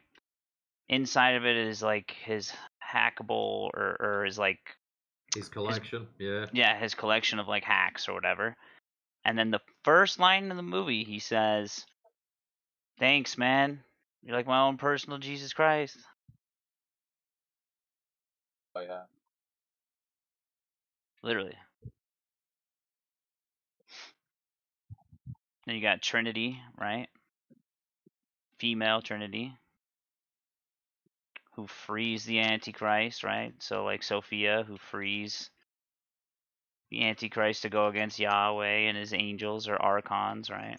In the Gnostic point of view. You have these watchers, right? Which is like the council in Zion. So like the elders, right? And how they have this city near the center of the world. Oh yeah, Zion, like Zionism. Zion, like No, not Zionism. no, yeah, like the mind city of Zion, like the heavenly city of Zion. And the fallen angels, which basically are like Morpheus, Trinity, even that, General Niobe. And they have all these names, right? And it's interesting because the vessels they ride are all named after like biblical kings. Yes, Nebuchadnezzar. Yeah. Exactly. They inhabit kings, just like the fallen angels do. It's a complete Gnostic rework, essentially. That's like inverted before your eyes, and you don't even realize that you're rooting for the Antichrist. Does the agent get defeated, or is he like still? Because he can still, even after the first movie ended, he's still. Oh wait, no, because at the end of the third movie they shut down the Matrix, right? Or are they still in it? Well, yeah, true. Either way, And they never left in the first place. Yeah, they carry him away like a Christ. Like if you look at the very last scene, he literally has his arms spread out like Christ. And he makes his self-sacrifice for peace, right?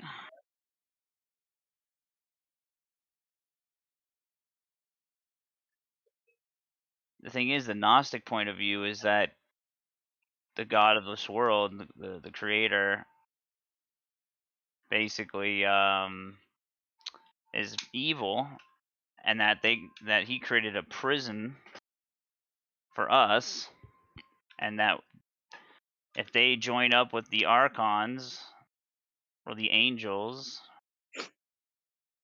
then they can basically break free of this prison, right? Think about Cypher. He just wanted steak, right? You said ignorance. He wanted to go back into the Matrix, didn't he? He wanted to go back. That's right. And he tried to make a deal. Made a deal with the devil to give him riches and whatever he wanted. But he didn't make a deal with the devil. He made a deal with Agent Smith. He made a deal with an angel, right? Archangel. And it's a cipher, right? He's a cipher. Like, so basically... It's the code. Yeah. He basically... if you want to get to the Father, you must go through me.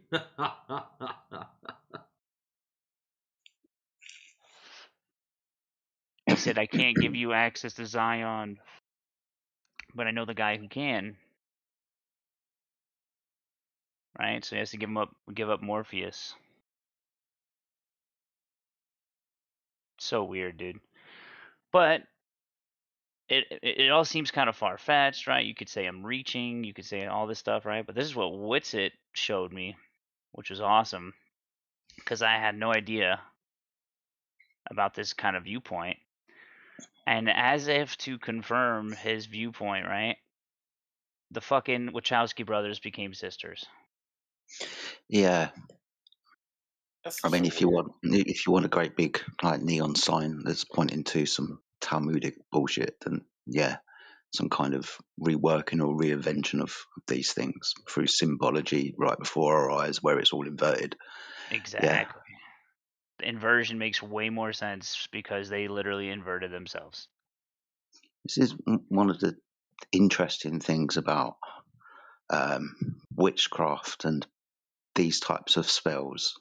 We don't think that they're on TV screens, this programming and stuff, but this is what this type of stuff is all about. Not every single movie, for example, that comes out of any production or studio is, laden with esoteric symbolism. But a lot of it is. Matrix is definitely one of them. There's loads of films out there that point to some kind of Let's say layered they're story. guided. Yeah. Yeah.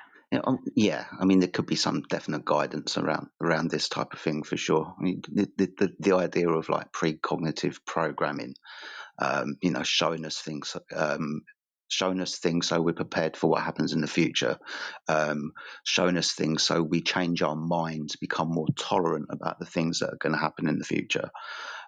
All of these like types of things can be traced back to witchcraft and spellcasting and the Talmud and things like this, the Kabbalah. Yep. It's all mysticism. The thing is, though, the thing is, right? Like you said, not all movies, right? So if that's true, not all movies are just straight Kabbalah, mysticism, Talmudic, right? What guides those ideas? Right? Like what made the producer, director, writer, screenplay writer, storyboard editor, whatever, what guided those people to be inspired to even write that story to begin with, that also eventually inspired other people, like good movies, you know what I mean? Like there is both. Yes, I think I said this the other day, maybe about 2 weeks ago, along the same kind of lines. Like, not every single movie out there is like got evil intent. If you see things like Right. repeating numbers in films and so on, or stories that kind of make you feel a certain way, sometimes I think that's our consciousness trying to wake ourselves up, or God trying to wake us up like an alarm call. So maybe the inspiration comes from the spiritual world, because our purpose here is to wake up and remember shit that we were made to forget. Well, I kind of think of it as like they are like ideas are thought forms in a sense. And what I mean by thought form, I'm saying like the idea of getting inspiration means that you're tapping into something that you didn't create in your mind. You're just tapping into it, like you're tuning in, right? And the idea that people, or us, why we're so special, is the fact that we can literally tap into pretty much anything that we could possibly think of in terms of like frequency, like tuning in. We have ideas the that ability of range. creation, isn't it? Yeah. Exactly. It's turning spiritual into physical. Correct. Like turning your dreams into reality, like, to use a loose term, but literally the power of manifestation. That's God's gift, though, right? That's God's gift by making us image bearers. Or we literally bear the image of God.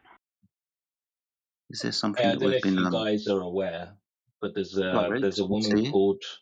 How you doing, mate? Yeah, You good, good? man. What up? I didn't Yeah, even man. see you in here. Hey, beef. Yeah, what's up, bro?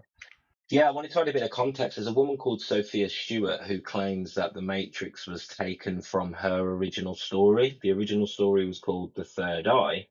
And in her story, it is basically the Terminator and The Matrix is one movie. So she's basically saying they took from her story, and the full story is the Terminator that moves then into The Matrix. I don't know if you've heard that one. No, I have, but I think she's full of shit when you actually look into it.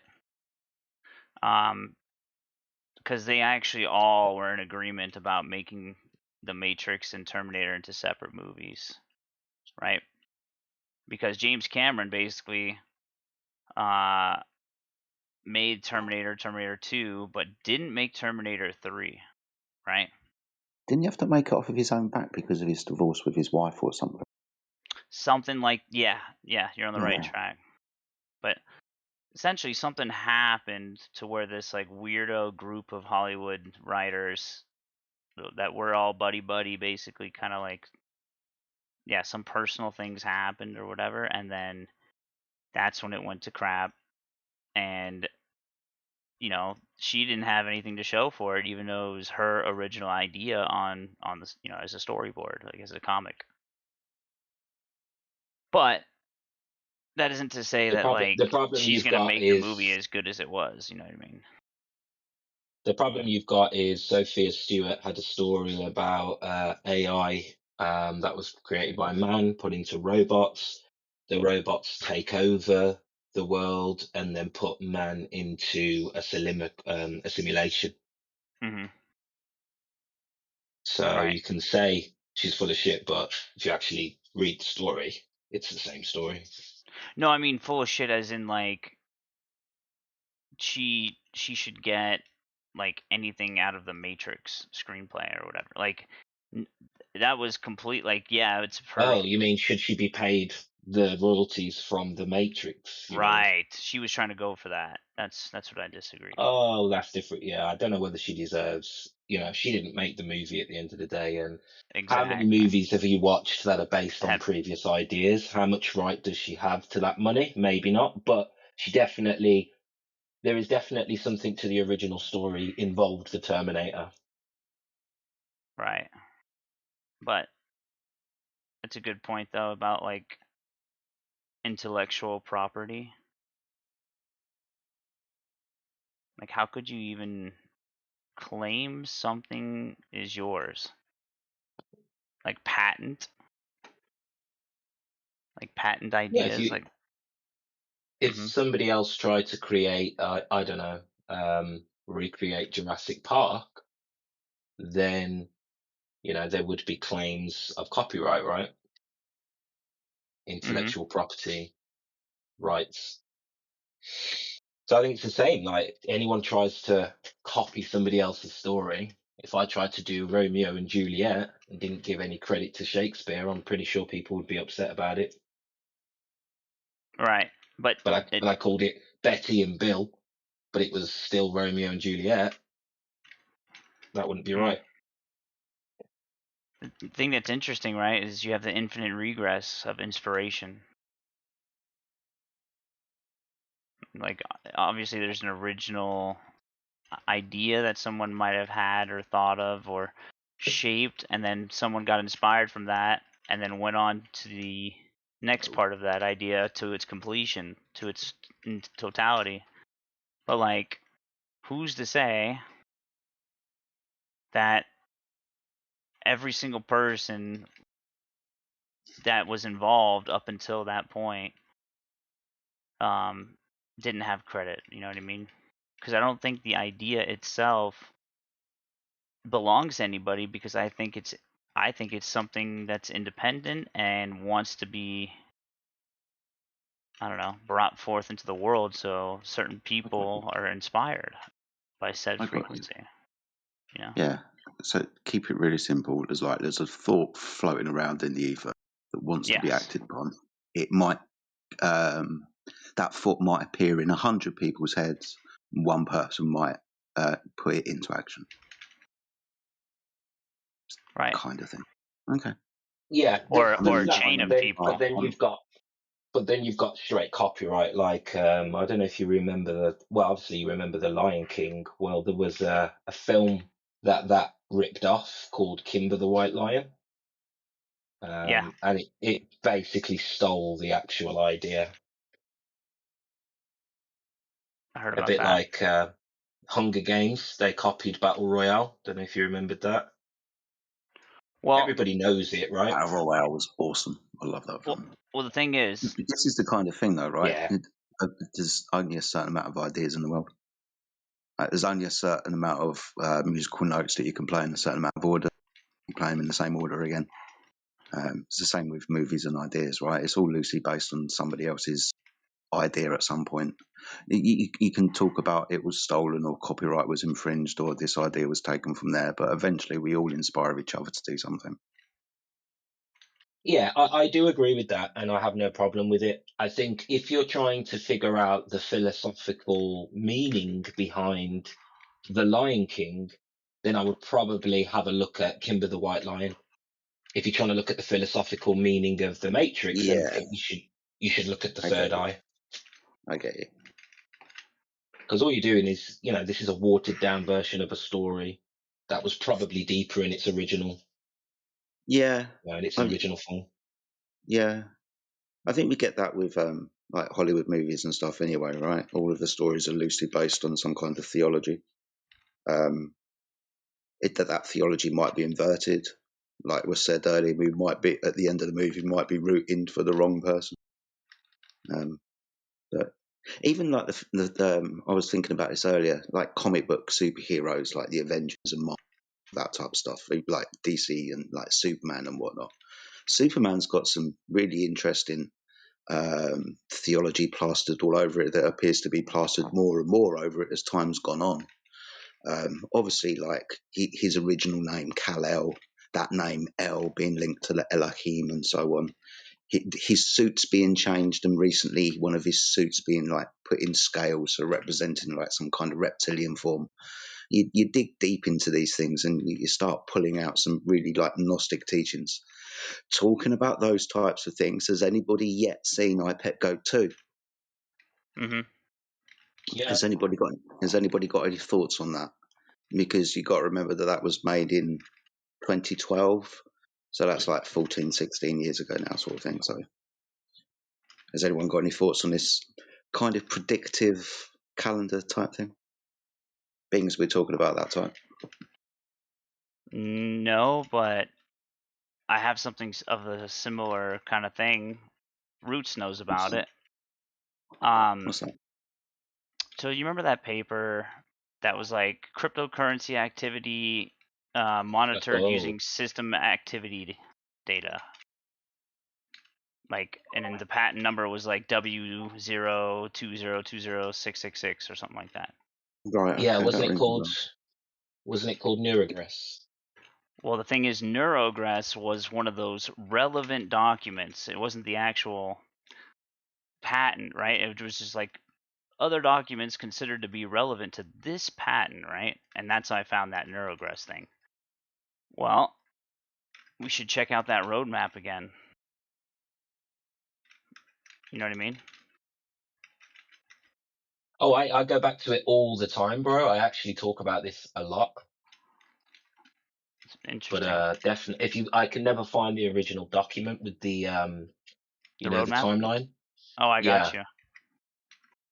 Put it in the side chat because this is a document I've been looking for. Yeah, for sure.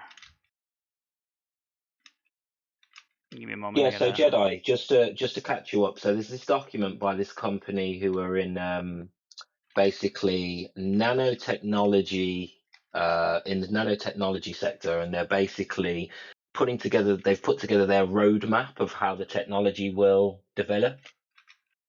Right. And it's genuinely terrifying what they're planning over the next 10 to 15 years. Man. In terms of nano machines and what they're going to do with them. The peacekeepers. Okay. So how's this nanotechnology going to be implemented? Is it going to be implemented like biologically?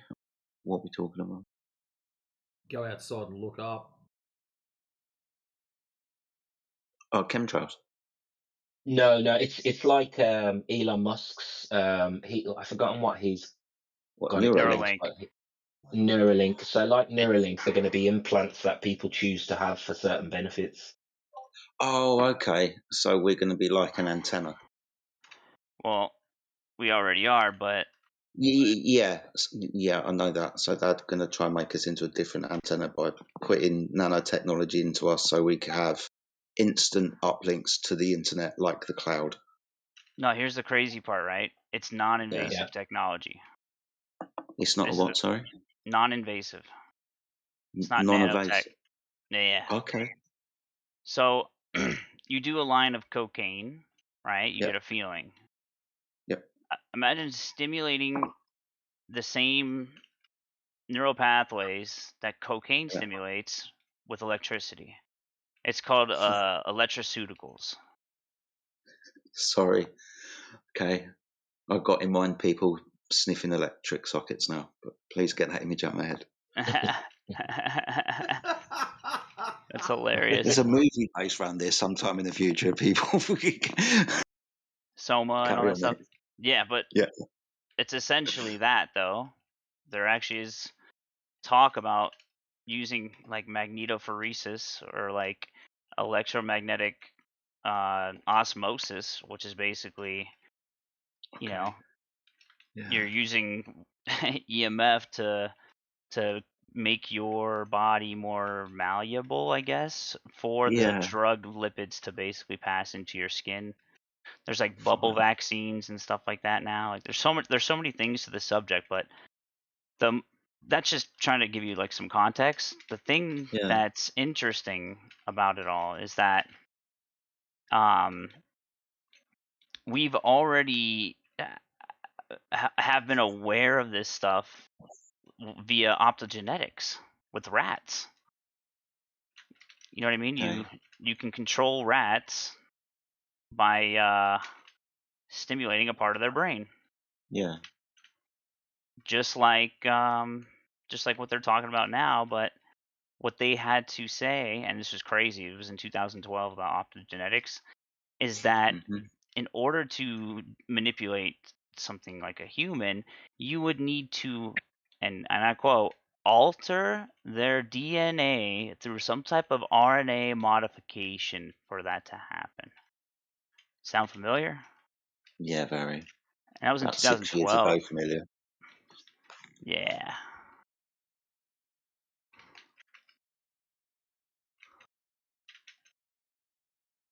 Yeah. I'm aware of this. This type of, let's call it an agenda. It's scary as shit, to be fair.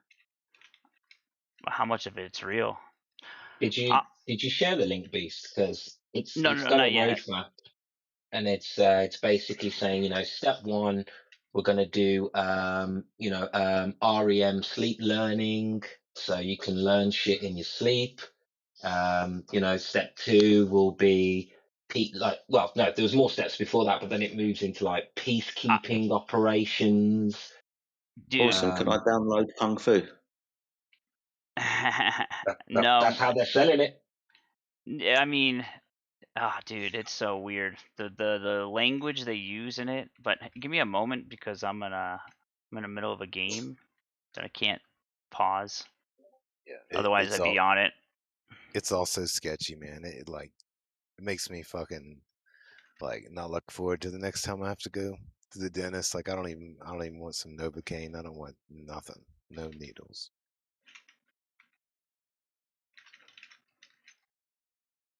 Yeah. Just remember, ladies, I don't blame you, data dude. flows both ways. That's right. That's right. How are they going to go when you're plugged in, whether forcibly or not, and they don't want to see what you've got in your head? It's like, you just wanted it, now you can fucking deal with it.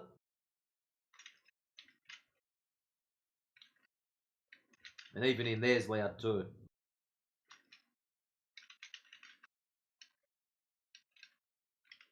Sounds like a movie plot. I hope that happens. You just overwhelm the system.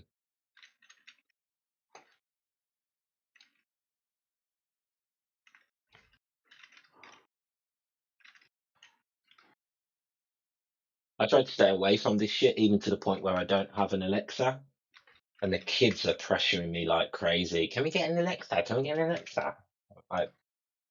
This is just going to be hard to stop. I had to talk to my Yeah, friends man. one. It Here, I'm doesn't gonna work, exit mate. this. This is the thing. You might not, but your kids, when they have kids, they will. So eventually, it will take hold. Even though we in this generation might try to protect our kids, we can't protect every single generation, and they know that. So, okay, it might not happen this week, but next year it will. Would you guys mind if I showed you a couple things about this? There's actually a Bloomberg original that dropped in November 2025. And literally when you watch it, it seems like a soft disclosure about all these things that we're talking about right now. And they call it becoming post-human. That's the name of the docu-series. And each episode goes over a certain topic, and it's like very basic, and like it literally is for the normie that watches Bloomberg. But there are some things that like are provably so, like mainstream, not conspiracy, that they talk about where it's like, what the fuck? And they're just talking about it like so nonchalantly in order to get people to be okay with it, but like it's almost literal necromancy. Let me see here. I'm gonna find it. I'm gonna find that paper first. Hang tight. Yeah, there it is. Good old Yeah, I'm noticing Neurograss. more and more every day with especially the kids shows that my kids sort of are exposed to on Netflix and Disney. They really humanize robots to the point where a lot of the shows has, or if it's not just about robots, it's going to have some sort of robot theme in there, and the robot is showing more human traits, and you'll find that in those films the humans are acting more like robots than the robots. So they're very subtly trying to humanize robots and dehumanize people. Yep. And it's just constant, just barraging you with it. Yeah, it's been the case ever since, my life as a teenage robot or whatever. My life as a teenage robot. Yeah, it's probably an American show only, but there's like tons of stuff like that anthropomorphize robots. Wall-E, for example, right? Wall-E, you got Yeah. even before that, even Toy Story, right? Toys. Short Circuit. Check out this roadmap, though.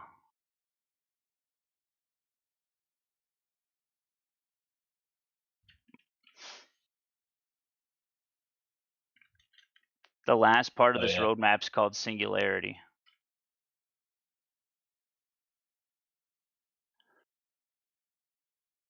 So where are we? We're in, let's say, almost quarter 3, 2026. Let's see what happened in quarter 2 and quarter 1. Well, they're behind schedule. I don't think so at all. Starting to utilize neurocontrol in peacekeeping operations.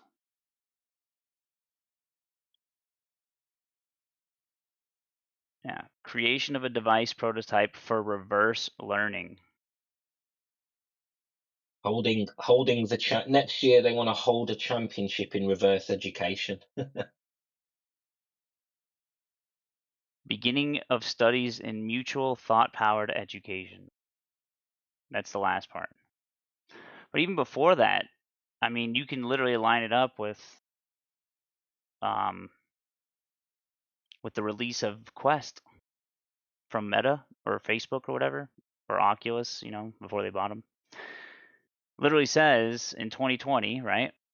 Q2, addition of the VR, AR, MR neural control algorithm training to the marketplace. Then it says testing the intelligent house management solution based on a Neurogress platform's ecosystem.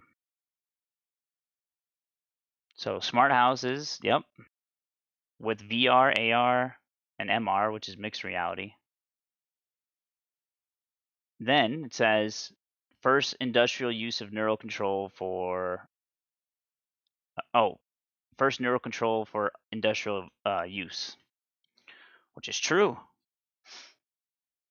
You can see like certain robots in factories being operated on by people with goggles on, or with VR goggles. The only thing that isn't true, or if it is, I haven't heard of it, is the creation of a cyber sports robots team in Q1 2023. Some of it's a little off. You know what's interesting though? We've got the world's first enhanced games at the moment. So we are literally changing now what's acceptable. The organizer of the enhanced games is a transhumanist who encourages technology and pushing biological boundaries. Yep. So they're bringing this in, and I think the enhanced games is a way for them to usher that, well, if it's enhanced, well then why can't we just bring a robot into the enhanced games? That's a way in.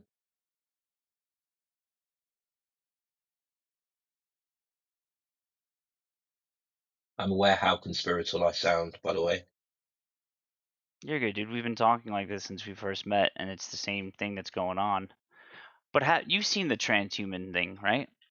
Becoming post-human with Emily Chang. I showed you that, right? I don't know with Emily Chang, that one, but I've seen a lot about it. Oh, dude, that one's nuts.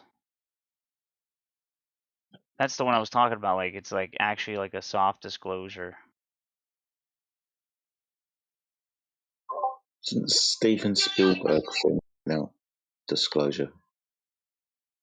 Oh, I know, and they're trying to push all that stuff right now, the alien stuff. Exactly. Yeah. The thing is, if I put in a little microchip in your brain that makes you think you're looking at an alien rather than a demon, what's the difference?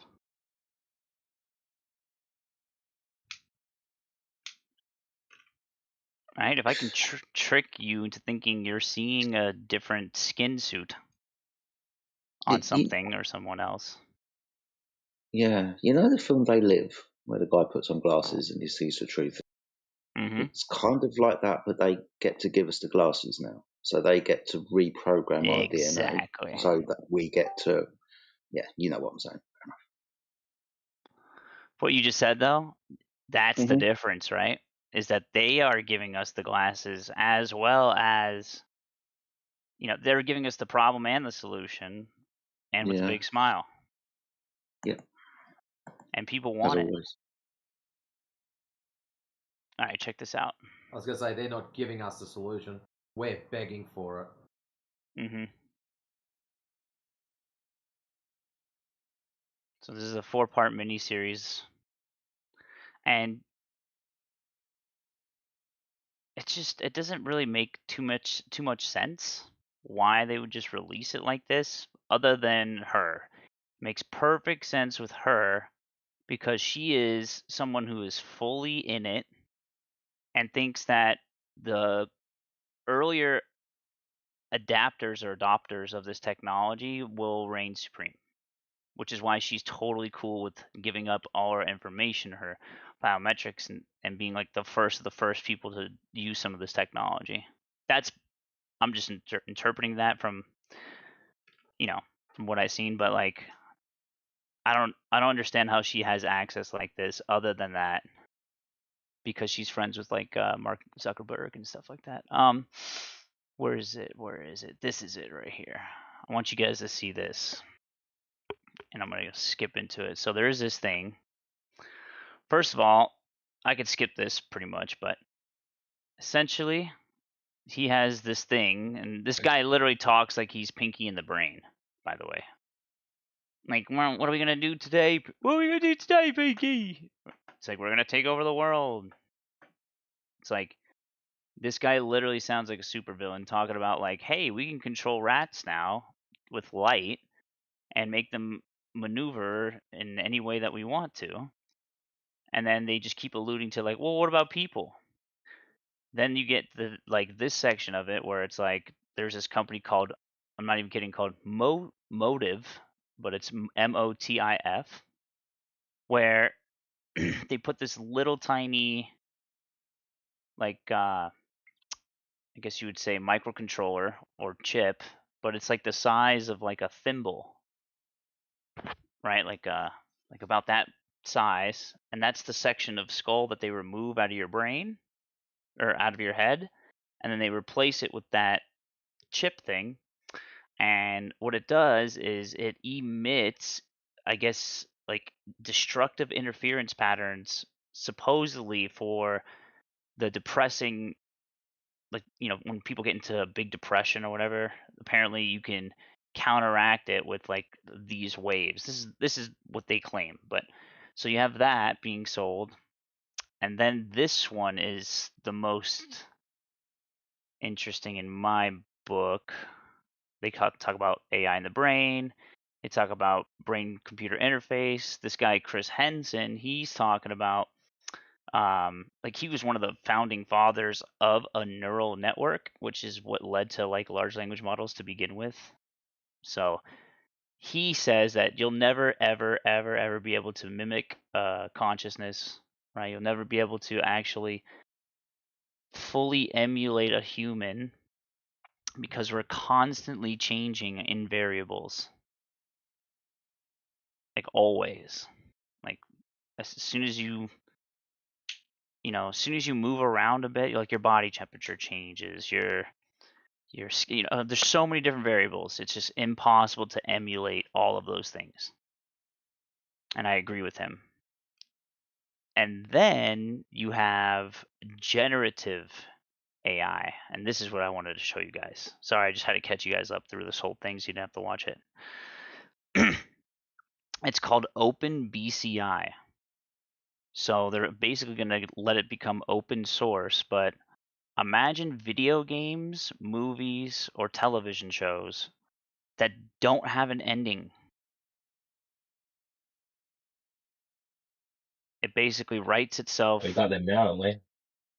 Yeah, I mean, Online games.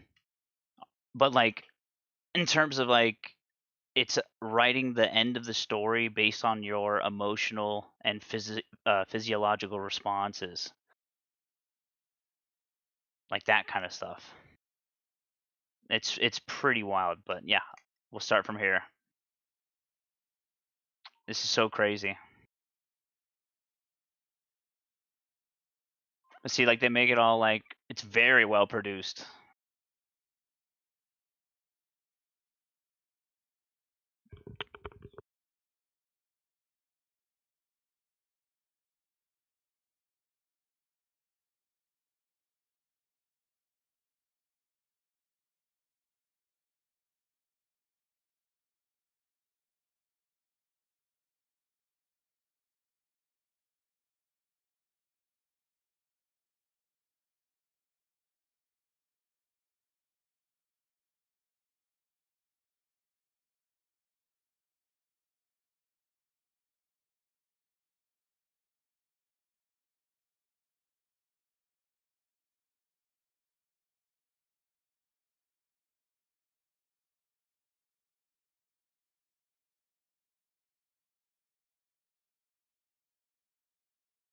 It's pretty wild.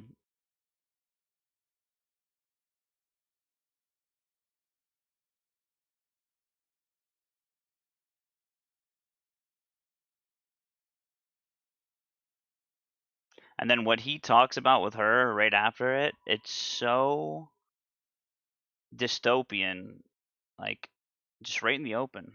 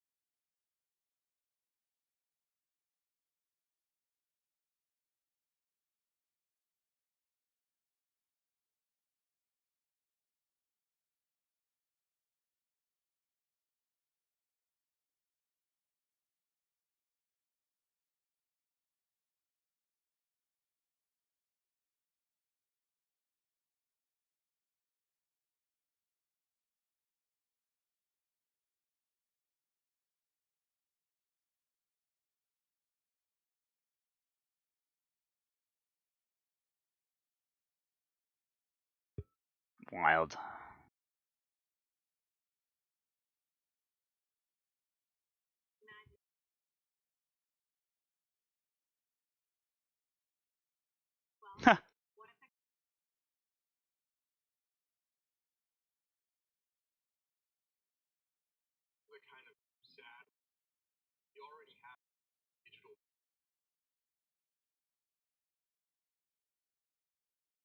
It's basically saying tough shit.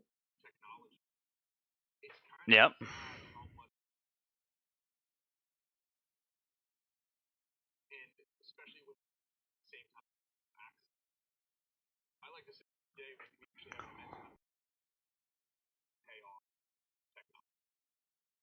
What?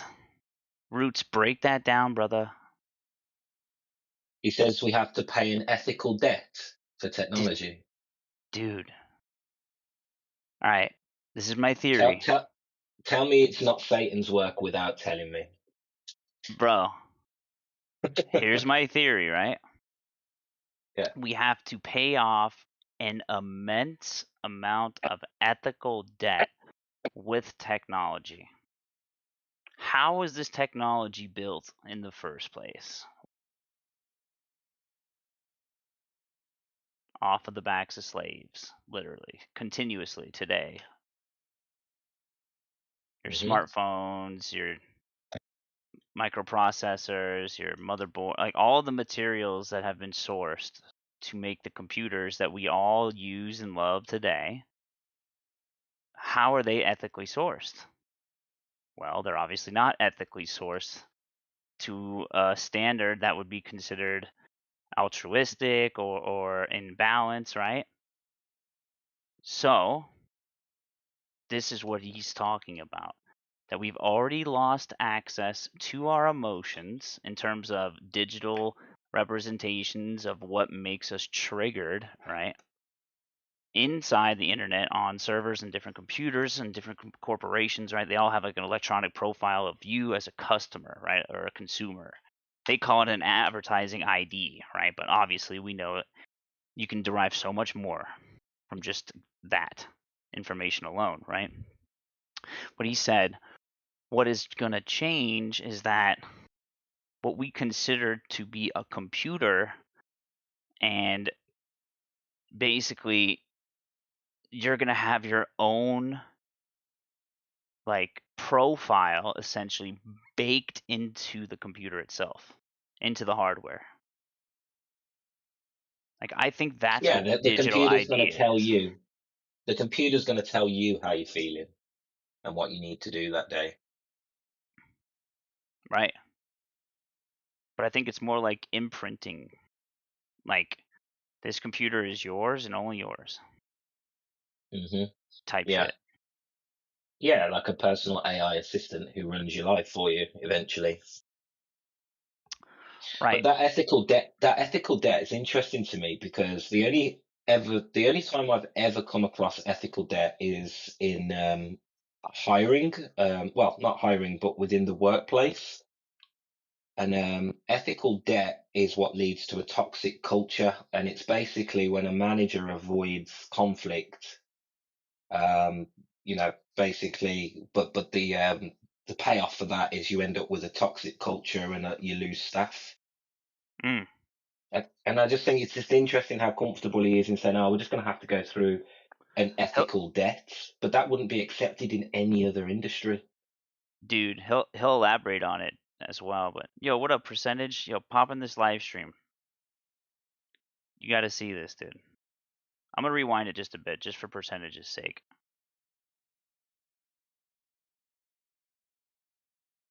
Get in here.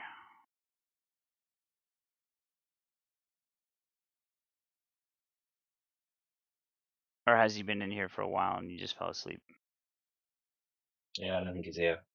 All right. Listen to what he says when he elaborates on it.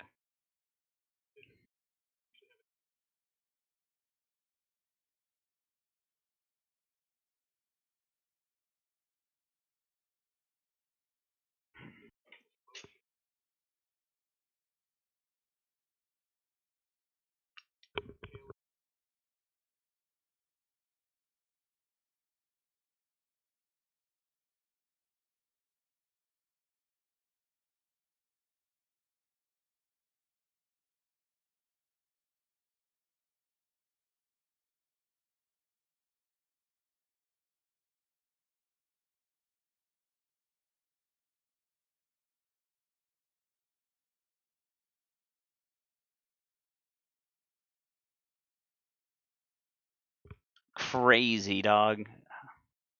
How do you say it's not Satan without saying it's Satan or whatever? What'd you say?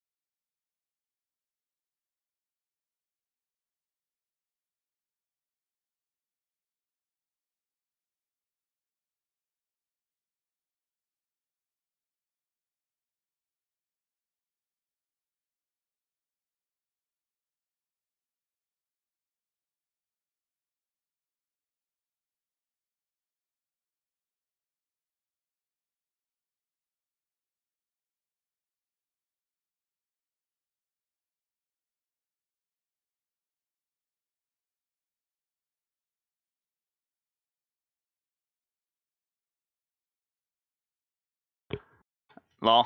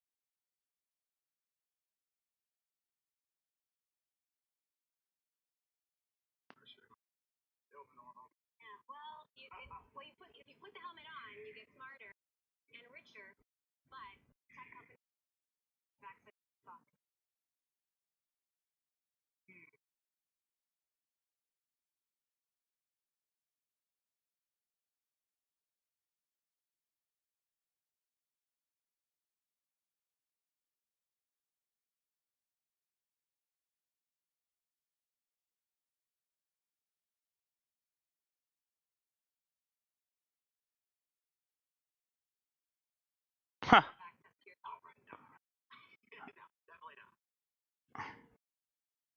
Oh man. But yeah. Every time I think of that Yeah. stuff, dude, I just, oh man. I've kind of got over it now, dude. I'm at the point where I know it's happening. There probably isn't a way to stop it, and I'm just embracing what we have. I know that sounds defeatist, but I just No, don't I'm in see the the point same in boat. applying energy to it. I'm in the exact same boat, except maybe not exact, but I am in the same direction, brother. Where might have been in the last 2 years where I realized it's a spiritual battle, and the spiritual battle trumps all other, like everything else. Yeah. Yeah, I'm in the same boat, and I feel like, you know, in the movies where you see it more in the movies because there's not many people like this, but, you know, especially people who do the right thing, even if there's massive consequences, or people who, you know, put their self at risk. I don't know, I just see it as, I understand now that if you can't save the world, the only thing you can do is have your morals and stand for them, right? From an individualistic point of view. you can't change the world, but you can control you. You know what I mean? At least exercise what you've got left, I think. You know Is what's what I'm trying to ironic say. about that, Roots? You're a Christian, you just don't even know it. You don't even know it, Roots. Well, I share the values, dude. Put it that way. It literally talks about Share the how values. you're not part of this world, and that if you love the world more than me, then the love of the Father isn't in you. Yep. I kind of see this as a fallen world, and that we definitely shouldn't be following the people in your life, like, you know, the average person. They don't know what they're doing. Right? All men are deceivers. All men are liars. Yep. Dude, have you actually read Descartes? No, not at all. Okay. When you hear Rene Descartes, you picture, you know, scientist who has like a mechanistic view of the universe, who thought it was like a clock that you just left alone, right? Yeah, the mathematician guy. Yeah, None the of that is philosophy true. guy. None of that is true. None of that He's the is guy true. that He is he's not the guy that Yeah, go ahead. he's the guy that said, "I think, for there I am." Right. And that's another thing. That is, yes, he's that guy, but he's also the one who made X, Y, Z and ABC, in terms of ABC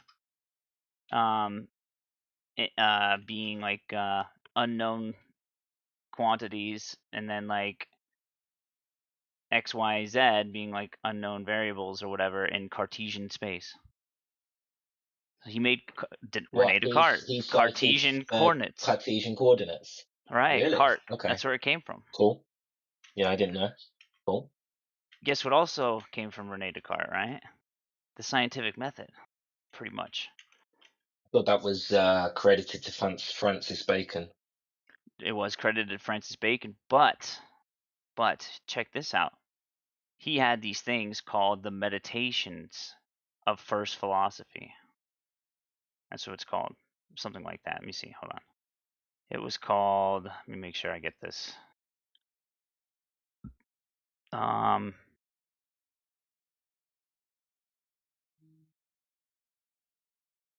Hold on, dude. bro, I got a call. Okay. I'll post it.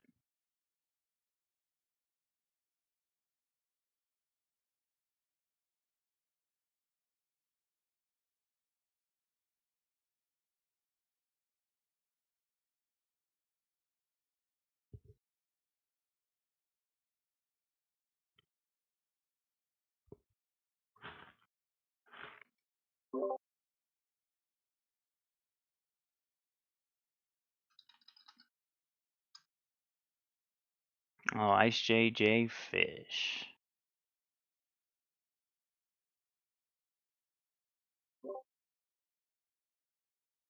There you go. What's up, Boogie?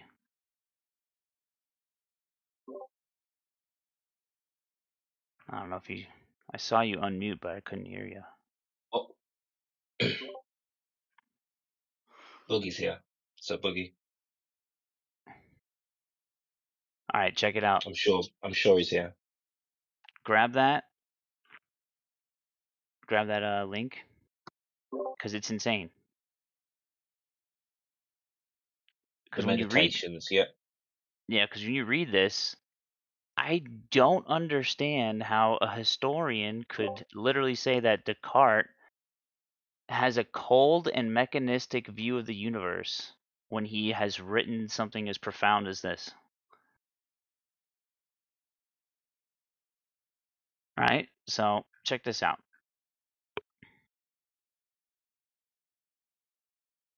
The first meditation, right? He says this. He says, "What can be called into doubt?" He says, "The meditator reasons that he need only find some reason to doubt his present opinions in order to prompt him to seek sturdier foundations for knowledge.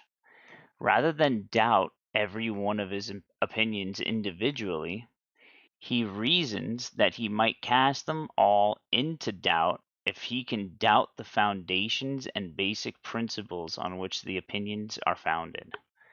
Everything the meditator has accepted as most true, he has come to learn from or through his senses. He acknowledges that sometimes the senses can deceive, but only with respect to objects that are very small or very far away, and that our sensory knowledge on the whole is quite sturdy. The meditator acknowledges that insane people might be more deceived, but that he is clearly not one of them and needn't worry himself about that. Yeah. Do you know what's weird? I used to think like this when I was young. I used to think that people who get like demonic possession or they go crazy, it's something that what I wasn't capable of. Now I'm older and I'm carrying more baggage. I'm a bit more open, like, oh, I could see how that could happen. But I literally couldn't see how that could happen when I was younger. Right, you just like, That's oh, that interesting. guy's crazy. I was like, why are people not being disciplined in the mind? I think. Why are Mic people check. using excuses? Yeah, you're good. All right. Yeah, I guess I had some technical difficulties earlier. But yeah, man, the more you broaden your mind, you know, the more you train yourself to find these other perspectives, you know, and to find them more efficiently. Dude. Yeah. Once you Yeah. figured out your mind and how it works, then I think it would be, and you truly, truly take on that inward journey genuinely with meditation, I think there is a place you can get to where you can't be brainwashed. Ah, check this out. This is literally the argue. Like, he has laid all of these arguments out, right? And well, if that's true, then this is true. Then if this is true, then that's true. Then this must be true. And if these are true, then what does that mean about this? And it's called the First Meditations, right, from Rene Descartes. This is where you get the I think, therefore I am. But like, everyone always shortens it to that. But dude, when you read it, it's crazy. So check this out. And this is from What Can Be Called Into Doubt, what I just read, right, about skepticism. Number 1, if I am dreaming / deceived, then my beliefs are unreliable. Descartes, and then this is someone explaining like what he could have meant by that. I'm just going to skip all that. I'm just going to go right to quotes. So he says this, right? Number 1, we have access to only the world of our ideas. Things in the world are accessed only indirectly. These ideas are understood to include all of the contents of the mind, including perceptions, images, memories, concepts, beliefs, intentions, decisions, etc. Ideas and the things they represent are separate from each other. These represented things are many times, quote unquote, external to the mind. It is possible for these ideas to constitute either accurate or false representations. So that's the nature of the human mind. That's what you just laid out right there, right? And then this Does is he where mention anything about bias? Does he mention anything about the cause of? Because there is this identification of your ideas being your own. We all assume they're our own ideas and they come from us. Whereas this argument is a bit different, which is what I actually, when I say believe, I've heard this and I resonate with it, but I don't know whether it's purely in the core yet. Check it out. Your ideas are not your own. Your ideas are just coming from somewhere else. Right, exactly. It's like, are they external or are they come just from you? And this is the dangerous line that someone walks when talking about this stuff, because it could lead to either solipsism, theism, or nihilism in a sense. Right? So you just got to be careful with the framework, right? So this is what he says. He says this. He says, I have convinced myself that there is nothing in the world, no sky, no earth, no minds, no bodies. Doesn't it follow that I don't exist? No. Surely I must exist, if it's me who is convinced of something. But there is a deceiver, supremely powerful and cunning, whose aim is to see that I am always deceived. But surely I exist, if I am deceived. Let him deceive me all he can. He will never make it the case that I am nothing while I think that I am something. Thus, having fully weighed every consideration, I must finally conclude that the statement, I am, I exist, must be true whenever I state it or mentally consider it. That is the actual quote. Oh, so he never said, I think, for there I am. That was the actual quote. Well, so he basically got like there's people that wrote to him and had objections and stuff like that. He wrote back in a response to one of the objections to the original quote saying, I think, therefore I am. Cogito ergo sum, essentially. But the point of me bringing this up is like right after that, Roots, literally right after that quote, and everyone always stops at that quote and they say, oh, well, I think, therefore I am. That means it's only me. Me, I'm the God. Me. The next meditation goes into concerning God and that he exists. And every scientist, rationalist leaves it out. Like Brenda, for example, who always uses this quote. All right, check this out. Descartes proposed that there are three types of ideas: innate, ideas that are and have always been within us; fictitious or invented, ideas that come from our imagination; and adventitious, ideas that come from experiences of the world. Descartes argues that the idea of God is innate and placed in us by God, and rejects the possibility of such being invented or adventitious. So adventitious is just ideas from the world, yeah? Things from your you've picked up experiences. externally. Right. Yeah. So this is those two kind of link up, right? Because the previous one that you were saying sounded like he was talking about how atheists think. Exactly. Right? Yeah. Anyway, how are you guys? What's up, Timbo? Timbo. So Long time, bro. Check this out, Tim. You know how atheists use that all the time. I think, therefore I am, right? And they just stop. Well, there's a reason. There's a reason why Descartes says that. Yeah, because he's saying that. He's saying, of course, there's a higher power, right? That's deceiving, but he's also talking about, like, he's saying, how people think, this is all made up. It's all in my mind, right? Everything is. It's my life, and I'm my own character in my own life, which is kind of true in a sense. But like an atheist would say, nothing else exists unless I think it is, right? But then he's contradicting that and saying, well, if there's a deceiver, I'm being deceived, therefore I exist. I exist, right? Like, so if there's a deceiver, he's talking about higher powers. Oh. Yeah. And then here, I'm going to post the arguments the atheists are confused, right? Because no, I don't think they're that confused. They know. They purposely usurp his works. Because they're like, because they're like, very. What were those terms you used before you read the one before? Innate, fictitious, and adventitious. No, I mean like a personality traits. You said theistic. Yeah. Solipsistic, or nihilistic. Exactly. Yep. Yeah. But he's saying you can't be that way.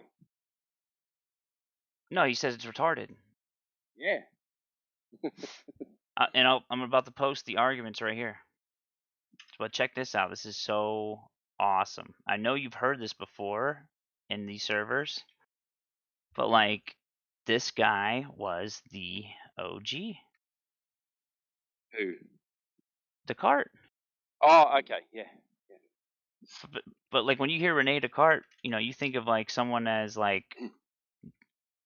rationale, He has like a ration to him where he's not about God. He thinks the universe is a mechanistic, like cold, calculating way. That's the narrative That's that not goes true. out. Yeah. I'll literally show you a documentary where that's how they described Descartes. That's how I always Yeah. pictured him in my mind, and they always picture Newton as like someone who is more open to spiritual aspects or metaphysical. It's complete dog water. Well, if you're a if you're in that field, you have to believe in God, right?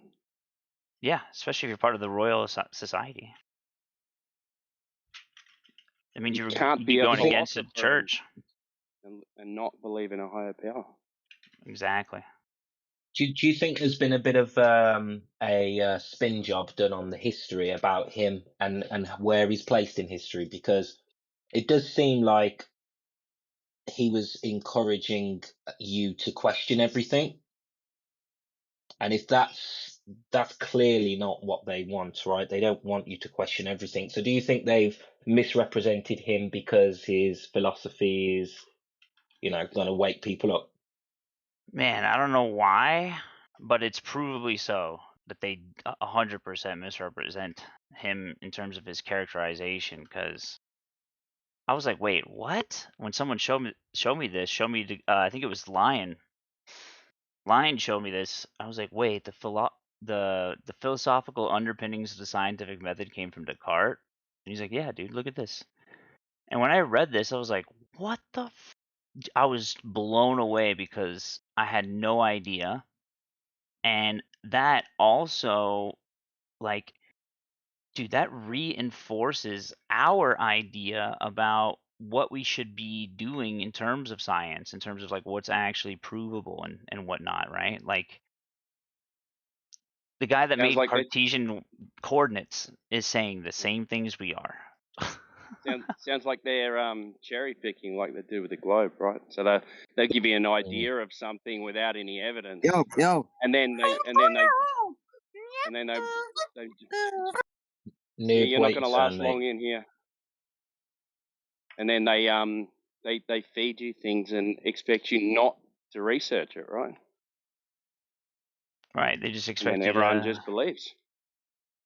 Everyone Yeah. comes up with an idea of something, and then then it's cemented in your head after a few years, right?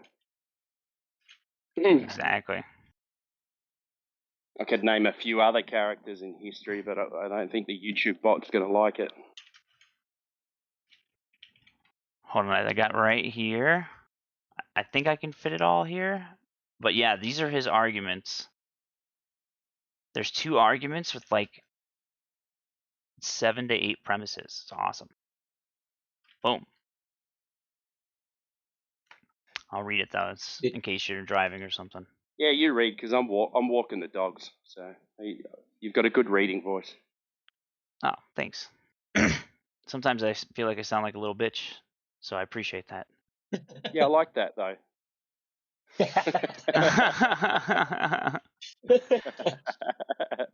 All right, check this out. You ready? Argument 1. Something cannot come from nothing. Number 2. Big Bang. Exactly. Number 2. The cause of an idea must have at least as much formal reality as the idea has objective reality.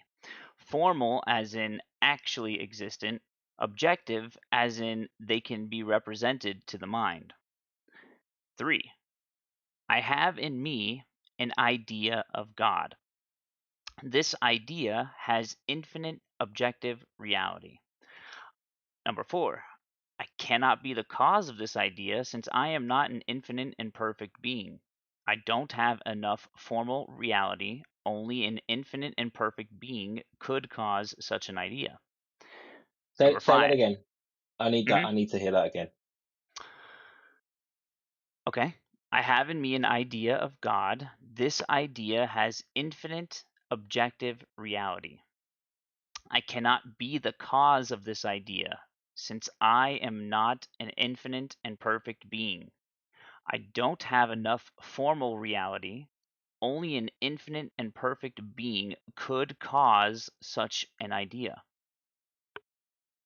Do you agree with that? Yeah. Number 5. So God, a being with infinite formal reality, must exist and be the source of my idea of God. An absolutely perfect being is a good, benevolent being. Number 7. So God is benevolent. Number 8. So God would not deceive me and would not permit me to error without giving me a way to correct my errors. That's just argument 1, right? While I agree with that, I'm not sure that mankind doesn't have the ability to create the idea of God on his own. I disagree with that. I don't know why that doesn't resonate. I just think that's possible. I'm not sure. I think that's the reason that Jesus was sent down, so that we can imagine something that we can relate to. Otherwise, you can't. I don't think you can come up with an idea of it. I don't know. What do you mean? We had the ideas of God thousands and thousands of years before any prophet. Yeah, but his argument is that idea of God comes from God. That's his argument. I agree. That's pretty much the only controversial one for me too. You know, I don't know. I'm still thinking It's on that interesting, one. you guys. I'm curious. What was the idea of God before Jesus? It depends on what culture. The atom, the Alpha and Omega, the Elohim. The ultimate. Well, let's keep it close to what, like the same kind, right? Like Judaism. Let's go with Judaism. What was their idea of God? Well, I mean, we can get into specific like, how can you differentiate between lowercase g gods and the God, right? So we would all have to agree on God, no matter what religion, right? Would have to be the ultimate. I don't know, because they're all different. I'm saying in terms of like God being the highest being. Like if we number 1. Yeah, the creator, right? Right. It would have to be the ultimate. It can't be a lowercase g God. Otherwise you get into infinite regress. And what he's saying, lower? What do you mean by lowercase g? Well, if it's a God that can do godlike things, but was created and not eternal, then that's There's lowercase only one, g. right? Yeah. But like Roots was pointing to other cultures about, that had an idea of God. And that's what I'm saying. Like, if we're not attributing the idea of God being caused by God himself, if we're saying that, oh no, we created the idea of God to make us feel better, that's the thing I don't agree with. Then you created something that's uncreated, right? No, you create something that's lowercase g, because you are not perfect. This conversation could get way too deep. Let's keep going with it, man. Yeah, I don't want to get too lost in the sauce, Yeah. but what he's saying there, Roots, maybe not, you may not have to agree with 6, 7, 8, but 5 is just saying the idea of God it comes from God, that he put it in him. That's what he's saying.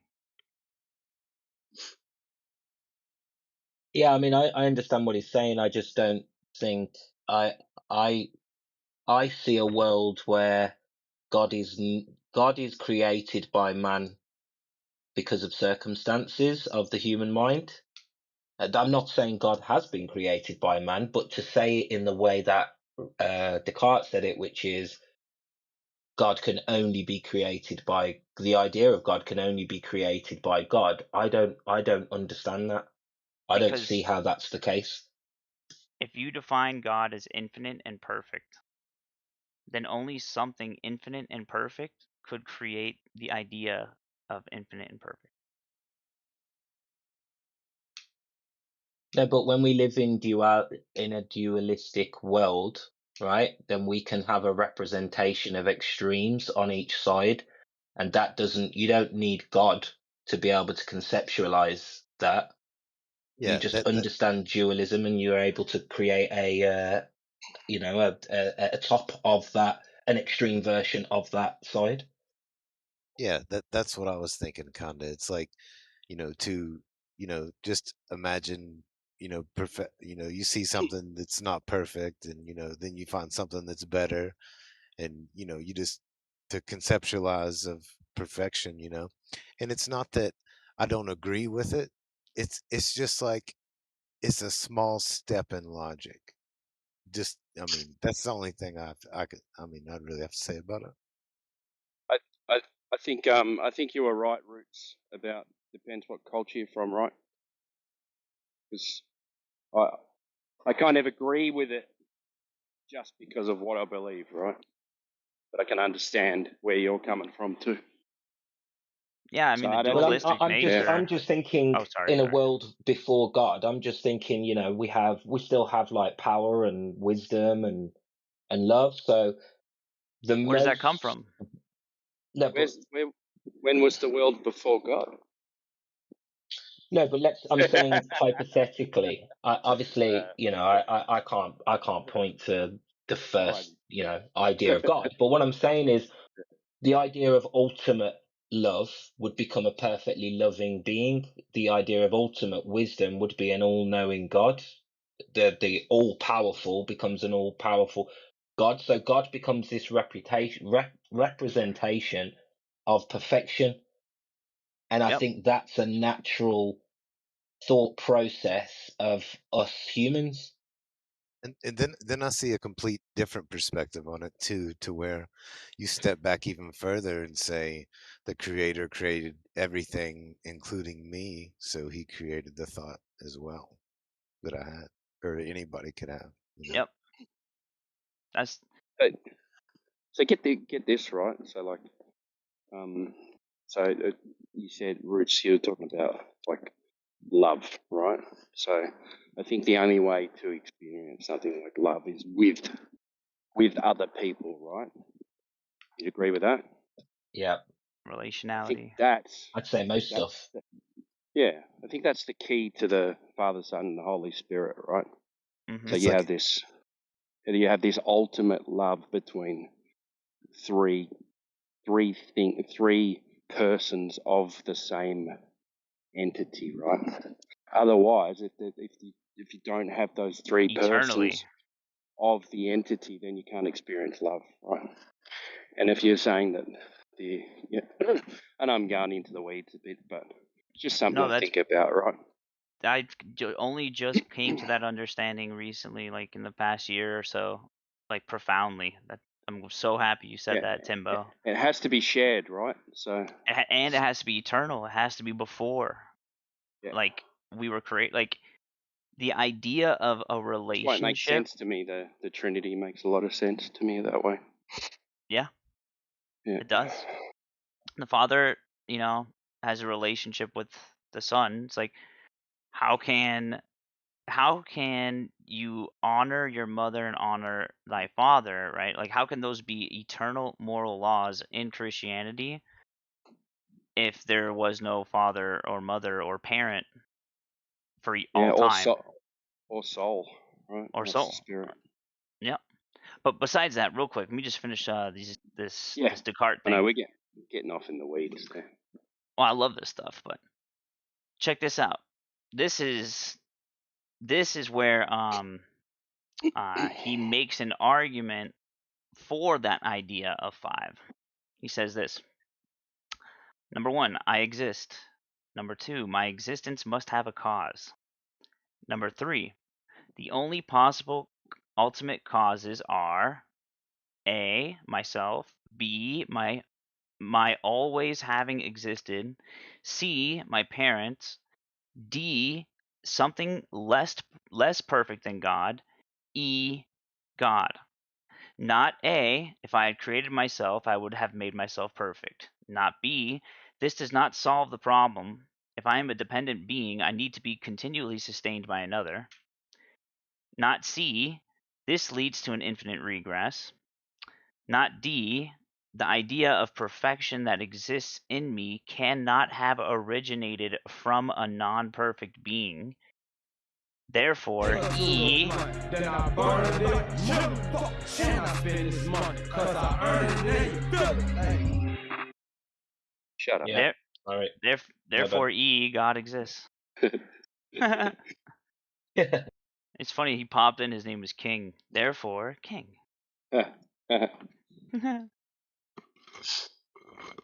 Fitting of the topic, right? I know you guys heard these arguments before, right? Right, like in presuppositional argumentations. Yeah. This is where it comes from. Did you guys know It's that? actually surprising. Yeah, it's actually surprising how much we still use today of his work. Isn't that crazy, dude? Foundation. Yeah. Dude, XYZ. What year was he in? 1600. I think it's 1694. Okay. Interesting century that was. Oh no, I'm way off. 1641 is when this was published. The Meditations on First Philosophy. Oh, sorry. That was the shortened version. The full title is Meditations on First Philosophy, in which the existence of God and the immortality of the soul are demonstrated. Do you know what I love about that time period? Every book title was that kind of length, right? Every fucking book. You know what you're going to be reading, right? Yeah. Well, it makes sense. Now they put titles on all these clips, and it's got nothing to do with the clip, and it's just clickbait. At least the books weren't clickbait.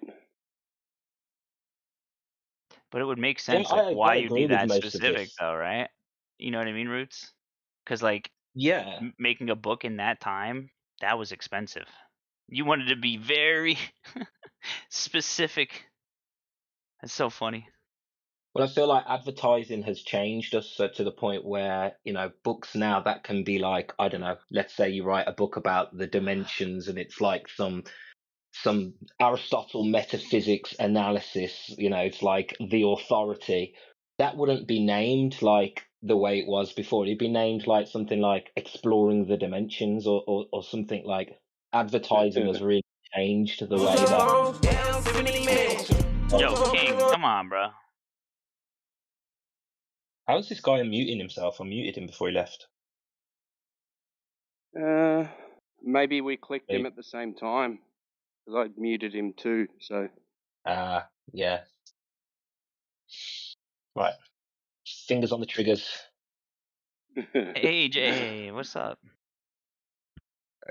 He heard our conversation. Hey, what's up, AJ? Oh, that's interesting. Yeah, you can stop talking about me now. I'm here. Yeah, it's quick. That bloody fool. You hear that shit he was talking last night? Who?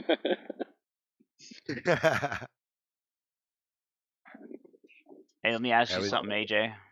Yo. Do you exist? Yeah. Unfortunately for some. If you exist, then you must have a cause. I do. Right. The only possible ultimate causes are yourself, you always existing, your parents, something less perfect than God, or God. Which one do you think solves that issue? God. Yep. Done. And it's just that simple. Alright, my work here is done. Yaga Bruno, take over. Just kidding, I don't know. You haven't said anything. But yeah, did you know about Descartes and his first meditations on philosophy, AJ? What, sorry? Look in the chat. Rene Descartes. Never seen it before. Crazy, dude. Yeah, but back to that idea of God coming from God. It seems like a small jump in logic unless I could step back far enough to say that God created all ideas. Yeah, of course. 'Cause God, I mean, then if we're going with that definition, then yeah, okay. But yeah, if God didn't create all ideas, he wouldn't be God. Information. Yeah. Yeah, but there might be levels of hierarchy to this. Like this infinite fractal existence might go so deep and might be so long-winded that God is just the furthest we can think.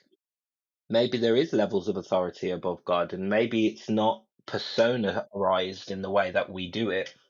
Or maybe, God isn't even personarized in reality. We've just done that. But actually, it's more of a process, an ongoing process.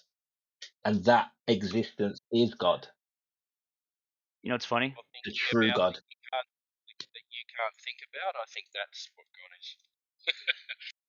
You guys are Yeah. right on the money. So that answers that Descartes thing, right? So God can He only come literally from says God. what you guys just said right after that last statement I said. Like Yeah, but I don't he's disagree. I only disagree with one of his meditations. The one I can't remember if it was 0.5. Everything else I'm fully agree with.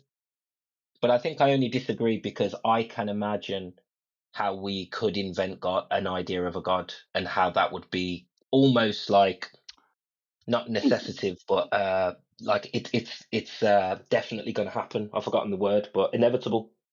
here. It's almost inevitable that a God idea would have been invented. But here, let Even me help you out. and I believe in God. And I want you to make sure I believe in a creator. But I'm saying I think it's still possible we could hypothetically create the idea of God. Not just the idea of God being in question, right? In terms of like where's the source, but dude, where's the source of all of our ideas? Well, I Not would just the say idea of God, right? But like the one I that wouldn't Descartes say God. poses. I'd say like the ether or something. Yeah, I wouldn't actually say God. Why? If I was asked this question, because I imagine, like you mentioned about your thoughts, I don't imagine a God pushing thoughts into my head. I imagine a sea of information out there, and it's down to me and my tuning to be able to resonate with them. Yeah, but A universal consciousness kind of thing. Yeah, but you Yeah. guys are What if that is God? Yeah, like you guys That's are what I'm limiting the saying. aspect that like this universal consciousness, the ether, or thoughts or ideas on their own. At the end of the day, in order to not have infinite regress or having that question of like why or where does it come from, if you believe in an ultimate source, the creator or an ultimate God, then that's actually where it comes from. Yeah, but here's the difference in my interpretation. God never created everything.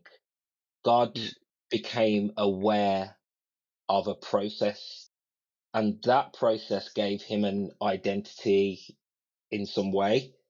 But the process, he never created the process. He became aware of a process. That's the difference for me, What which created the aligns more with process? what created the first. This process that you said that God has now become aware Well, of. this is what I'm saying. I think there is probably something above that, but in terms of You see how it goes to infinite regress, This right? is You see just how it keeps going? yeah. But I don't think that there's a God in terms of a persona. More like that universal consciousness, which is more of an organism or more of an existence than a creator, if you know what I mean. But I'm not limiting God to only a persona, but would you agree that if God is God, then God can do all things, and if God can do all things, then God can definitely put on a persona if need be? No, I'm saying God Yeah, he brought can't us do all Jesus, things. didn't he? I think God has his own limitations based on the dimension or the dimensionality of him, and he has his own limitations. He's the God of the dualistic world. He is the God of this world. Okay. He became aware of dualism. He became aware of consciousness, and so he became aware. Something became aware of itself, of this process. Maybe Okay. there was a creator of that, but that's beyond How do you know any of that? what we're talking about. Well, this is what I'm saying. I don't know, but what I'm saying is, okay, I can ask you the same question. How do you know this being that you're describing created everything and is limitless? Because that's what I'm looking for. Is the limitless, ultimate, the true, and I say true in the true sense of the word true, God being perfect, undeniable, and the ultimate, right? The ultimate, and I keep saying that on purpose. It's like there is no other. There is no. It can't be. Otherwise, it wouldn't be God, right? If there's a limitation on an idea of what I can say as an idea of God based off my own limited, understanding, my own limited descriptions, right? I understand that, and that's what Descartes says in the next paragraph. By the way, he says, actually, can I just read that real quick, Roots? Yeah. Because it actually helps with the idea of trying to describe the ultimate without actually being God. You know what I mean? The problem that we all have, or a challenge that we all have to face. So he says this. He said,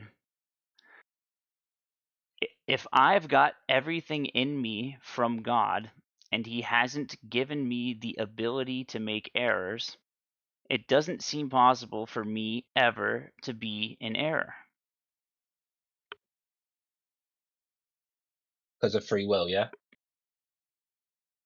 Right. He hasn't given me the ability to make errors. Exactly. Yeah, you got free will.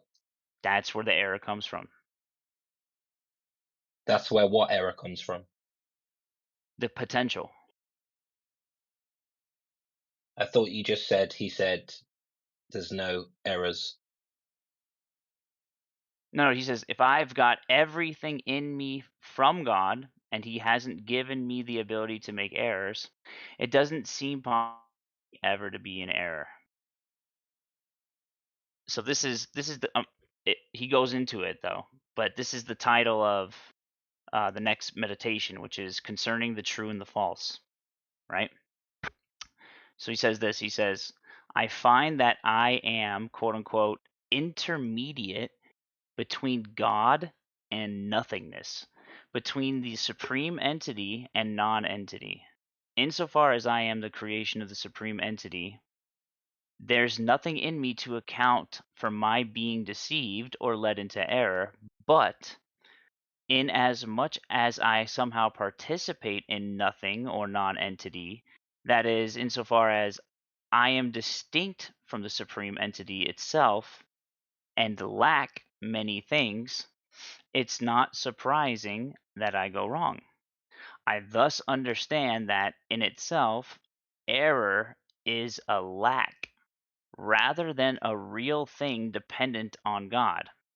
Hence, I understand that I can err without God's having given me a special ability to do so. Rather, I fall into error because my God given ability to judge the truth is not infinite. So he sees error as not an action, but a lack. I agree with that. I agree with that too. And that's what it means to sin, right? To miss the mark. Like it's a lacking, right? So when I say the ideas we can't possibly have created such profound ideas, right? It's because I don't know where they come from. I'm lacking that information. I'm lacking how I even got this idea in my brain to begin with, or even my brain or my mind, like whatever. I don't have all the answers, right? So I know that I can't be the one that created it.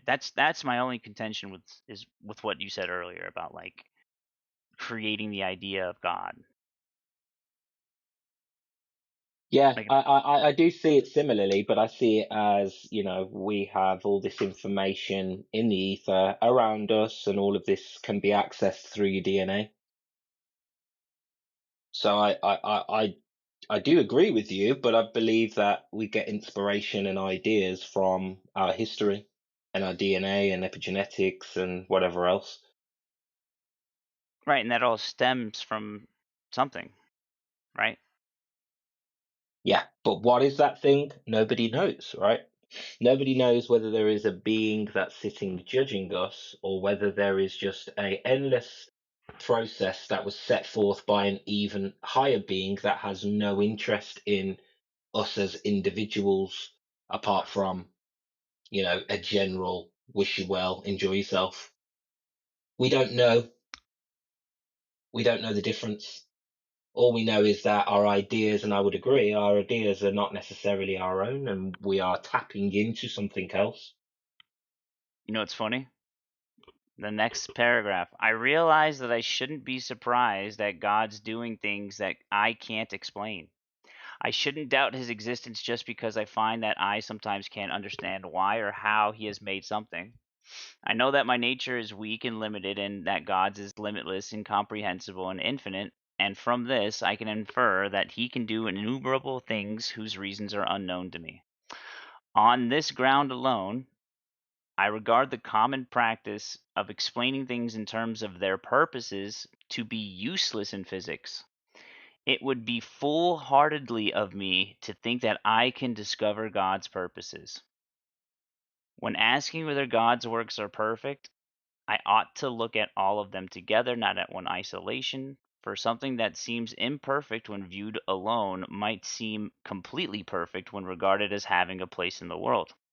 Of course, since calling everything into doubt, I haven't established that anything exists besides me and God, but when I consider God's immense power, I can't deny that he has made, or in any case, that he could have made many other things, and I must therefore view myself as having a place in the universe.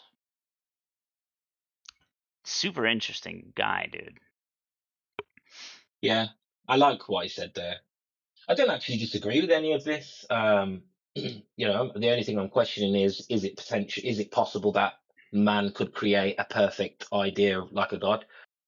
That's the only bit I still struggle with. But yeah, I agree with absolutely every other part of this philosophy. Well, it's almost like, all right, think about, and I know you know this because this is part of your job, right? Like, you recruit. When you're hiring someone, right, the qualifications and the general vibe that you feel, as well as what they can actually empirically and like actually do, like what can they actually do in terms of like a, you know very Skill set. cold, yeah, like just names on a piece of paper, right? You need that aspect. You also need their purpose, right? Like, why do you want to work for me? Why do you want to work for my company? Like, why do you want to be here, right? And also, you want to know if they will treat people in the company the same as as you want to be treated, right? Like, this is why a corporation is a body, right? It's a body of people. It's a corp. It's a corpse, right? It's you're in one body, one company. Like, so you follow the same rules. You have a company policy, etc. Think of the same kind of rules, but for reality, and not just reality, but your actual emotional and metaphysical will that you can't actually explain scientifically, right? But you have these rules, right? We're governed by these emotions. We're governed by these metaphysical thoughts or ideas, right? That is what I think a true man of God would want to dive into, which is, if God exists, what are the rules? And what does he want from me, or she, or it? Until you No, I get to don't the he. disagree. I don't disagree, but the question is, where do we look for those rules? Where do we get those rules? Because we've already been through the different types of thought with Descartes. We already understand that he values your senses and logic. So with that being said, where should we look for these rules? Well, To man? For me, I would look in scripture, in context, and yeah. But scripture, what scripture?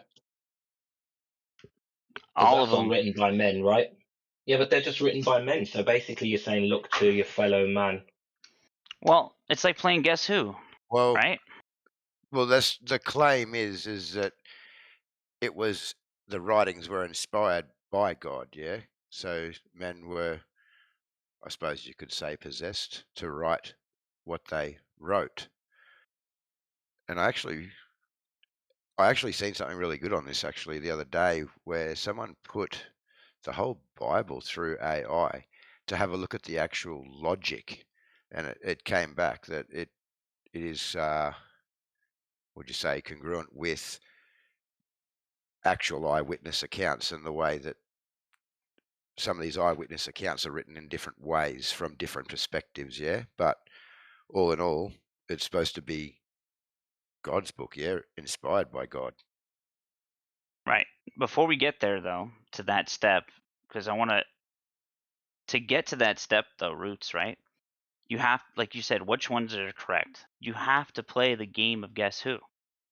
There's traits that you intuitively know which are godly and versus wicked or evil. Everyone has that ability to discern.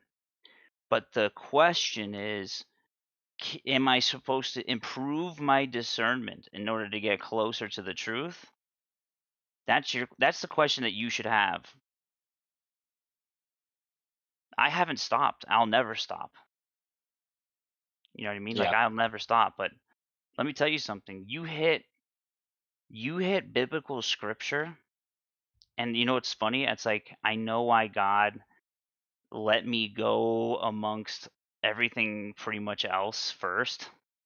Because once I hit biblical scripture, dude, it's so much richer than you can even imagine. And I don't mean that in a condescending way. I'm just saying, like, it has been absolutely bananas in terms of like making connections, and then having, like, there's a reason why they call it the living word, because I'm getting closer to that Guess Who problem, bro.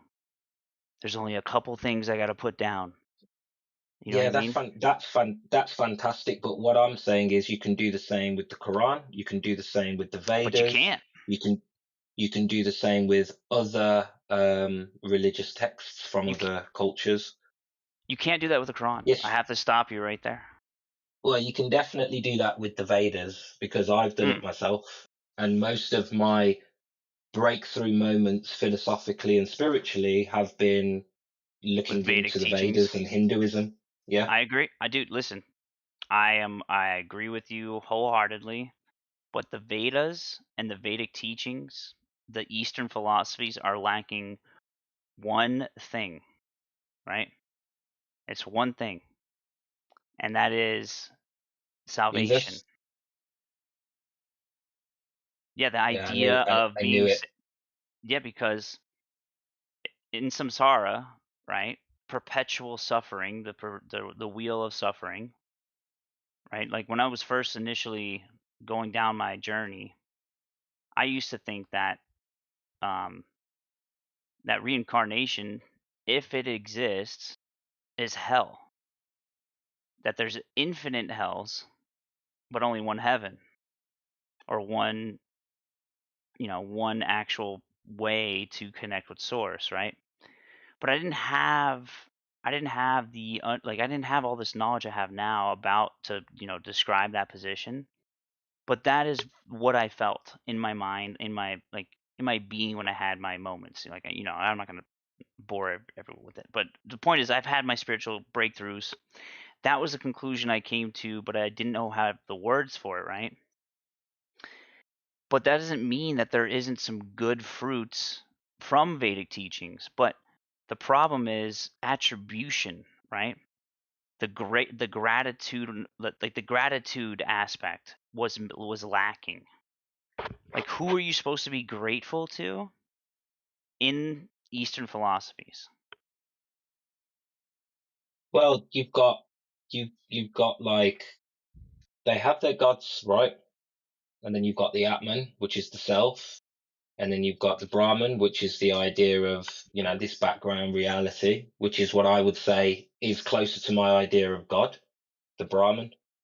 But it's all there, dude. It's just not personified into. It's just a little bit more complex. Well, the story Layered of Brahma. realities. Yeah, no, I mean, the story of Brahma, the only problem with the story of Brahma is if it's true that Brahma, that I am, basically knowing all things, right, got bored and broke off infinite little pieces of himself, which we call particles or whatever consists of the universe, is all Brahma, right? Then that means that the divinity of being able to choose your path, or like, you know, that aspect of having free will, is not actually choice at all, and it's an illusion, and you're actually in Maya. You're actually asleep in Maya, the goddess of illusion. So the dualistic nature, you know, by their own rationales, is just explaining this world. That's it. It's not explaining, you know what I mean? It's not just Not going deeper. dualism. You see what I'm, because you know it's not just dualism. I know it's not just dualism, but we can describe this world, this reality, very well with positive and negative, up and down, light and dark. You know, I get it, but it's not the end all be all. That's what I figured out in my own journey. Actually, I didn't figure it out, right? No, it was literally revealed to me. It was, thank God. And that's awesome. That's awesome. Like I said, I align very closely, dude. I have my own philosophical reasons why I'm not a Christian, but I align very, very closely, dude. And I think it's probably needed today more than ever. So in today's standards, I'm always going to back the Christians as having the correct philosophy. It's closest to what I think is the right way to be. But why? Because it's spiritual teachings. I believe I just don't believe in shutting myself off to one religion or spiritual scripture. I believe it's one of the best scriptures. The Bible is probably the best scripture for the average person. And when I say the average person, someone who hasn't thought deeply about some of these philosophical ideas. And I would much prefer my kids to be Christians than atheists. I just pray for you, brother, just because that's just so dangerous, man. You recognize the goodness in Christianity, but don't want to submit. No, I just don't believe. I don't believe some of the core claims. I don't believe the Bible is written inerrantly, divinely. I think a lot of the information from the Bible is in older texts. I think we had a revision and a resetting of how we interpret the religious texts, and the Bible was the final product from a reset of spirituality. So for me, it's watered down. Okay. If the manuscripts that you're talking about, right, have been purposely continuated up until this time, but the historicity of them remains true in terms of like they are actually that old, then what other documents do we have that we can point to that have that same background? No, I believe the Bible was written. I believe the Bible was written around if we're going to stick with our timeline, I think the Bible was written around, just before, just after the AD calendar was introduced. So I think the Bible was written by men, and it was interpreted by, from things like the pyramid texts, the laws of Ma'at, the the stories of Gilgamesh from the I forget, but there are multiple sources where you can see the same stories. So to me, it's truth. That's just the But in claim, though, terms brother. of the context, what's the claim? That's just a claim that you can see the truth in multiple. Like, how do you know these stories didn't actually mimic what was in the Bible? And the reason why I asked that question is because you say the story of Gilgamesh, right? What is the actual oldest manuscript we have of Gilgamesh, the Epic of Gilgamesh?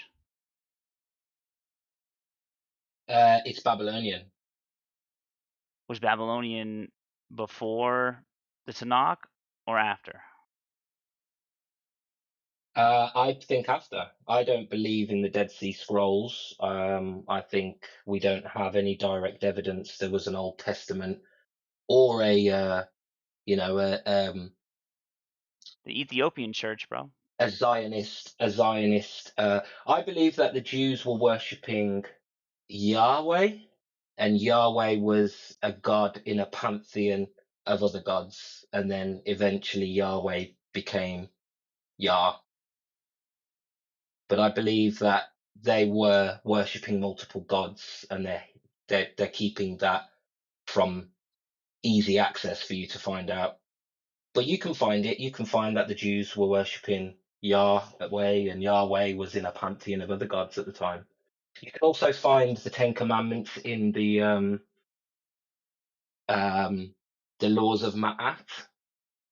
You can find a lot of the stories, similar stories, but with different characters in some other Egyptian texts as well.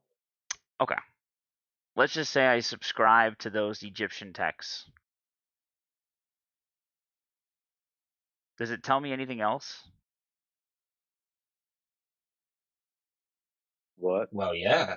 I mean, you've got the whole Hermes book. I've forgotten the book. The law or the Kybalion, bro. Yeah.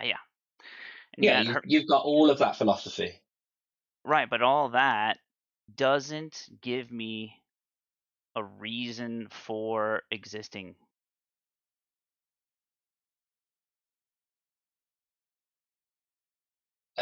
I don't think you need to be told that.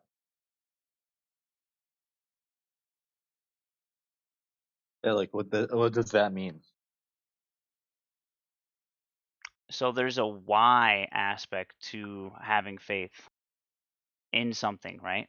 Like why you have faith in that.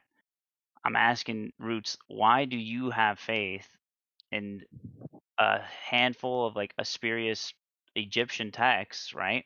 That may or may not have certain characteristics of certain stories that are fleshed out, right? Who copied who, right? What is the most original, right? Well, I think everything happens for a reason. And God, being the creator of all things, if truly is God, then would want a continuation of whatever we have now to be heard now. Like the reason why we have access to the internet, the reason why we have comprehension or the ability to even look up these arguments and the ability to even go into certain temples or certain churches and have access to these manuscripts, right? Like we are born in this day and age to be able to do that. So like whatever is actually accessible is what I want to study, right? To make my determination. The things that are unknown or could possibly maybe true or conspiratorial in terms of like okay, like the archives underneath the Vatican Church, like be honest with yourself, like you were saying about how like you don't want to expand upon, like you don't want to give too much energy to the technological underpinnings of everything, right? And I agree with you. So like why do it with the spiritual? Like it's the same kind of trap in my opinion. Yeah, Like, but I'm not following Egyptians. I'm not in any religion, right? I'm just pointing out that the laws of Ma'at and why the Egyptians followed them was very spiritual. They wanted to maintain order, and they believed that they believed in an afterlife, and that there was judgment. There was still judgment.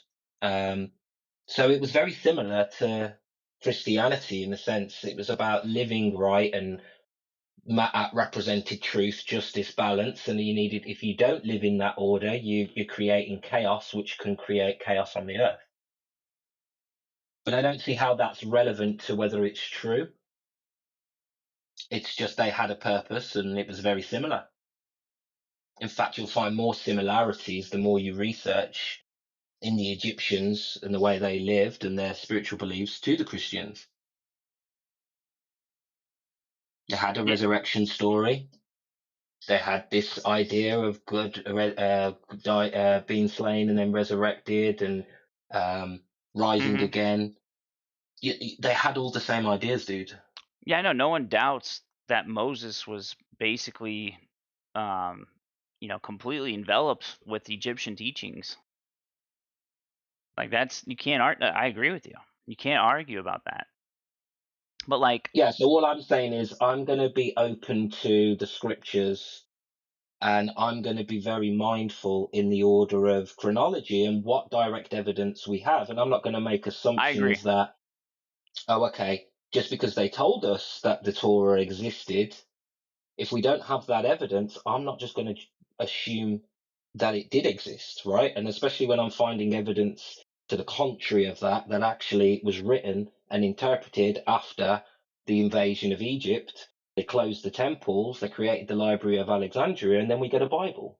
We also then get Islam, a Quran, 5 to 10 years later. Then we get a Torah after the Septuagint. I can't unsee that history. I know that the Torah, there wasn't a published Torah before the Septuagint. They the say that there Library was of these. Alexandria, bro. Man, They what say there was happened these there? scriptures.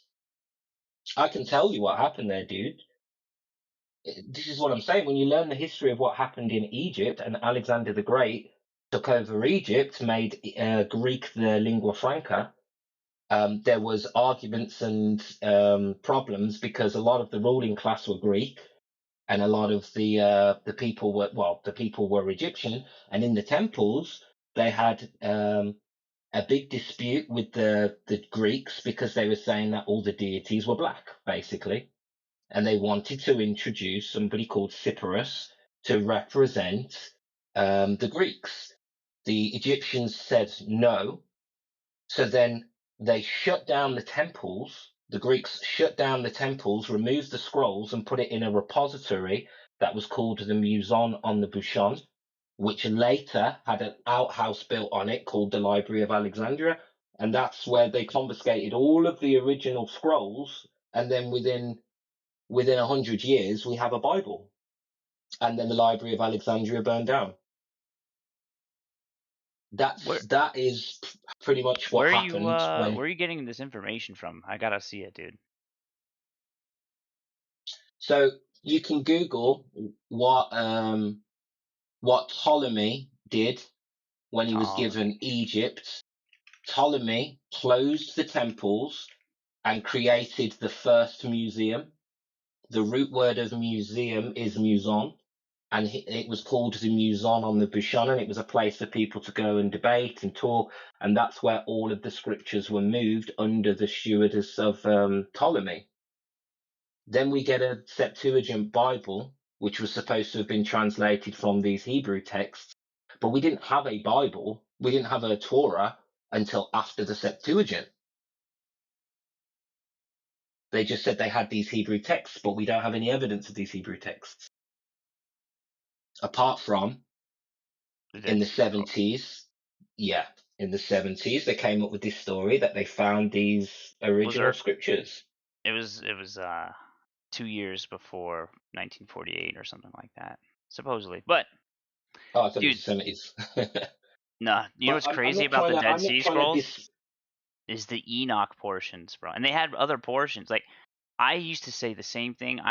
Me and Lion would have like back and forths, bro, for a long time about the validity of the Dead Sea Scrolls and the convenience and timing of them, especially during, you know what I mean, like you know what I mean, during all that. So, Like so we but went back here's and the biggest forth. problem.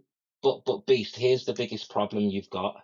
But I didn't finish. Nobody can interpret what's in that Dead Sea Scrolls, and nobody has the original Hebrew to be able to confirm what's written in them scrolls. That's the problem. Well, I mean, how do you know that? Because there is no original Hebrew to be able to cross-reference against. This Hebrew that it's written in, this Paleo Hebrew or whatever, there was no understanding of the language, or there was no primary source texts that we could say this means this, that means that. We don't know what was written on these documents. But okay, how are you claiming that if it's been translated and transliterated? Because I've done the research, dude. The only other thing that they've got that they claim is original Hebrew, I've forgotten what it's written on, but it's written on this silk or something. And it's very limited, and there's questions around that. Apart from that, we don't have any original Hebrew. So then to say we found this original Hebrew, well, who the hell can interpret that? Because nobody speaks it. So what I'm saying is to base our whole history off this one text called the Dead Sea Scrolls that nobody could interpret, to me is a step too far to say that all this was originally the Jews or the Israelites or whatever. Because by the time the Septuagint was being written, we didn't have any Israelites walking around. We didn't have any people operating in Hebrew, not even Israel. They were doing Aramaic and something else. The only evidence we've got that Jesus even spoke Jewish was in the Bible. It says that he spoke in Hebrew. So for me, it's just a little bit too much of a stretch to go, I'm going to put all my faith in that. As much as I think it is grounded in truth, I think we had a reset of spirituality and they've taken us a bit further away from the esoteric side, which I think was important. And they've turned that into evil, and they've turned the metaphysical into literal stories. I think a lot of these stories were metaphysical, and now we've turned them into physical people and stories. And now we've got the book of Job, and we've got all these people's stories to listen to. But I think they were more metaphysical previously, these stories. Here, let me read something to you real quick about the Dead Sea Scrolls, because this is what, dude, I had the same interpretation about the Dead Sea Scrolls and the validity of them until I had a conversation with Lion and actually had to hear him out, like give him a full steel man, right? So they're called the Qumran scrolls, right? Like the Dead Sea Scrolls, they were found in Qumran. But the reason why they call them the Dead Sea Scrolls and not the Hebrew Bible scrolls, right, or whatever, it's, they had Hebrew, Aramaic, Greek, Latin, Arabic, Nabatean. There's other scrolls about like Jewish sectarian writings and administrative documents, deeds of sales, even divorce records, marriage records. So it wasn't just like a specific biblical scroll that was, just to corroborate the Bible. Like it was a whole bunch of parchments that were found in this cave essentially. And people theorize, in that area that during the burning of the destruction of the second temple is probably when they hid all of these manuscripts in that area, so that way they could not be destroyed, right? Which is why it was so weird to have all these things in the cave, but it makes sense when you look at the time, right? So I get what you're saying, but dude, it's not just biblical scripture that was found in that area. And again, I have to have faith. Have to have faith in what I was finding, right? But there's so many other things about the biblical stories. Like another one that's insane to me, Roots, is the sulfur. Have you seen that? No, what about the sulfur? Pepe, you're hot micing.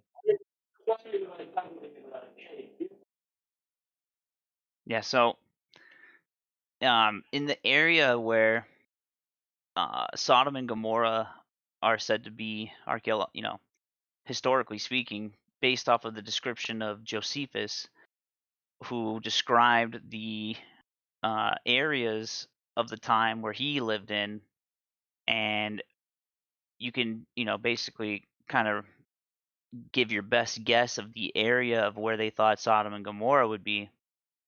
And you find this place that is just full of just white ash and like 90-degree angles in terms of like they're definitely buildings. They used to be buildings, right? And then you would find these balls like scattered throughout the entire area. You could just literally walk around and pick up one, and there's these sulfur balls, right? They were 90% pure sulfur. Insane. What does it say in the Bible about like what he's going to do to that city or those cities for their wickedness? It rained fire and brimstone. Like you literally see it scattered throughout that entire area. I'll show you a video. It's crazy. It's nuts. Yeah, that could have been old world tech though, right? Either way, it's like a huge evidence of the fact that there was two cities called Sodom and Gomorrah that were wicked. Wicked in terms of like okay, picture this, Roots. Picture this. Let's say we did live better in ancient times in terms of like free energy, free, you had access to all these resources, access to, whatever. But you were morally corrupted.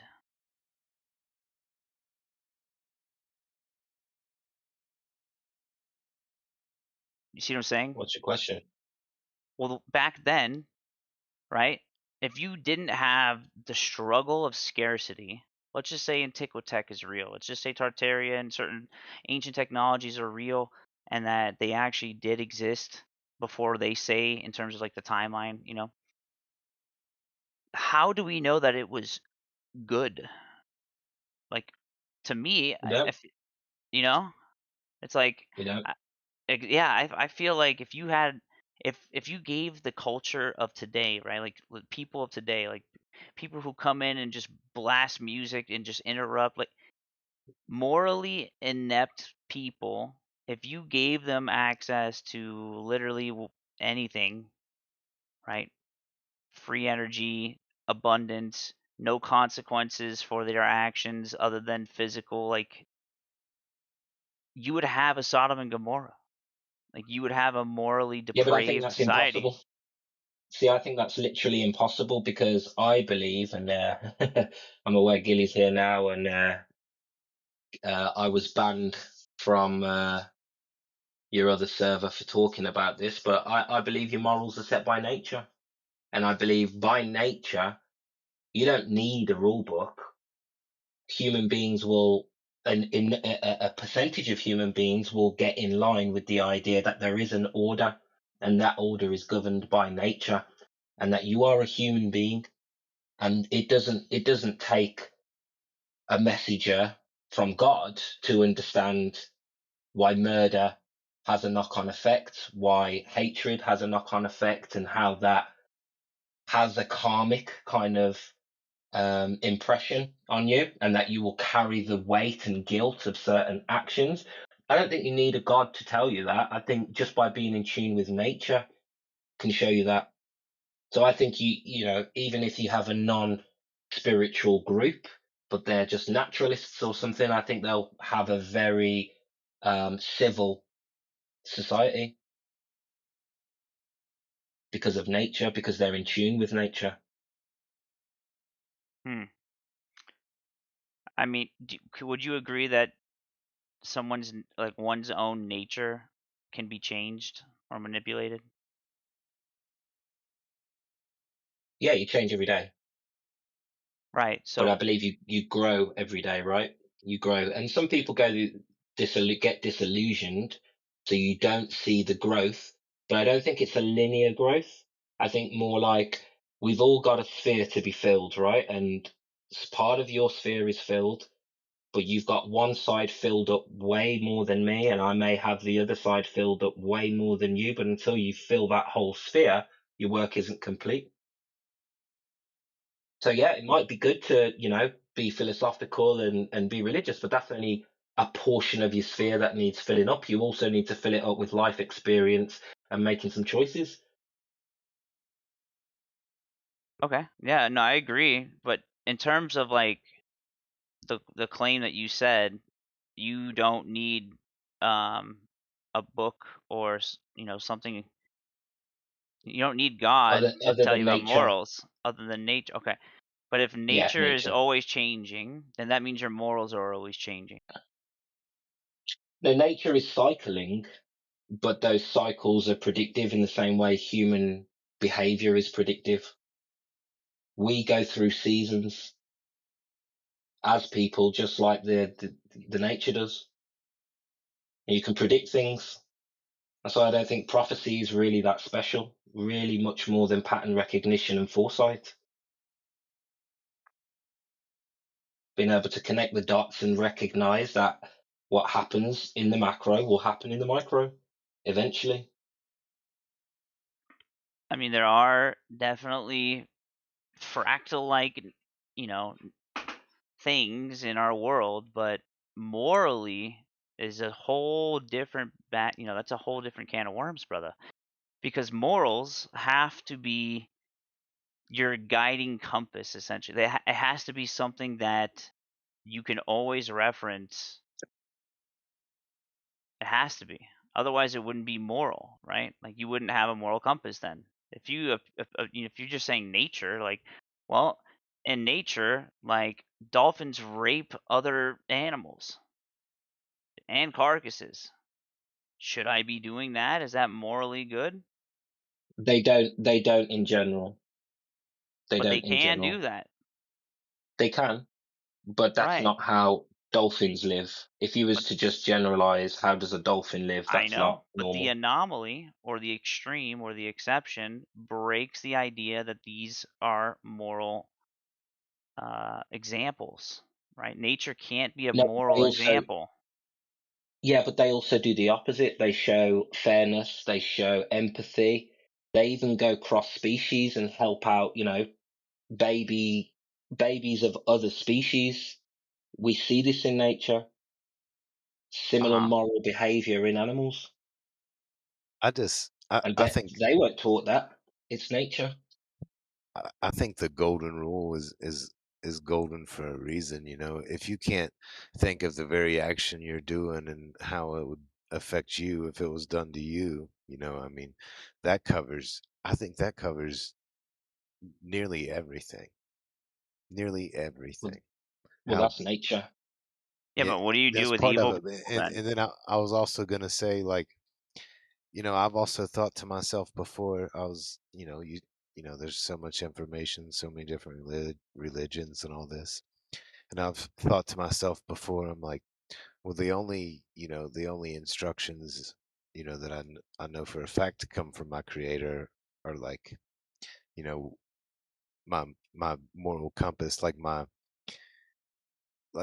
when you just inherently know that's wrong, you shouldn't do it, or, you know, you're Where does that come from, right? That's not nature.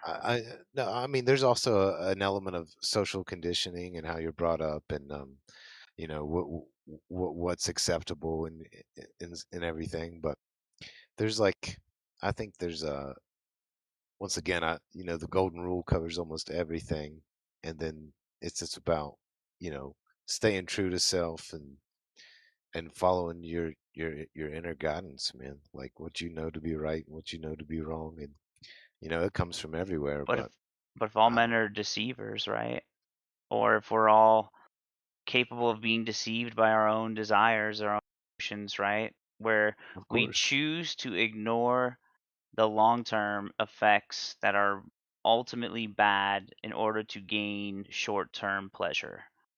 How can you differentiate between those two, right? Without something helping you, without an ultimate reference to point to, right?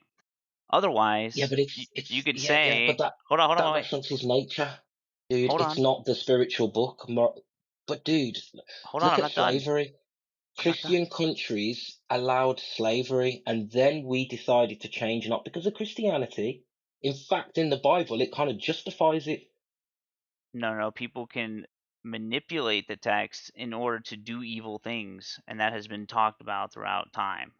And throughout the So, the early church fathers had to deal with people perverting the text for a long time. Like since the beginning so of are the are creation of the manipulate Bible. yeah, But so hold on, wait, are let me finish my manipulated point though. texts really worth following and basing your morals on? Hold on, let me finish my point though, please. What I was gonna say, because to what you said, Boogie, right? You said intuitively, like you can tell when something is wrong or bad or good, or like, for example, something that is physiologically effective and everyone would feel it, a blood curdling scream of a child. That's objectively going to make you feel a certain way, as if something is wrong and that child needs help, right? Now you can say it's nature, but what gave us our nature or our instinct or anything that we can't explain with science? Or there has to be something that has given it to us. And if you say nature, okay, then nature, what? Like, what do you mean? Like the Mother Earth? Like, what do you mean nature? We got to define nature. Context. It's just like Context. not having this big definitive line between nature and source. You- I imagine Roots is kind of describing it, as one and the same. Well, I think context is key. The fact that you're a human being means that you are I'm not defined perfect. by that's your context. The context is you're a human, so your empathy towards humans will be greater than towards other animals, and we see that in the animal kingdom. Why? Because context wise, you know who you are, you know you're a human, you know how your actions affect other humans. So for me, the fact that you're a human in nature is the context of where your morals will sit. If you was a dog, then your morals, your context would be based on the fact you're a dog. So that would be innate in you.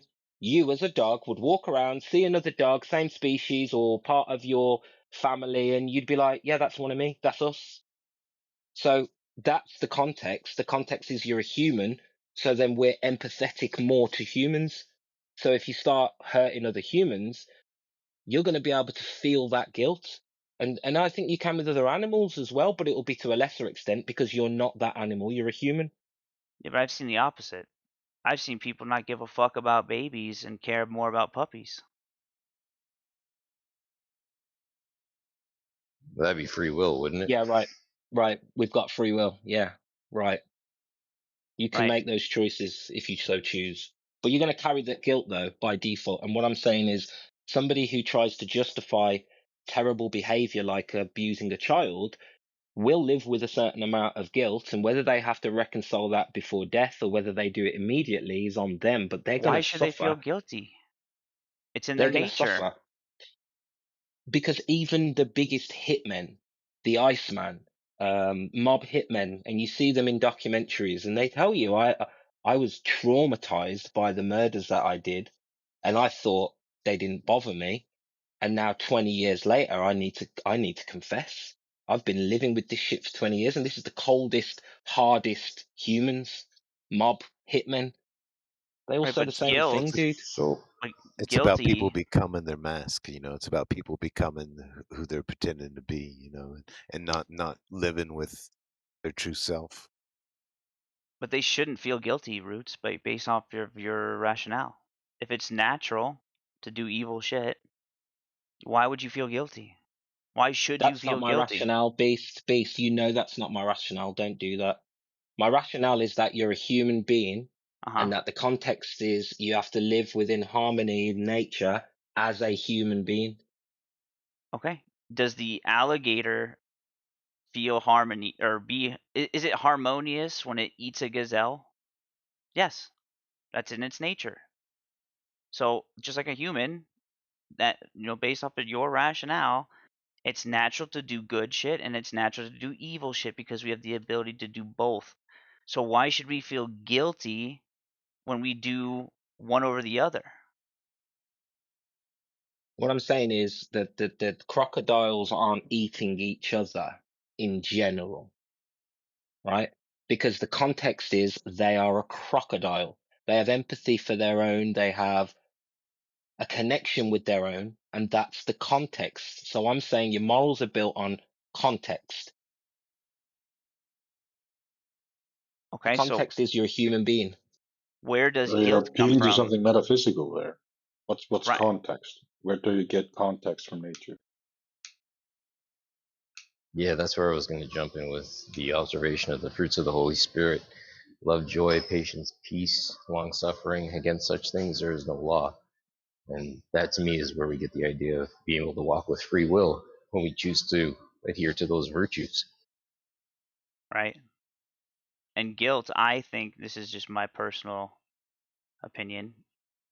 The guiltiness that you're talking about, Roots, is the sinner trying to hide from the weight of their sin, because intuitively, like Boogie was saying, intuitively we know that there is nothing under the sun that we can hide from God, right? Like we will be held accountable at the end of time. Wouldn't guilt be considered a byproduct of wrongdoing? Yes. Amen. Which is why I don't understand, like, how do you incorporate guilt into the encompassing statement of, your morals come from nature? I just don't see it. I don't see it as sufficient, Roots. I'll say it one more time. In the fact that you are a human being, in the context that you are human, so you have fellow men. If you was a dog, you would have fellow dogs, but you're not. You're a human. So the empathy you feel for humans is way higher than they would be for a dog. That's context. You're a human, so you value human life. And every person, whether they're religious or not, has the same intrinsic value. Now, a lot of people make excuses for their misbehaving or whatever. And those people have to reconcile that. And that's the guilt I'm talking about. Reconcile it with themselves? Yeah, with themselves. Yep. Because first you must judge yourself before you can be judged by anybody else. And how you judge yourself creates the energy of how you carry yourself. Okay, so okay, so this is what I don't understand though, is because morals, in my view, are ought claims. What we ought to do, what we should do, not based off of what we feel, right? Like it can't be based off of feelings, which are spurious, right? Like they can change from good to bad.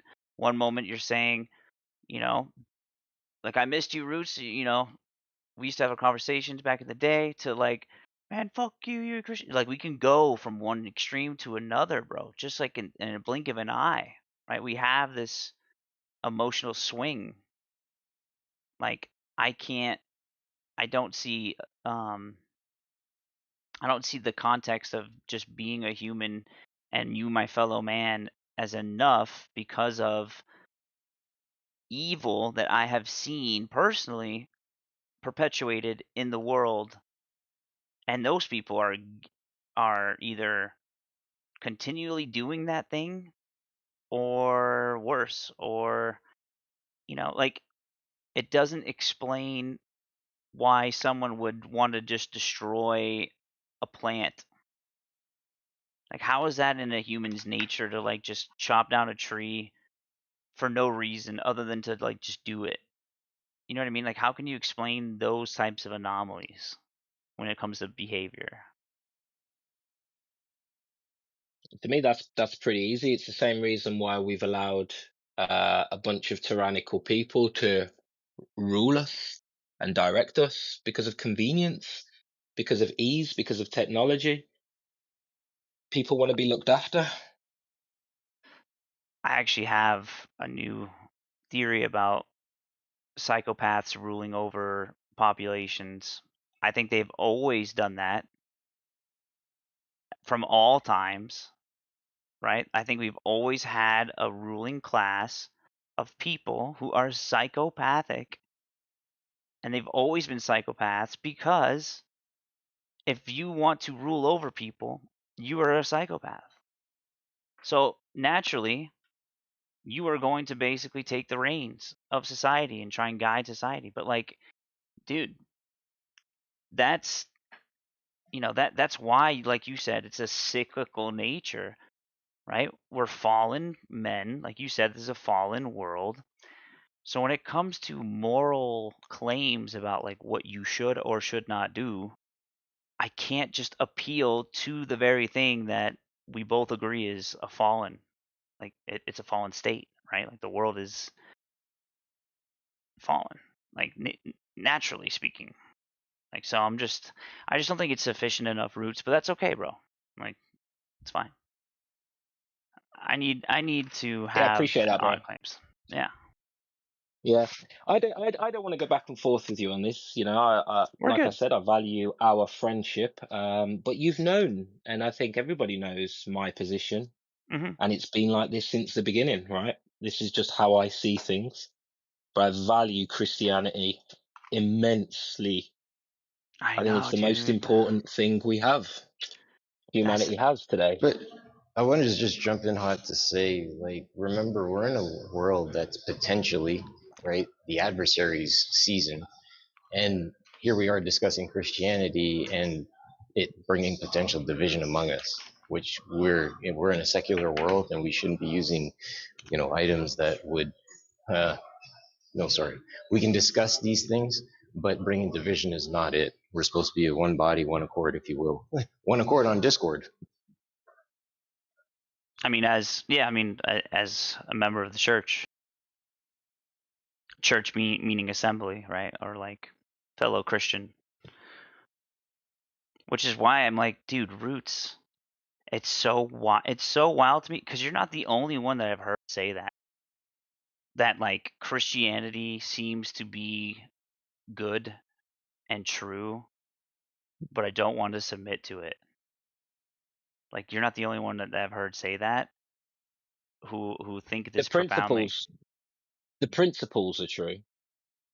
I don't think the story of the Bible and the Israelites and the Jews is correct. I've been through this with you several times. Why would I all of a sudden jump on something that I know I don't believe the history to be correct? Why would I jump on that? You even said it's been manipulated, the book itself. And I said Wait, to what did you, I say? is that when we were talking about the manipulations that have happened, I said to you why I wouldn't put my faith in a manipulated book. Which one, the Septuagint, the Tanakh, or the Dead Sea Scrolls? Because we only talked about the Dead Sea Scrolls. I can't remember what the context was, but you said yourself that, oh yeah, it's been proven that there's been manipulations, right? No, I never said that, bro. I know, honestly. Dude, you said it like 10 minutes ago. That there's been manipulations. So you don't believe there's any manipulation happened in the Bible since its creation? No, that's how we started the conversation of the historicity of the Bible, right? Of the inerrant word of God. AJ gave his 2 cents about like why he thinks, if it is the work of God, that these men would have been possessed by God in order to create the inerrant scripture, right? And I agree with him. And what I was saying is, you were appealing to the Epic of Gilgamesh and other texts like the laws of Mot, right? And the Egyptian texts, and like you were saying how it seems like Christianity or the Bible was basically, made around the same time that the Library of Alexandria was burned down by Julius Caesar. It was given commission to Ptolemy. A lot of weird stuff was happening at that time. Therefore, I should be careful about like what I would deem to be, true in terms of like the manuscripts, right? But I never said that like they were manipulated, because I would have to prove that. Like I never said that. We talked about the Ethiopian text. All right, that's fair enough. Yeah, remember I said, dude, what about the Ethiopians? Like the Ethiopian church, the Orthodox church over there. Like they have the same biblical narratives. You see what I'm saying? Like, and more. They have 88, I think it's like 88 books or something like that. But then remember I asked you, I said I said, in terms of like historicity or documentation, like what do we actually have of the Epic of Gilgamesh, right? Or what do we also like, or what else do we have in terms of like documents that you can actually point to? I'm not saying replace the Bible. I'm not saying that at all, because that would be unfair. But what I'm saying is pointing to, in terms of like inerrancy or like purposeful like will to keep those texts preserved. That's another thing, Drew. The spirit of people being overcome by the Holy Spirit to have that will to want to preserve these documents the way they preserved them all the way up until now. That's what we were talking about. So, question for you guys. If we just went to one book, John, and we observed 3 verses within John to provide some foundation for this. John 14:6, Jesus said, I am the way, the truth, and the life. No one comes to the Father except through me. John 14:16. I'm just going to cut down the range to go off for an hour. Are you hot micing, or are you saying you buy? Aldridge? Oh, no, my bad. What? I don't think he knows he's hot mic. I'm going to go there on the weekend. I'm not hot micing. Sorry. Yeah. My bad.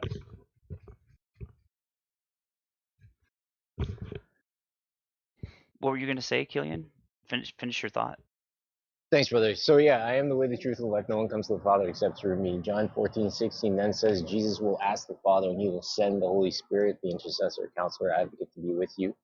And then 14:23, where it states that with the belief in the 3, and we keep the commandments, that they will come and make our abode with them. So with those, just the base observation of those 3 things, does that not give us a foundation for getting access to the virtues of the Holy Spirit, the gifts of the Holy Spirit, so that we treat our fellow brothers and sisters with love, right? The choice of free will versus choosing to do crap and watch crap come upon us. Yep. So I mean, yeah, I just put those verses forward, right, as a substantial foundation to say that, to me, Christianity is observed in Scripture because it's stated as Christian. It is in Scripture. We don't have any other denominations mentioned in Scripture. So the idea of religion, to me, is just a man-made construct. But Christianity is true because it's mentioned in the Bible. But with just those 3 verses, to me, that gives us all the foundation we need, regardless of what's got published, perverted, twisted, whatever. those 3 verses give us enough to know that, again, Jesus is the way, the truth, and the life. Amen. Amen. Thank you.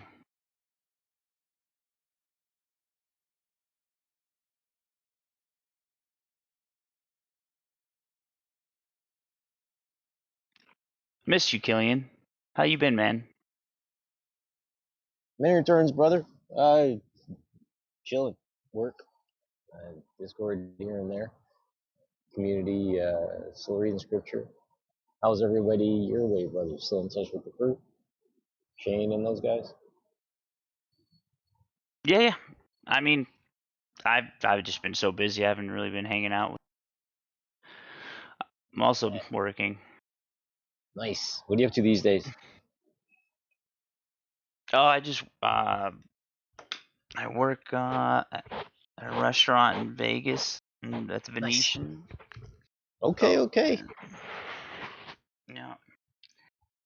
Oh, it's awesome. I would go into more detail, but I know the stream's recorded and there's a weirdos. Exactly. Yeah.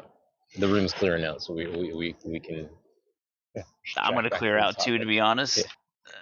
But dang it, I wanted to say bye to Roots before I left.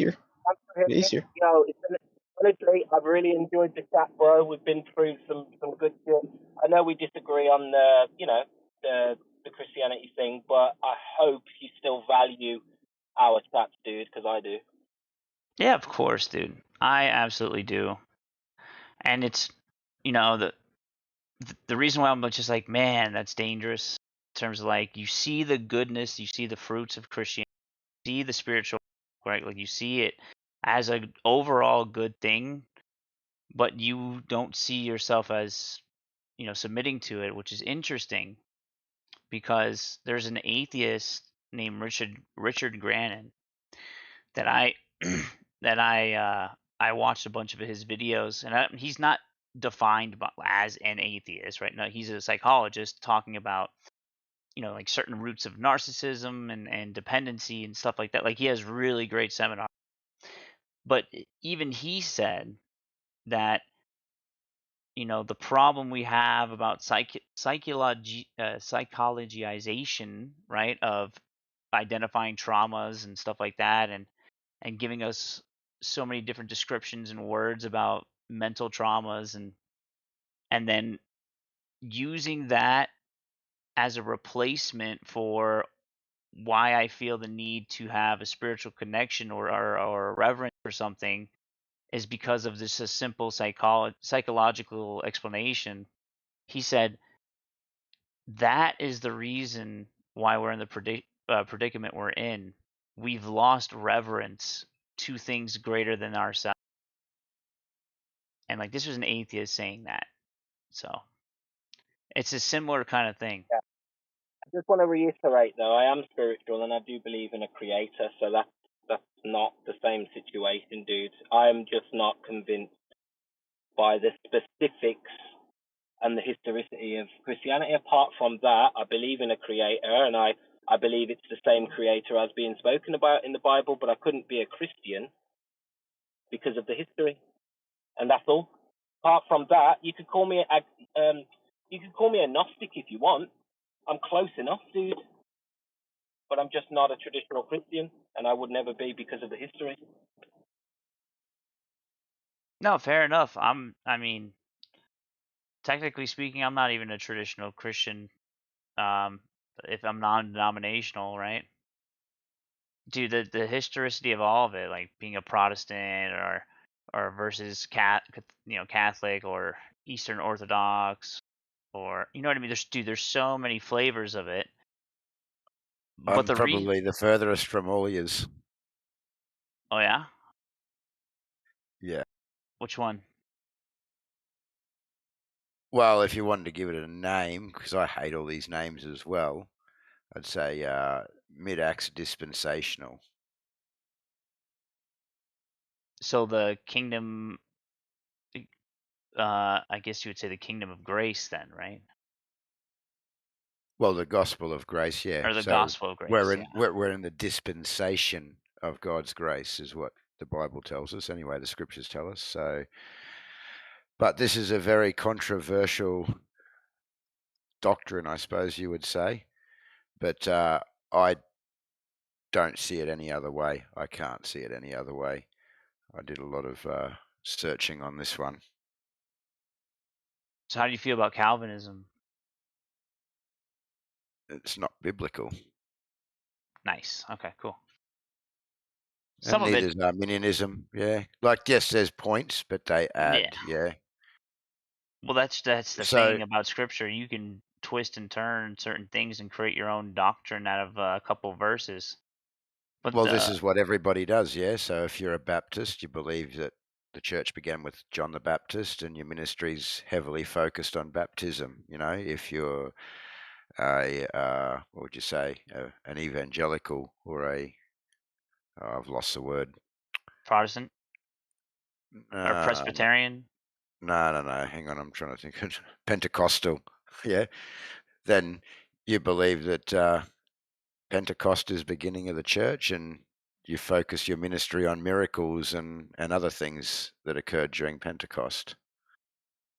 Right. You know, but think about that need to establish the church. Yep. That's where all the different flavors came from, is terms of like the church. But it's like, okay, who gave us the scripture in the first place? Who compiled these books? This is Jay Dyer's argument, right? He says the Orthodox Church, the early church fathers, like. Well, yes, that is correct, and that's something I have struggled with over the years. So I've done, again, research on that, and we're told to believe that basically what we have has been protected. But I do read other texts as well, and I take it all into consideration, I suppose you would say. But when strictly reading the Bible, I read it dispensationally. And the reason why I came to that conclusion was I did attend a Baptist Bible college, and anyway, I had a lot of questions, and I expected scriptural answers that I never received. It was always, oh, well, this is because this is what we believe, or this is what the Baptists have always done, etc., etc. So, I was finding contradictions, or what I believed to be contradictions, and that was their answers. So I definitely wasn't happy there. So now I just read it literally, yeah, as it's written. Ask the question: who, what, when, where, why, how, etc. If it was written directly to Israel, it's not for my application. If it was written to Gentiles, it is.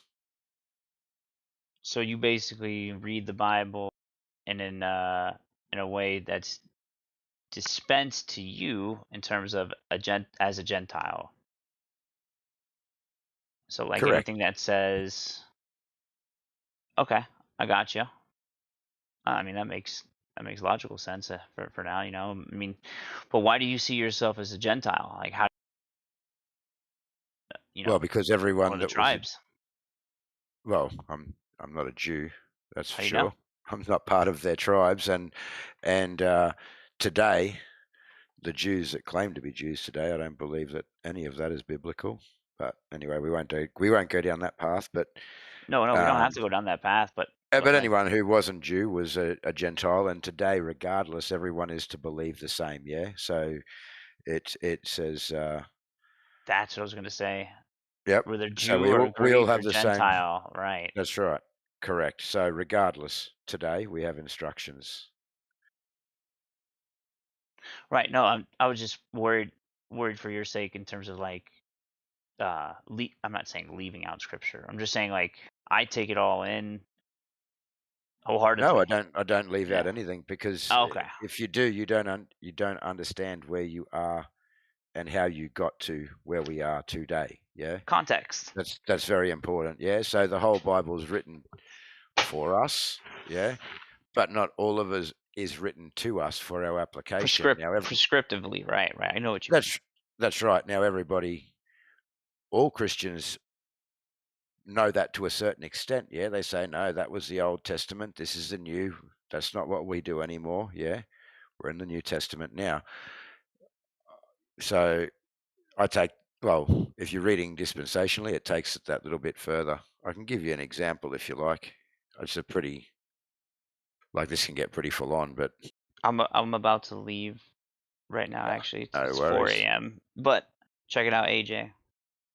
When it means to love God with all your mind, heart, strength, and soul, and to love your neighbor as yourself, people kind of glide past the first part, like, yo, you have to love God, right? But what does that truly encompass? To love God with all of your heart, all of your mind, all of your soul. You know what I mean? Like, you don't want to make a mistake when it comes to this type of topic. That would show reverence for God teaching. You know what I mean? So like, yes, the cautiousness that someone should have when going into these topics, I highly recommend not being so sure of yourself, or I shouldn't be so sure of myself either, because it's almost like you're running a race, but you're running a race on thin ice.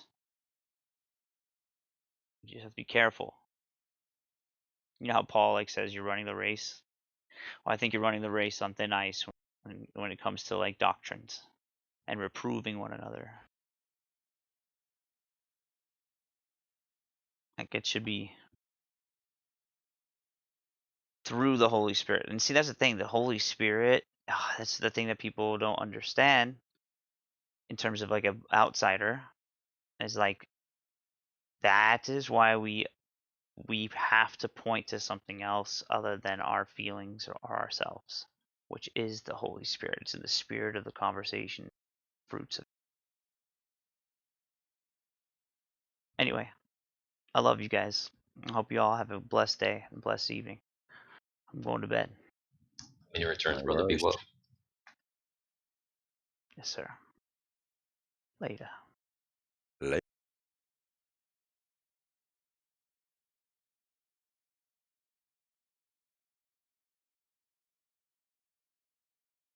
Brother AJ, hope all is well.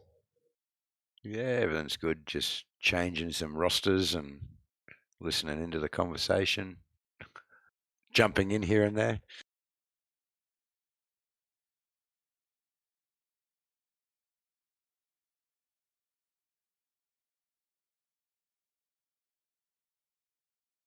How you been? All right? Yeah, brother. Same old stuff, different pile. Sun is Yep. up. Beautiful season changing of the guard, if you will. Getting into June. Pretty soon it'll be the summer solstice. And then we start our countdown to send the sun back to y'all, south of the equator. Getting cold for you to your local, correct? It's getting cooler. I'm in North Queensland, so it doesn't get too cold here, more tropical. But yeah, it's cooling down a bit.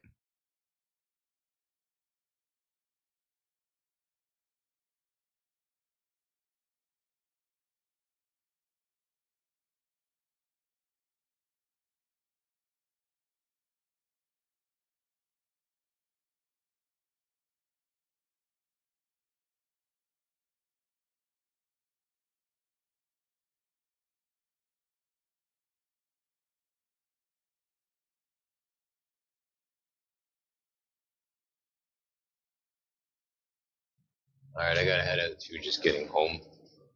Y'all have a blessed day, brother AJ. Be well, brother.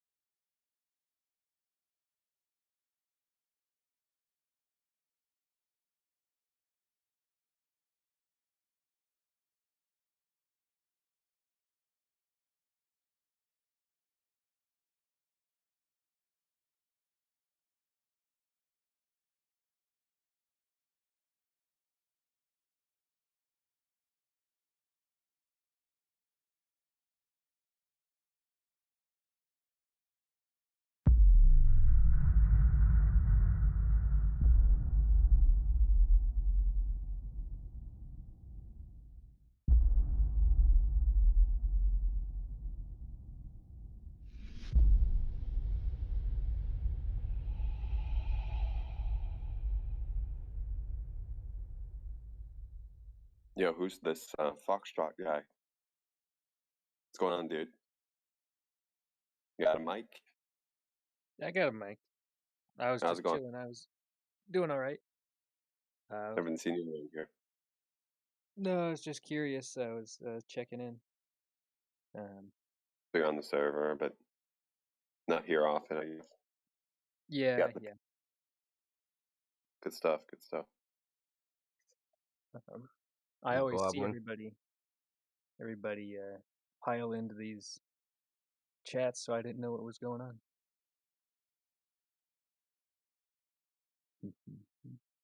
Are these live streamed?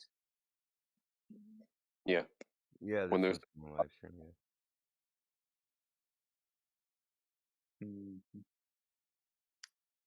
you're famous, dude. Say hi to mom. Hi, Mom. Woo! Actually, I did have a question. What was there was like a daily, supposedly satellite pictures. I suppose you could take those from balloons, but like they're like NASA pictures of Earth from really high up, supposedly from a satellite or a ISS, I suppose. No way to evaluate them.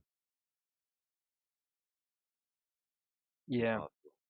We have no reference, right? We have no reference to even compare them to in our mind. Say, hey, this looks real. This don't look real. Mm-hmm. You'd either just believe them or don't believe them. That's really your choice. Yeah. And even then, we have been, like, we can send cameras way up high either way. Yeah, I mean, and there's also the inconsistency of the imagery that they get presented to us. I mean, right. I mean, for instance, ISS, which shouldn't see curved, is always showing a curved Earth. That's fine, because from that altitude, you're only supposed to see 3% of the Earth. But if you go to the Chinese space station, which is only supposed to be 20 kilometers lower, they show a flat Earth. So which one should we be? It's just impossible. Mm-hmm. All we can do is check here and see if what they depict in the pictures actually exists in reality. Because if someone showed you a picture like a pink house in the middle of Times Square, you could drive to Times Square and see if there's a pink house there, right? Yeah. Not everybody has a $1 billion rocket or something. But that's not even it. It's like there's no way to even look. They could show us pictures in the Earth as purple. How would we know? We can't even. Like, you need some reference, right? Some reference to evaluate. Like if I showed you a picture, said, "Hey, this is a horse," right? You've But seen you've a never horse seen a before. horse before. Yeah, Yeah, you if you've wouldn't never know. seen a horse, you'd have no way to tell if that's actually a picture of a horse. Mm-hmm. Even if you had a verbal description of what a horse should look like, you wouldn't be able to really know. It could be a fucking zebra you're looking at.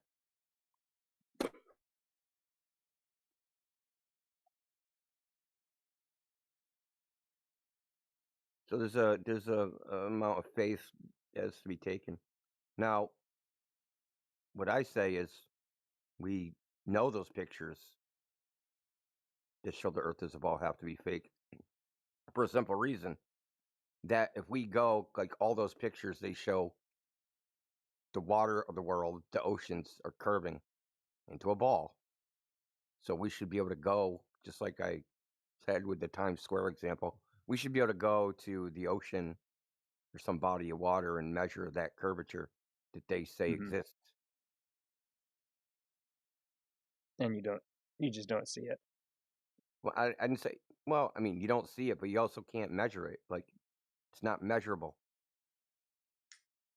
Like if you take a laser, right, and you shine it across some distance, right? Right. You measure the height of the laser along its distance should get higher and higher and higher because the Earth should be curving down and away. Mm-hmm. So, for example, if you have a laser, I'll use miles, right? So if you had a laser and you started 10 feet off the ground, off the water, you shined it 25 miles. At the other end of the 25 miles, that laser should be 440 feet in the air. Yeah. What about that isn't the Earth curves that measurable? much? I mean, people just like don't realize that on a straight line in the distance, right, the z-axis, the Earth is an exponential curve. It's supposed to be Yeah. an exponential curve. It should be easily measurable, not hard to measure, easy to measure. It should be simple. Mm-hmm. It's 66 feet a drop in 10 miles. That's a 6-story building. Yeah, that really is a lot. And it gets worse. Like 100 miles, it's something like 6,000 feet. Is that the exponential part?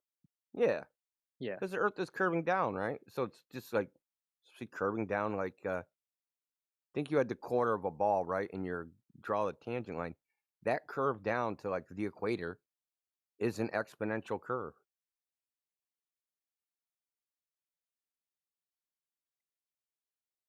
Hey, Foxtrot, I'll send you something in the chat to corroborate that, just to get a visual. I mean, I don't know if you can see. Can you see the? Oh yeah, you can see the live stream. Yeah. Okay.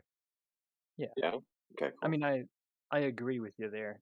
I'm What's not a glober. Oh yeah, Right. that's Well, that the Chinese reason, picture. but the reason we harp on the curvature thing is for a couple reasons.